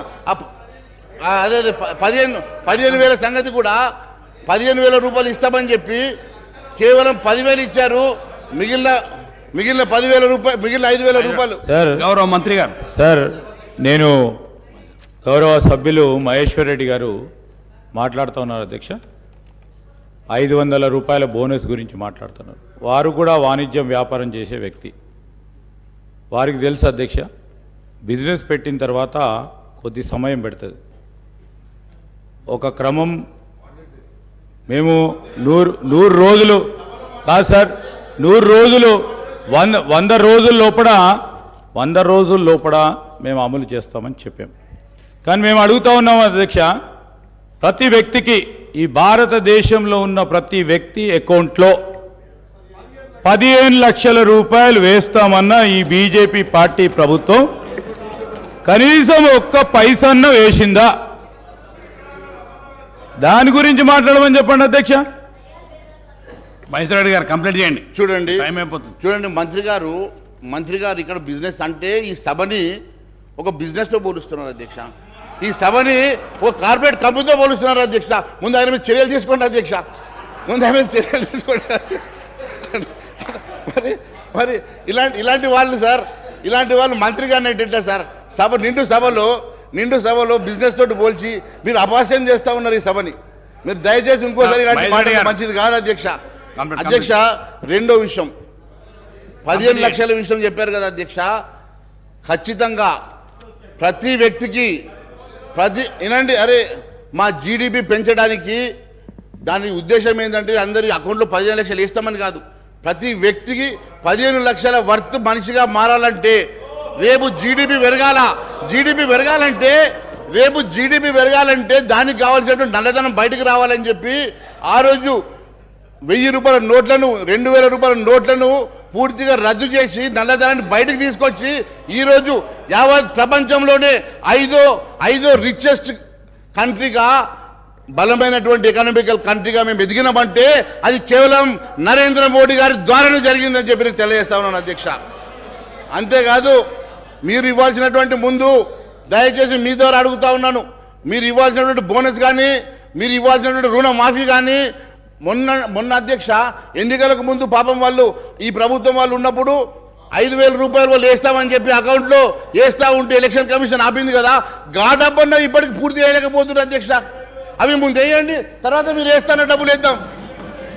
ముందు ఆ డబ్బులు మహేశ్వర రెడ్డి గారు కంప్లీట్ చేయండి. ముందు జార్ఖండ్ ఎంపీ గారి దగ్గర ఉన్న 300 కోట్లు బయట తీయద్దా? అవి తీయండి. యాడికి దేనికోసం పెట్టారు అధ్యక్ష? అవి తెలంగాణ పంపుదాం అనుకుంటే అవి ఆగిపోయినట్టున్నాయి అధ్యక్ష. లేకుంటే వీళ్ళకి సర్ప్లస్ ఉన్నాయి కాబట్టి ఆగిపోయినట్టున్నాయి, కాబట్టి అవి దొరికినాయి అధ్యక్ష. కంక్లూడ్ చేయండి. మీరు అన్నారు మహేశ్వర గారు కంక్లూడ్ చేస్తున్నా సార్. అరే ఇంతేం సార్, మా మీద ఏం సార్ మీరు మా మీద పడతారు? అరే మేము 8 మంది ఉన్నాం sir, third largest party in the house sir. You to look at us. వేరే వాళ్ళకి ఎంత నిన్న కూడా మాకు క్లారిఫికేషన్ టైం ఇవ్వలేదు అధ్యక్ష. ఈ రోజు కూడా ఈ రకంగా మా గొంతులు నొక్కితే ఎట్లా అధ్యక్ష? ఇది కంప్లీట్ అంటే ఎట్లా అధ్యక్ష? చాలా సబ్జెక్ట్స్ ఉన్నాయి. హరీష్ రావు గారు మాట్లాడే హెల్త్ మాట్లాడాలా, హరీష్ రావు గారు మాట్లాడినటువంటి ఎడ్యుకేషన్ మాట్లాడాలా. గతంలో నేను ఇచ్చిన ఛార్జ్ షీట్లు అన్ని ఉన్నాయి అధ్యక్ష, తీసుకొచ్చిన చాలా సందర్భాలు మాట్లాడుతున్నారు. అన్ని కూడా క్లారిఫై చేయాలి కదా అధ్యక్ష. మీరు కంప్లీట్ చేయండి మహేశ్వర గారు. అందుకనే ఏంది టీ బ్రేక్ ఇచ్చాక మళ్ళీ మాట్లాడదాం. మీకు ఆగరైతే చెప్పండి, టీ బ్రేక్ ఇద్దాం, మళ్ళీ మాట్లాడదాం. మాకేం పని లేదు అధ్యక్ష. రాత్రి 12 గంటల నాకు కూడా కూర్చోమంటే మేము మాత్రం ఖచ్చితంగా మీరు మాట్లాడండి, మీరు కంక్లూడ్ చేయండి. సార్ నేను కంక్లూడ్ చేస్తున్నా సార్. నాకు టైం ఇవ్వాలి కదా సార్. వీళ్ళకి 1.5 అవర్ ఇస్తారు, వీళ్ళకి 1 అవర్ ఇస్తారు, వాళ్ళకి 2 గంటలు ఇస్తారు సార్. మాకు టైం ఇవ్వకుండా థర్డ్ లార్జెస్ట్ పార్టీ సార్. మీకు సరిపోని సమయం ఇచ్చిన కానివ్వండి, కంప్లీట్ అయిపోయింది. మీ సమయం ఇప్పటికీ ఎక్కువైపోయింది కానివ్వండి. అదే సార్ మేము చెప్పేది ఏం చెప్తున్నాం సార్. మరి రుణమాఫీ 9వ తారీఖు మొన్న అంటారు, 100 రోజులు అంటారు. మంత్రి గారు అబద్ధం చెప్పడం కాదు సార్, హౌస్కి అబద్ధం చెప్పుడు తప్పు కాదు సార్. ఆయన మేనిఫెస్టోలో 9వ తారీఖు రాసిండా లేదా సార్? 9వ తారీఖు రాసినప్పుడు ఆయన 100 రోజులు టైం పెట్టి అడుగుతాడు సార్. అగో ఇట్లా అంటుండే సార్. ఇట్లా అంటే ఏమంటే ఇయ్యమనా, ఇయ్యకుండా ఇట్లా పెట్టామనా, ఇయ్యకుండా ఇట్లా పెట్టాం మేము, ఇట్లా అంటున్నాడు చూడు. సభను గౌరవ సభ్యులు పూర్తి స్థాయిలో ప్రకదారి పట్టిస్తూ ఉన్నారు అధ్యక్ష. మేమేం చెప్పాము, మా 6 గ్యారెంటీలు ఇది కాంగ్రెస్ పార్టీ గ్యారెంటీ 100 రోజుల్లో అమలు చేస్తామని చెప్పాము. వారు కావాలనే 9వ తారీఖు నాడు ఇస్తామని చెప్పామని వారు ఒక పక్కన వారి మిత్రపక్షమైన టీఆర్ఎస్ వారు చెప్తూ పోతూ నడుస్తూ ఉన్నారు అధ్యక్ష. ఈరోజు మేము చెప్తా ఉన్నాం అధ్యక్ష, ఈరోజు మేము చెప్తా ఉన్నాం 100 రోజుల లోపల మా మేము 6 గ్యారెంటీలను అమలు చేసే కార్యక్రమం చేయటం జరుగుతుంది. నేను గౌరవ మహేశ్వర్ రెడ్డి గారిని కోరుతా ఉన్నాను, సబ్జెక్ట్ పరంగా 2 నిమిషాలు మాట్లాడి చాలా సమయం ఇచ్చారు. 9 మంది సభ్యులు, 8 మంది సభ్యులు, మరి 7 సభ్యులు, మరి వీళ్ళందరూ ఉన్నట్టుగా అందరికీ కూడా అవకాశం ఇవ్వాలి. వారికి ప్రధాన ప్రతిపక్షం కనుక వారికి ఎక్కువ సమయం వస్తుంది. మరి వారంత సమయం రావాలని అనుకున్నప్పుడు మీరు ప్రధాన ప్రతిపక్షమై కూర్చునేందుకు ప్రయత్నం చేయండి. వారు మీ స్థానంలోకి వస్తారు, మరి అప్పుడు చూద్దాము. కానీ దయచేసి నేను గౌరవ శాసన సభాపతి గారిని కోరుతా ఉన్నాం అధ్యక్ష, గౌరవ శాసనం కంక్లూడ్ చేసి సార్ అధ్యక్ష, ఇంకా ఎంఐఎం వారు మాట్లాడేది ఉంది, సిపిఐ వారు మాట్లాడేది ఉంది, మళ్ళా మంత్రి గారు కూడా రిప్లై చేసేది ఉంది అధ్యక్ష. I would like to request honourable member to conclude. Mahesh Reddy గారు మీరు కంప్లైంట్ చేయండి అధ్యక్ష. ఒక నిమిషం సార్, ఒక నిమిషం అధ్యక్ష. అధ్యక్ష ఆయన కంప్లైంట్ చేయండి కూర్చో. ఎందుకు అధ్యక్ష మంత్రి గారు ఉలికి పడుతున్నారు? నేను మాట్లాడితే లేస్తాడు ఎందుకు అధ్యక్ష? ఆయన గంటనర మాట్లాడితే లేవలే అధ్యక్ష, నేను మాట్లాడితే లేస్తాడు ఎందుకు అధ్యక్ష? ఎందుకు నన్ను టార్గెట్ చేస్తుండే అధ్యక్ష? ఇది పర్సనల్గా నన్ను టార్గెట్ చేస్తుంటే అనిపిస్తుంది అధ్యక్ష. నాకు సమయం ఇవ్వద్దు అని నేను ఒకటే అడుగుతా ఉన్నాను అధ్యక్ష. వారు పాపం మాట్లాడలేరు అధ్యక్ష. 2 లక్షల రుణమాఫీ అని గట్టిగా మాట్లాడలేరు. ఎందుకంటే అధ్యక్ష వాళ్ళు కూడా ₹1,00,000 పూర్తిగా రుణమాఫీ చేయలేకపోయారు కాబట్టి మాట్లాడలేరు అధ్యక్ష. నిరుద్యోగ వృత్తి వాళ్ళు మాట్లాడలేరు అధ్యక్ష. నిరుద్యోగ వృత్తి వాళ్ళు మాట్లాడలేరు ఎందుకంటే వాళ్ళు నిరుద్యోగ వృత్తి ఇవ్వలేదు కదా. కాబట్టి మాట్లాడగలిగేది మేమే కదా అధ్యక్ష. మేము అక్కడ కూర్చుంటే అవసరం లేదు అధ్యక్ష. మొన్న 1కెళ్ళి 8 వచ్చాం, 8కెళ్ళి 80 అక్కడికే వస్తాం అధ్యక్ష నేరుగా. ఇది గుర్తుపెట్టుకోండి అధ్యక్ష. మేము ఇక్కడ కూర్చోవాల్సిన అవసరం లేదు అధ్యక్ష. మాకెవరు మిత్రపక్షాలు కారు అధ్యక్ష. ఏమైనా మిత్రపక్షాలు గతంలో పోటీ చేసుకున్న స్నేహం, పాత స్నేహం ఉంటే మీ మధ్యలో ఉంది అధ్యక్ష. పాతది ఇంకా ఫ్లేవర్ పోనట్టుంది, వాళ్ళ బంధుత్వం కానీ స్నేహం కానీ పాత స్నేహం అట్లే ఉన్నట్టు. నన్ను డిబేట్ చేస్తున్నా అధ్యక్ష. మీరు మీకు ఒక్క నిమిషంలో కంప్లీట్ చేయండి. సార్ మేము 8 మంది ఉన్నాం సార్, మాకు క్యాలిక్యులేట్ చేసి టైం ఇవ్వండి. మీరు నిన్న ఎంఐఎం చేత టైం ఇచ్చారు సార్, నిన్న మీరు ఎంఐఎం చేత టైం ఇచ్చారు. క్యాలిక్యులేషన్ కూడా రెడీ ఉంది సార్, క్యాలిక్యులేషన్ కూడా రెడీ ఉంది, చెప్పమంటే చెప్తాము. ఈరోజు బీజేపీ పార్టీ వారికి 60 నిమిషాలు అధ్యక్ష, 8 మంది సభ్యులకు కేవలం 4 నిమిషాలే మీరు కేటాయింపు చేయడం జరిగింది. చాలా సమయం ఇచ్చాను ఇప్పటికీ. మహేష్ రెడ్డి వీరికి ఎంతసేపు ఇచ్చారు సార్? నిన్న మాకు క్లారిఫికేషన్ కూడా ఇవ్వలేదు గారు. మీరు మాట్లాడుకొని మీరు లొల్లి పడి బయటపడుతుంది సార్. ఇది అన్యాయం సార్. ఇది మహేష్ రెడ్డి గారు మీరు కంప్లీట్ చేయకపోతే గౌరవ మంత్రి గారు మాట్లాడతారు. కంప్లీట్ అంటే ఒక్క నిమిషంలో మీరు కంక్లూడ్ చేసేయండి, ఒక్క సెకండ్లో మీరు కంప్లీట్ చేయండి సార్. ఒక్క నిమిషంలో కంప్లీట్ అయితే సార్ కంక్లూజన్ చాలా సమయం ఇచ్చిన, మీ సమయంతో వృధా చేసుకుంటూ మీరు అక్కడ ఇక్కడ మాట్లాడి. సార్ నేను ఒకటే తెలియజేస్తాను అధ్యక్ష, మరి 9వ తారీఖు గురించి కూడా మిస్గైడ్ చేశారు అధ్యక్ష మంత్రి గారు. 9వ తారీఖు మీ మేనిఫెస్టోలో మీరు పెట్టారా లేదా? 9వ తారీఖు మేనిఫెస్టోలో 2 లక్షల రుణమాఫీ చేస్తామని చెప్పారా లేదా? గెలిచిన వెంటనే చెప్పలేదంటే ఎట్లా కా నువ్వు? 9వ తారీఖు రోజు మీరు చూడండి మీ మేనిఫెస్టో, నా కాడ కాపీ ఉన్నది 2 లక్షల రుణమాఫీ. అంతేకాదు అధ్యక్ష, అంతేకాదు అధ్యక్ష, మీరు గెలిచిన వెంటనే 500 రూపాయలు బోనస్ ఇస్తామని చెప్పారు కదా అధ్యక్ష. మరి 500 రూపాయల బోనస్ ఎందుకు ఇవ్వలేదు అధ్యక్ష? 500 రూపాయల బోనస్ ఎప్పుడు ఇస్తారు? కొనుగోలు గౌరవ మంత్రి గారు పొన్నం ప్రభాకర్ గారు. సార్ ఇప్పుడు మీరు ఇంతకుముందు వాళ్ళు మిమ్మల్ని విమర్శించినప్పుడల్లా మా వాళ్ళు కొద్దిగా కనీసం రిస్క్ వచ్చింది, ఎందుకంటే గవర్నమెంట్ మైండ్ సెట్ మారింది అధ్యక్ష. మీ ద్వారా సభ్యునికి తెలియజేస్తా ఉన్నాం, వాళ్ళేమో కేంద్ర ప్రభుత్వం నుంచి నిధులు తెచ్చుకోవద్దు, కేంద్ర గవర్నమెంట్ స్కీమ్స్ని ఇంప్లిమెంట్ చేసుకోవద్దని ఆలోచన ఉంది. కానీ ప్రస్తుత కాంగ్రెస్ ప్రభుత్వము కేంద్రంలో ఉన్న ఫెడరల్ సిస్టాన్ని దృష్టిలో పెట్టుకొని కేంద్రం నుంచి నిధులు తేవడానికి సానుకూలంగా ఉన్నాం. మీరు వీలైనంత వరకు మీరు కూడా రాష్ట్ర ప్రయోజనాలు దృష్టిలో పెట్టుకొని రాష్ట్ర ప్రజల దృష్టిలో పెట్టుకొని మీరు కూడా కేంద్రం నుంచి నిధులు రావడానికి ప్రయత్నం చేయండి. కానీ మీరేం చేసారు, మేమేం చేసినా 10 రోజులు ఓపిక పడతలేరు ఎందుకు అధ్యక్ష? మీరు 10 సంవత్సరాల కింద 15,000 ఇస్తారే కాదు, గ్యాస్ దంచుతుంటే లేకపోతే అనేక రకాలుగా మొత్తం దేశాన్ని అమ్మేస్తుంటే మాట్లాడకుండా ఉగునా కొద్ది మీరు ఇట్లా ఈ విధంగా చెప్పుకుంటే పోతే కాదు కదా అధ్యక్ష. ఇలా దేశాన్ని మొత్తం మేమిద్దరము మాకిద్దరు అన్నట్టు అమ్మేస్తూ ఉంటుంటే మీరు ఇలా మాట్లాడితే ఎట్లా అధ్యక్ష? మేము అధ్యక్ష ఇలా అడుగుతా ఉన్నాం. ఇలా దేశంకు సంబంధించి మొత్తం వ్యవస్థలో కనీసం పార్లమెంట్ మీద దాడి జరిగితే కూడా చట్టసభలో అంతమంది సస్పెండ్ చేసిన చరిత్ర ఎప్పుడైనా ఉందా అధ్యక్ష? వీళ్ళు మాట్లాడితే ఎట్లా ప్రజాస్వామ్యం గురించి, హామీల గురించి? ఓపిక ఉంటుంది, వాళ్ళకు కూడా చెప్తున్నాం, గౌరవ సభ్యులకు మీకు కూడా చెప్తాం అధ్యక్ష. మా ప్రభుత్వం ఇప్పుడే మేము తప్పకుండా హామీలు అమలు చేసే బాధ్యత మాది. గత 10 సంవత్సరాలుగా ప్రభుత్వ ఆర్థిక పరిస్థితి ప్రజలకు చెప్పాలని ప్రయత్నం చేస్తా ఉన్నాం. పరపతి గురించి మాట్లాడిన గతంలో సభ్యుడు కూడా కాంగ్రెస్కున్న పరపతి ఈ దేశంలో వేరే పార్టీకి లేదు అధ్యక్ష. ప్రభుత్వాన్ని నడపడము, పరపతి, గౌరవం కాపాడడం అనేటువంటిది కాంగ్రెస్ పార్టీకి సంబంధించిన ప్రతి నాయకుడికి వెన్నెరతో పెట్టే విద్య. కాబట్టి ఎక్కడ కూడా ఏ ఇబ్బంది లేదు. ఈ ప్రభుత్వాన్ని సమర్థవంతంగా 5 సంవత్సరాలు పరిపాలించి భవిష్యత్తులో కూడా మాకే మళ్ళీ ప్రజలు పట్టం కట్టే విధంగా పరిపాలన కొనసాగుతారు. మీరు పరిశాన కాకండి, ఆందోళన చెందకండి, ఆరోగ్యం కాపాడుకొని కొద్ది రోజులు ఓపిక కొట్టండి, నిమ్మలంగా ఉండండి. తప్పకుండా 10 రోజులకి టీఆర్ఎస్ పార్టీ ప్రతిపక్ష సభ్యులు కావచ్చు, మీరు కావచ్చు, కొద్దిగా ఓపిక కొట్టమని కోరుతా ఉన్నా దయచేసి మీ ద్వారా వాళ్ళందరికీ కూడా. మహేశ్వర రెడ్డి గారు, మీరు ఇచ్చిన సమయం కంటే చాలా ఎక్కువైంది. మీరు ఒక్క సెకండ్ లో కంప్లీట్ చేయకపోతే గౌరవం మాట్లాడలేదు. ఇప్పుడు వారు ఏం మాట్లాడుతున్నారు అధ్యక్ష? సంబంధం ఉన్న మీరు కంప్లీట్ చేయండి. మీరు సబ్జెక్ట్ సబ్జెక్ట్ మంత్రి గారు కాబట్టి ఏం మాట్లాడినా మీరు మైక్ ఇస్తారు. మంత్రి గారు కాబట్టి ఏం మాట్లాడినా నడుస్తుంది అధ్యక్ష. వారు మాట్లాడింది ఏంది అధ్యక్ష? సంబంధం ఉన్న అంశం అధ్యక్ష. ఇది దాని మీద చర్చ పెట్టమండి, మేము చర్చకు సిద్ధంగా ఉన్నాం. దానికి టైం ఇవ్వమనండి, అలకేట్ చేయమండి, దేనికైనా సిద్ధంగా ఉన్నాం. ఇష్టానుసారంగా వారు మాట్లాడితే ఎట్లా? సబ్జెక్ట్ ఏదంటే ఏం మాట్లాడుతున్నారు అధ్యక్ష? నేను సంబంధం లేదు, ఏం మాట్లాడలేదు. నేనేమన్నా ప్రభుత్వం మైండ్ సెట్ మారింది. ప్రభుత్వము కేంద్రం నుంచి కూడా నిధులు తెచ్చుకోవడానికి సానుకూలంగా ఉంది, తెలంగాణ ప్రజల ఆకాంక్షలకు అనుగుణంగా. మీరు అందుకేమో సహకరిస్తామంటే నేను తప్పు మాట్లాడినంటారు ఏంది? నేనేం తప్పు మాట్లాడిన అధ్యక్ష? తెలంగాణ ప్రజలు సహకరించారా? మీరు సహకరించమని అడిగితే కూడా మీరు ఇట్లా మాట్లాడితే ఎట్లా? మీరు చెప్పండి సహకరించమని. మా ప్రభుత్వాన్ని విమర్శ చేయడానికి మీ ప్రభుత్వం చెప్పండి. మేము ఇచ్చిన హామీలు అమలు చేయడానికి కేంద్రం ఏం సహకారం చేస్తాం చేయించు. గ్యాస్ సబ్సిడీ 500 కదా, మీరు 500 ఇచ్చే అవసరం లేదు, కేంద్రమే మేము బరువు మోస్తామని చెప్పండి.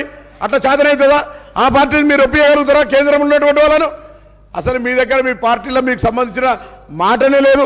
వీళ్ళకి నిజంగా ఒకరు చిత్తశుద్ధి ఉంటే నిండు పార్లమెంటులా తెలంగాణ తెచ్చుకున్న విధానాన్ని అవమానపరిచిన వీళ్ళు ఇంకా బీజేపీలు ఉన్నారంటేనే ఈ తెలంగాణ ప్రజలకు అవమానకరం అధ్యక్ష. ఇది దేశానికి అవమానం. తెలంగాణను కిచ్చపరిచారు, తెలంగాణ అమరవీరులను కిచ్చపరిచారు. వీళ్ళు మాట్లాడితే ఎట్లా అధ్యక్ష? అరే బీజేపీ గురించి మాట్లాడుతున్నావు, రాజ్యసభలో బతిలాడు తెచ్చుకొని ఇవాళ బీజేపీ గురించి మాట్లాడు. నేను మళ్ళా ఆర్గ్యుమెంట్ అధ్యక్ష.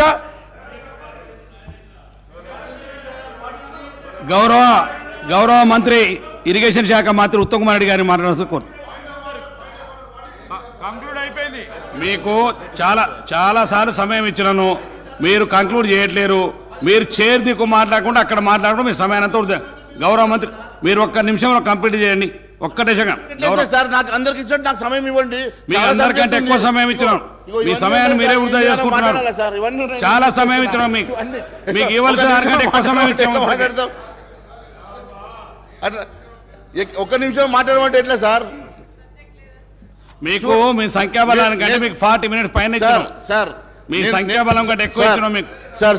దాంట్లో ఏమనుమానం మీరు ఒక్క గౌరవ మంత్రి పొన్నం ప్రభాకర్ గారు, మీరు మీ సబ్జెక్ట్ మాట్లాడితే చెప్తున్నాను సార్. గౌరవ మంత్రి పొన్నం ప్రభాకర్ గారు పదే పార్లమెంటు దాడి గురించో ఇంకో దాని గురించో మాట్లాడితే దానికి ఒక చర్చకు పెట్టమనండి, మేము సిద్ధంగా ఉన్నాం. వారు చెప్పాలనుకున్నటువంటి అది పార్లమెంట్ మీద దాడి గురించి వాడు పదే మాట్లాడుతూ ఉన్నారు. దాని మీద చర్చకు పెట్టండి, మేము దానికి సిద్ధంగా ఉన్నాం. అంతేకాకుండా వారు ఫస్ట్ లేరు సార్. సబ్జెక్ట్ చెప్పినప్పుడు వారు లేరు. దయచేసి వినండి. పొన్నం ప్రభాకర్ గారు, నేనేమన్నాను, మీకు నిధులు కావాలంటే కేంద్ర ప్రభుత్వం గతంలో ఇన్ని లక్షల కోట్ల నిధులు ఇచ్చింది. మన ఈ రాష్ట్ర ప్రభుత్వం కాదు ఇవ్వడానికి కూడా కేంద్ర ప్రభుత్వం ఖచ్చితంగా సిద్ధంగా ఉంటుంది. కాకపోతే ఈరోజు ఈ రాష్ట్ర ప్రభుత్వం చేసిన ఒక చరిత్రాత్మకమైన తప్పిదం ఏంటంటే సార్, ఈ రాష్ట్ర ప్రభుత్వం శ్వేతపత్రం పేరు మీద 6,50,000 కోట్ల రూపాయలు అప్పు ఉందని చెప్పి ప్రజానీకానికి కాదు యావత్ భారతదేశానికి చెప్పడం వలన ఈరోజు 70% మన వనరులు కేవలం శాలరీస్కి, రికరింగ్ ఎక్స్పెండిచర్స్కి, ఇంట్రెస్ట్లకు, రీపేమెంట్లకే వెళ్తే 30% ఈ రాష్ట్రం సంక్షేమ కార్యక్రమం నడపగలుగుతుందా? రేపు కొత్త లోన్లు తీసుకొస్తే వాటికి మరి రీపేమెంట్ చేయగలిగే శక్తి ఈ రాష్ట్రానికి ఉన్నదా అని చెప్పి రేపు అడుగుతారా లేదా? ఒక్కసారి మీరు ఆలోచన చేయండి అని అడుగుతా ఉన్నాను. మీ ఆర్థిక నిపుణులతో మాట్లాడండి. ఆర్థిక నిపుణులు దీన్ని ఒప్పుకుంటారా చెప్పండి. మీరు ఒక చిన్న బ్యాంకుకు వెళ్ళి 1 లక్ష రూపాయలు లోన్ అడిగితే 100 పేపర్లు అడిగేటప్పుడు ఈరోజు లక్షల కోట్ల రూపాయలు మీరు నిధులు తీసుకురావాలన్నా, లోన్ తీసుకురావాలంటే ఏ రకంగా రీపేమెంట్ చేస్తారో మరి రాష్ట్రాన్ని అడుగుతారు కదా. ఈ రకంగా మీరు యావత్ రాష్ట్రానికి సంబంధించినటువంటి పూర్తి మరి అంశాన్ని 6,50,000 కోట్ల రూపాయల అప్పులను తీసుకొచ్చి ఇలా మీరు ఈ రకంగా సభలో పెట్టి యావత్ దేశానికి మీరు చెప్పినంటే ఏ రకంగా మనం ముందుకెళ్తాం? ఏ రకంగా లోన్లు వస్తాయి? మేము మీతో రావడానికి సిద్ధంగా ఉన్నాం. మీకు ఈ రాష్ట్రానికి లోన్లు వచ్చినా, నిధులు వచ్చినా మాకు సంతోషమే. కానీ మీరు తీసుకురావడానికి గాల మరి కనీసం ఉన్నటువంటి హోప్ను కూడా మీరు పోగొట్టి ఈరోజు మీరు కేవలం కేంద్రాన్ని నిందిస్తామంటే ఊరుకునే సమస్య లేదు అధ్యక్ష. కేంద్ర ప్రభుత్వం గతంలో కూడా లక్షల కోట్ల రూపాయలు ఇచ్చినటువంటి చరిత్ర ఉన్నది. మొన్న గత 10 సంవత్సరాల్లో కూడా కొన్ని లక్షల కోట్ల రూపాయలు ఇచ్చి మరి ఈ రాష్ట్రాన్ని ఆదుకునేటువంటి చరిత్ర ఉన్నది. రేపు మీకు కావాలంటే కూడా మరి ఖచ్చితంగా నిధులు ఇస్తారు, సమకూరుస్తారు. కానీ మరి మీరు ఇచ్చేటువంటి మరి ఈ రకమైనటువంటి నివేదికల వల్ల ఈ రాష్ట్రంలో కేంద్ర ప్రభుత్వమే కాదు, ఏ ఒక్క ఫినాన్షియల్ ఇన్స్టిట్యూషన్ కూడా ముందుకు వచ్చే సమస్య ఉండదు. మనము పడే ప్రమాదం ఉండదని చెప్పి తెలియజేస్తా ఉన్నాను అధ్యక్ష. కేవలం మన ఎవరినో దాడి చేయబోయి మన ఉన్నదాన్ని మనము ఎలుకల బాధకు ఇల్లు కాలబెట్టుకున్నట్లు ఎవరినో దాడి చేయబోయి ఈరోజు చేసినటువంటి ఒక తప్పిదం వల్ల రాష్ట్రమే నష్టపోయేటువంటి ప్రమాదం ఉన్నది అధ్యక్ష. నేను చెప్పేది దయచేసి నేను మంచిగా ఆలోచన చేసి మీరు స్వీకరించాల్సిందిగా కోరుతా ఉన్నాను అధ్యక్ష. నేను ఏ రోజు కూడా తప్పుగా నేను చెప్పడం లేదు అధ్యక్ష. అదే మాదిరిగా అధ్యక్ష మహేష్ రెడ్డి గారు మీకు ఇచ్చిన సమయం 40 మినిట్స్ పైన ఇచ్చాను, 45 మినిట్స్ ఇచ్చాను. మీరు ఇంకా వారి సంఖ్యాబలాన్ని బట్టి వారికి ఇచ్చినాం. ప్రధాన ప్రతిపక్షం 8 మంది సభ్యులకు మీ సమయాన్ని మీకు ఇచ్చినాం. గౌరవ మంత్రి గారు ఉత్తమ్ కుమార్ రెడ్డి గారిని ఇప్పుడు మాట్లాడు. ఉత్తమ్ కుమార్ రెడ్డి గారు. అధ్యక్ష, ఈరోజు సీనియర్ శాసనసభ్యులు హరీష్ రావు గారు మాట్లాడుతూ, మొన్న కేటీ రామారావు గారు మాట్లాడుతూ సివిల్ సప్లైస్ కార్పొరేషన్ మీద చేసిన, సివిల్ సప్లైస్ డిపార్ట్మెంట్ చేసిన కొన్ని విషయాలని నేను ఇంటర్వ్యూని ఎందుకు అవుతున్నానంటే ఆన్ రికార్డ్గా వారు చెప్పిన విషయాలు వాస్తవాలు కాదనే విషయానికి నేను ఈ సభ్యులందరూ కూడా ఈ క్లారిఫికేషన్ ఇస్తున్నాను. సివిల్ సప్లైస్ కార్పొరేషన్ బేసిక్గా రేషన్ బియ్యం ఇవ్వడానికి గతంలో చాలా కమోడిటీ ఇచ్చేది. ఈ ప్రభుత్వం వచ్చిన తర్వాత కేవలం బియ్యం ఇవ్వడానికే పరిమితమైంది. అదేవిధంగా ప్యాడీ ప్రొక్యూర్మెంట్కి ఇదివరకు కొంత ఎక్కువ క్వాంటిటీ ఇస్తుండే. గత 2-3 ఏళ్ల సంది కేవలం గత ప్రభుత్వం 1 కిలో బియ్యంకి పరిమితమైంది. గత 10 ఏళ్లుగా గత ప్రభుత్వం ఈ రేషన్ బియ్యం కింద సబ్సిడీ ఇవ్వనందుకు సివిల్ సప్లైస్ కార్పొరేషన్ యొక్క డెట్ వీళ్ళు అధికారంలో వచ్చినప్పుడు 3,300 కోట్లుంటే ఈరోజు 56,000 కోట్లకు పెరిగిందని చెప్పి నేను మనం చేస్తున్నాను. The det of civil supplies corporation has grown from 3,361 crores to 56,000 crores. కేవలం వీరు ఇవ్వాల్సిన సబ్సిడీ ఇవ్వనందుకే నేను మనం చేస్తున్నాను. మరి అదేవిధంగా నేను పూర్తి చేసినాక వాళ్ళు మాట్లాడమని చెప్పండి.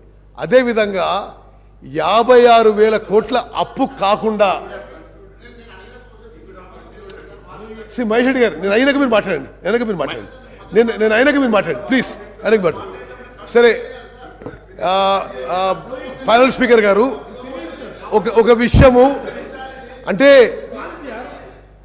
సివిల్ సప్లైస్ కార్పొరేషన్ నిరుపేదలకి బియ్యం ఇచ్చే కార్పొరేషన్కి గత ప్రభుత్వం 10 ఏళ్లలో 1 సంవత్సరం కూడా పూర్తి సబ్సిడీ విడుదల చేయనందుకు 56,000 కోట్లకు అప్పు పెరిగింది. 56,000 కోట్ల అప్పు పెరగడమే కాకుండా ఈరోజు సివిల్ సప్లైస్ కార్పొరేషన్ యొక్క నష్టాలు, లాసెస్, సివిల్ సప్లైస్ కార్పొరేషన్ గత ప్రభుత్వం యొక్క లెగసీ నష్టాలు 11,500 కోట్లు. సివిల్ సప్లైస్ కార్పొరేషన్స్లో వాళ్ళు వదిలిపెట్టిన నష్టాలు 11,500 కోట్లు. ఏ స్టేట్లో అదే అన్నిట్లో మీరు ఎట్లా అవుట్ స్టాండింగ్ పబ్లిక్ డెట్ వదిలిపెట్టినంటే కేవలం సివిల్ సప్లైస్ కార్పొరేషన్కే ఇప్పుడు యాన్యువల్ ఇంట్రెస్ట్ పేమెంట్ 3,000 కోట్లు కట్టాల్సి ఉంది. అది మరి గత ప్రభుత్వం యొక్క నిర్వాహకం అని చెప్పి నేను మనవి చేస్తూ, అదేవిధంగా 11,500 కోట్లు నష్టం ఎప్పుడు? ఈరోజు అన్సెక్యూర్డ్గా 22,000 కోట్ల ప్యాడీ స్టాక్ మీరు రైస్ మిల్లర్ దగ్గర పెట్టారు. Any security nothing, bank guarantee ఏం లేదు. ఈరోజు 22,000 కోట్ల ప్యాడీ మీరు ఫాలో అయిన ప్రొసీజర్ మేరకు రైస్ మిల్లర్ల దగ్గర ఉంది. అది ఎంత మేరకు రిట్రీవ్ అవుతుందో నోబడీ నోస్. ఆడిట్ అండి సివిల్ సప్లైస్ కార్పొరేషన్ది, ప్యానల్ స్పీకర్ గారు, లాస్ట్ ఆడిట్ ఇయర్ 2018-19 ఇప్పుడు పూర్తవుతుంది. అంటే గత 4 ఏళ్ల సంది ఆడిట్ కూడా లేదని చెప్పి నేను మనవి చేస్తున్నాను. ఇప్పుడు సప్లై చేస్తున్న బియ్యం గురించి 5 కిలోలు కేంద్ర ప్రభుత్వం, కేవలం 1 కిలో బియ్యం గత ప్రభుత్వం సప్లై చేసిన విషయం కూడా నేను యావత్ తెలంగాణ ప్రజానికాన్ని గుర్తు చేస్తున్నా. ఈ 6 కిలోలు కూడా ఈరోజు 70-75% రేషన్ బెనిఫిషరీస్ ఎవరూ తినడం లేదు. క్వాలిటీ పూర్ ఉండడంతో కేంద్ర ప్రభుత్వం ఆ 5 కిలోలకు కానీ, రాష్ట్ర ప్రభుత్వం 1 కిలోకి కానీ మీరు ఖర్చు పెడుతుంది రైస్ ప్రొక్యూర్మెంట్కి 39 రూపాయలు కిలో ఖర్చు పెట్టి. No after I finish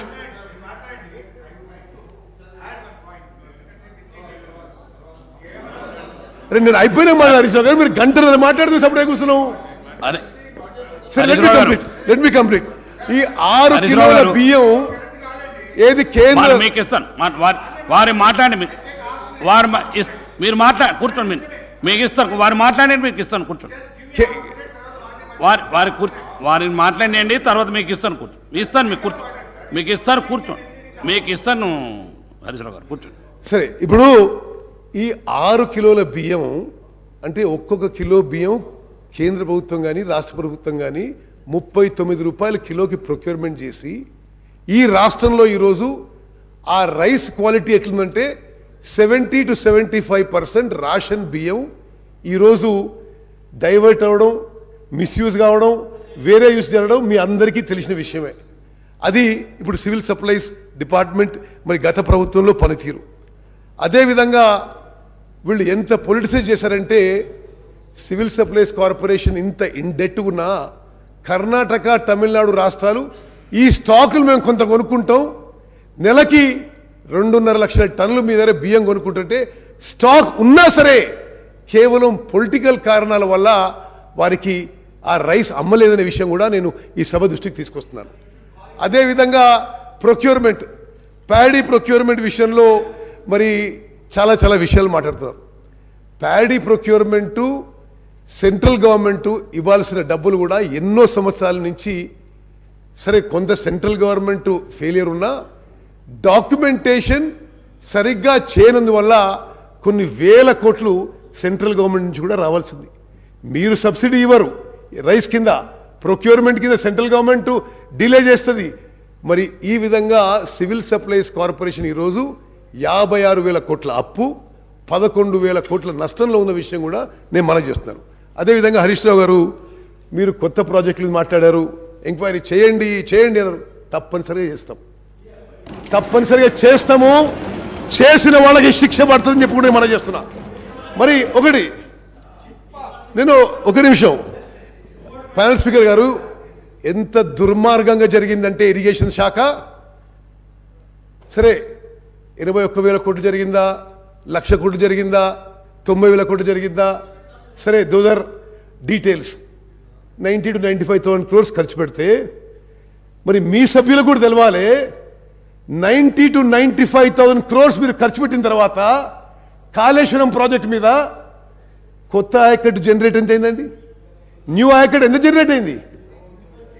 CAG report ప్రకారము 40,000 ఎకరాలు. సరే, ఇప్పుడు మన ఇంజనీరింగ్ డిపార్ట్మెంట్ చెప్పే లెక్కలు 1,00,000 ఎకరాల కంటే కొంత ఎక్కువ. అంటే ఆల్మోస్ట్ 1,00,000 crores ఖర్చు పెడితే ఓహో అని చెప్పుకున్నారు, ప్రపంచంలోనే గొప్ప ప్రాజెక్ట్ అని చెప్పుకున్నారు. కొత్త ఆయకట్ created is only about 1 lakh acres, 1,00,000 కోట్లు ఖర్చు పెడితే. మరి పాలమూరు రంగారెడ్డికి 25,000 కోట్లు ఖర్చు పెట్టారు. కొత్త ఆయకట్టు క్రియేటెడ్ 0. No, because మీరు it is on state finances. మీరేమన్నారు, క్యాపిటల్ ఎక్స్పెండిచర్ అద్భుతంగా చేసినారు. నేనేం చెప్తున్నా, మీ క్యాపిటల్ ఎక్స్పెండిచర్ మీరు ఏదైతే ఈ రాష్ట్రాన్ని అప్పుల్లో ముంచినరో, ఇట్ ఈస్ ఆల్ బీన్ ఈ క్యాపిటల్ ఎక్స్పెండిచర్, ఇది మీరు జరిగిందని నేను క్లారిఫికేషన్ ఇస్తున్నా. కాళేశ్వరం ప్రాజెక్టుకి 1,00,000 కోట్లు ఖర్చు పెడితే 1,00,000 ఎకరాలు కొత్త ఆయకట్టు. పాలమూరు రంగారెడ్డికి 25,000 కోట్లు ఖర్చు పెడితే, పాలమూరు రంగారెడ్డి 25,000 కోట్లు ఖర్చు పెడితే కొత్త ఆయకట్టు క్రియేటెడ్ 0 acres. సీతారాం సాగర్ కి 7,500 కోట్లు ఖర్చు పెడితే కొత్త ఆయకట్టు క్రియేటెడ్ 0 acres. అంటే ఇన్ని లక్షల కోట్లు అప్పులు తీసుకొచ్చి మీరు కొత్త ఆయకట్టు క్రియేట్ చేయకుంటే ఈ రాష్ట్రాన్ని అప్పులో ముంచిన వాళ్ళు కాదా అని నేను అడుగుతున్నా. అదేవిధంగా స్పీకర్ గారు, ఇది మొత్తం శాసనసభకి తెలంగాణ ప్రజానికాన్ని జరగాలి. మేడిగడ్డలో జరిగిన విషయం క్రిమినల్ నెగ్లిజెన్స్. వరుస సమీక్షల తర్వాత నేను చెప్తున్నా, Medigadda barrage purely design, purely built. స్వతంత్ర భారతదేశ చరిత్రలో ఎక్కడ కూడా ఇన్ని 1,000 కోట్లు ఖర్చు పెట్టి ఒక బ్యారేజ్ కొలాప్స్ కావడం, అసలు నేను ఏ డేట్ జరిగిందండి, October 21. వాళ్ళ ప్రభుత్వం ఉన్నది ఎప్పటి వరకు, బహుశా వారం 10 రోజుల కింద వరకు. ఆనాటి ముఖ్యమంత్రి ఒక్క మాట మాట్లాడలేదు. ఇప్పుడు చూస్తుంటే there are many alarming signals. ఎవరు రియాక్ట్ కాలేదు, ఎవరు దాని మీద ఏమి రెక్టిఫికేషన్ చర్యలు తీసుకోలేదు. నిన్న ఏది ఏజెన్సీ కన్స్ట్రక్షన్ వచ్చిండ్రో వాళ్ళు ఏమంటారు, మీరు డిజైన్ ఇచ్చిండ్రు, మీరే స్పెసిఫికేషన్ ఇచ్చిండ్రు, మీరే మెటీరియల్ చెప్పిండ్రు, దాని ప్రకారం కట్టినాం. ఇంజనీర్లు అడిగితే ఇదేం డిజైన్ అంటే అప్పుడు ఎవరు సార్ మొత్తం డిజైన్ ఒక ఆయన కదా, ఆయన కట్టమని మేము కట్టినాం. ఇట్ ఈస్ అంటే I'm saying with great responsibility, nothing is great response చెప్తున్నది. మేడిగడ్డ బ్యారేజ్ పియర్, ఆ పియర్ ఉంటుంది కదా, బ్లాక్ నెంబర్ 7, వాళ్ళని ఐ విట్నెస్ అడిగితే పెద్ద శబ్దం వచ్చింది, కొలాప్స్ అయిపోయింది. ఒక్కసారి 5 feet కొలాప్స్ అయిపోయింది లోపలికి. సరే, నేను అడిగిన what is the worst scenario, what is the best scenario. వాళ్ళ అదర్ ఏజెన్సీస్తో as a government is a continuous process. I have tried to protect interest of Telangana people and the government. How do we rectify situation? వాళ్ళు ఏమంటారంటే, సరే ఇప్పుడు ఏదో October 21 జరిగితే ఈరోజు ఏంది 15th or 16th 17th 18th, ఇప్పటి వరకు సరే ఆ 40 రోజుల్లో వాళ్ళు కంటిన్యూ 40 రోజుల్లో సీరియస్ ఇన్వెస్టిగేషన్ ఎంక్వైరీ కూడా జరగలేదు.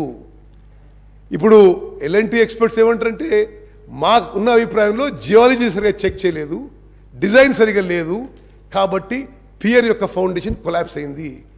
మరి ఏం చేయాలి దానికి? మొత్తం బ్లాక్ 7 యొక్క లాంగవిటీ గురించి మరి ఏం చేయగలుగుతామో మరి వాళ్ళు ఇంకా ఇన్వెస్టిగేషన్ చేస్తున్నారు. But it is such a serious lab.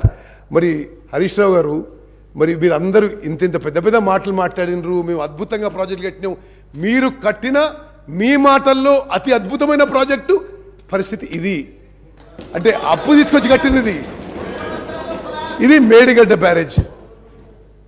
Annaram Sundilla రెండిటికి క్రాక్స్. దానికి ఇప్పుడు రిపేర్స్ చేపట్టాలి. ఆడ 2 TMC వాటర్ ఉంటే డీ వాటర్ చేయాలి. అంటే ఒకటి, ఇది నిజంగా కూడా తెలంగాణలో ప్రతి పౌరుడు అలార్మ్ అయ్యే సిచ్యువేషన్. Totally యాడ్హాక్ decisions. గత ప్రభుత్వంలో మరి అసలు నిజంగా సమీక్ష చేస్తుంటే ఎవరు నిర్ణయాలు తీసుకున్నారు? What is on record? It is really alarming situation. Panel speaker గారు, నేను ఎందుకు ఈ విషయం ఈ సబ్జెక్ట్ మీద చెప్తున్నా అంటే, ఇప్పుడు గత ప్రభుత్వం అప్పులు తీసుకొచ్చిండ్రు, మేము ప్రొడక్టివ్గా చేసినాం, మేము ఏదో ఉపయోగించినాం అంటే ఉపయోగించింది ఈ విధంగా మన అందరినీ, మన పిల్లల్ని, వాళ్ళ పిల్లల్ని తాకట్టు పెట్టి హై కాస్ట్ లోన్స్ తీసుకొచ్చి ఈ విధంగా మరి ప్రజాధనాన్ని దుర్వినియోగం చేసిన విషయం తప్పనిసరిగా ఎంక్వైరీ చేస్తాం. తప్పనిసరిగా తప్పు చేసిన వాళ్ళకి శిక్ష పడుతుందని చెప్పి కూడా నేను మనవి చేస్తూ ముగిస్తున్నాను. మహేశ్వర రెడ్డి గారు మీకు ఇస్తాను సార్, వారికి మాట్లాడండి, కూర్చోండి. మీకు ఇస్తాను, కూర్చోండి. మీకు ఇస్తాను సార్, మీకు ఇస్తాను, మీకు ఇస్తాను, ఇస్తాను. నేను మహేశ్వర రెడ్డి గారు కంప్లీట్ చేయండి. కంక్లూడ్ చేస్తాను సార్. మహేశ్వర రెడ్డి గారు thank you sir, thank you sir. మరి అధ్యక్ష, చివరిగా నేను కంక్లూడ్ చేసే ముందు మీరు ఇచ్చినటువంటి హామీల ప్రకారమే రైతు బంధు ఎప్పటికీ పూర్తి చేస్తారు, రైతులకు ఇవ్వాల్సినటువంటి 500 రూపాయల బోనస్ మరి ఇప్పుడు ఇమ్మీడియట్గా ఈ సీజన్లో స్టార్ట్ చేస్తారా? 9వ తారీఖు, ఈ నెల 9వ తారీఖు మీరు ఇస్తామన్నటువంటి 9వ తారీఖు ఇస్తామన్నటువంటి రుణమాఫీ ఎప్పటిలో గల చేస్తారు? మరి ప్రభుత్వం ప్రజలకు క్లారిఫికేషన్ ఇవ్వాల్సినటువంటి అవసరం ఉంది అధ్యక్ష. అంతేకాదు అధ్యక్ష మహేశ్వర రెడ్డి గారు, మరి మీ ఒక్కొక్క ఎంపీ దగ్గర 300 కోట్లు ఉన్నాయి కదా, అవన్నీ తీసుకొచ్చి అన్ని వస్తాం మేము, ఫిగర్ పడకండి. మహేశ్వర రెడ్డి గారు, మరి అధ్యక్ష ఈ రకంగా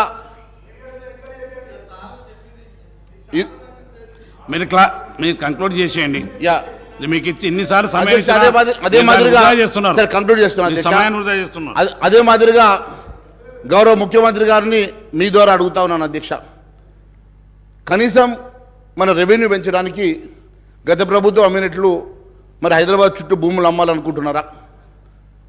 మరి అంతేకాకుండా ఎందుకంటే గతంలో భూములు అమ్మేటప్పుడు వారితో పాటు నేను కూడా ఉద్యోగం చేసిన అధ్యక్ష, వారితో పాటు నేను కూడా ఉన్నాను కాబట్టి వారికి తెలుసు.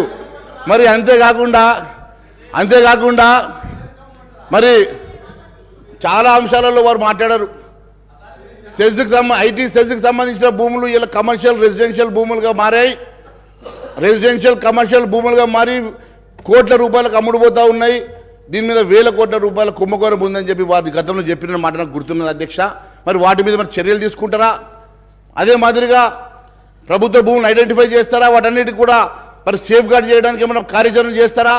మరి వారితో పాటు ఈ రెవెన్యూ పెంచుకోవడానికి కానీ లేకపోతే రేపు మీరు ఇచ్చినటువంటి హామీలు అంటే రాష్ట్ర ప్రజలకు రావాల్సినటువంటి సంక్షేమ కార్యక్రమాల కోసం మీరు మొబిలైజ్ చేయాలనుకున్నటువంటి దాంట్లో మా వంతు సహాయ సహకారం ఉంటే కూడా మా పార్టీ తరఫున మేము ఖచ్చితంగా మీకు సాయం చేయడానికి మేము సిద్ధంగా ఉంటాం, ఖచ్చితంగా మేము తెలియజేస్తూ ఉన్నాం. మరి అంతేకాకుండా మీరు ఇచ్చినటువంటి ప్రతి హామీ నెరవేర్చాలని చెప్పేసి మీ ద్వారా ముఖ్యమంత్రి గారిని కోరుతూ ప్రజల సంక్షేమమే ముఖ్యం, ప్రజలకు ఇవ్వాల్సినటువంటి అందుకోవాల్సినటువంటి సంక్షేమ కార్యక్రమం ప్రజలకు అందే విధంగా చర్యలు తీసుకోవాల్సిందిగా కోరుతా ఉన్నాను. Thank you sir. Shri Akbaruddin Owaisi గారు, మీకు ఇస్తాను, మీ క్లారిఫికేషన్ ఇస్తాను, మీకు సమయం ఇస్తాను. హరీశ్రావు గారు, ఓవైసీ గారిది అయిపోయి మీకు ఇస్తాను. ఆనరబుల్ స్పీకర్ సార్, క్లారిఫికేషన్ ఇస్తాను సార్, ఇస్తాను మీకు క్లారిఫికేషన్కు టైం ఇస్తాను. ఓవైసీ గారిది అయిపోయిన తర్వాత మీకు ఇస్తాను, కూర్చో. కానీ ఆనరబుల్ స్పీకర్ సార్, ఓవైసీ గారు కానీ sir, at the outset I thank the Honorable Speaker, sir, and Honorable Panel Speaker, sir, for giving me this opportunity to participate in the discussion on the white paper on the state finances. The Honorable Deputy Chief Minister Saab and the Finance Minister Saab had made opening remarks while tabling the white paper. He also mentioned that there is a lack of funds to even meet the daily expenses. Before I speak on the data mentioned in the white paper, sir, I would like to know as to what is the exact purpose behind publication of the white paper on the state finances. Is it to highlight the acts of omission or commission of the previous government in managing the state finances? Or is it to lay the blame on the previous government for allegedly mismanaging the state finances and creating a grim situation where it is becoming difficult for the new government to implement its poll promises, including the 6 guarantees, the 5 declaration, and obtain other promises, sir? Unless there is clarity on the objectives behind the white paper, any discussion on the same will not be useful, sir. Sir, Honorable Panel Speaker, sir, whatever be the reasons or motive behind the release of white paper on the state finances, sir.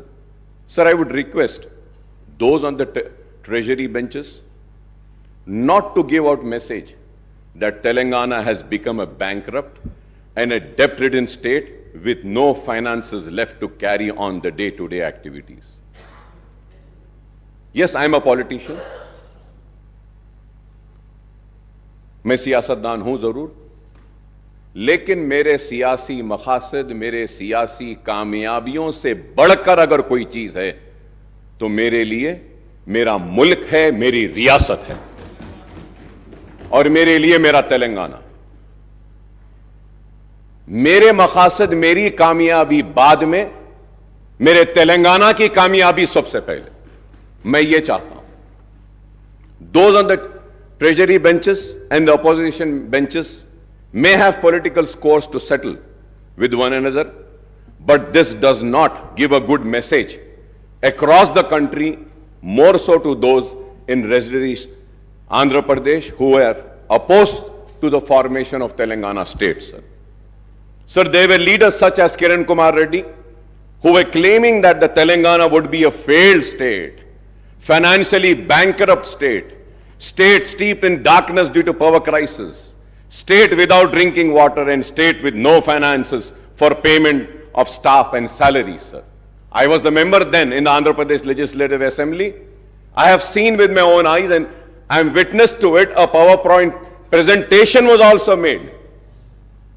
तो मैं ये चाहूंगा कि there is a very thin line. Yes, as a politician we need to support and we need to protect our political interest. But at the same time, it's not just mine, it's the responsibility of all of us sitting here to first come forward and protect the interest of the state and see that the integrity and the credibility of state is not lost. But I'm saddened, sir, today when I see all these debate.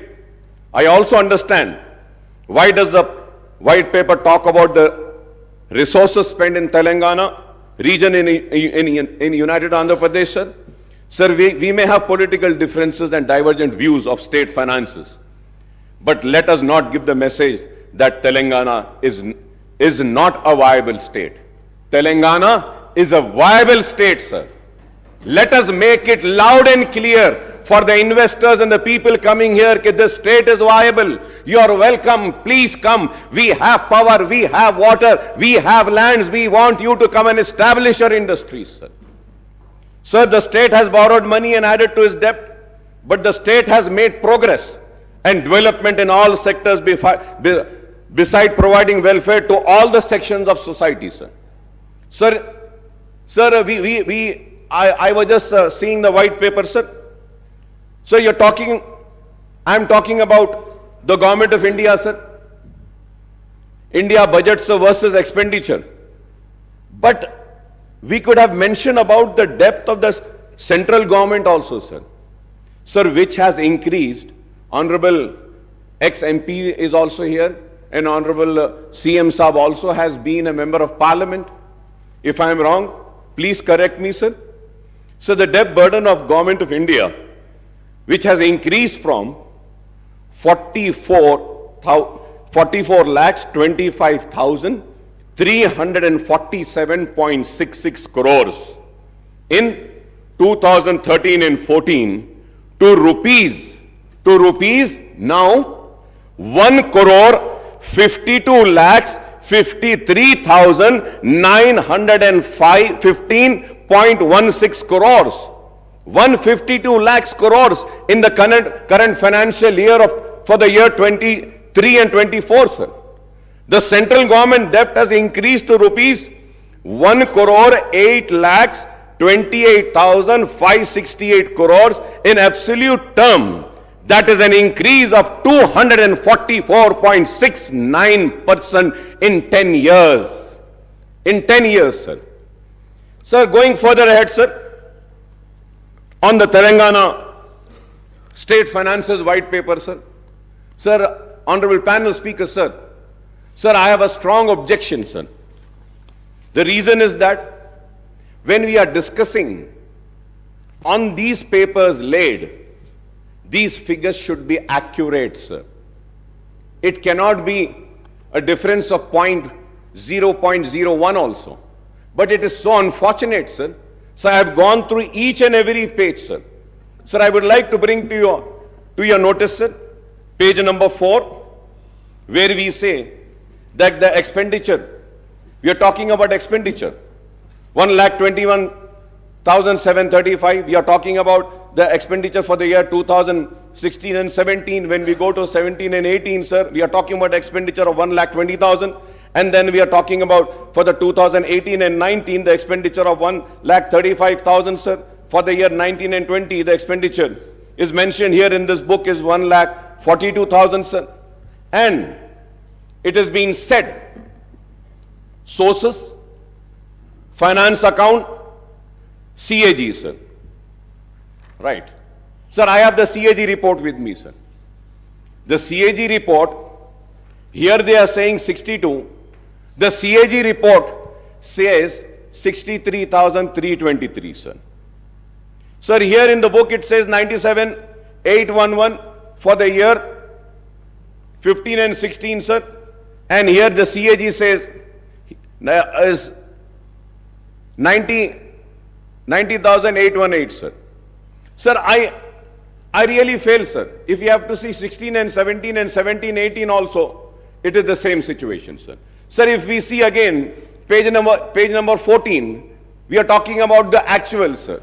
When we talk about the actuals also, sir, in page number 14, if we see, there also the mistakes are there, sir. Sir, for the year as per the CAG report, which I downloaded just now, sir, just now I downloaded. And that CAG report, it says about the receipts, sir. Again, about the receipts also, if we say for the year 14 and 15, it was 63,323, 15 and 16, 96,051, 2016 and 17, 1,17,799.50, and 17 and 18, 1,44,986.52. And then the actuals are 1,15,587.35, sir. Sir, I really fail to understand, sir. Sir, again we go to the page number 3, sir. Page number 3, sir. Sir, it is written about Karnataka, budget estimate, actual expenditure, and actual expenditure of budget, sir. Sir, now I got the CAG report, sir, I just downloaded. It says the estimate, sir, and the actual expenditure. If we have to see, sir, the actual expenditure mentioned in the white paper laid in this house says 2,61,000. But the CAG report says about Karnataka is 2,49,506.52. So I just want to know, shall I believe this book? Shall I trust this white paper? I'll go further ahead, sir. Sir, I'll go further ahead, sir. On page number 7, sir, United Andhra Pradesh budget versus expenditure, sir. So the budget estimates for the year 2004 and 5, 51,142. Sir, for 2005 and 6, budget estimate 55,331, sir. Sir, I got the books, and the books are saying it is 38,077. Sir, for the 2006 and 7, this white paper is saying 63,528, but the actual is 48,653, sir. Sir, I'll go further ahead, sir. मैं और आगे बढ़ता हूं, sir. Sir, when I see this, resources spent in Telangana region in United Andhra Pradesh, sir. Sir, इस पे मैं तफसील से बोलने से पहले, sir. Sir, now, अगर हम देखते हैं, sir, combined state का, if we have to see for 2004 and 5 and 5 and 6, यहीं पर आपकी किताब में in the same book, the figures are not matching. I just read the figures earlier and I turn the page and see the figures for the same year. Now what I see is that the combined state total expenditure for the year 2004 and 5, it is again saying 47,153. For 2005 and 6, it is saying 48,306. Sir, and again, combined state 2006 and 7, 56,648, that is wrong. 2007 and 8, 74,875, that is wrong. 2008 and 9, 80,804, that is wrong. 2009 and 10, 85,075, that is wrong. 2010 and 11, 1,06,36, that is also wrong. Now let me go further ahead, sir. Sir, और एक चीज sir important sir, here on page number 4, sir, page number 4, the first table, sir, it is saying right from for the year 2014 and 15 se leke 2022 se 23 tak, sir, it says budget estimate total, sir, 14,87,834. Expenditure 12,24,877. Sir, now let us go to the resources spent in the Telangana region, United Andhra Pradesh, right from 1956. 1956 से लेकर हम 57 financial years को लेते हैं, the total amount, combined state total expenditure is 1,94,945. 11,94,945, sir. Sir, again if we go, अगर हम पीछे जाते हैं पेज नंबर 4 पे सर, तो हमको देखना चाहिए कि तेलंगाना में हम क्या खर्चे हैं. How much? That's what. जो आंध्र प्रदेश में नहीं हुआ 10 साल में तेलंगाना में हो गया, जो 57 इयर्स में नहीं हुआ. अब अगर देखते हैं सर कि Telangana, sir I am telling you कि आपके फिगर्स कुछ सही नहीं है साहब इसमें. प्लीज अकबरुद्दीन ओवैसी जी, जो कर्नाटका एस्टिमेट्स का जो पेज नंबर 5 में कर्नाटका जो डेटा के बारे में कुछ कहा, again I am quoting official record of Karnataka state budget. I'm going to place this record in front of the house. 2021 estimated budget, Karnataka budget 2021 budget estimates 2,31 crores 442.14, and expenditure incurred accounts 2021 and 22 2,61,931.86 crores. This is Karnataka official budget source. So here my learned friend is quoting from CAG report. We have quoted Karnataka state budgetary document. So please correct yourself or please correct myself. Right, thank you so much. Sir, thank you so much, sir. Now the question arises, in your white paper, very conveniently, you are using RBI, you are using CAG, you are using Telangana budget in brief. So I want to know, and in fact I would say that we all would like to know, shall we follow RBI, shall we follow CAG, or shall we follow Telangana budget in brief? What does the Constitution say? What does the rule position say? The state budget, we need to follow, we need to discuss on this. And CAG is the authority which audits. Yes, report dete ho. तो हम ये देखते हैं. तो now if you have to see your white paper, Honorable CM साहब, इसमें हम RBI भी ले रहे, CAG भी ले रहे, state budget भी ले रहे, wherever it is convenient for us, we are taking it. Sir, I am not here to protect anybody, sir. Let me make it very clear. I am here to protect my state of Telangana, sir. I do not want a wrong message to be sent by this house that this state is in distress. ये state बीमारू हो गया, ये state तबाह हो गया, ये state में अब कुछ नहीं है, ये मैसेज हमको नहीं भेजना है sir. Let us criticize the wrongdoing, sir. Any wrongdoings, any inquiry, we are here to support. Yeah, sir. The point here sir ఇక్కడ ఈరోజు వైట్ పేపర్ పెట్టడానికి కారణము స్టేట్ ఏదో డెఫిసిట్గా పోతుందని, స్టేట్ రేపొద్దున రాబోయే కాలంలో ఏం చేయలేని పరిస్థితిలో ఉందని, ఈరోజు స్టేట్ ఫినాన్సెస్ బాగాలేవని అని ఫోకస్ మొత్తం గ్లోబల్ లెవెల్లో చేయడానికి కాదు. ప్రోగ్రెస్ రిపోర్ట్ అధ్యక్ష, simple progress report of 10 years of their rule. Simple progress report. అప్పులు ఏంది సార్? అప్పులు చెయ్యంది ఏ రాష్ట్రం ముందుకు పోలేదు. అప్పులు సరియైన విధానంలో ఖర్చు పెట్టినరో లేదో చెప్పటానికే ఈ రాష్ట్ర జనాభాకి, ఈ రాష్ట్ర ప్రజలకు చెప్పటానికి ఉన్నాం. రేపొద్దున tomorrow we stand here not to show case. Here we are here to see our state and put forward state as a developed state tomorrow. Sir, here I would like to tell you, and honorable member who is a senior member too, we are here to put a progress report of the last 10 years, sir. We will take this state from here as the first state of India in terms of developmental statistics. We will prove it after 5 years.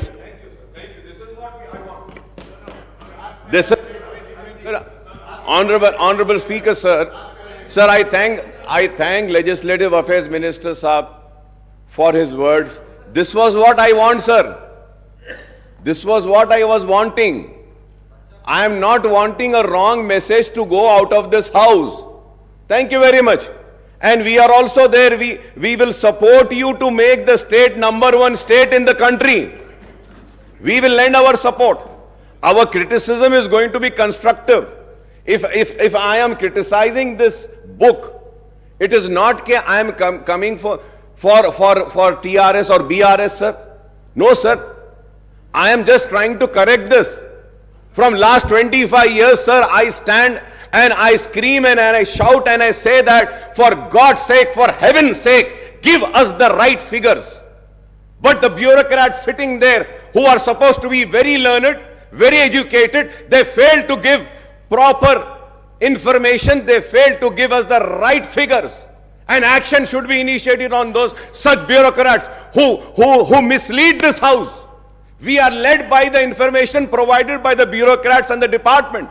Let it be the Honorable Chief Minister, let it be the leader of the opposition, let it be any floor leaders, let it be any legislatures. We follow the book and what has been tabled in the house. So let us make sure that whatever is being tabled is accurate and right.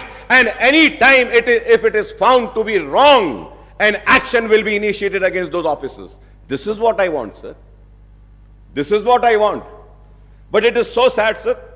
When I go further ahead also, sir, again when I go on the outstanding debt trend, sir, page number 18, what is it saying, sir, from the year 2014, 15, 15, 16 se lekar 23, 24 tak, sir. Sir, this table is saying that this source is RBI. The source is RBI. My source is this. My source is this. And my source is CAG. What does the CAG say, sir?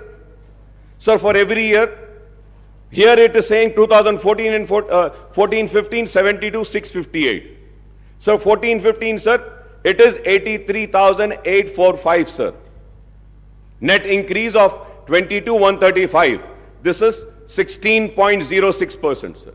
14 and 15, sir, here it is saying 90,000, sir, but here with the information which I have is saying 93,115, sir. So the information which I gathered is not my information, sir. Sir, I just downloaded it from CAG's site, sir. Kindly go through, sir. With all responsibility, I'm saying this, sir. Sir, if we have to see 16 and 17, sir, this book says 16 and 17, this book says 81,821, sir. But as per my information, sir, the actual is 1,27,828, sir. Sir, 17 and 18, 1,60,269 is in the book. And CAG says 1,27,000, sir. 17 and 18, sir. 17 and 18, 1,60,000. The CAG says 1,52,000 and change, sir. 18 and 19, the white paper says 190, sir. The CAG says 1.75 change, sir. And 19 and 20, if you have 20 and 21, sir, the outstanding debt in this white paper is saying 2,71,000, sir. 2021. The CAG is saying 2,44,019, sir. Sir, again, 21 and 22, 3,14,000 this book is saying. Well, the CAG is saying 2,83,000, sir. So now I just, sir, if I am wrong, I may be corrected, sir. I am a person who wants to be corrected. I want to be corrected, sir. Sir, I want to know which book should I follow, which figures should I see. I will see the same figures, sir. CAG देखना है, CAG देखूंगा. नहीं ये book आपकी सही है, तो मैं इसको देखूंगा. Sir, again, if we have to go, sir, on the page number 29, sir, expenditures on salary and pension, sir. Salary and pension, sir. What is this book saying, sir, and what is the CAG saying? The CAG, आप देखते हैं, sir, for the year 18 and 19, the total salaries and pensions are 32,378.19. And what does the white paper says? 38,210. Sir, CAG says for the year 19 and 20, total salaries and pension 34,289. The white paper says 39,147. For the year 2021, salaries and pensions, the CAG says 36,161. This book says 41,819. Sir, the CAG says for 21-22, 44,403.08. The white paper says 48,809. Sir, 22-23, the CAG says 51,082. The white paper says 55,925. So I just want to know who's right. Please correct me, who's right. अब ये पूरे इसमें, sir, it took so much of time to go through, to study. और अब सवाल ये है, हम अगर बहस करें और हम अगर किसी की नाकामी का जिक्र करें तो कैसे करें, कौन से फिगर्स को लेके करें? So going. Sir, as far my knowledge goes, I also stand corrected. I was just talking to the secretary. Sir, here in the page number 18, if you see, sir, here we have to see what is important to note is that the debt figures stated above do not include the off-budget borrowings of the government. Off-budget borrowings include loans availed by the entities outside the government system but guaranteed by the state. The point here is, my learned friend was also a PSC committee chairman. We were both together, sir. Audit accounts, until and unless the audit paras have been cleared, it is not final, sir. So most of the audit paras wouldn't have got finalized. So that may have the reason the RBI report and the audit report is differing. So we thought of taking the clarification. I'll get back to you. Thank you, sir. No. I'm saying it. No, CAG reports, CAG audit reports will be finalized after the audit has been done.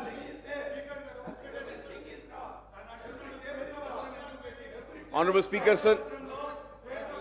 It's well taken, sir. I take what Honorable Legislature Minister Saab had said, sir.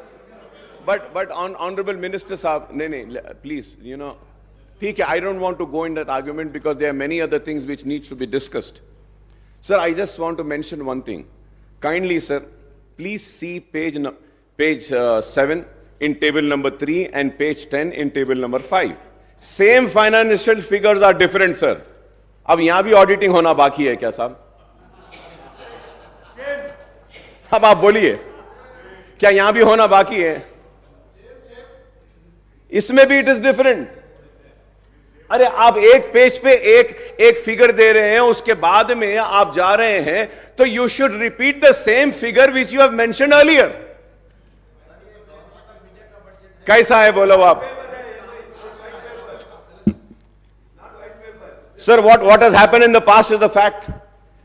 And you have inherited the state finances with a change of government in the state. Now it is the responsibility of the new government to take the state forward. As also, sir, about depth also, sir. Page 18, table 8, we are telling the figures which are accounted, sir. Honorable Speaker, sir, I want to correct. Sir, on page 18, table 8, we are talking about the figures which are already accounted, not estimated. Please see the budget brief book, sir. I will send it to you, sir. So, anyway, I don't want to go into that because there are many other issues. But this shows the seriousness. This shows the seriousness, and this also shows what message we are sending out. I do not want to go into that. What is that message? People are very intelligent to understand, sir. Sir, when I spoke on the governor's address, I had requested the new government to come up with a white paper on financial implications of the poll promises, guarantees and declaration of Congress, and the time frame proposed by the new government for implementation of all promises, guarantees and declaration. I was expecting that in this white paper, though that white paper will also be there. I was searching for it, but I couldn't search. So probably next session, I expect that, sir. I understand that the guarantee, declaration and other promises are unconditional without laying down any restrictions on eligibility of the beneficiaries, sir. I am using this word once again, sir, for the record, sir. I understand that all the guarantees declared and other promises are unconditional without laying down any restrictions on eligibility of the beneficiaries, sir. Sir, I would like to point out a strange coincidence that the Congress, which conceded the demand of separate Telangana state, lost power both at the center and in state when the United Andhra Pradesh was bifurcated and new Telangana state came into existence in June 2014, sir. The BJP-led government took office at the center, then TRS, now BRS, assumed power in the state at that time. What has been the fate of the various state governments led by the parties other than the BJP and its allies across the country since 2014 is known to everyone. So the Congress government is in different states have suffered equally along with government led by the regional parties in other states in the last 10 years due to discriminatory policies pursued by the central government. The Union Finance Ministry, the Reserve Bank of India and other regulatory bodies exercise tighter control over the state finances through the tight-fisted devolution of central taxes and grant in aid to the states on the one hand and instance on strict adherence to the FRBM Act on borrowing by the states on the other, sir. The central government effectively reduced the state share and devolution of central taxes by keeping certain taxes and cesses and additional levies outside the purview of devolution, sir. Sir, I was expecting, Honorable Speaker, sir, when the white paper was laid, I was also expecting that there would be a table carrying the statement showing that what was the due share of the state of Telangana, which was needed to be given by the government of India, year-wise, which has not been released to the state of Telangana. But I am again and again searching the white paper, sir, it is not mentioning, sir. But I would like to mention it, sir. Because my learned friend of BJP are also here, they can pursue the government of India and get the amount released for our state, sir, which is our due share, sir. Sir, state share and central taxes, sir, right from the year 2014 and 15 and 16, 17, the total amount in budget estimate was 1,42,843.82, sir. Central taxes, sir. The actual releases were 1,31,790.70. That is 92.26, sir. Sir, I'm talking about the central taxes, sir. So now let us check in grant in aid, sir. Sir, in grant in aid, sir, the total amount which was anticipated by the state government from the year 2014 and say later 2022-23 tak, sir, it was 2,02,951.97. I repeat, sir, 2,02,951.97. But the actual releases by the government of India is only 91,368.71, sir.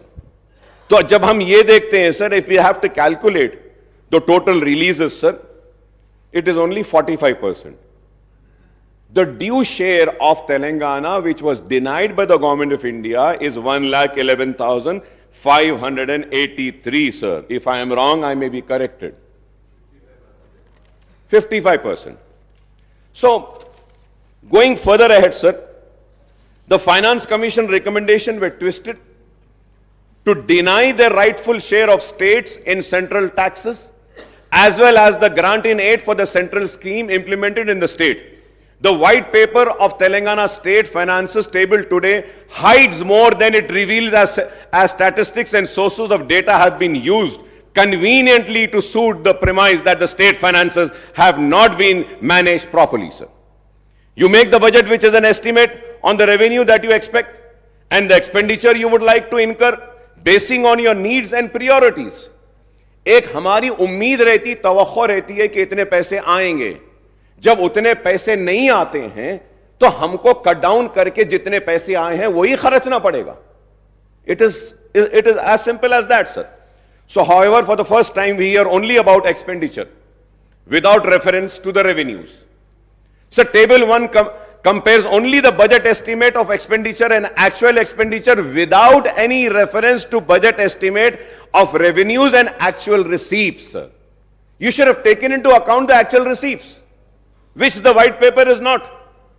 Sir, going further ahead, sir, in this sense, it is loop-sided way of looking at the budget where you talk about expenditure shortfall without any reference to the revenue shortfall, sir.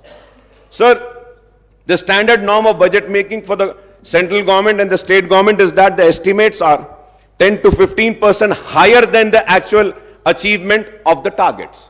Again, I would say, if I am wrong, I may be corrected, sir. So the white paper, table 3, compares the United AP budget estimate of the expenditure versus actual expenditure. Sir, this comparison looks loop-sided because it gives the data of the 10 years period prior to AP reorganization.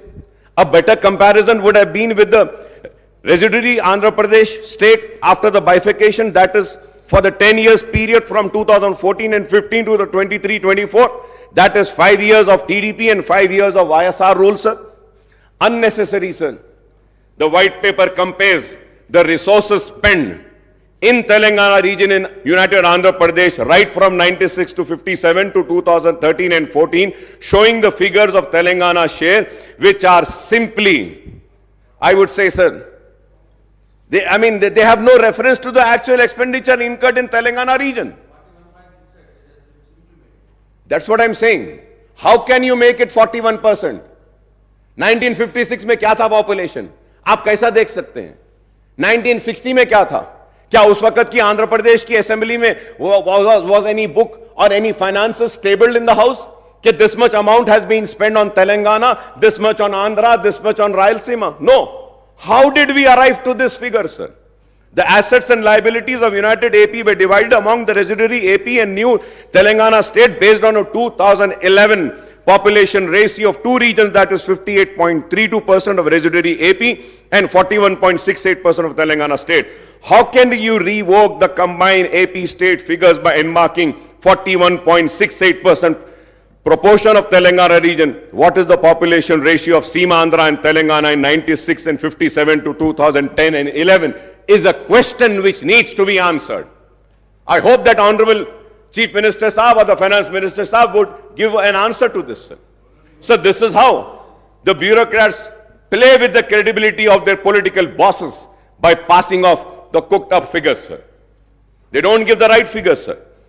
The source is shown as budget document in the United AP for this data. Can you show one budget document of United AP where the cited data is shown in Telangana? For Telangana, it is shown. The white paper talks about the trends in actual revenue receipt, again without reference to budget estimate of the revenue receipts. Again, the white paper cites the actual outstanding debt trend without reference to estimates and making comparison with the FRBM norm. The white paper also cites the year-wise principal and interest repayment leading to increased debt servicing burden. The data is cited from the state budget document and not from the CAG, sir. Honorable Speaker, sir, not from the CAG, sir. So the white paper lists out the government guarantees, loans raised by the special purpose vehicle, corporation and serviced by the government, and the loans raised by SPVs and serviced by them, and non-guarantee loans which are raised and serviced by SPs and corporations and institutions. So the white paper also lists out the status of financial progress of ongoing works in various departments under capital expenditure, sir. So it also gives out the abstract of payment status and other pending bills of the state government. The white paper also refers the expenditure of salaries and pension of the government employees. However, the white paper does not talk about the expenditure incurred on subsidies under revenue accounts, sir. Sir, I have the list of the subsidies also, sir. I have I did some homework and I came, sir. So 2018 and 19, 19 and 20, 20, 21, 21, 22, 22, 23. Sir, यहाँ पर जब हम देखते हैं, sir, the subtotal for the year in interest payment, salary, wages, pension and subsidies, sir, the total 2018 and 19, 50,436. 19 and 20, sir, interest payment, salary, wages, pension and subsidies, sir, it is 54,311. 20 and 21, sir, it is 61,738. For the year 21-22, 73,039, and 22-23, 81,662, sir. Sir, I have all the details, sir. Sir, I would like to point out that there is what is called as a committed expenditure. If I am wrong, I may be corrected, sir. Committed expenditure of the government, which is incurred any circumstances, even when budgetary cuts or expenditure freezes are imposed. So the committed expenditure of the government on revenue account mainly consists of interest payment, expenditure on salaries and wages and pension of government employees, and subsidies, sir. Sir, these four heads of accounts are unaffected by any expenditure freeze or austerity measures resorted by the government to curtail the expenditure in wake of shortfall in revenues. So the white paper also talks about increasing reliance on ways of means advances by giving out the year-wise data utilization of these advances. Honorable Speaker, sir, I may point out here that the successive governments in United Andhra Pradesh as well as in residuary Andhra Pradesh and Telangana state after bifurcation have been resorting to ways and means advance overdraft and special drawing limits. The TDP and the Congress government in United Andhra Pradesh and the TRS and BRS government in Telangana and the TDP and YSR governments in the residuary AP have been resorting to the ways and mean advances virtually almost every day of the year except for the bank holidays.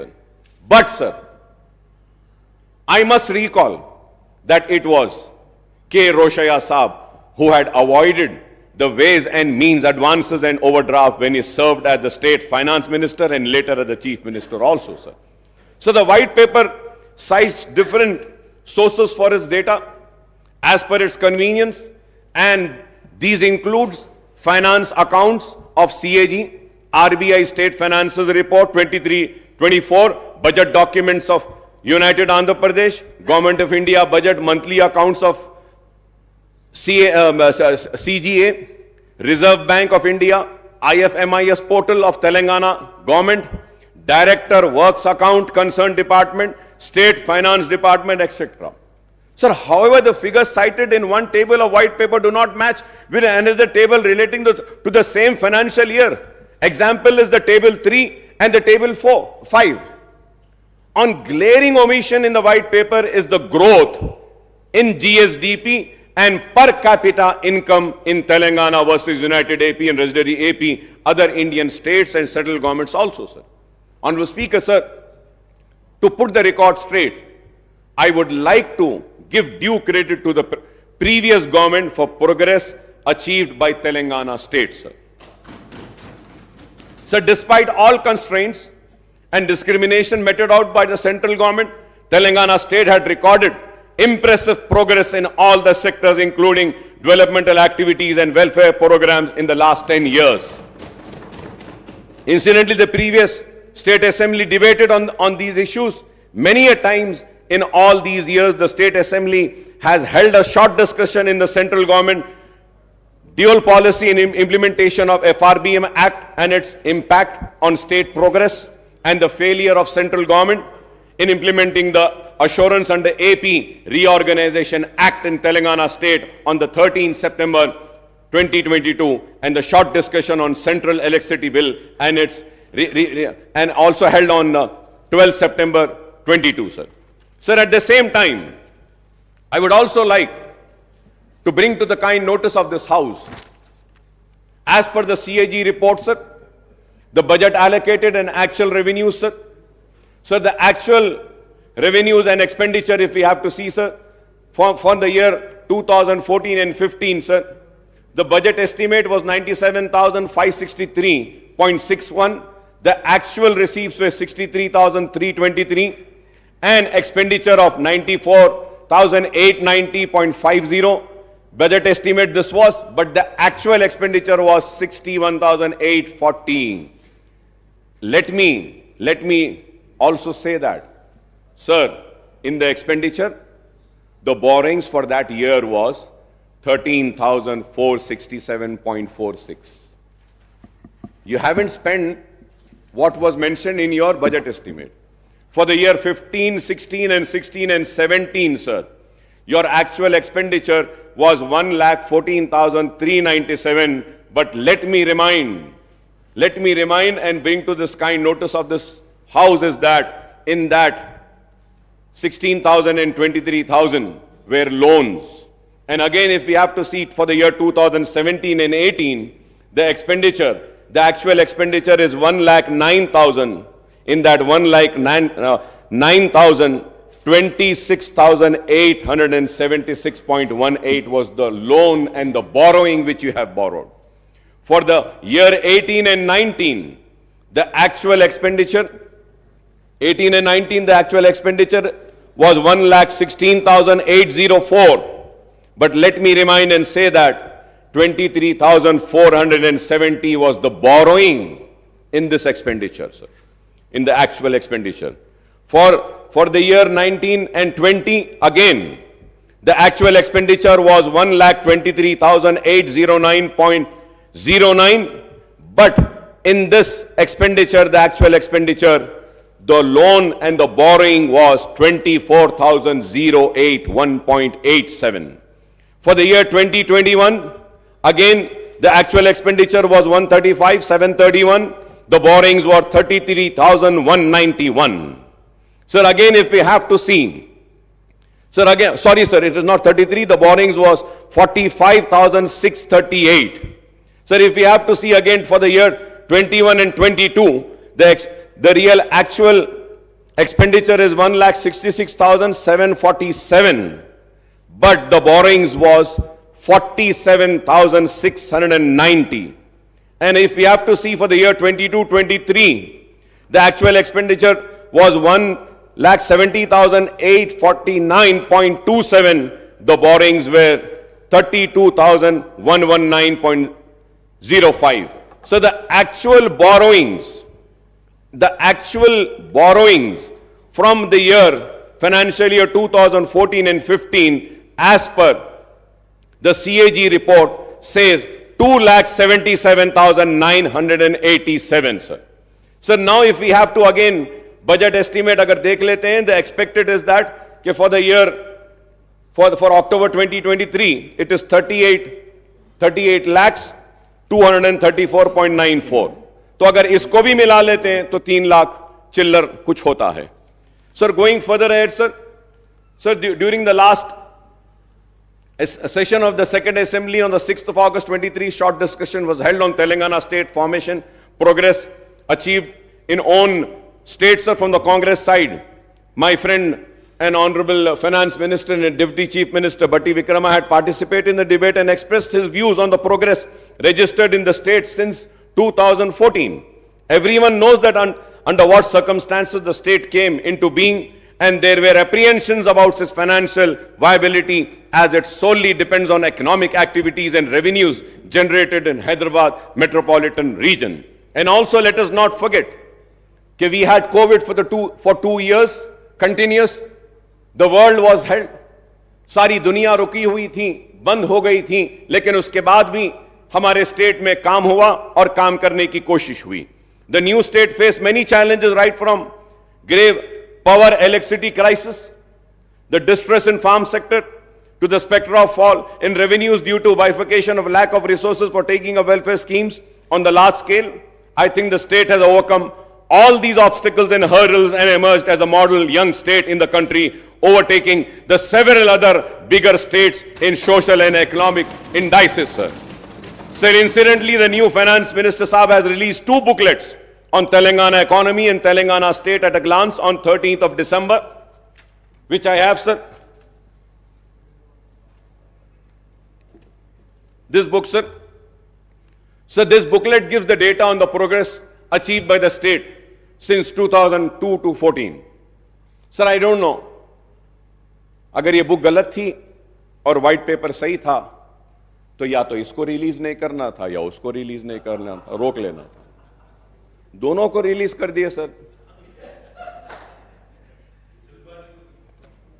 According to the provisional estimates of Telangana gross state domestic product GSDP at the current prices in 22-23 is rupees 13,13,391 crores with a growth rate of 16.3%, which is higher than the India's growth rate of 16.1%.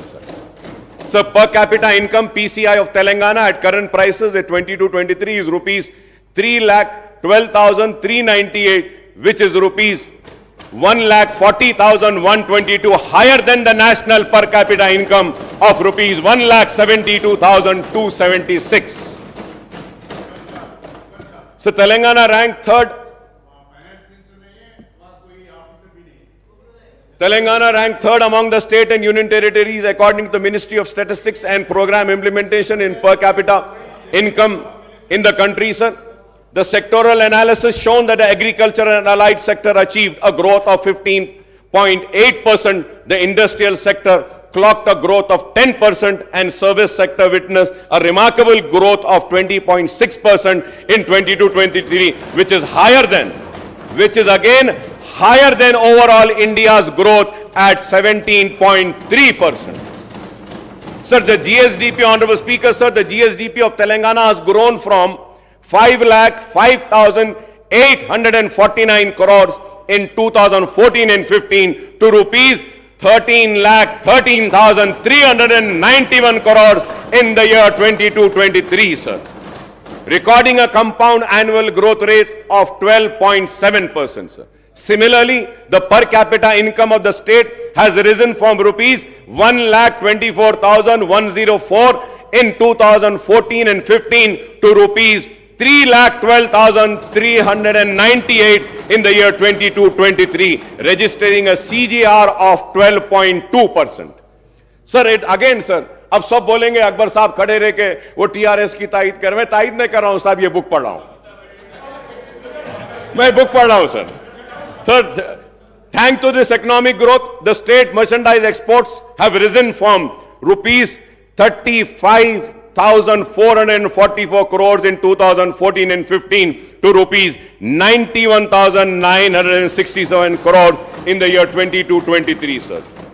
The services of information technology and IT enabled services exports have increased from 75,070 crores in 2014 and 15 to rupees 2,41,275 crores in the year 22-23, sir. So the overall export of state have jumped threefold from 1,10,515 crores in 2014 and 15 to rupees 3,33,042 crores in 22-23, sir. So the state social economic growth would not have been possible without substantial investments by way of capital expenditure of the state government in primary agriculture, secondary industry and territory services sector in the last 1 decade, sir. Sir, when I spoke on the governor's address earlier, sir, I had referred to Reserve Bank of India's report on state finances. A study of budget of 23-24, revenue dynamics and fiscal capacity of Indian states, the RBI report also speaks positively about the economic and revenue indices of Telangana state in comparison to other states in the country, sir. Telangana state initiated reforms, measures to augment the tax and non-tax revenues to meet the ever-rising expenditure of state government on development and non-development activities, including salaries and pensions of government employees, subsidies on power, RTC and other sectors, and the interest on the state debt. According to RBI report 23-24, page number 181, appendix 1, Telangana state own tax revenue SOTR accounts to rupees to 85.92% of the state's total revenue in the current financial year. 85.92, sir.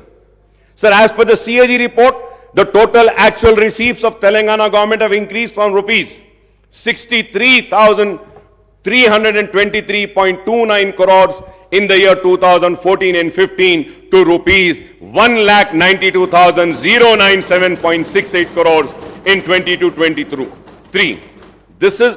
That is a net increase of 1,28,774.39 crores, a growth rate of 203.36%, sir, in 8 financial years, sir. So the actual expenditure of the state government rose from 61,860.48 crores in 2014 and 15 to rupees 1,70,849.27 crores in the year 22-23, sir. This is a net increase of 1,09,008.79 crores, a growth rate of 176.27% in 8 financial years, sir. So the actual borrowings of state have increased from rupees 13,467.46 crores in the year 2014 and 15 to rupees 32,119.05 crores in 22-23, and this figure excludes the guarantees given by the state government on the borrowing of the state-run corporation and cooperative bodies, sir.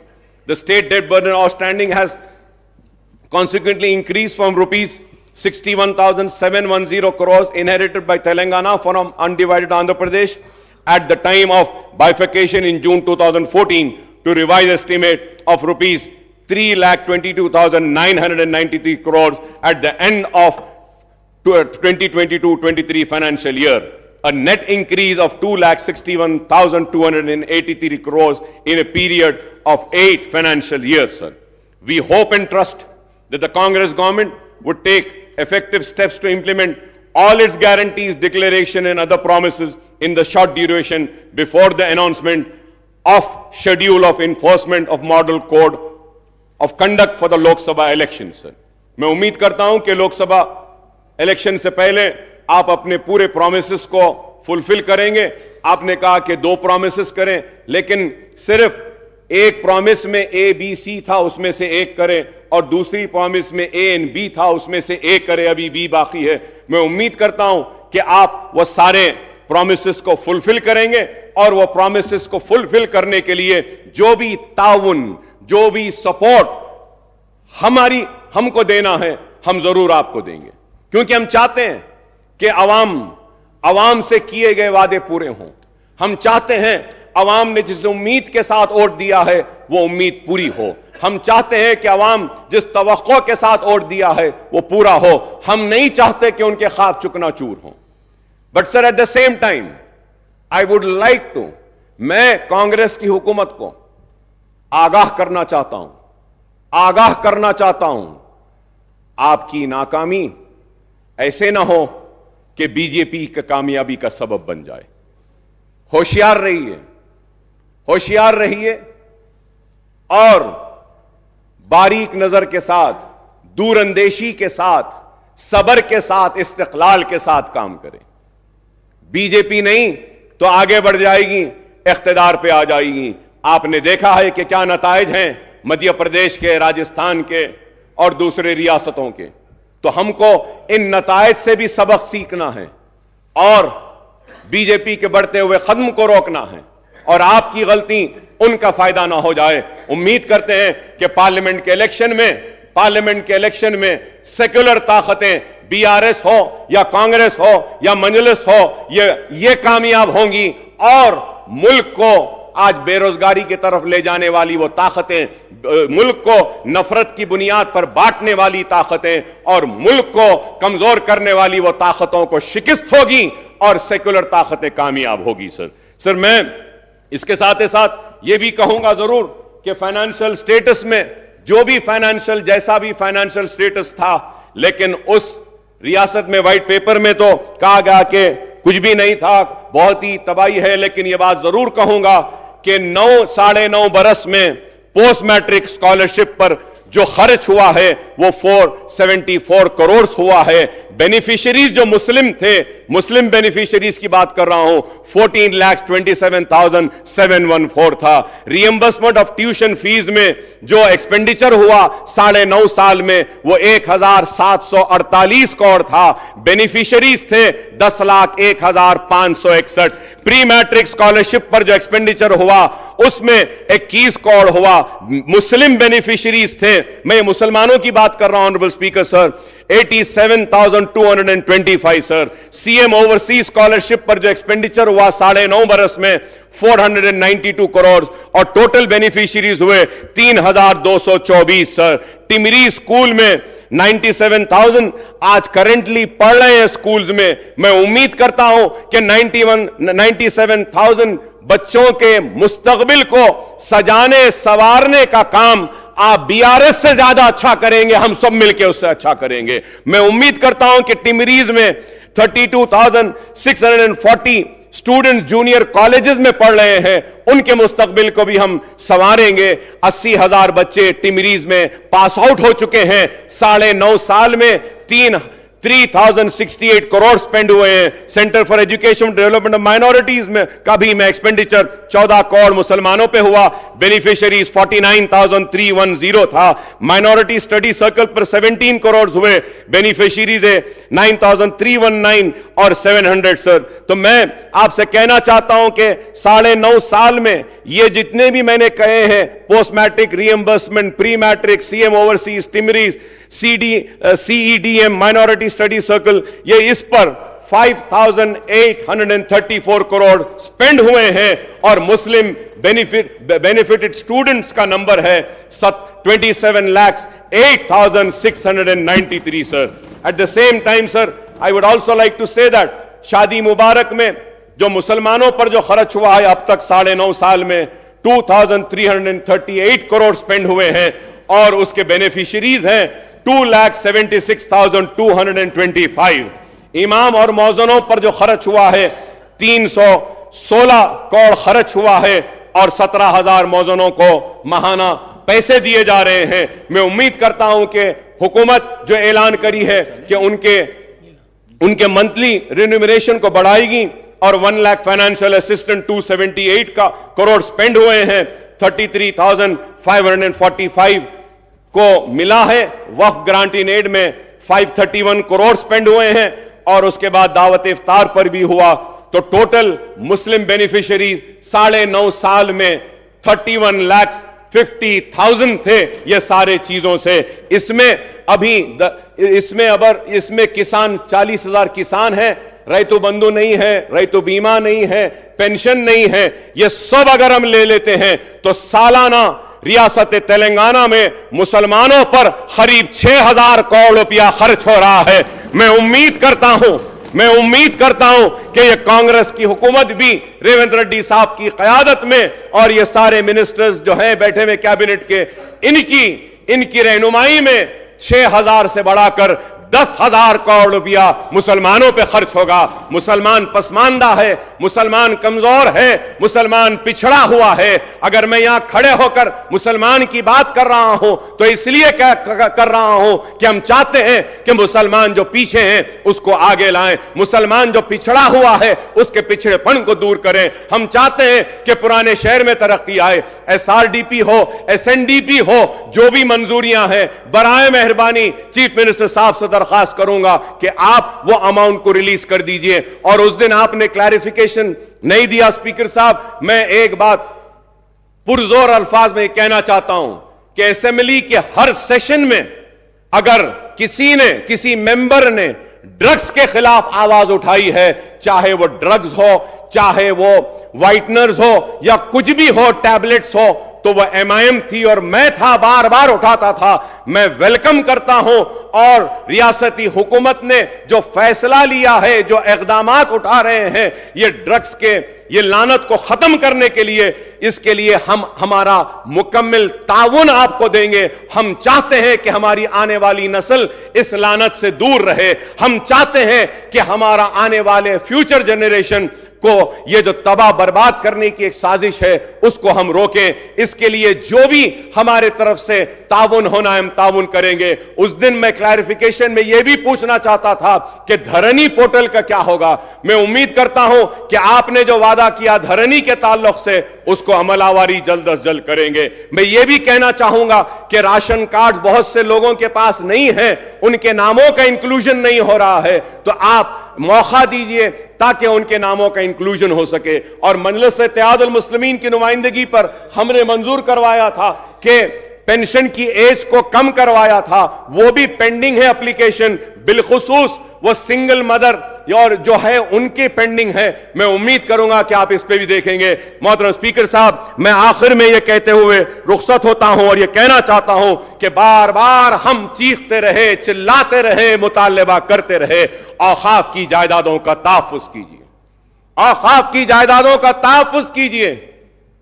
आज पूरी जायदादें तबाह हो रही हैं, आज भी तबाह हो रही हैं। अगर मुसलमानों की औकाफी जायदादों को अगर बचा लिया जाए और जिस पर्पस के लिए वक्फ किया गया है, अगर वो पर्पस सर्व हो जाए तो मुसलमानों के किसी की मदद की जरूरत नहीं है, किसी की पैसे की जरूरत नहीं है। वो वक्फ बोर्ड के पैसों से ही हम मुसलमानों की तालीम का काम कर सकते हैं, बेरोजगारी को दूर कर सकते हैं, हम बेवाओं की मदद कर सकते हैं, यतीमों की मदद कर सकते हैं। तो मैं आपसे कहूंगा कि वक्फ बोर्ड पर तवज्जो दीजिए। हमारे मुतालिबे पर CBCID की इंक्वायरी का ऐलान किया गया था, तो CBCID की इंक्वायरी को टेबल करिए।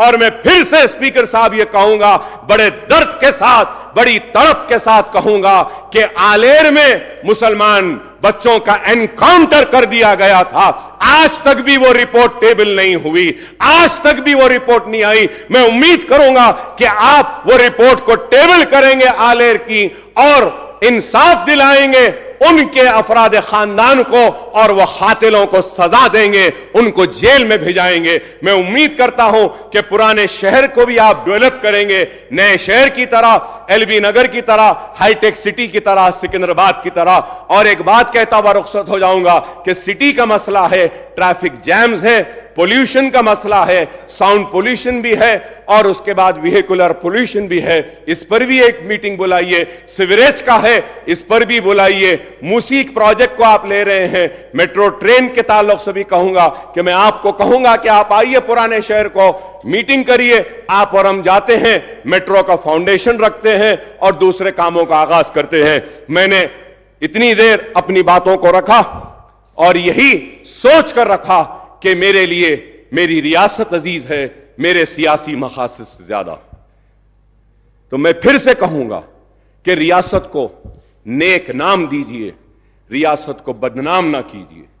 रियासत आज तरक्की कर रही है, इस तरक्की को चलिए आप और हम मिलकर और आगे ले जाते हैं और रियासत तेलंगाना को हिंदुस्तान का नंबर 1 स्टेट बनाएंगे। इर्रेगुलरिटीज हुए हैं, अगर कोई काम गलत हुआ है तो इंक्वायरी जरूर करिए, कमीशन जरूर बिठाइए, चाहे वो सिटिंग जज हो या कोई हो।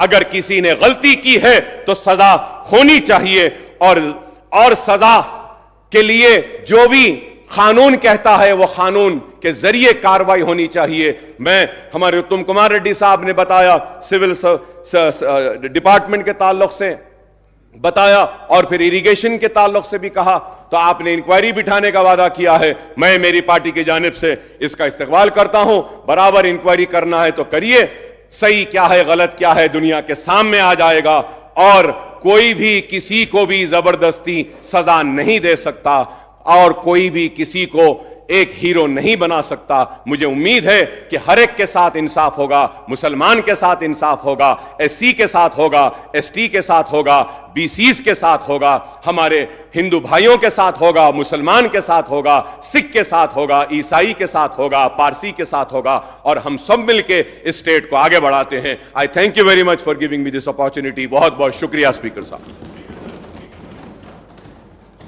ముఖ్యమంత్రి గారు. ఎంఐఎం సభాపక్ష నాయకుడు ఈ ప్రభుత్వం ప్రవేశపెట్టిన తెలంగాణ రాష్ట్ర ఆర్థిక శ్వేతపత్రానికి సంబంధించి ఆర్థిక శాఖ తయారు చేసిన నివేదిక మీద కొన్ని దగ్గరలో మీరు బడ్జెట్ నుంచి అంకెలు తీసుకున్నారు, కొన్ని దగ్గరలో సిఏజీ నుంచి అంకెలు తీసుకున్నారు, ఇంకొన్ని దగ్గర ఆర్బీఐకి సంబంధించిన సమాచారాన్ని పొందుపరిచిండ్రు. మేము దేన్ని పరిగణలోకి తీసుకోవాలని వారు అనుమానాలు వ్యక్తం చేసిండ్రు అధ్యక్ష. ఈ ప్రభుత్వము వాస్తవ పరిస్థితులను ప్రజల ముందలు పెట్టి తెలంగాణ రాకంటే ముందు ఉన్న పరిస్థితులను, తెలంగాణ వచ్చిన తర్వాత 10 సంవత్సరాలలో ప్రజలు ఎన్నుకున్న గత ప్రభుత్వం తీసుకున్న నిర్ణయాలు, ఆ నిర్ణయాల వల్ల వచ్చిన ఫలితాలు, దుష్ఫలితాలను ప్రజల ముందు పెట్టి ప్రజాస్వామిక పద్ధతిలో ఈ చట్టసభలో చర్చించి వాస్తవాలను ప్రజలకు వివరించి భవిష్యత్ కార్యాచరణను తీసుకోవాలన్న ఆలోచనతోటే సమర్థవంతమైన ప్రతిపక్షంగా మీ సలహాలు సూచనలు తీసుకొని ప్రజలకు మంచి చేయాలన్న ఉద్దేశంతో నిస్సహాయులకు సహాయాన్ని అందించడమే కాకుండా నిజమైన అర్హులకు మాత్రమే సంక్షేమాన్ని అందించి అర్హులైన వాళ్లకు అవకాశాలు కల్పించి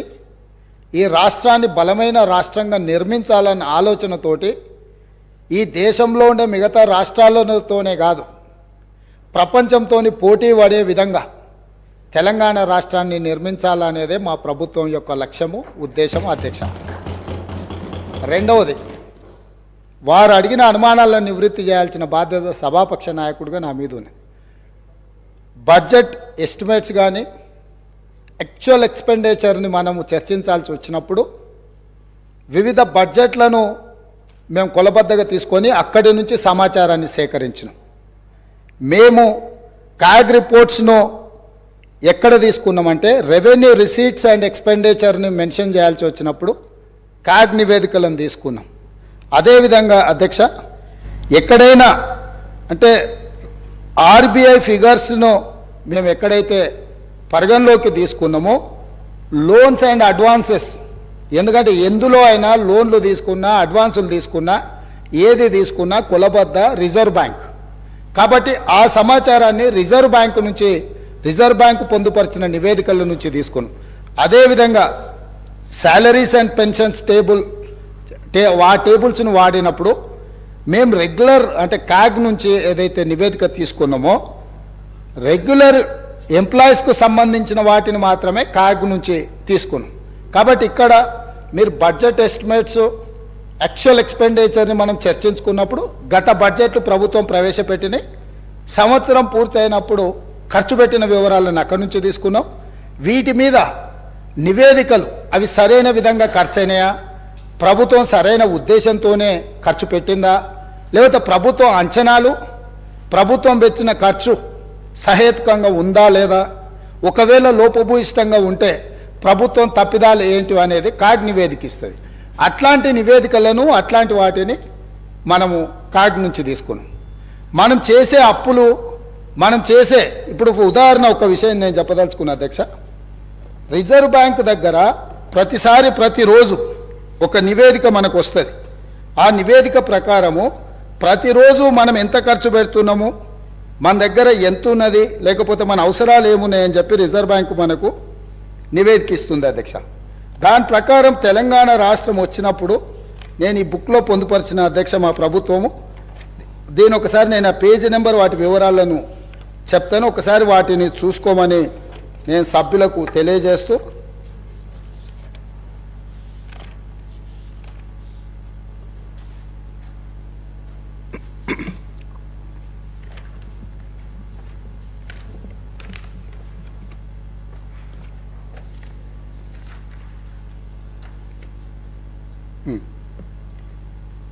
ప్రభుత్వం యొక్క ఆదాయము అవసరాలకు సంబంధించి రిజర్వ్ బ్యాంకు ప్రతిరోజు ప్రభుత్వానికి సమాచారం ఇస్తుంది. Finance secretary through finance minister and state government.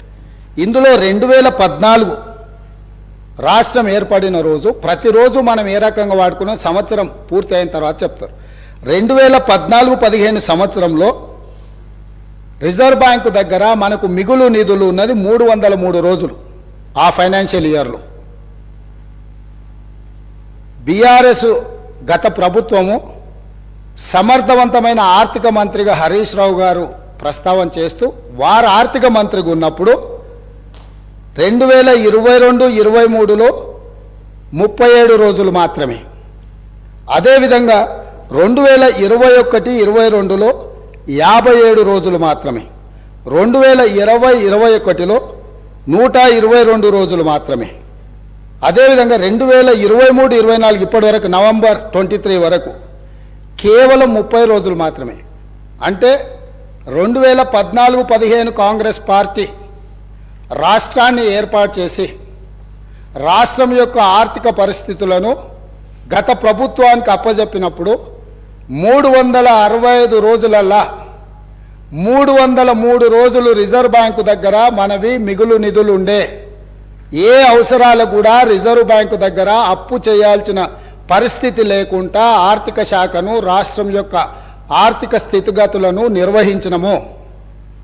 గత ప్రభుత్వంలో ఉన్న ఆర్థిక మంత్రి గారు నిర్వహించిన 5 సంవత్సరాలను లెక్కేస్తే ఏ సంవత్సరం కూడా ఇందులో సగం రోజులు కూడా ప్రభుత్వం దగ్గర డబ్బులు లేవు. ప్రతిరోజు రిజర్వ్ బ్యాంకు దగ్గర వెళ్ళి నించొని మా జీతభత్యాలకు మా రోజువారీ ఖర్చులకు మా ఆర్థిక పరిస్థితి బాగలేదు మాకు అప్పులు ఇవ్వండి అని అడుక్కునే పరిస్థితి గత ప్రభుత్వంలో ఉండే.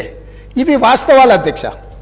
ఒకవేళ ఈ వాస్తవాలను కప్పిపుచ్చి మనం ఇంకా అద్భుతంగా ఉన్నాం గొప్పగా ఉన్నాం అని ఆ గొప్పల కోసం దుబారా ఖర్చులు పెట్టుకుంటూ పోతే ఈరోజు జీతభత్యాలు ఇవ్వలేని పరిస్థితికి వచ్చింది. ఇది వాస్తవం. జీతాలు ఇవ్వడానికే అభివృద్ధి సంగతి దేవుడెరుగు. సంక్షేమం గురించి చర్చించాల్సిన అవసరం లేదు. ప్రభుత్వ ఉద్యోగులకు జీతాలు ఇవ్వలేకపోవడం వల్ల ప్రభుత్వ ఉద్యోగస్తులు బ్యాంకులలో తెచ్చుకున్న లోన్లకు వాళ్ళు ఇచ్చిన పోస్ట్ డేటెడ్ చెక్కుల వల్ల ఆ చెక్కులు బౌన్స్ అవ్వడం వల్ల వాళ్ళ సిబిల్ స్కోర్ పాడైపోయి ఈరోజు వాళ్ళకు కూడా ప్రభుత్వ ఉద్యోగులకు కూడా బ్యాంకులలో అప్పు పుట్టని పరిస్థితి వచ్చి ఇవాళ ప్రభుత్వ ఉద్యోగులను కూడా బ్యాంకు లోన్లు ఎగవేతదారుల కింద ఈరోజు బ్యాంకులు చూడాల్సిన పరిస్థితి ఈ ప్రభుత్వం కల్పించింది. తద్వారా ప్రభుత్వ ఉద్యోగులను కూడా బ్యాంకులను మోసం చేసే మోసగాళ్ళ కింద ఈ ఆనాటి రాష్ట్ర ప్రభుత్వము చిత్రీకరించే ప్రయత్నం చేసింది. కొన్ని వాస్తవాలు కఠోరమైనవి. మన కుటుంబ సభ్యుడైనా తప్పు చేసినప్పుడు తప్పును తప్పు అనకపోతే కుటుంబ పెద్దగా మనం కూడా తప్పు చేసిన వాళ్ళమైతాం, ఆ తప్పులో భాగస్వాములమైతాం, ఆ తప్పుకు సహకరించిన వాళ్ళమైతాం. ఈ శ్వేతపత్రము ఎవరినో కించపరచడానికో ఎవరినో తక్కువ చేసి చూపించడానికో లేకపోతే మేమేదో రాజకీయంగా ప్రయోజనం పొందడానికో లేదా మేమిచ్చిన ప్రజలకిచ్చిన గ్యారంటీలను ఎగవేయడానికో ఈరోజు ఇది పెట్టలే. ఇప్పటి వరకు అవాస్తవాలతో అభూత కల్పనలతో ఆర్భాటపు ప్రచారాలతో ఈ రాష్ట్రమంతా బాగుంది మేము అద్భుతాలను ఆవిష్కరించినామని చెప్పుకుంటున్నప్పుడు వాస్తవ పరిస్థితులను ఇక్కడ పెట్టినాం. ఈ వాస్తవ పరిస్థితులు కొంతమందికి చేదుగా ఉండొచ్చు, కొంతమందికి కళ్ళు తెరిపించే విధంగా ఉండొచ్చు, ఇంకొంతమందికి ఉన్న పరిస్థితులను అర్థం చేసుకొని పకడ్బందీ భవిష్యత్తు ప్రణాళికలను మనం నిర్ణయించుకొని ముందుకు వెళ్ళడానికి ఉపయోగపడుతుందని ఇంకొంతమందికి ఉండొచ్చు. మా ఉద్దేశం, మా ప్రభుత్వం ఉద్దేశం ప్రజలు అన్ని గుర్తించింది కాబట్టే 10 సంవత్సరాల తర్వాత వాళ్ళని అధికారంలో నుంచి ప్రతిపక్షానికి పంపించిండ్రు, మాకు అధికారాన్ని ఇచ్చిండ్రు. అధికారం ఇచ్చిన 10వ రోజే ఎందుకు ఈరోజు ప్రజల ముందు ఈ వాస్తవాలన్నీ పెడుతున్నాము? ప్రజలకు నిజాలు చెప్పి మనకున్న పరిస్థితిని వివరించి కష్టమైన ఈ ప్రభుత్వం నిస్సహాయులకు సహాయాన్ని అందిస్తుంది, అర్హులైన వాళ్ళకు అవకాశాలు ఇస్తుంది, మీకు అండగా నిలబడుతుంది అని చెప్పడానికి ప్రభుత్వం ప్రయత్నం చేస్తుంది అధ్యక్ష. ఇందులో ఎవరు వ్యక్తిగతంగా తీసుకోవాల్సిన అవసరం లేదు అధ్యక్ష. దీంట్లో ఏముంది, మేము ఈ మొత్తం నివేదికలో ఎక్కడైనా 42 పేజీల నివేదికలో ఎవరినైనా నిందించినట్టు కానీ ఎవరినైనా వ్యక్తిగతంగా దూషించినట్టు కానీ ఇక్కడ నివేదికలు ఉన్నాయి అధ్యక్ష. మాజీ మంత్రి గారు మాట్లాడతారు పక్క రాష్ట్రాల నుంచి, పక్క రాష్ట్రంలో పనిచేసిన నుంచి సమాచారం సేకరించిందని. ఇదేనా పద్ధతి అధ్యక్ష? 10 సంవత్సరాల నుంచి తెలంగాణ నిర్మాణం కోసం అహర్నిశలు కష్టపడి పనిచేసిన మన రాష్ట్ర అధికారులను ఈ రకంగా అవమానించడం కరెక్టా అధ్యక్ష? ప్రతి శాఖ యొక్క నివేదిక ఆ శాఖ యొక్క ప్రిన్సిపల్ సెక్రటరీ ప్రాపర్ ఫార్మేట్లో ఫిలప్ చేసి సంతకాలు పెట్టి ఆర్థిక శాఖకు పంపించిన తర్వాత ఆర్థిక శాఖ కార్యదర్శి గారు, వారితో పనిచేసిన కార్యదర్శి గారు, అతనే మారలేదు అధ్యక్ష, వారు సంతకం పెట్టి ప్రభుత్వానికి ఇచ్చిన నివేదికనే ఈ నివేదిక. కాబట్టి వారికి ఏమైనా అనుమానాలు ఉండి వారిలాగానే మిగతా వాళ్ళు కూడా వ్యవహరిస్తారని ఏమైనా అపోహలు ఉంటే తొలగించుకోండి. కొత్త ప్రభుత్వం ఏర్పడ్డప్పుడు వేలాది మంది మమ్మల్ని వచ్చి కలుస్తారు అధ్యక్ష. మేము మీలాక కక్షాపూరితంగా కలవడానికి వచ్చిన వాళ్ళను అగౌరవపరిచే విధంగా, అదేవిధంగా వాళ్ళని తక్కువ చేసి చూపించే విధంగా ఇట్లా చేయము అధ్యక్ష. ఒకవేళ అట్లనే అనుకుంటా అధ్యక్ష, ఒక్క మాట అడగదలుచుకున్నా, మీరేదో వివరాలు బయట పెడతామని అంటారు, నేను ఒక ఫోటో మీకు చూపించదలుచుకున్నా అధ్యక్ష. ఈ ఫోటో చూడండి. వీరు ఇక్కడ పక్కన ఉన్నాయన డాక్టర్ వైఎస్ రాజశేఖర రెడ్డి గారు కీర్తిశేషులు. ఈ పక్కన ఉన్నది ఎవరో మీకు తెలుసు కదా అధ్యక్ష. వీరు ఆ రోజు స్వయంగా వెళ్ళి ఆనాటి ముఖ్యమంత్రి గారిని వ్యక్తిగతంగా కలిసి వాళ్ళ మధ్యలో ఏం చర్చ జరిగిందని నేను వివరాలలో జోలికి వెళ్ళదలుచుకోలేదు అధ్యక్ష. ఈరోజు నన్ను ఎవరైనా ముఖ్యమంత్రిగా ఈ రాష్ట్రానికి బాధ్యత తీసుకున్న తర్వాత ఎన్నో రకాల సంస్థలు, వ్యవస్థలు, వ్యక్తులు వాళ్ళు మమ్మల్ని వచ్చి కలుస్తారు. అది మర్యాదపూర్వకంగా కలుస్తారు. మేము కూడా ప్రధానమంత్రి గారిని కలవాలని, ఈ దేశ ప్రధానమంత్రిని కలవడం ముఖ్యమంత్రిగా నా మంత్రివర్గ సహచరుల యొక్క బాధ్యత అని చెప్పి ఈ రాష్ట్రం నుంచి కేంద్రంలో మంత్రిగా వ్యవహరిస్తున్న కిషన్ రెడ్డి గారికి నేనే స్వయంగా ఫోన్ చేసిన. సిద్ధాంతపరంగా మేము భారతీయ జనతా పార్టీని విభేదిస్తాం, కానీ రాష్ట్ర ముఖ్యమంత్రిగా నా కర్తవ్యము నా రాష్ట్రానికి, మన రాష్ట్రానికి కావాల్సిన నిధులను తెచ్చుకోవాలన్నప్పుడు రాష్ట్ర కేంద్ర ప్రభుత్వాల మధ్యన సత్సంబంధాలు ఉండాలి అని మేమే ఒక అడుగు ముందుకేసి కేంద్ర మంత్రి కిషన్ రెడ్డి గారికి నేను స్వయంగా ఫోన్ చేసిన. మీరు ఒకసారి ప్రధానమంత్రి గారితో మాట్లాడండి, మనం వెళ్ళి కలుద్దాము, మనకు రాష్ట్రానికి సంబంధించిన ఏమైనా నిధులు తెచ్చుకునేది ఉంటే డెఫినెట్గా చేద్దామని. ఎందుకు? మేము బేసిజాలకు పోదలుచుకోలేదు. స్వార్థపరమైన రాజకీయ ప్రయోజనాలని ప్రభుత్వం ఆశించడం లేదు. తాత్కాలికమైన లాభాల కోసము మేము ఎలాంటి దుందుడుకు చర్యలకు మేము పాల్పడదలుచుకోలేదు అధ్యక్ష. అందుకే ఈరోజు మీరందరూ, మనమందరం ఈ సభలో చర్చ ఇదే కాకుండా విద్యుత్ శాఖకు సంబంధించి మా సాగునీటి పారుదల శాఖ మంత్రి గారు కూడా ఈ సమావేశాలలోనే శ్వేతపత్రాలు విడుదల చేయదలుచుకున్నాం. ఎక్కడైనా ఎప్పుడైనా ఎవరైనా కొత్తగా బాధ్యతలు చేపట్టినప్పుడు మనకున్న పరిస్థితులను ప్రజలకు వివరించడం ద్వారా, వాళ్ళ నమ్మకాన్ని, విశ్వాసాన్ని చురగొనడం ద్వారా, ప్రతిపక్షాల వైపు నుంచి సహకారం, సలహాలు, సూచనలు తీసుకోవడం ద్వారా బలమైన రాష్ట్రంగా నిర్మించాలనేదే మా ఉద్దేశము. కాబట్టి ఇప్పటికైనా గతంలో చేసిన తప్పులనే మళ్ళీ మేము వితండవాదంతో మీ మీద దాడులు చేస్తామనే విధానాన్ని ప్రతిపక్ష పార్టీ వదులుకోవాలి. వాళ్ళకి ఏమైనా బాధ ఉండొచ్చు, ఇక్కడి నుంచి అక్కడికి వెళ్ళినప్పుడు సహజంగా ఉంటుంది, దుఃఖం కూడా ఉంటుంది. కొంతమందికి జీవితంలో నెరవేరని కోరికలు ఉంటాయి. తండ్రిని కూడా అడ్డు తొలగించుకొని కుర్చీలో కూర్చోవాలనేటోళ్ళు కూడా ఉంటారు. ఔరంగజేబ్ స్టోరీలు ఇవన్నీ మనం చూసినాం కదా అధ్యక్ష చరిత్రలో. సో వీటన్నిటిని దృష్టిలో పెట్టుకొని వాళ్ళ కుటుంబంలో ఉండే తగాదాలను తీసుకొచ్చి సభలో ప్రస్తావించడం ద్వారా సభ యొక్క ఔన్నత్యాన్ని, గౌరవాన్ని తగ్గించే విధంగా వ్యవహరించొద్దు. ఈ ప్రభుత్వం జిమ్మెదారితో ఇక్కడ ఉన్నది. ఈ ప్రభుత్వం జిమ్మెదారితో ఇచ్చిన మాటను నిలబెట్టుకుంటుంది. ఈ ప్రభుత్వం సహేతుకమైన సలహాలు, సూచనలు ప్రతిపక్షాలు ఇచ్చినప్పుడు తప్పకుండా స్వీకరిస్తుంది. మిత్రుడు అక్బరుద్దీన్ ఓవైసీ గారు ఏవైతే అంశాలను లేవనెత్తిండో చాలా విషయాలు వాళ్ళు లేవనెత్తిండ్రు, మా అధికారులు నోట్ చేసుకున్నారు. తప్పకుండా ఆ అంశాలను అన్నిటిని కూడా మేము పరిగణలోకి తీసుకుంటాం, పరిష్కరిస్తాం. మేము ఓపెన్గా మేము సెక్రటేరియట్లోనే ప్రజలకు తెరిచినాం. ఈ రాష్ట్రాన్ని ప్రజలు, ఈ రాష్ట్రంలో ప్రభుత్వాన్ని ఎన్నుకున్నది సచివాలయం నుంచి ప్రజలకు సుపరిపాలన అందించడానికి. అందుకే అక్కడ మంత్రులను కూర్చోబెట్టినాం. మంత్రులను వచ్చి ప్రజలు కలిసేటట్టు, ప్రజా సంఘాలు వాళ్ళ నివేదికలు ఇచ్చేటట్టు, వాళ్ళ పెండింగ్ సమస్యల్ని చర్చించడానికి ప్రగతి భవన్నే కాదు, ఇవాళ ప్రజాభవన్గా మార్చినాం. సచివాలయాన్ని ప్రజలకు అందుబాటులోకి తీసుకొచ్చినాం.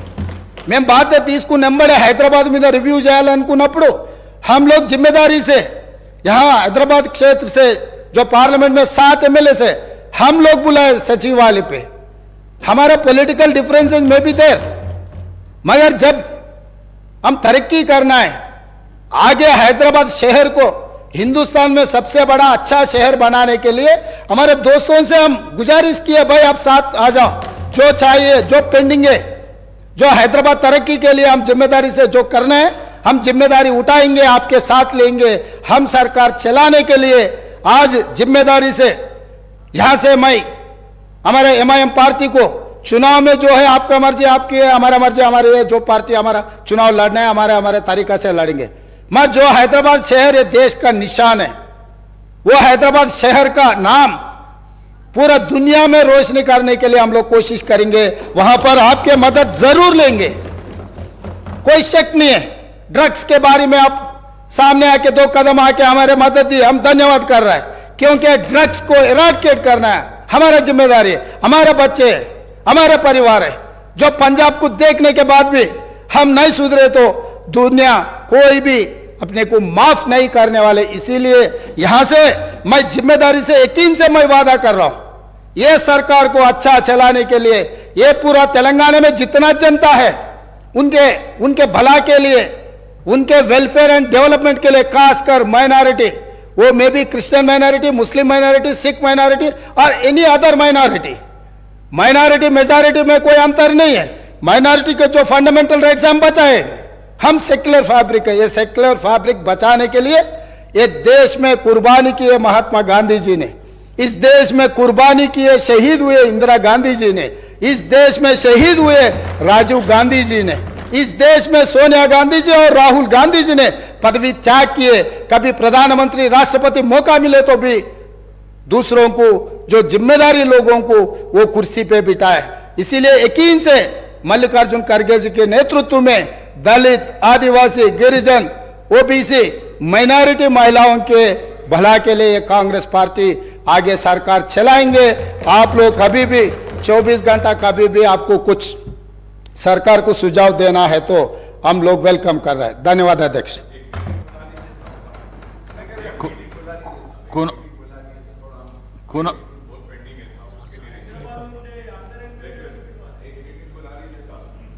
డెఫినెట్ గా గ్రేటర్ హైదరాబాద్ పరిధిలో వచ్చే ఎమ్మెల్యేలతోని తప్పకుండా ఒక ప్రత్యేక సమావేశాన్ని ఏర్పాటు చేస్తాం. ఇప్పుడే ఎస్ డెఫినెట్గా అన్ని పార్టీలు ఇట్లేం లేదు, అంటే కొన్ని విషయాలలో అఖిల పక్షాలను పిలుస్తాం. దానికి సంబంధించి అఖిలపక్ష సమావేశంలో వాళ్ళందరి సూచనలు తీసుకుంటాం. కొన్నిసార్లు సభలకు రాని ప్రజలలో ఉండి పోరాటం చేసే రాజకీయ పార్టీలు ఉన్నాయి. కొన్ని ప్రత్యేకమైన పరిస్థితుల వల్ల సభలోకి వాళ్ళు రాకపోయి ఉండొచ్చు. ఫర్ ఎగ్జాంపుల్ CPM, ఎర్ర జెండా అంటే ప్రజల కోసం, ప్రజల తరఫున కొట్లాడతారనే పేరు ఉంది. CPI నుంచి anywhere representation is there. CPM లాంటివి, న్యూ డెమోక్రసీ లాంటివి కొన్ని ప్రజల తరఫున కొట్లాడే సంఘాలు, పార్టీలు ఉన్నాయి. వాళ్ళందరినీ కూడా తప్పకుండా ఈ ప్రభుత్వం అఖిలపక్ష సమావేశాలకు పిలిచి వాళ్ళ సలహాలు, సూచనలు తీసుకొని మేము ఏం చేయదలుచుకున్నా ఫస్ట్ మా ఆలోచన విధానాన్ని సభలో డాక్యుమెంట్ రూపంలో మీ ముందు పెడతాం. మీరిచ్చే సలహాలు, సూచనలు తీసుకున్న తర్వాత వాటిని చట్టాలుగా, శాసనాలుగా మారుస్తాం. మేము చర్చకే పెట్టకుండా మా ఇంట్లో కూర్చొని మా ఇష్టారాజ్యంగా మేము ఏక వ్యక్తి నిర్ణయాలతోని ముందుకు వెళ్ళదలుచుకోలేదు. 119 మంది శాసనసభ్యులు కలిసినప్పుడే, 17 మంది పార్లమెంట్ సభ్యులు కలిసినప్పుడే, 40 మంది శాసన మండలి సభ్యులు కలిసినప్పుడే, 11 మంది రాజ్యసభ సభ్యులు, 7 మంది మన తరఫున ఉన్నవాళ్ళు మనతోని రాజ్యసభలో ఉన్న సభ్యులు వచ్చినప్పుడే ఈ చట్టాలకు ఈ శాసనాలకు కొంత గౌరవం ఉంటుంది. ఆ అంశంలో అందరినీ పరిగణలోకి తీసుకొని తప్పకుండా ముందుకు వెళ్తామని చెప్పి మీ ద్వారా సభ్యులందరికీ నేను చెప్పదలుచుకున్నాను అధ్యక్ష. ధన్యవాదాలు. కూనమనేని సాంబశివరావు గారు.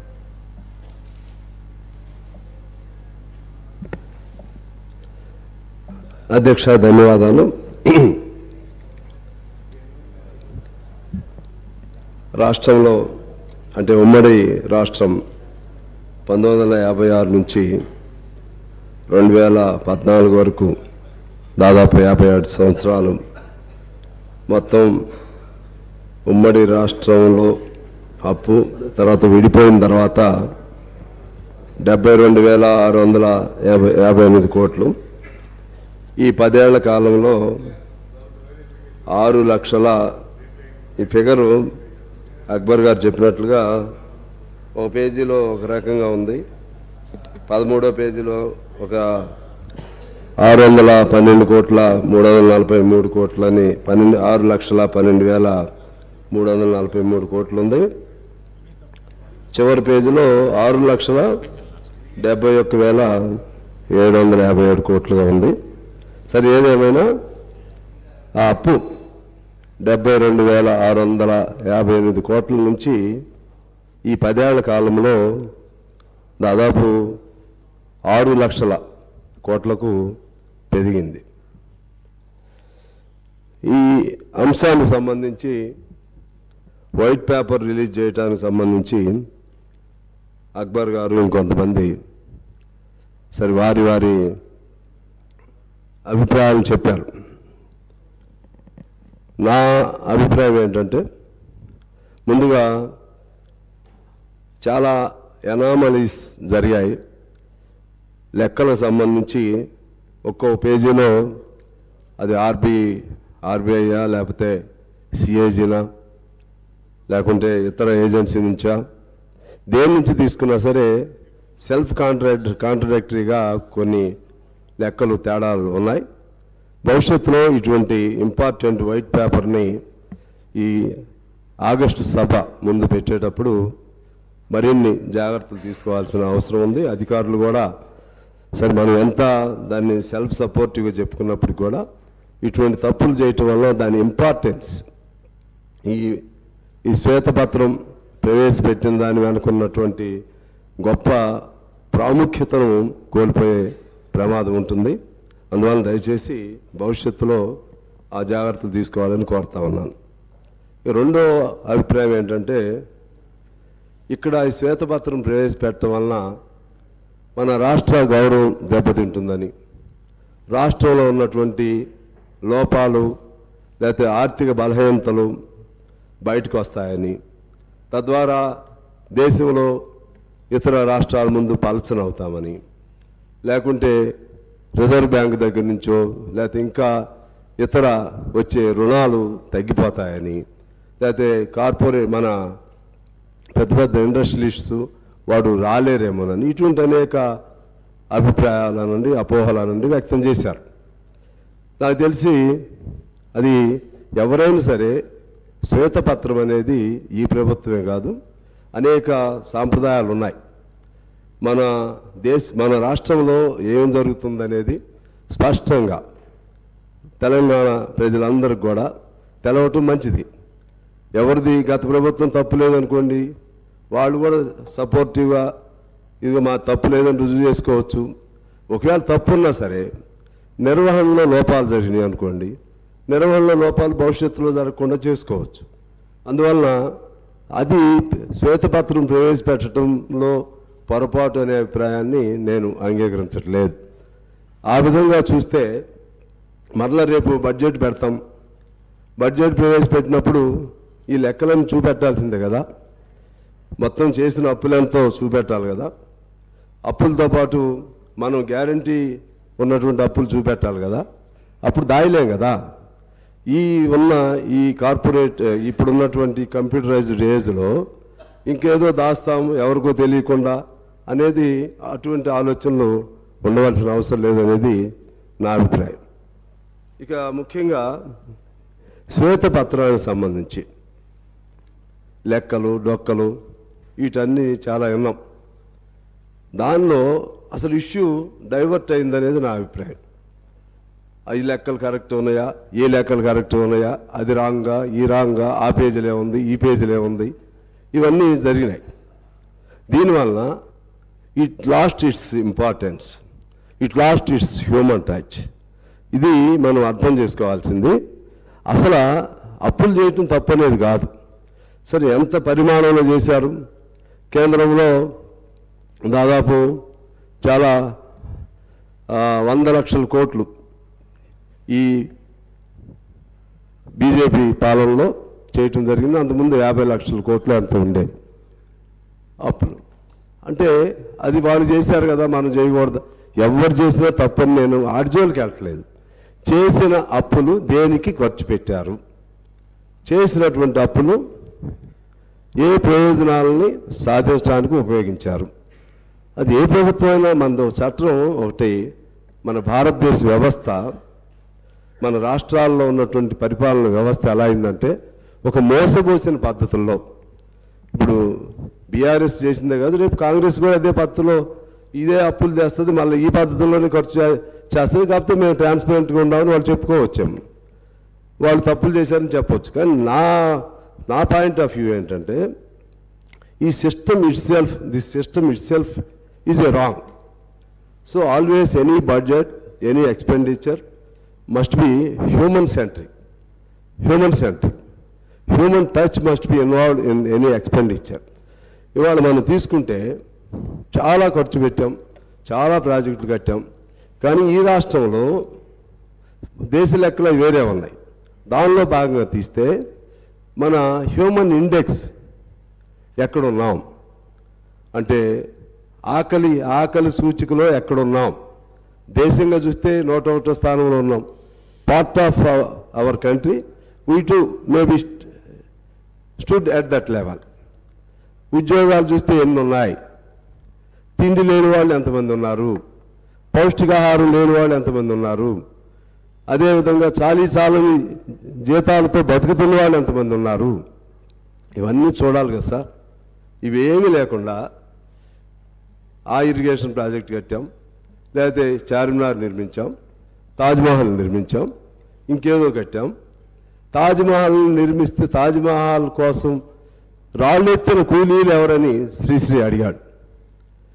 అంటే అసలు కింద జనం మనం ఏది చేసినా అది జనాలకు అందుతుందా లేదా, జనాల బతుకుల్లో బాగు జరిగిందా లేదా, ఆకలి బాధలతో అర్ధాకలితో కూలినాలి చేస్తున్నటువంటి వాళ్ళు సంపద సృష్టిస్తుంటే ఆ సంపదను అప్పుల పేరుతో మనం వాడుకుంటున్నాం.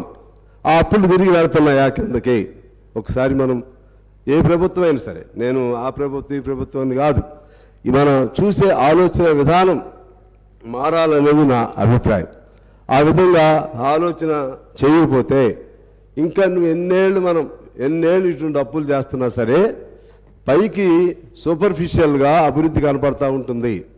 కానీ కిందికి వెళితే మరలా ఎక్కడ వేసిన గోవేలు అక్కడే ఉంటుంది. మనం ఒకసారి చూసుకుంటే ఆకలి చూసి చూడండి, అదేవిధంగా మానవ జీవన విధానం చూడండి, లేకపోతే జీవన పరిణామాలు చూడండి, ఎక్కడ చూడండి మన పరిస్థితులు ఇలాగే ఉంటున్నాయి. ఇవాళ మీరు చూసుకుంటే రాష్ట్రంలో ఎంతమంది అంటే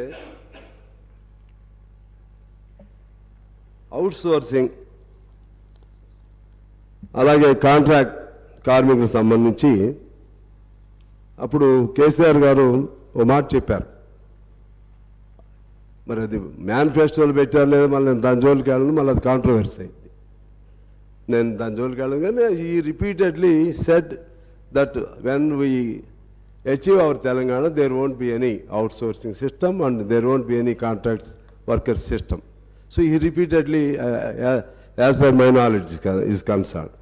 కానీ ఇవాళ ఆ అవుట్సోర్సింగ్ అదేవిధంగా కాంట్రాక్ట్ వర్కర్ సిస్టమ్ వలన శ్రమను దోపిడీ చేస్తున్నారు. It is situated not only in Telangana, it is present elsewhere in India. The system it self became a wrong.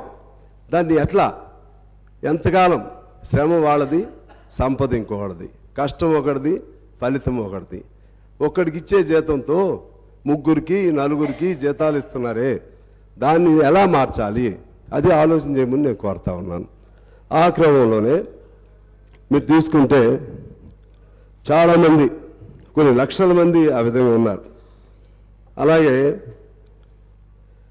పిల్లలు పౌష్టికాహారం లోపంతో ఇప్పటికీ అనేక మంది మరణిస్తున్నారు. అర్ధాకలతో అనేక మంది ఉండటమే కాదు, నేను నిన్న మా కొత్తగూడెంలో చూశాను. పేమెంట్ల మీద పడుకున్న వాళ్ళు మొత్తం ఊరికి ఒక బస్ స్టాండ్ సెంటర్లో చూస్తే చలిలో దాదాపు 15-20 మంది వీడి దుప్పట్లు కూడా సరిగ్గా లేకుండా పడుకున్న వాళ్ళని చూశాను నేను. ఇలా లెక్క తీస్తే ఈ రాష్ట్రంలో తిండి లేక, లేకపోతే ఇంటి గూడు లేక, చలిలో వర్షంలో తడుస్తూ చలిలో వణుకుతూ ఎంతమంది ఉన్నారో ఒకసారి లెక్క తీయాలి. అదేవిధంగా గ్రామాల్లోకి వెళితే సొంత ఇల్లు లేని వాళ్ళు ఎంతమంది ఉన్నారో లెక్క తీయాలి. గ్రామాల్లోకి వెళితే చేసిన పనికి తగిన జీతం లేక, తగిన కూలీ లేక, పని చేయటానికి పని దొరక్క ఎంతమంది ఉన్నారో చూడాలి. ప్రాజెక్టులు కట్టాం, కాళేశ్వరం ప్రాజెక్టు కట్టొచ్చు, లేకపోతే ప్రాణహిత చేవెళ్ళ అనొచ్చు, లేకపోతే పాలమూరు రంగారెడ్డి అనొచ్చు, మా సీతారాం ప్రాజెక్టు అనొచ్చు.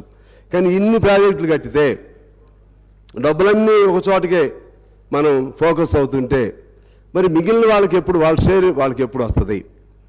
మొత్తంగా చూస్తే యాజ్ ఏ హోల్ డెవలప్మెంట్ ఇండెక్స్లో పెరగొచ్చు మనం, పెర్ క్యాపిటల్ ఇన్కమ్ పెరగొచ్చు మనం, అలాగే ఎస్జిడిపిలో మనం రేటింగ్ బాగానే ఉండొచ్చు. కానీ అల్టిమేట్గా కిందకి ఎప్పుడు వెళ్తుంది?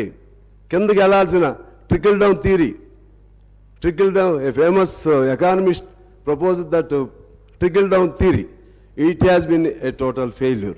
That means ఎవడో అక్కడ పరిశ్రమ పెడితే కిందకి బొట్టుగా అందిద్ది. ఎప్పుడు బొట్టు అందిద్ది? ఇప్పుడు ఈ దేశానికి 75-76 ఏళ్ళు స్వతంత్రం వచ్చింది. ఇంకా నేను అనేది ఓవరాల్గా చెప్తున్నాను. ఇక్కడ మీరు దీనికి సంబంధించి చెప్పాలని అనొచ్చాము ఒకళ్ళిద్దరు.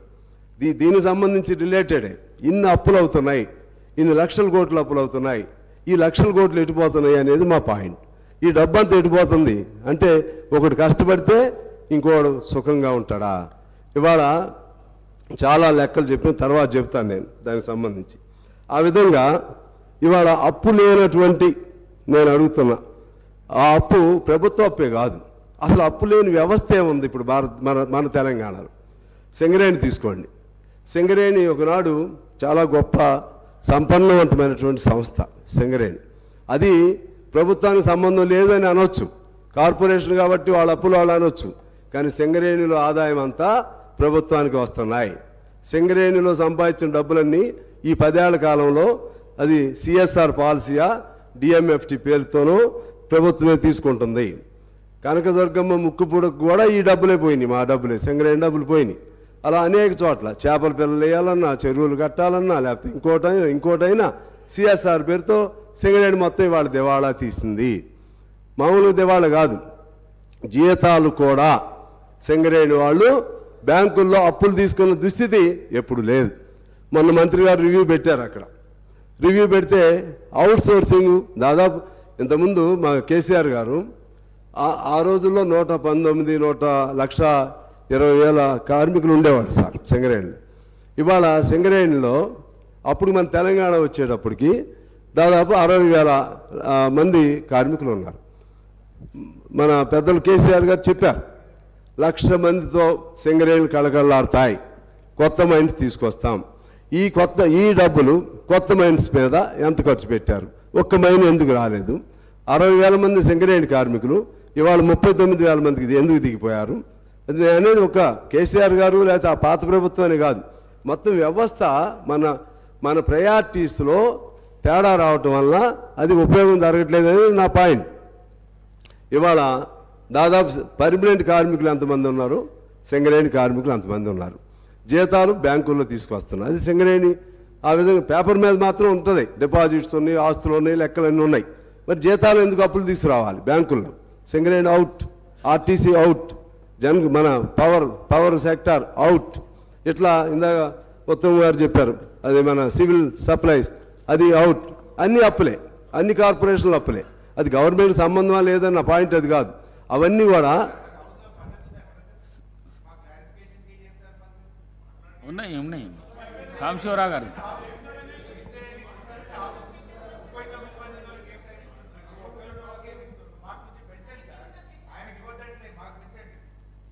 నేను మాట్లాడితే మీకు మంచిదే హరీష్ రావు గారు. మాట్లాడటానికి మాట్లాడిస్తే మీకు మంచిదే సార్.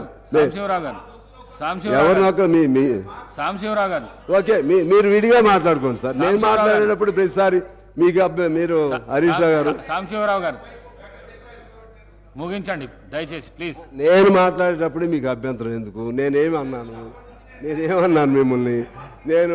నేను I am in the interest of the state, I am in the interest of just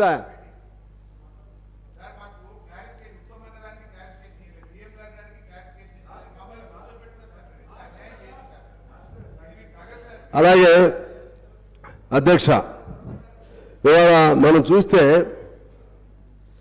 Singareni, Genco, హోంగార్డులు అతి తక్కువ శాలరీస్, సాంబశివరావు గారు కోర్టు కొద్దిగా తొందరగా ముగించండి. అయిపోవాలి అప్పుడే సార్. ఇప్పుడు నేను మొదటే మిమ్మల్ని రిక్వెస్ట్ చేశా, బిగినింగ్ డేనే. నేను ఒక్కడే ఉన్నా, మా వాళ్ళందరిది అన్ని కమ్యూనిస్టుల తరపున, అంత పేదవాళ్ళ తరపున, అంత కార్మిక వర్గం తరపున ఎక్కువ మాట్లాడేది నేను ఒక్కడే సార్. అందుకని కాస్త నాకు టైం ఇవ్వండి దయచేసి. నేను స్పెసిఫిక్గా మాట్లాడుతున్నా. అలాగే ఇవాళ ఈవెన్ జర్నలిస్టులు, పేద జర్నలిస్టులు చాలామంది ఉన్నారు. వాళ్ళకి సంబంధించి ఒక పాలసీ లేదు. ఇక్కడ మన అసెంబ్లీలో అవుట్ సోర్సింగ్తో పనిచేసే వాళ్ళు కొన్ని వందల మంది ఉన్నారు. వాళ్ళని పట్టించుకునే వాళ్ళు లేరు. వ్యవసాయ కార్మికులు వేలాది మంది ఉన్నారు.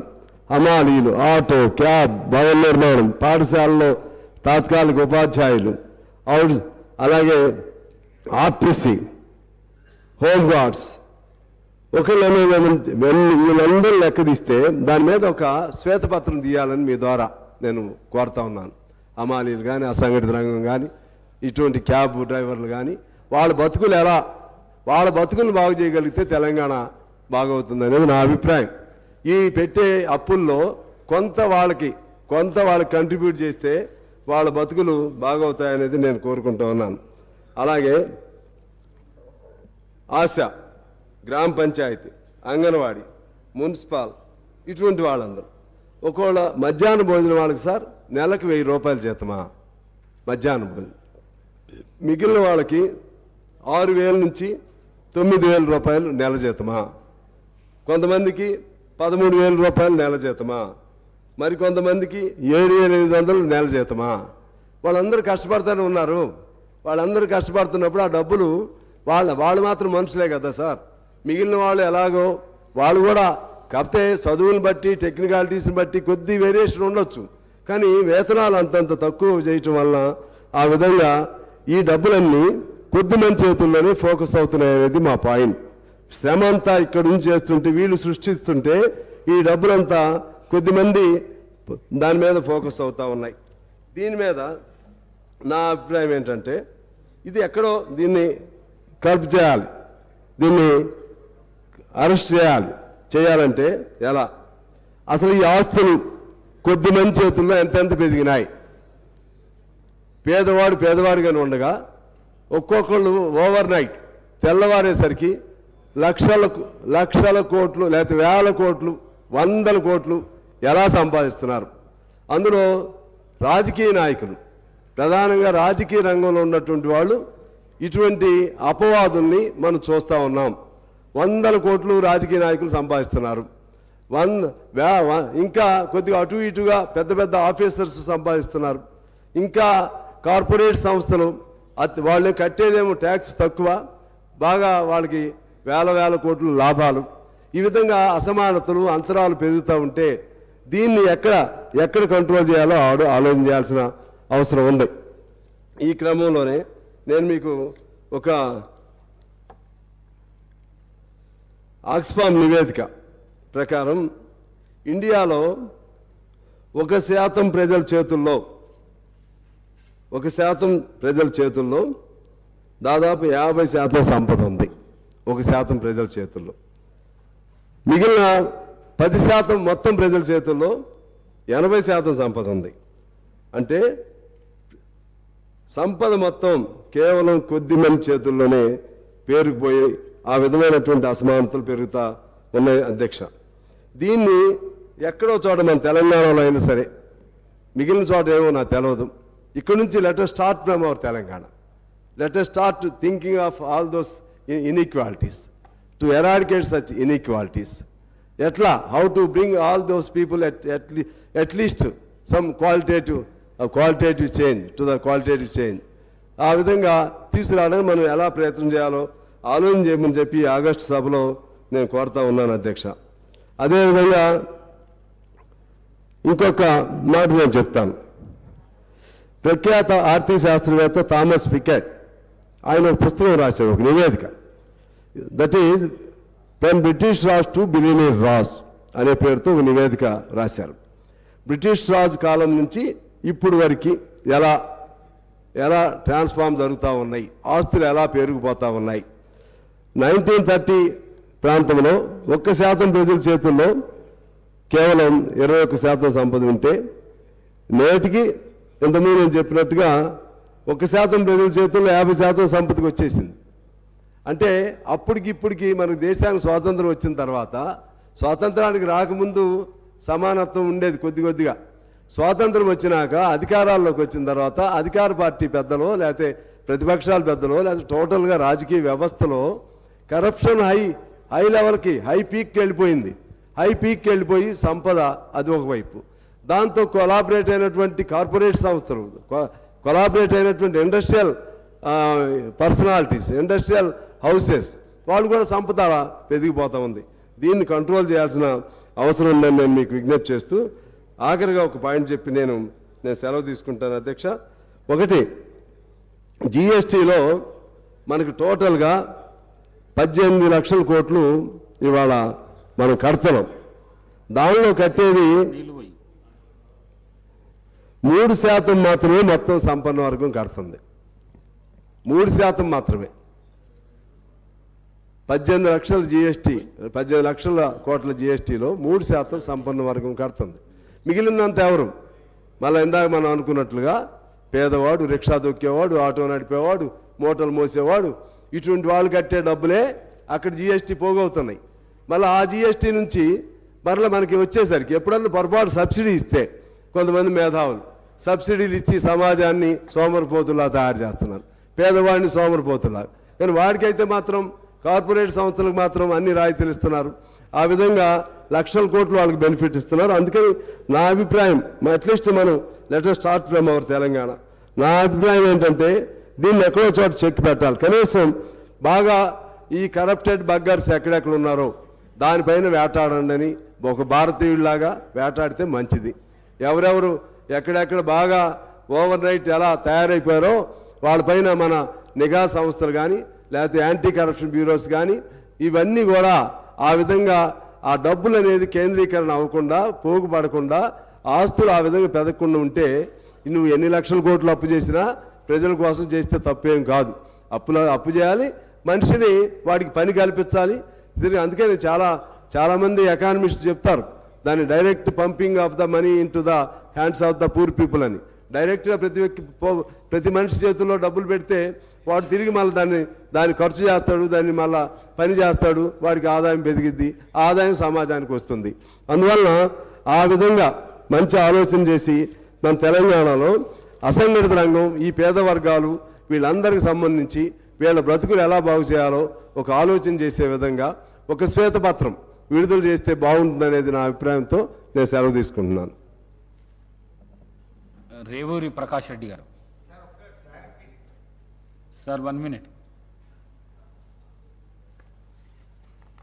అధ్యక్ష, గౌరవనీయులు ఉత్తమ్ గారు, గౌరవనీయులు ఉత్తమ్ కుమార్ రెడ్డి గారు ఇందాక ఒక 2 విషయాలు వారు నా పేరు ఉచ్చరించి వారు మాట్లాడినారు. Just I would like to clarify అధ్యక్ష. నేనేమి కామెంట్ చేయదలుచుకోలేదు, ఆరోపణలు చేయను. Just I would like to rectify the records. Uttam Kumar Reddy గారు మాట్లాడుతూ ఏమన్నారంటే, గత ప్రభుత్వం కేవలం 1 కిలో బియ్యం మాత్రమే ఇచ్చింది అని చెప్పి ఒక సత్యదూరమైనటువంటి విషయాన్ని చెప్పినారు అధ్యక్ష. యాక్చువల్గా రాష్ట్రంలో ఉండేటువంటి 89,99,000 కార్డులలో కేంద్ర ప్రభుత్వం ఇచ్చేది 56 లక్షల కార్డులకు మాత్రమే ఇస్తుంది. మిగతా 34 లక్షల కార్డులకు మొత్తం 6 కిలోలు కూడా రాష్ట్ర ప్రభుత్వ ఖజానా నుంచి మనమే అచ్చంగా ఆ 6 కేజీల బియ్యం ఇచ్చినమనేటువంటి విషయాన్ని మీ ద్వారా సభ దృష్టికి తెస్తా ఉన్నా అధ్యక్ష. అంటే ఉత్తమ్ గారు ఏం చేసిందంటే మొత్తం ఇదేదో కేంద్రమే ఇస్తుంది, 1 కిలో బియ్యం మాత్రమే రాష్ట్ర ప్రభుత్వం ఇచ్చిందని చెప్పే విషయం చేసినారు. ఇది పూర్తిగా సత్యదూరమైనది. రెండో విషయం అధ్యక్ష, 54 లక్షల కార్డులకేమో 1 కిలో బియ్యం ఇచ్చాం, మిగతా 34 లక్షల కార్డులకు మొత్తం 6 కిలోల బియ్యం రాష్ట్ర ప్రభుత్వ నిధుల చేతనే ఇచ్చాం. ఇక కరోనా సమయంలో అధ్యక్ష, కరోనా సమయంలో చూసినట్టయితే 2 సంవత్సరాల పాటు ఉచితంగా 10 కిలోల బియ్యం ఇచ్చిన విషయాన్ని కూడా మీ ద్వారా సభ దృష్టికి తెస్తా ఉన్నారు అధ్యక్ష. ఒకరు మనుషుల గురించి చెప్పమంటున్నారు. మొత్తం 2,90,00,000 మంది మనుషులకు మనం బియ్యం ఇస్తే ఇందులో 1,85,00,000 మందికి కేంద్ర ప్రభుత్వం 5 కిలోలు ఇచ్చింది, మిగతా కిలో మనం ఇచ్చాం. ఆ 5 కిలోలు కూడా వాళ్ళు 3 రూపాయలకి ఇస్తే మనం రూపాయికే ఇచ్చాం. మిగతా 1,05,00,000 మందికి మొత్తం రాష్ట్ర ప్రభుత్వ నిధుల చేత 6 కిలోల బియ్యం రూపాయి కాడికి ఇచ్చినటువంటి విషయాన్ని మీ ద్వారా తెలియజేస్తా ఉన్నా.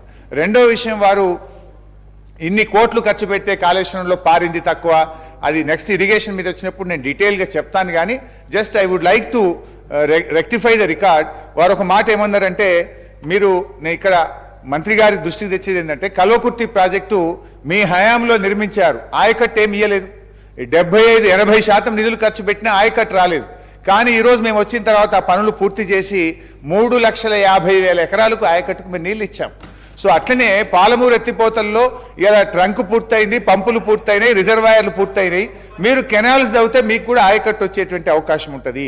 అట్లా మీరు ఈ రకంగా మా స్వీపింగ్ రిమార్క్స్ వద్దు, నేను డీటెయిల్గా మీరు డిస్కషన్ పెట్టినాడు మొత్తం సవివరంగా కూడా మేము చెప్తాం అధ్యక్ష. లాస్ట్ పాయింట్ అధ్యక్ష, గౌరవ ముఖ్యమంత్రి గారు కూడా ఒక విషయాన్ని ఇప్పుడు సభలో మాట్లాడినారు అధ్యక్ష. జస్ట్ అది కూడా నేను I would like to set right the record అధ్యక్ష. నేనేమి ఆరోపణలు చేయడానికో ప్రత్యేకంగా మళ్ళీ కొత్త విషయాలు చెప్పడానికో కాదు అధ్యక్ష, only to rectify the records అధ్యక్ష. పేజ్ నెంబర్ 32లో అధ్యక్ష గౌరవ ముఖ్యమంత్రి గారు అందులో నుంచే వారు నా పేరు తీసుకొని విషయం చెప్పారు అధ్యక్ష. ఏమన్నారంటే, మనం 2014-15 రాష్ట్రం వచ్చినాడు 303 రోజులు మన రాష్ట్రం సర్ప్లస్ ఉండేది. కానీ మరి హరీష్ రావు గారు ఫైనాన్స్ మినిస్టర్ అయిన తర్వాత పూర్తిగా సర్ప్లస్ దినాలు తగ్గినాయి అని చెప్పారు అధ్యక్ష. కానీ ముఖ్యమంత్రి గారు కానీ ఇవాళ అందరూ కూడా ఏం చేస్తారంటే కన్వీనియంట్ అంశాలు తీసుకుంటున్నారు. ఎక్కడైతే మేము పాజిటివ్గా ఉన్నామో దాన్ని విస్మరిస్తూ ఉన్నారు. 2014-15లో 303 రోజులుంటే మా ప్రభుత్వం వచ్చిన 2015-16లో 364 రోజులు సర్ప్లస్ ఉన్నాం. మరి ఆ విషయాన్ని ఎందుకు చెప్పారు? 2016-17లో 304 రోజులు సర్ప్లస్ ఉన్నాం. 2017-18లో 245 రోజులున్నాం. 2018-19లో 250 రోజులున్నాం. ఎక్కడైతే తగ్గిందో అది కరోనా వచ్చిన తర్వాత, కరోనా 2 సంవత్సరాలు కరోనా వల్ల ఏర్పడ్డ ఆర్థిక మాంద్యం, ఒకవైపు పెద్ద నోట్ల రద్దు, రెండవ వైపు కరోనా లాంటి ఒక మహమ్మారి వచ్చిన తర్వాత ఈ దేశం, ఈ ప్రపంచం, అన్ని రాష్ట్రాల ఆర్థిక వ్యవస్థ చిన్నాభిన్నమైన తర్వాత మాత్రమే తగ్గిందనే విషయాన్ని మీ ద్వారా సభ దృష్టికి తెచ్చే ప్రయత్నం చేస్తున్నాం అధ్యక్ష. అయితే అధ్యక్ష, ముఖ్యమంత్రి గారు కేంద్ర ప్రభుత్వంతో కలవద్దా అన్నారు. మీరు కేంద్రంతో కలవండి, కేంద్రంతో మాట్లాడండి, అవసరమైతే అఖిల పక్షాన్ని తీసుకుపోండి, మేము కూడా మీ వెంట వస్తాం. రాష్ట్రానికి న్యాయబద్ధంగా రావాల్సిన ప్రతి పైసా కోసం మీకు మేము సహకరిస్తాం, మీ వెంట మేము ఉంటాం. మీరు కేంద్ర ప్రధానమంత్రిని కలవండి, కేంద్ర మంత్రులను కలవండి. ఆ ప్రక్రియలో మేమేదైనా సహకారం పార్లమెంట్లో మా పార్లమెంట్ సభ్యులు చేయాలన్నా, మేము చేయాలన్నా కూడా చేయడానికి సిద్ధంగా ఉన్నామని మీ ద్వారా తెలియజేస్తున్నాం. రేవూరి ప్రకాష్ రెడ్డి గారు. అధ్యక్ష, అవకాశం ఇచ్చినందుకు ధన్యవాదాలు తెలియజేసుకుంటూ, తెలంగాణ రాష్ట్రం అనేదే నిధులు, నియామకాలు, వనరులపై ఏర్పడ్డ ఈ రాష్ట్రము. ఈ రాష్ట్రం ఏర్పాటు కావడానికి తెలంగాణ 4 కోట్ల ప్రజల యొక్క కృషి, 1400 మంది యువకుల యొక్క బలిదానంతో వచ్చిన తెలంగాణ. మరి తెలంగాణ రాష్ట్రం ఏర్పడ్డ తర్వాత టీఆర్ఎస్ ఈరోజు బీఆర్ఎస్ అధికారంలోకి వచ్చిన తర్వాత, అధికారం వచ్చే ముందు రాష్ట్ర ఆర్థిక పరిస్థితి, తెలంగాణ రాష్ట్రం ఏర్పడేటప్పుడు ఆర్థిక పరిస్థితులు ఏ విధంగా ఉన్నాయి, మరి 10 సంవత్సరాల తర్వాత ఈరోజు ఏ పరిస్థితి ఉన్నది అనేది ప్రజలకు వాస్తవాలు వివరించి, మరి రాబోయే రోజులలో ఇంతకుముందు గౌరవ ముఖ్యమంత్రి వారు చెప్పినట్టుగా ప్రతిపక్షాల యొక్క సూచనలు, మేధావుల సూచనలు తీసుకొని ఈ దేశంలోనే రాష్ట్రంను ఒక ఉన్నతమైన స్థానంలో నిలపాలని ఒక ప్రయత్నంలో భాగమైన విషయాన్ని కూడా మనం అందరం కూడా గుర్తించవలసిన అవసరం ఉంది అని చెప్పి ఈ సందర్భంగా మనం చేస్తున్నాం. పెద్దలు కల్వకుంట్ల చంద్రశేఖరరావు గారు ఉద్యమం సందర్భంగా మాట్లాడుతూ కొన్ని విషయాలు చాలా స్పష్టంగా చెప్పడం జరిగింది అధ్యక్ష.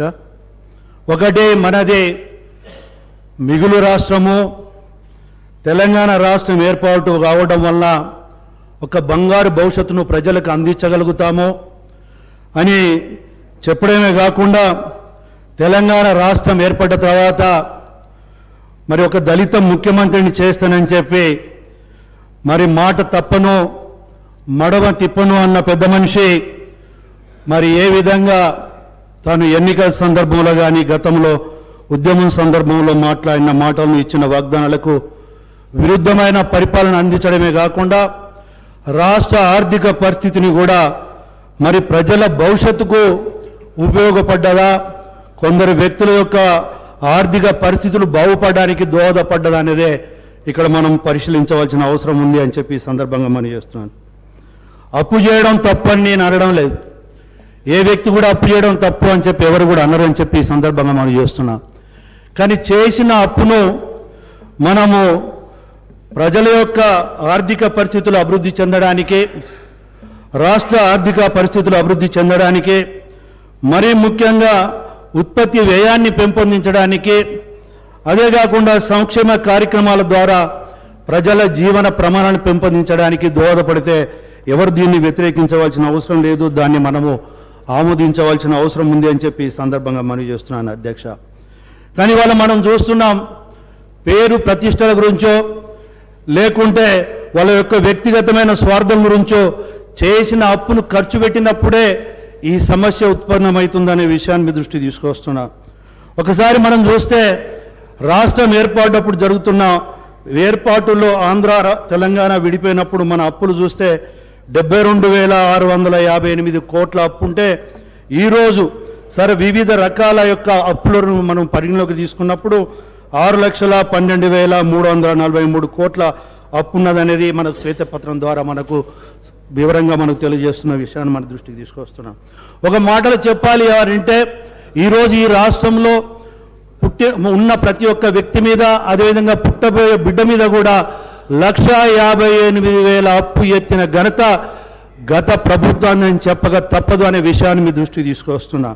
అదే కాకుండా మనం చూస్తే మరి పెద్దలు గౌరవనీయులు హరీశ్వరరావు గారు మాట్లాడుతూ రాష్ట్ర ఆర్థిక పరిస్థితి అన్ని విధాలు అభివృద్ధి చేసినాం. అదే కాకుండా మనం చూస్తే రాష్ట్ర ఆర్థిక పరిస్థితి మరి పరిపుష్టిగా ఉన్న రాష్ట్రము, సంపద సృష్టించామని చెప్పి కూడా చాలా ఘనంగా చెప్పారు. కానీ ఒక విషయాన్ని మనం చూస్తే ఇవాళ మన రాష్ట్ర రెవెన్యూ యొక్క అభివృద్ధిని కూడా మనం చూస్తే తెలంగాణ రాష్ట్రం ఏర్పాటు కాకముందు ఏదైతే ప్రతి సంవత్సరము యావరేజ్గా మనం చూసినప్పుడు 14.9% పెరుగుదల ఉంటే మరి ఈ 10 సంవత్సరాల్లో కూడా రాష్ట్ర రెవెన్యూ పెరిగిన శాతాన్ని కూడా మనం చూస్తే అదే 14.9%లో ఉన్న మాట వాస్తవం అవునా కాదా అనేది ప్రతి ఒక్కరు మనం గుర్తించవలసిన అవసరం ఉంది అని చెప్పి ఈ సందర్భంగా మనం చేస్తున్నాం. అదే కాకుండా మనం చూస్తే మరి ఆ రోజు 72,658 కోట్ల అప్పుతో ఉన్నది, ఈరోజు 6,12,000 కోట్ల అప్పులతోటి మరి ఉన్నది అని అంటే మరి గతంలో 14-15 కన్నా ముందు ఆ రోజు రాష్ట్రంలో వడ్డీల రూపాయన కానీ అసలు రూపాయన చెల్లించింది 6,954 కోట్ల అధ్యక్ష.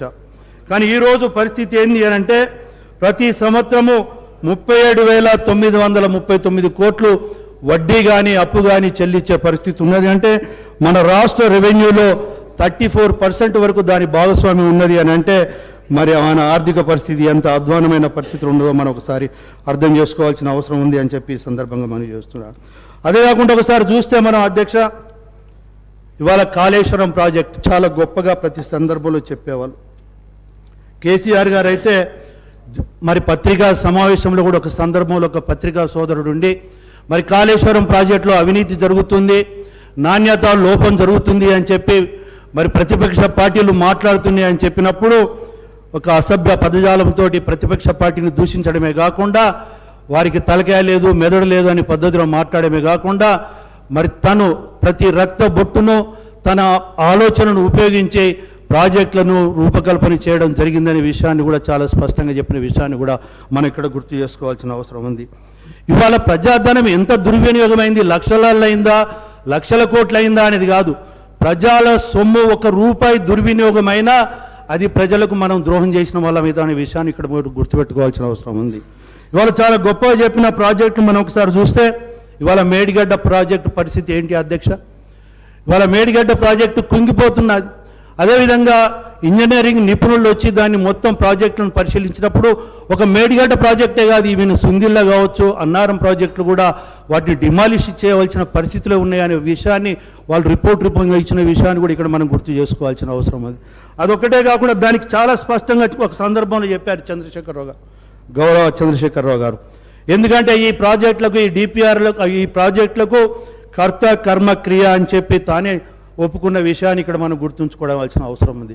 మరి నిన్న ఇరిగేషన్ మంత్రిగా ఉత్తమ్ కుమార్ రెడ్డి గారు రివ్యూ చేసినప్పుడు, గౌరవ మంత్రివర్యులు రివ్యూ చేసినప్పుడు అధికారులు ఇచ్చిన సమాచారం మేరకు ఏంటి అంటే దానికి డిపిఆర్ అని కానీ లేదా టెక్నికల్ పర్సన్స్ నిపుణులు డిజైన్ చేసిన రిపోర్ట్స్ కానీ లేవు. ముఖ్యమంత్రి గారు చెప్పారు మేము చేసాము అని అంటే ఇది ఎంత మట్టుకు సబబో ప్రతి ఒక్కరు మనం ఆలోచించవలసిన అవసరం ఉంది. ఇవాళ కొన్ని వేల కోట్లు ప్రజాధనము ఇవాళ గోదావరిలో వచ్చిన పరిస్థితి ఇవాళ ఈ రాష్ట్రానికి వచ్చింది అని అంటే ఈ భారం అంతా కూడా ప్రజలు మోయవలసిన అవసరం ఉందా లేదా మనం గుర్తు చేసుకోవాల్సిన అవసరం ఉంది. అదే కాకుండా మనం చూస్తే ఇవాళ మనం ఒక విషయాన్ని కూడా మనం ఇక్కడ గ్రహించాలి అధ్యక్ష.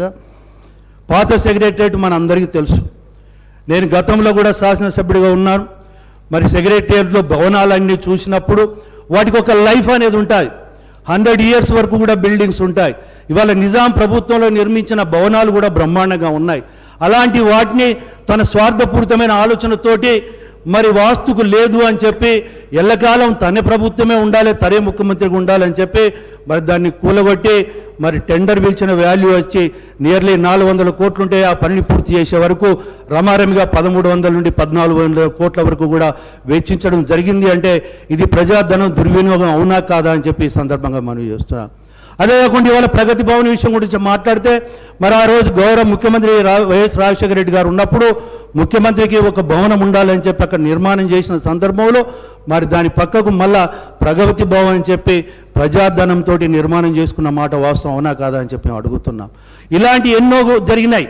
ఇవాళ వారి యొక్క హరీష్ రావు గారు మాట్లాడుతూ కొన్ని విషయాలు కూడా చాలా స్పష్టంగా చెప్పారు. అగ్రికల్చర్ విషయం కావచ్చు, లేకుంటే ఈవెన్ టెంపుల్స్ డెవలప్మెంట్స్ కావచ్చు, ఎడ్యుకేషన్ విషయం కావచ్చు, హెల్త్ విషయంలో దేశంలోనే అత్యధికంగా అభివృద్ధి చేసిన పరిస్థితి ఉంది అని చెప్పి చెప్పడం జరిగింది. ఇవాళ అంతెందుకు అధ్యక్ష, యాదగిరి గుట్ట విషయంలో కూడా మనం చూస్తే అక్కడ నిర్మాణ పనులు చేపట్టారు. దాన్ని మేము వ్యతిరేకించడం లేదు. కానీ ఆ రోజు ఒక మొదటి వర్షానికే ఏ విధంగా మరి సర్క్యులేటింగ్ ఏరియా మొత్తం కుంగిపోవడమో, రిటైనింగ్ వాల్స్ ఏ విధంగా వాలిపోవడమో, అంటే ఏ విధంగా నాణ్యత లోపంతో ప్రజాధనం దుర్వినియోగమైంది అని అంటే లాస్ట్కు దేవుడి యొక్క ప్రాంతాలను కూడా వదిలిపెట్టకుండా జరిగిందని చెప్పడానికి అదొక నిదర్శనం అని చెప్పి ఈ సందర్భంగా మనం చేస్తున్నాం. అదే కాకుండా సోదరుడు అక్బరుద్దీన్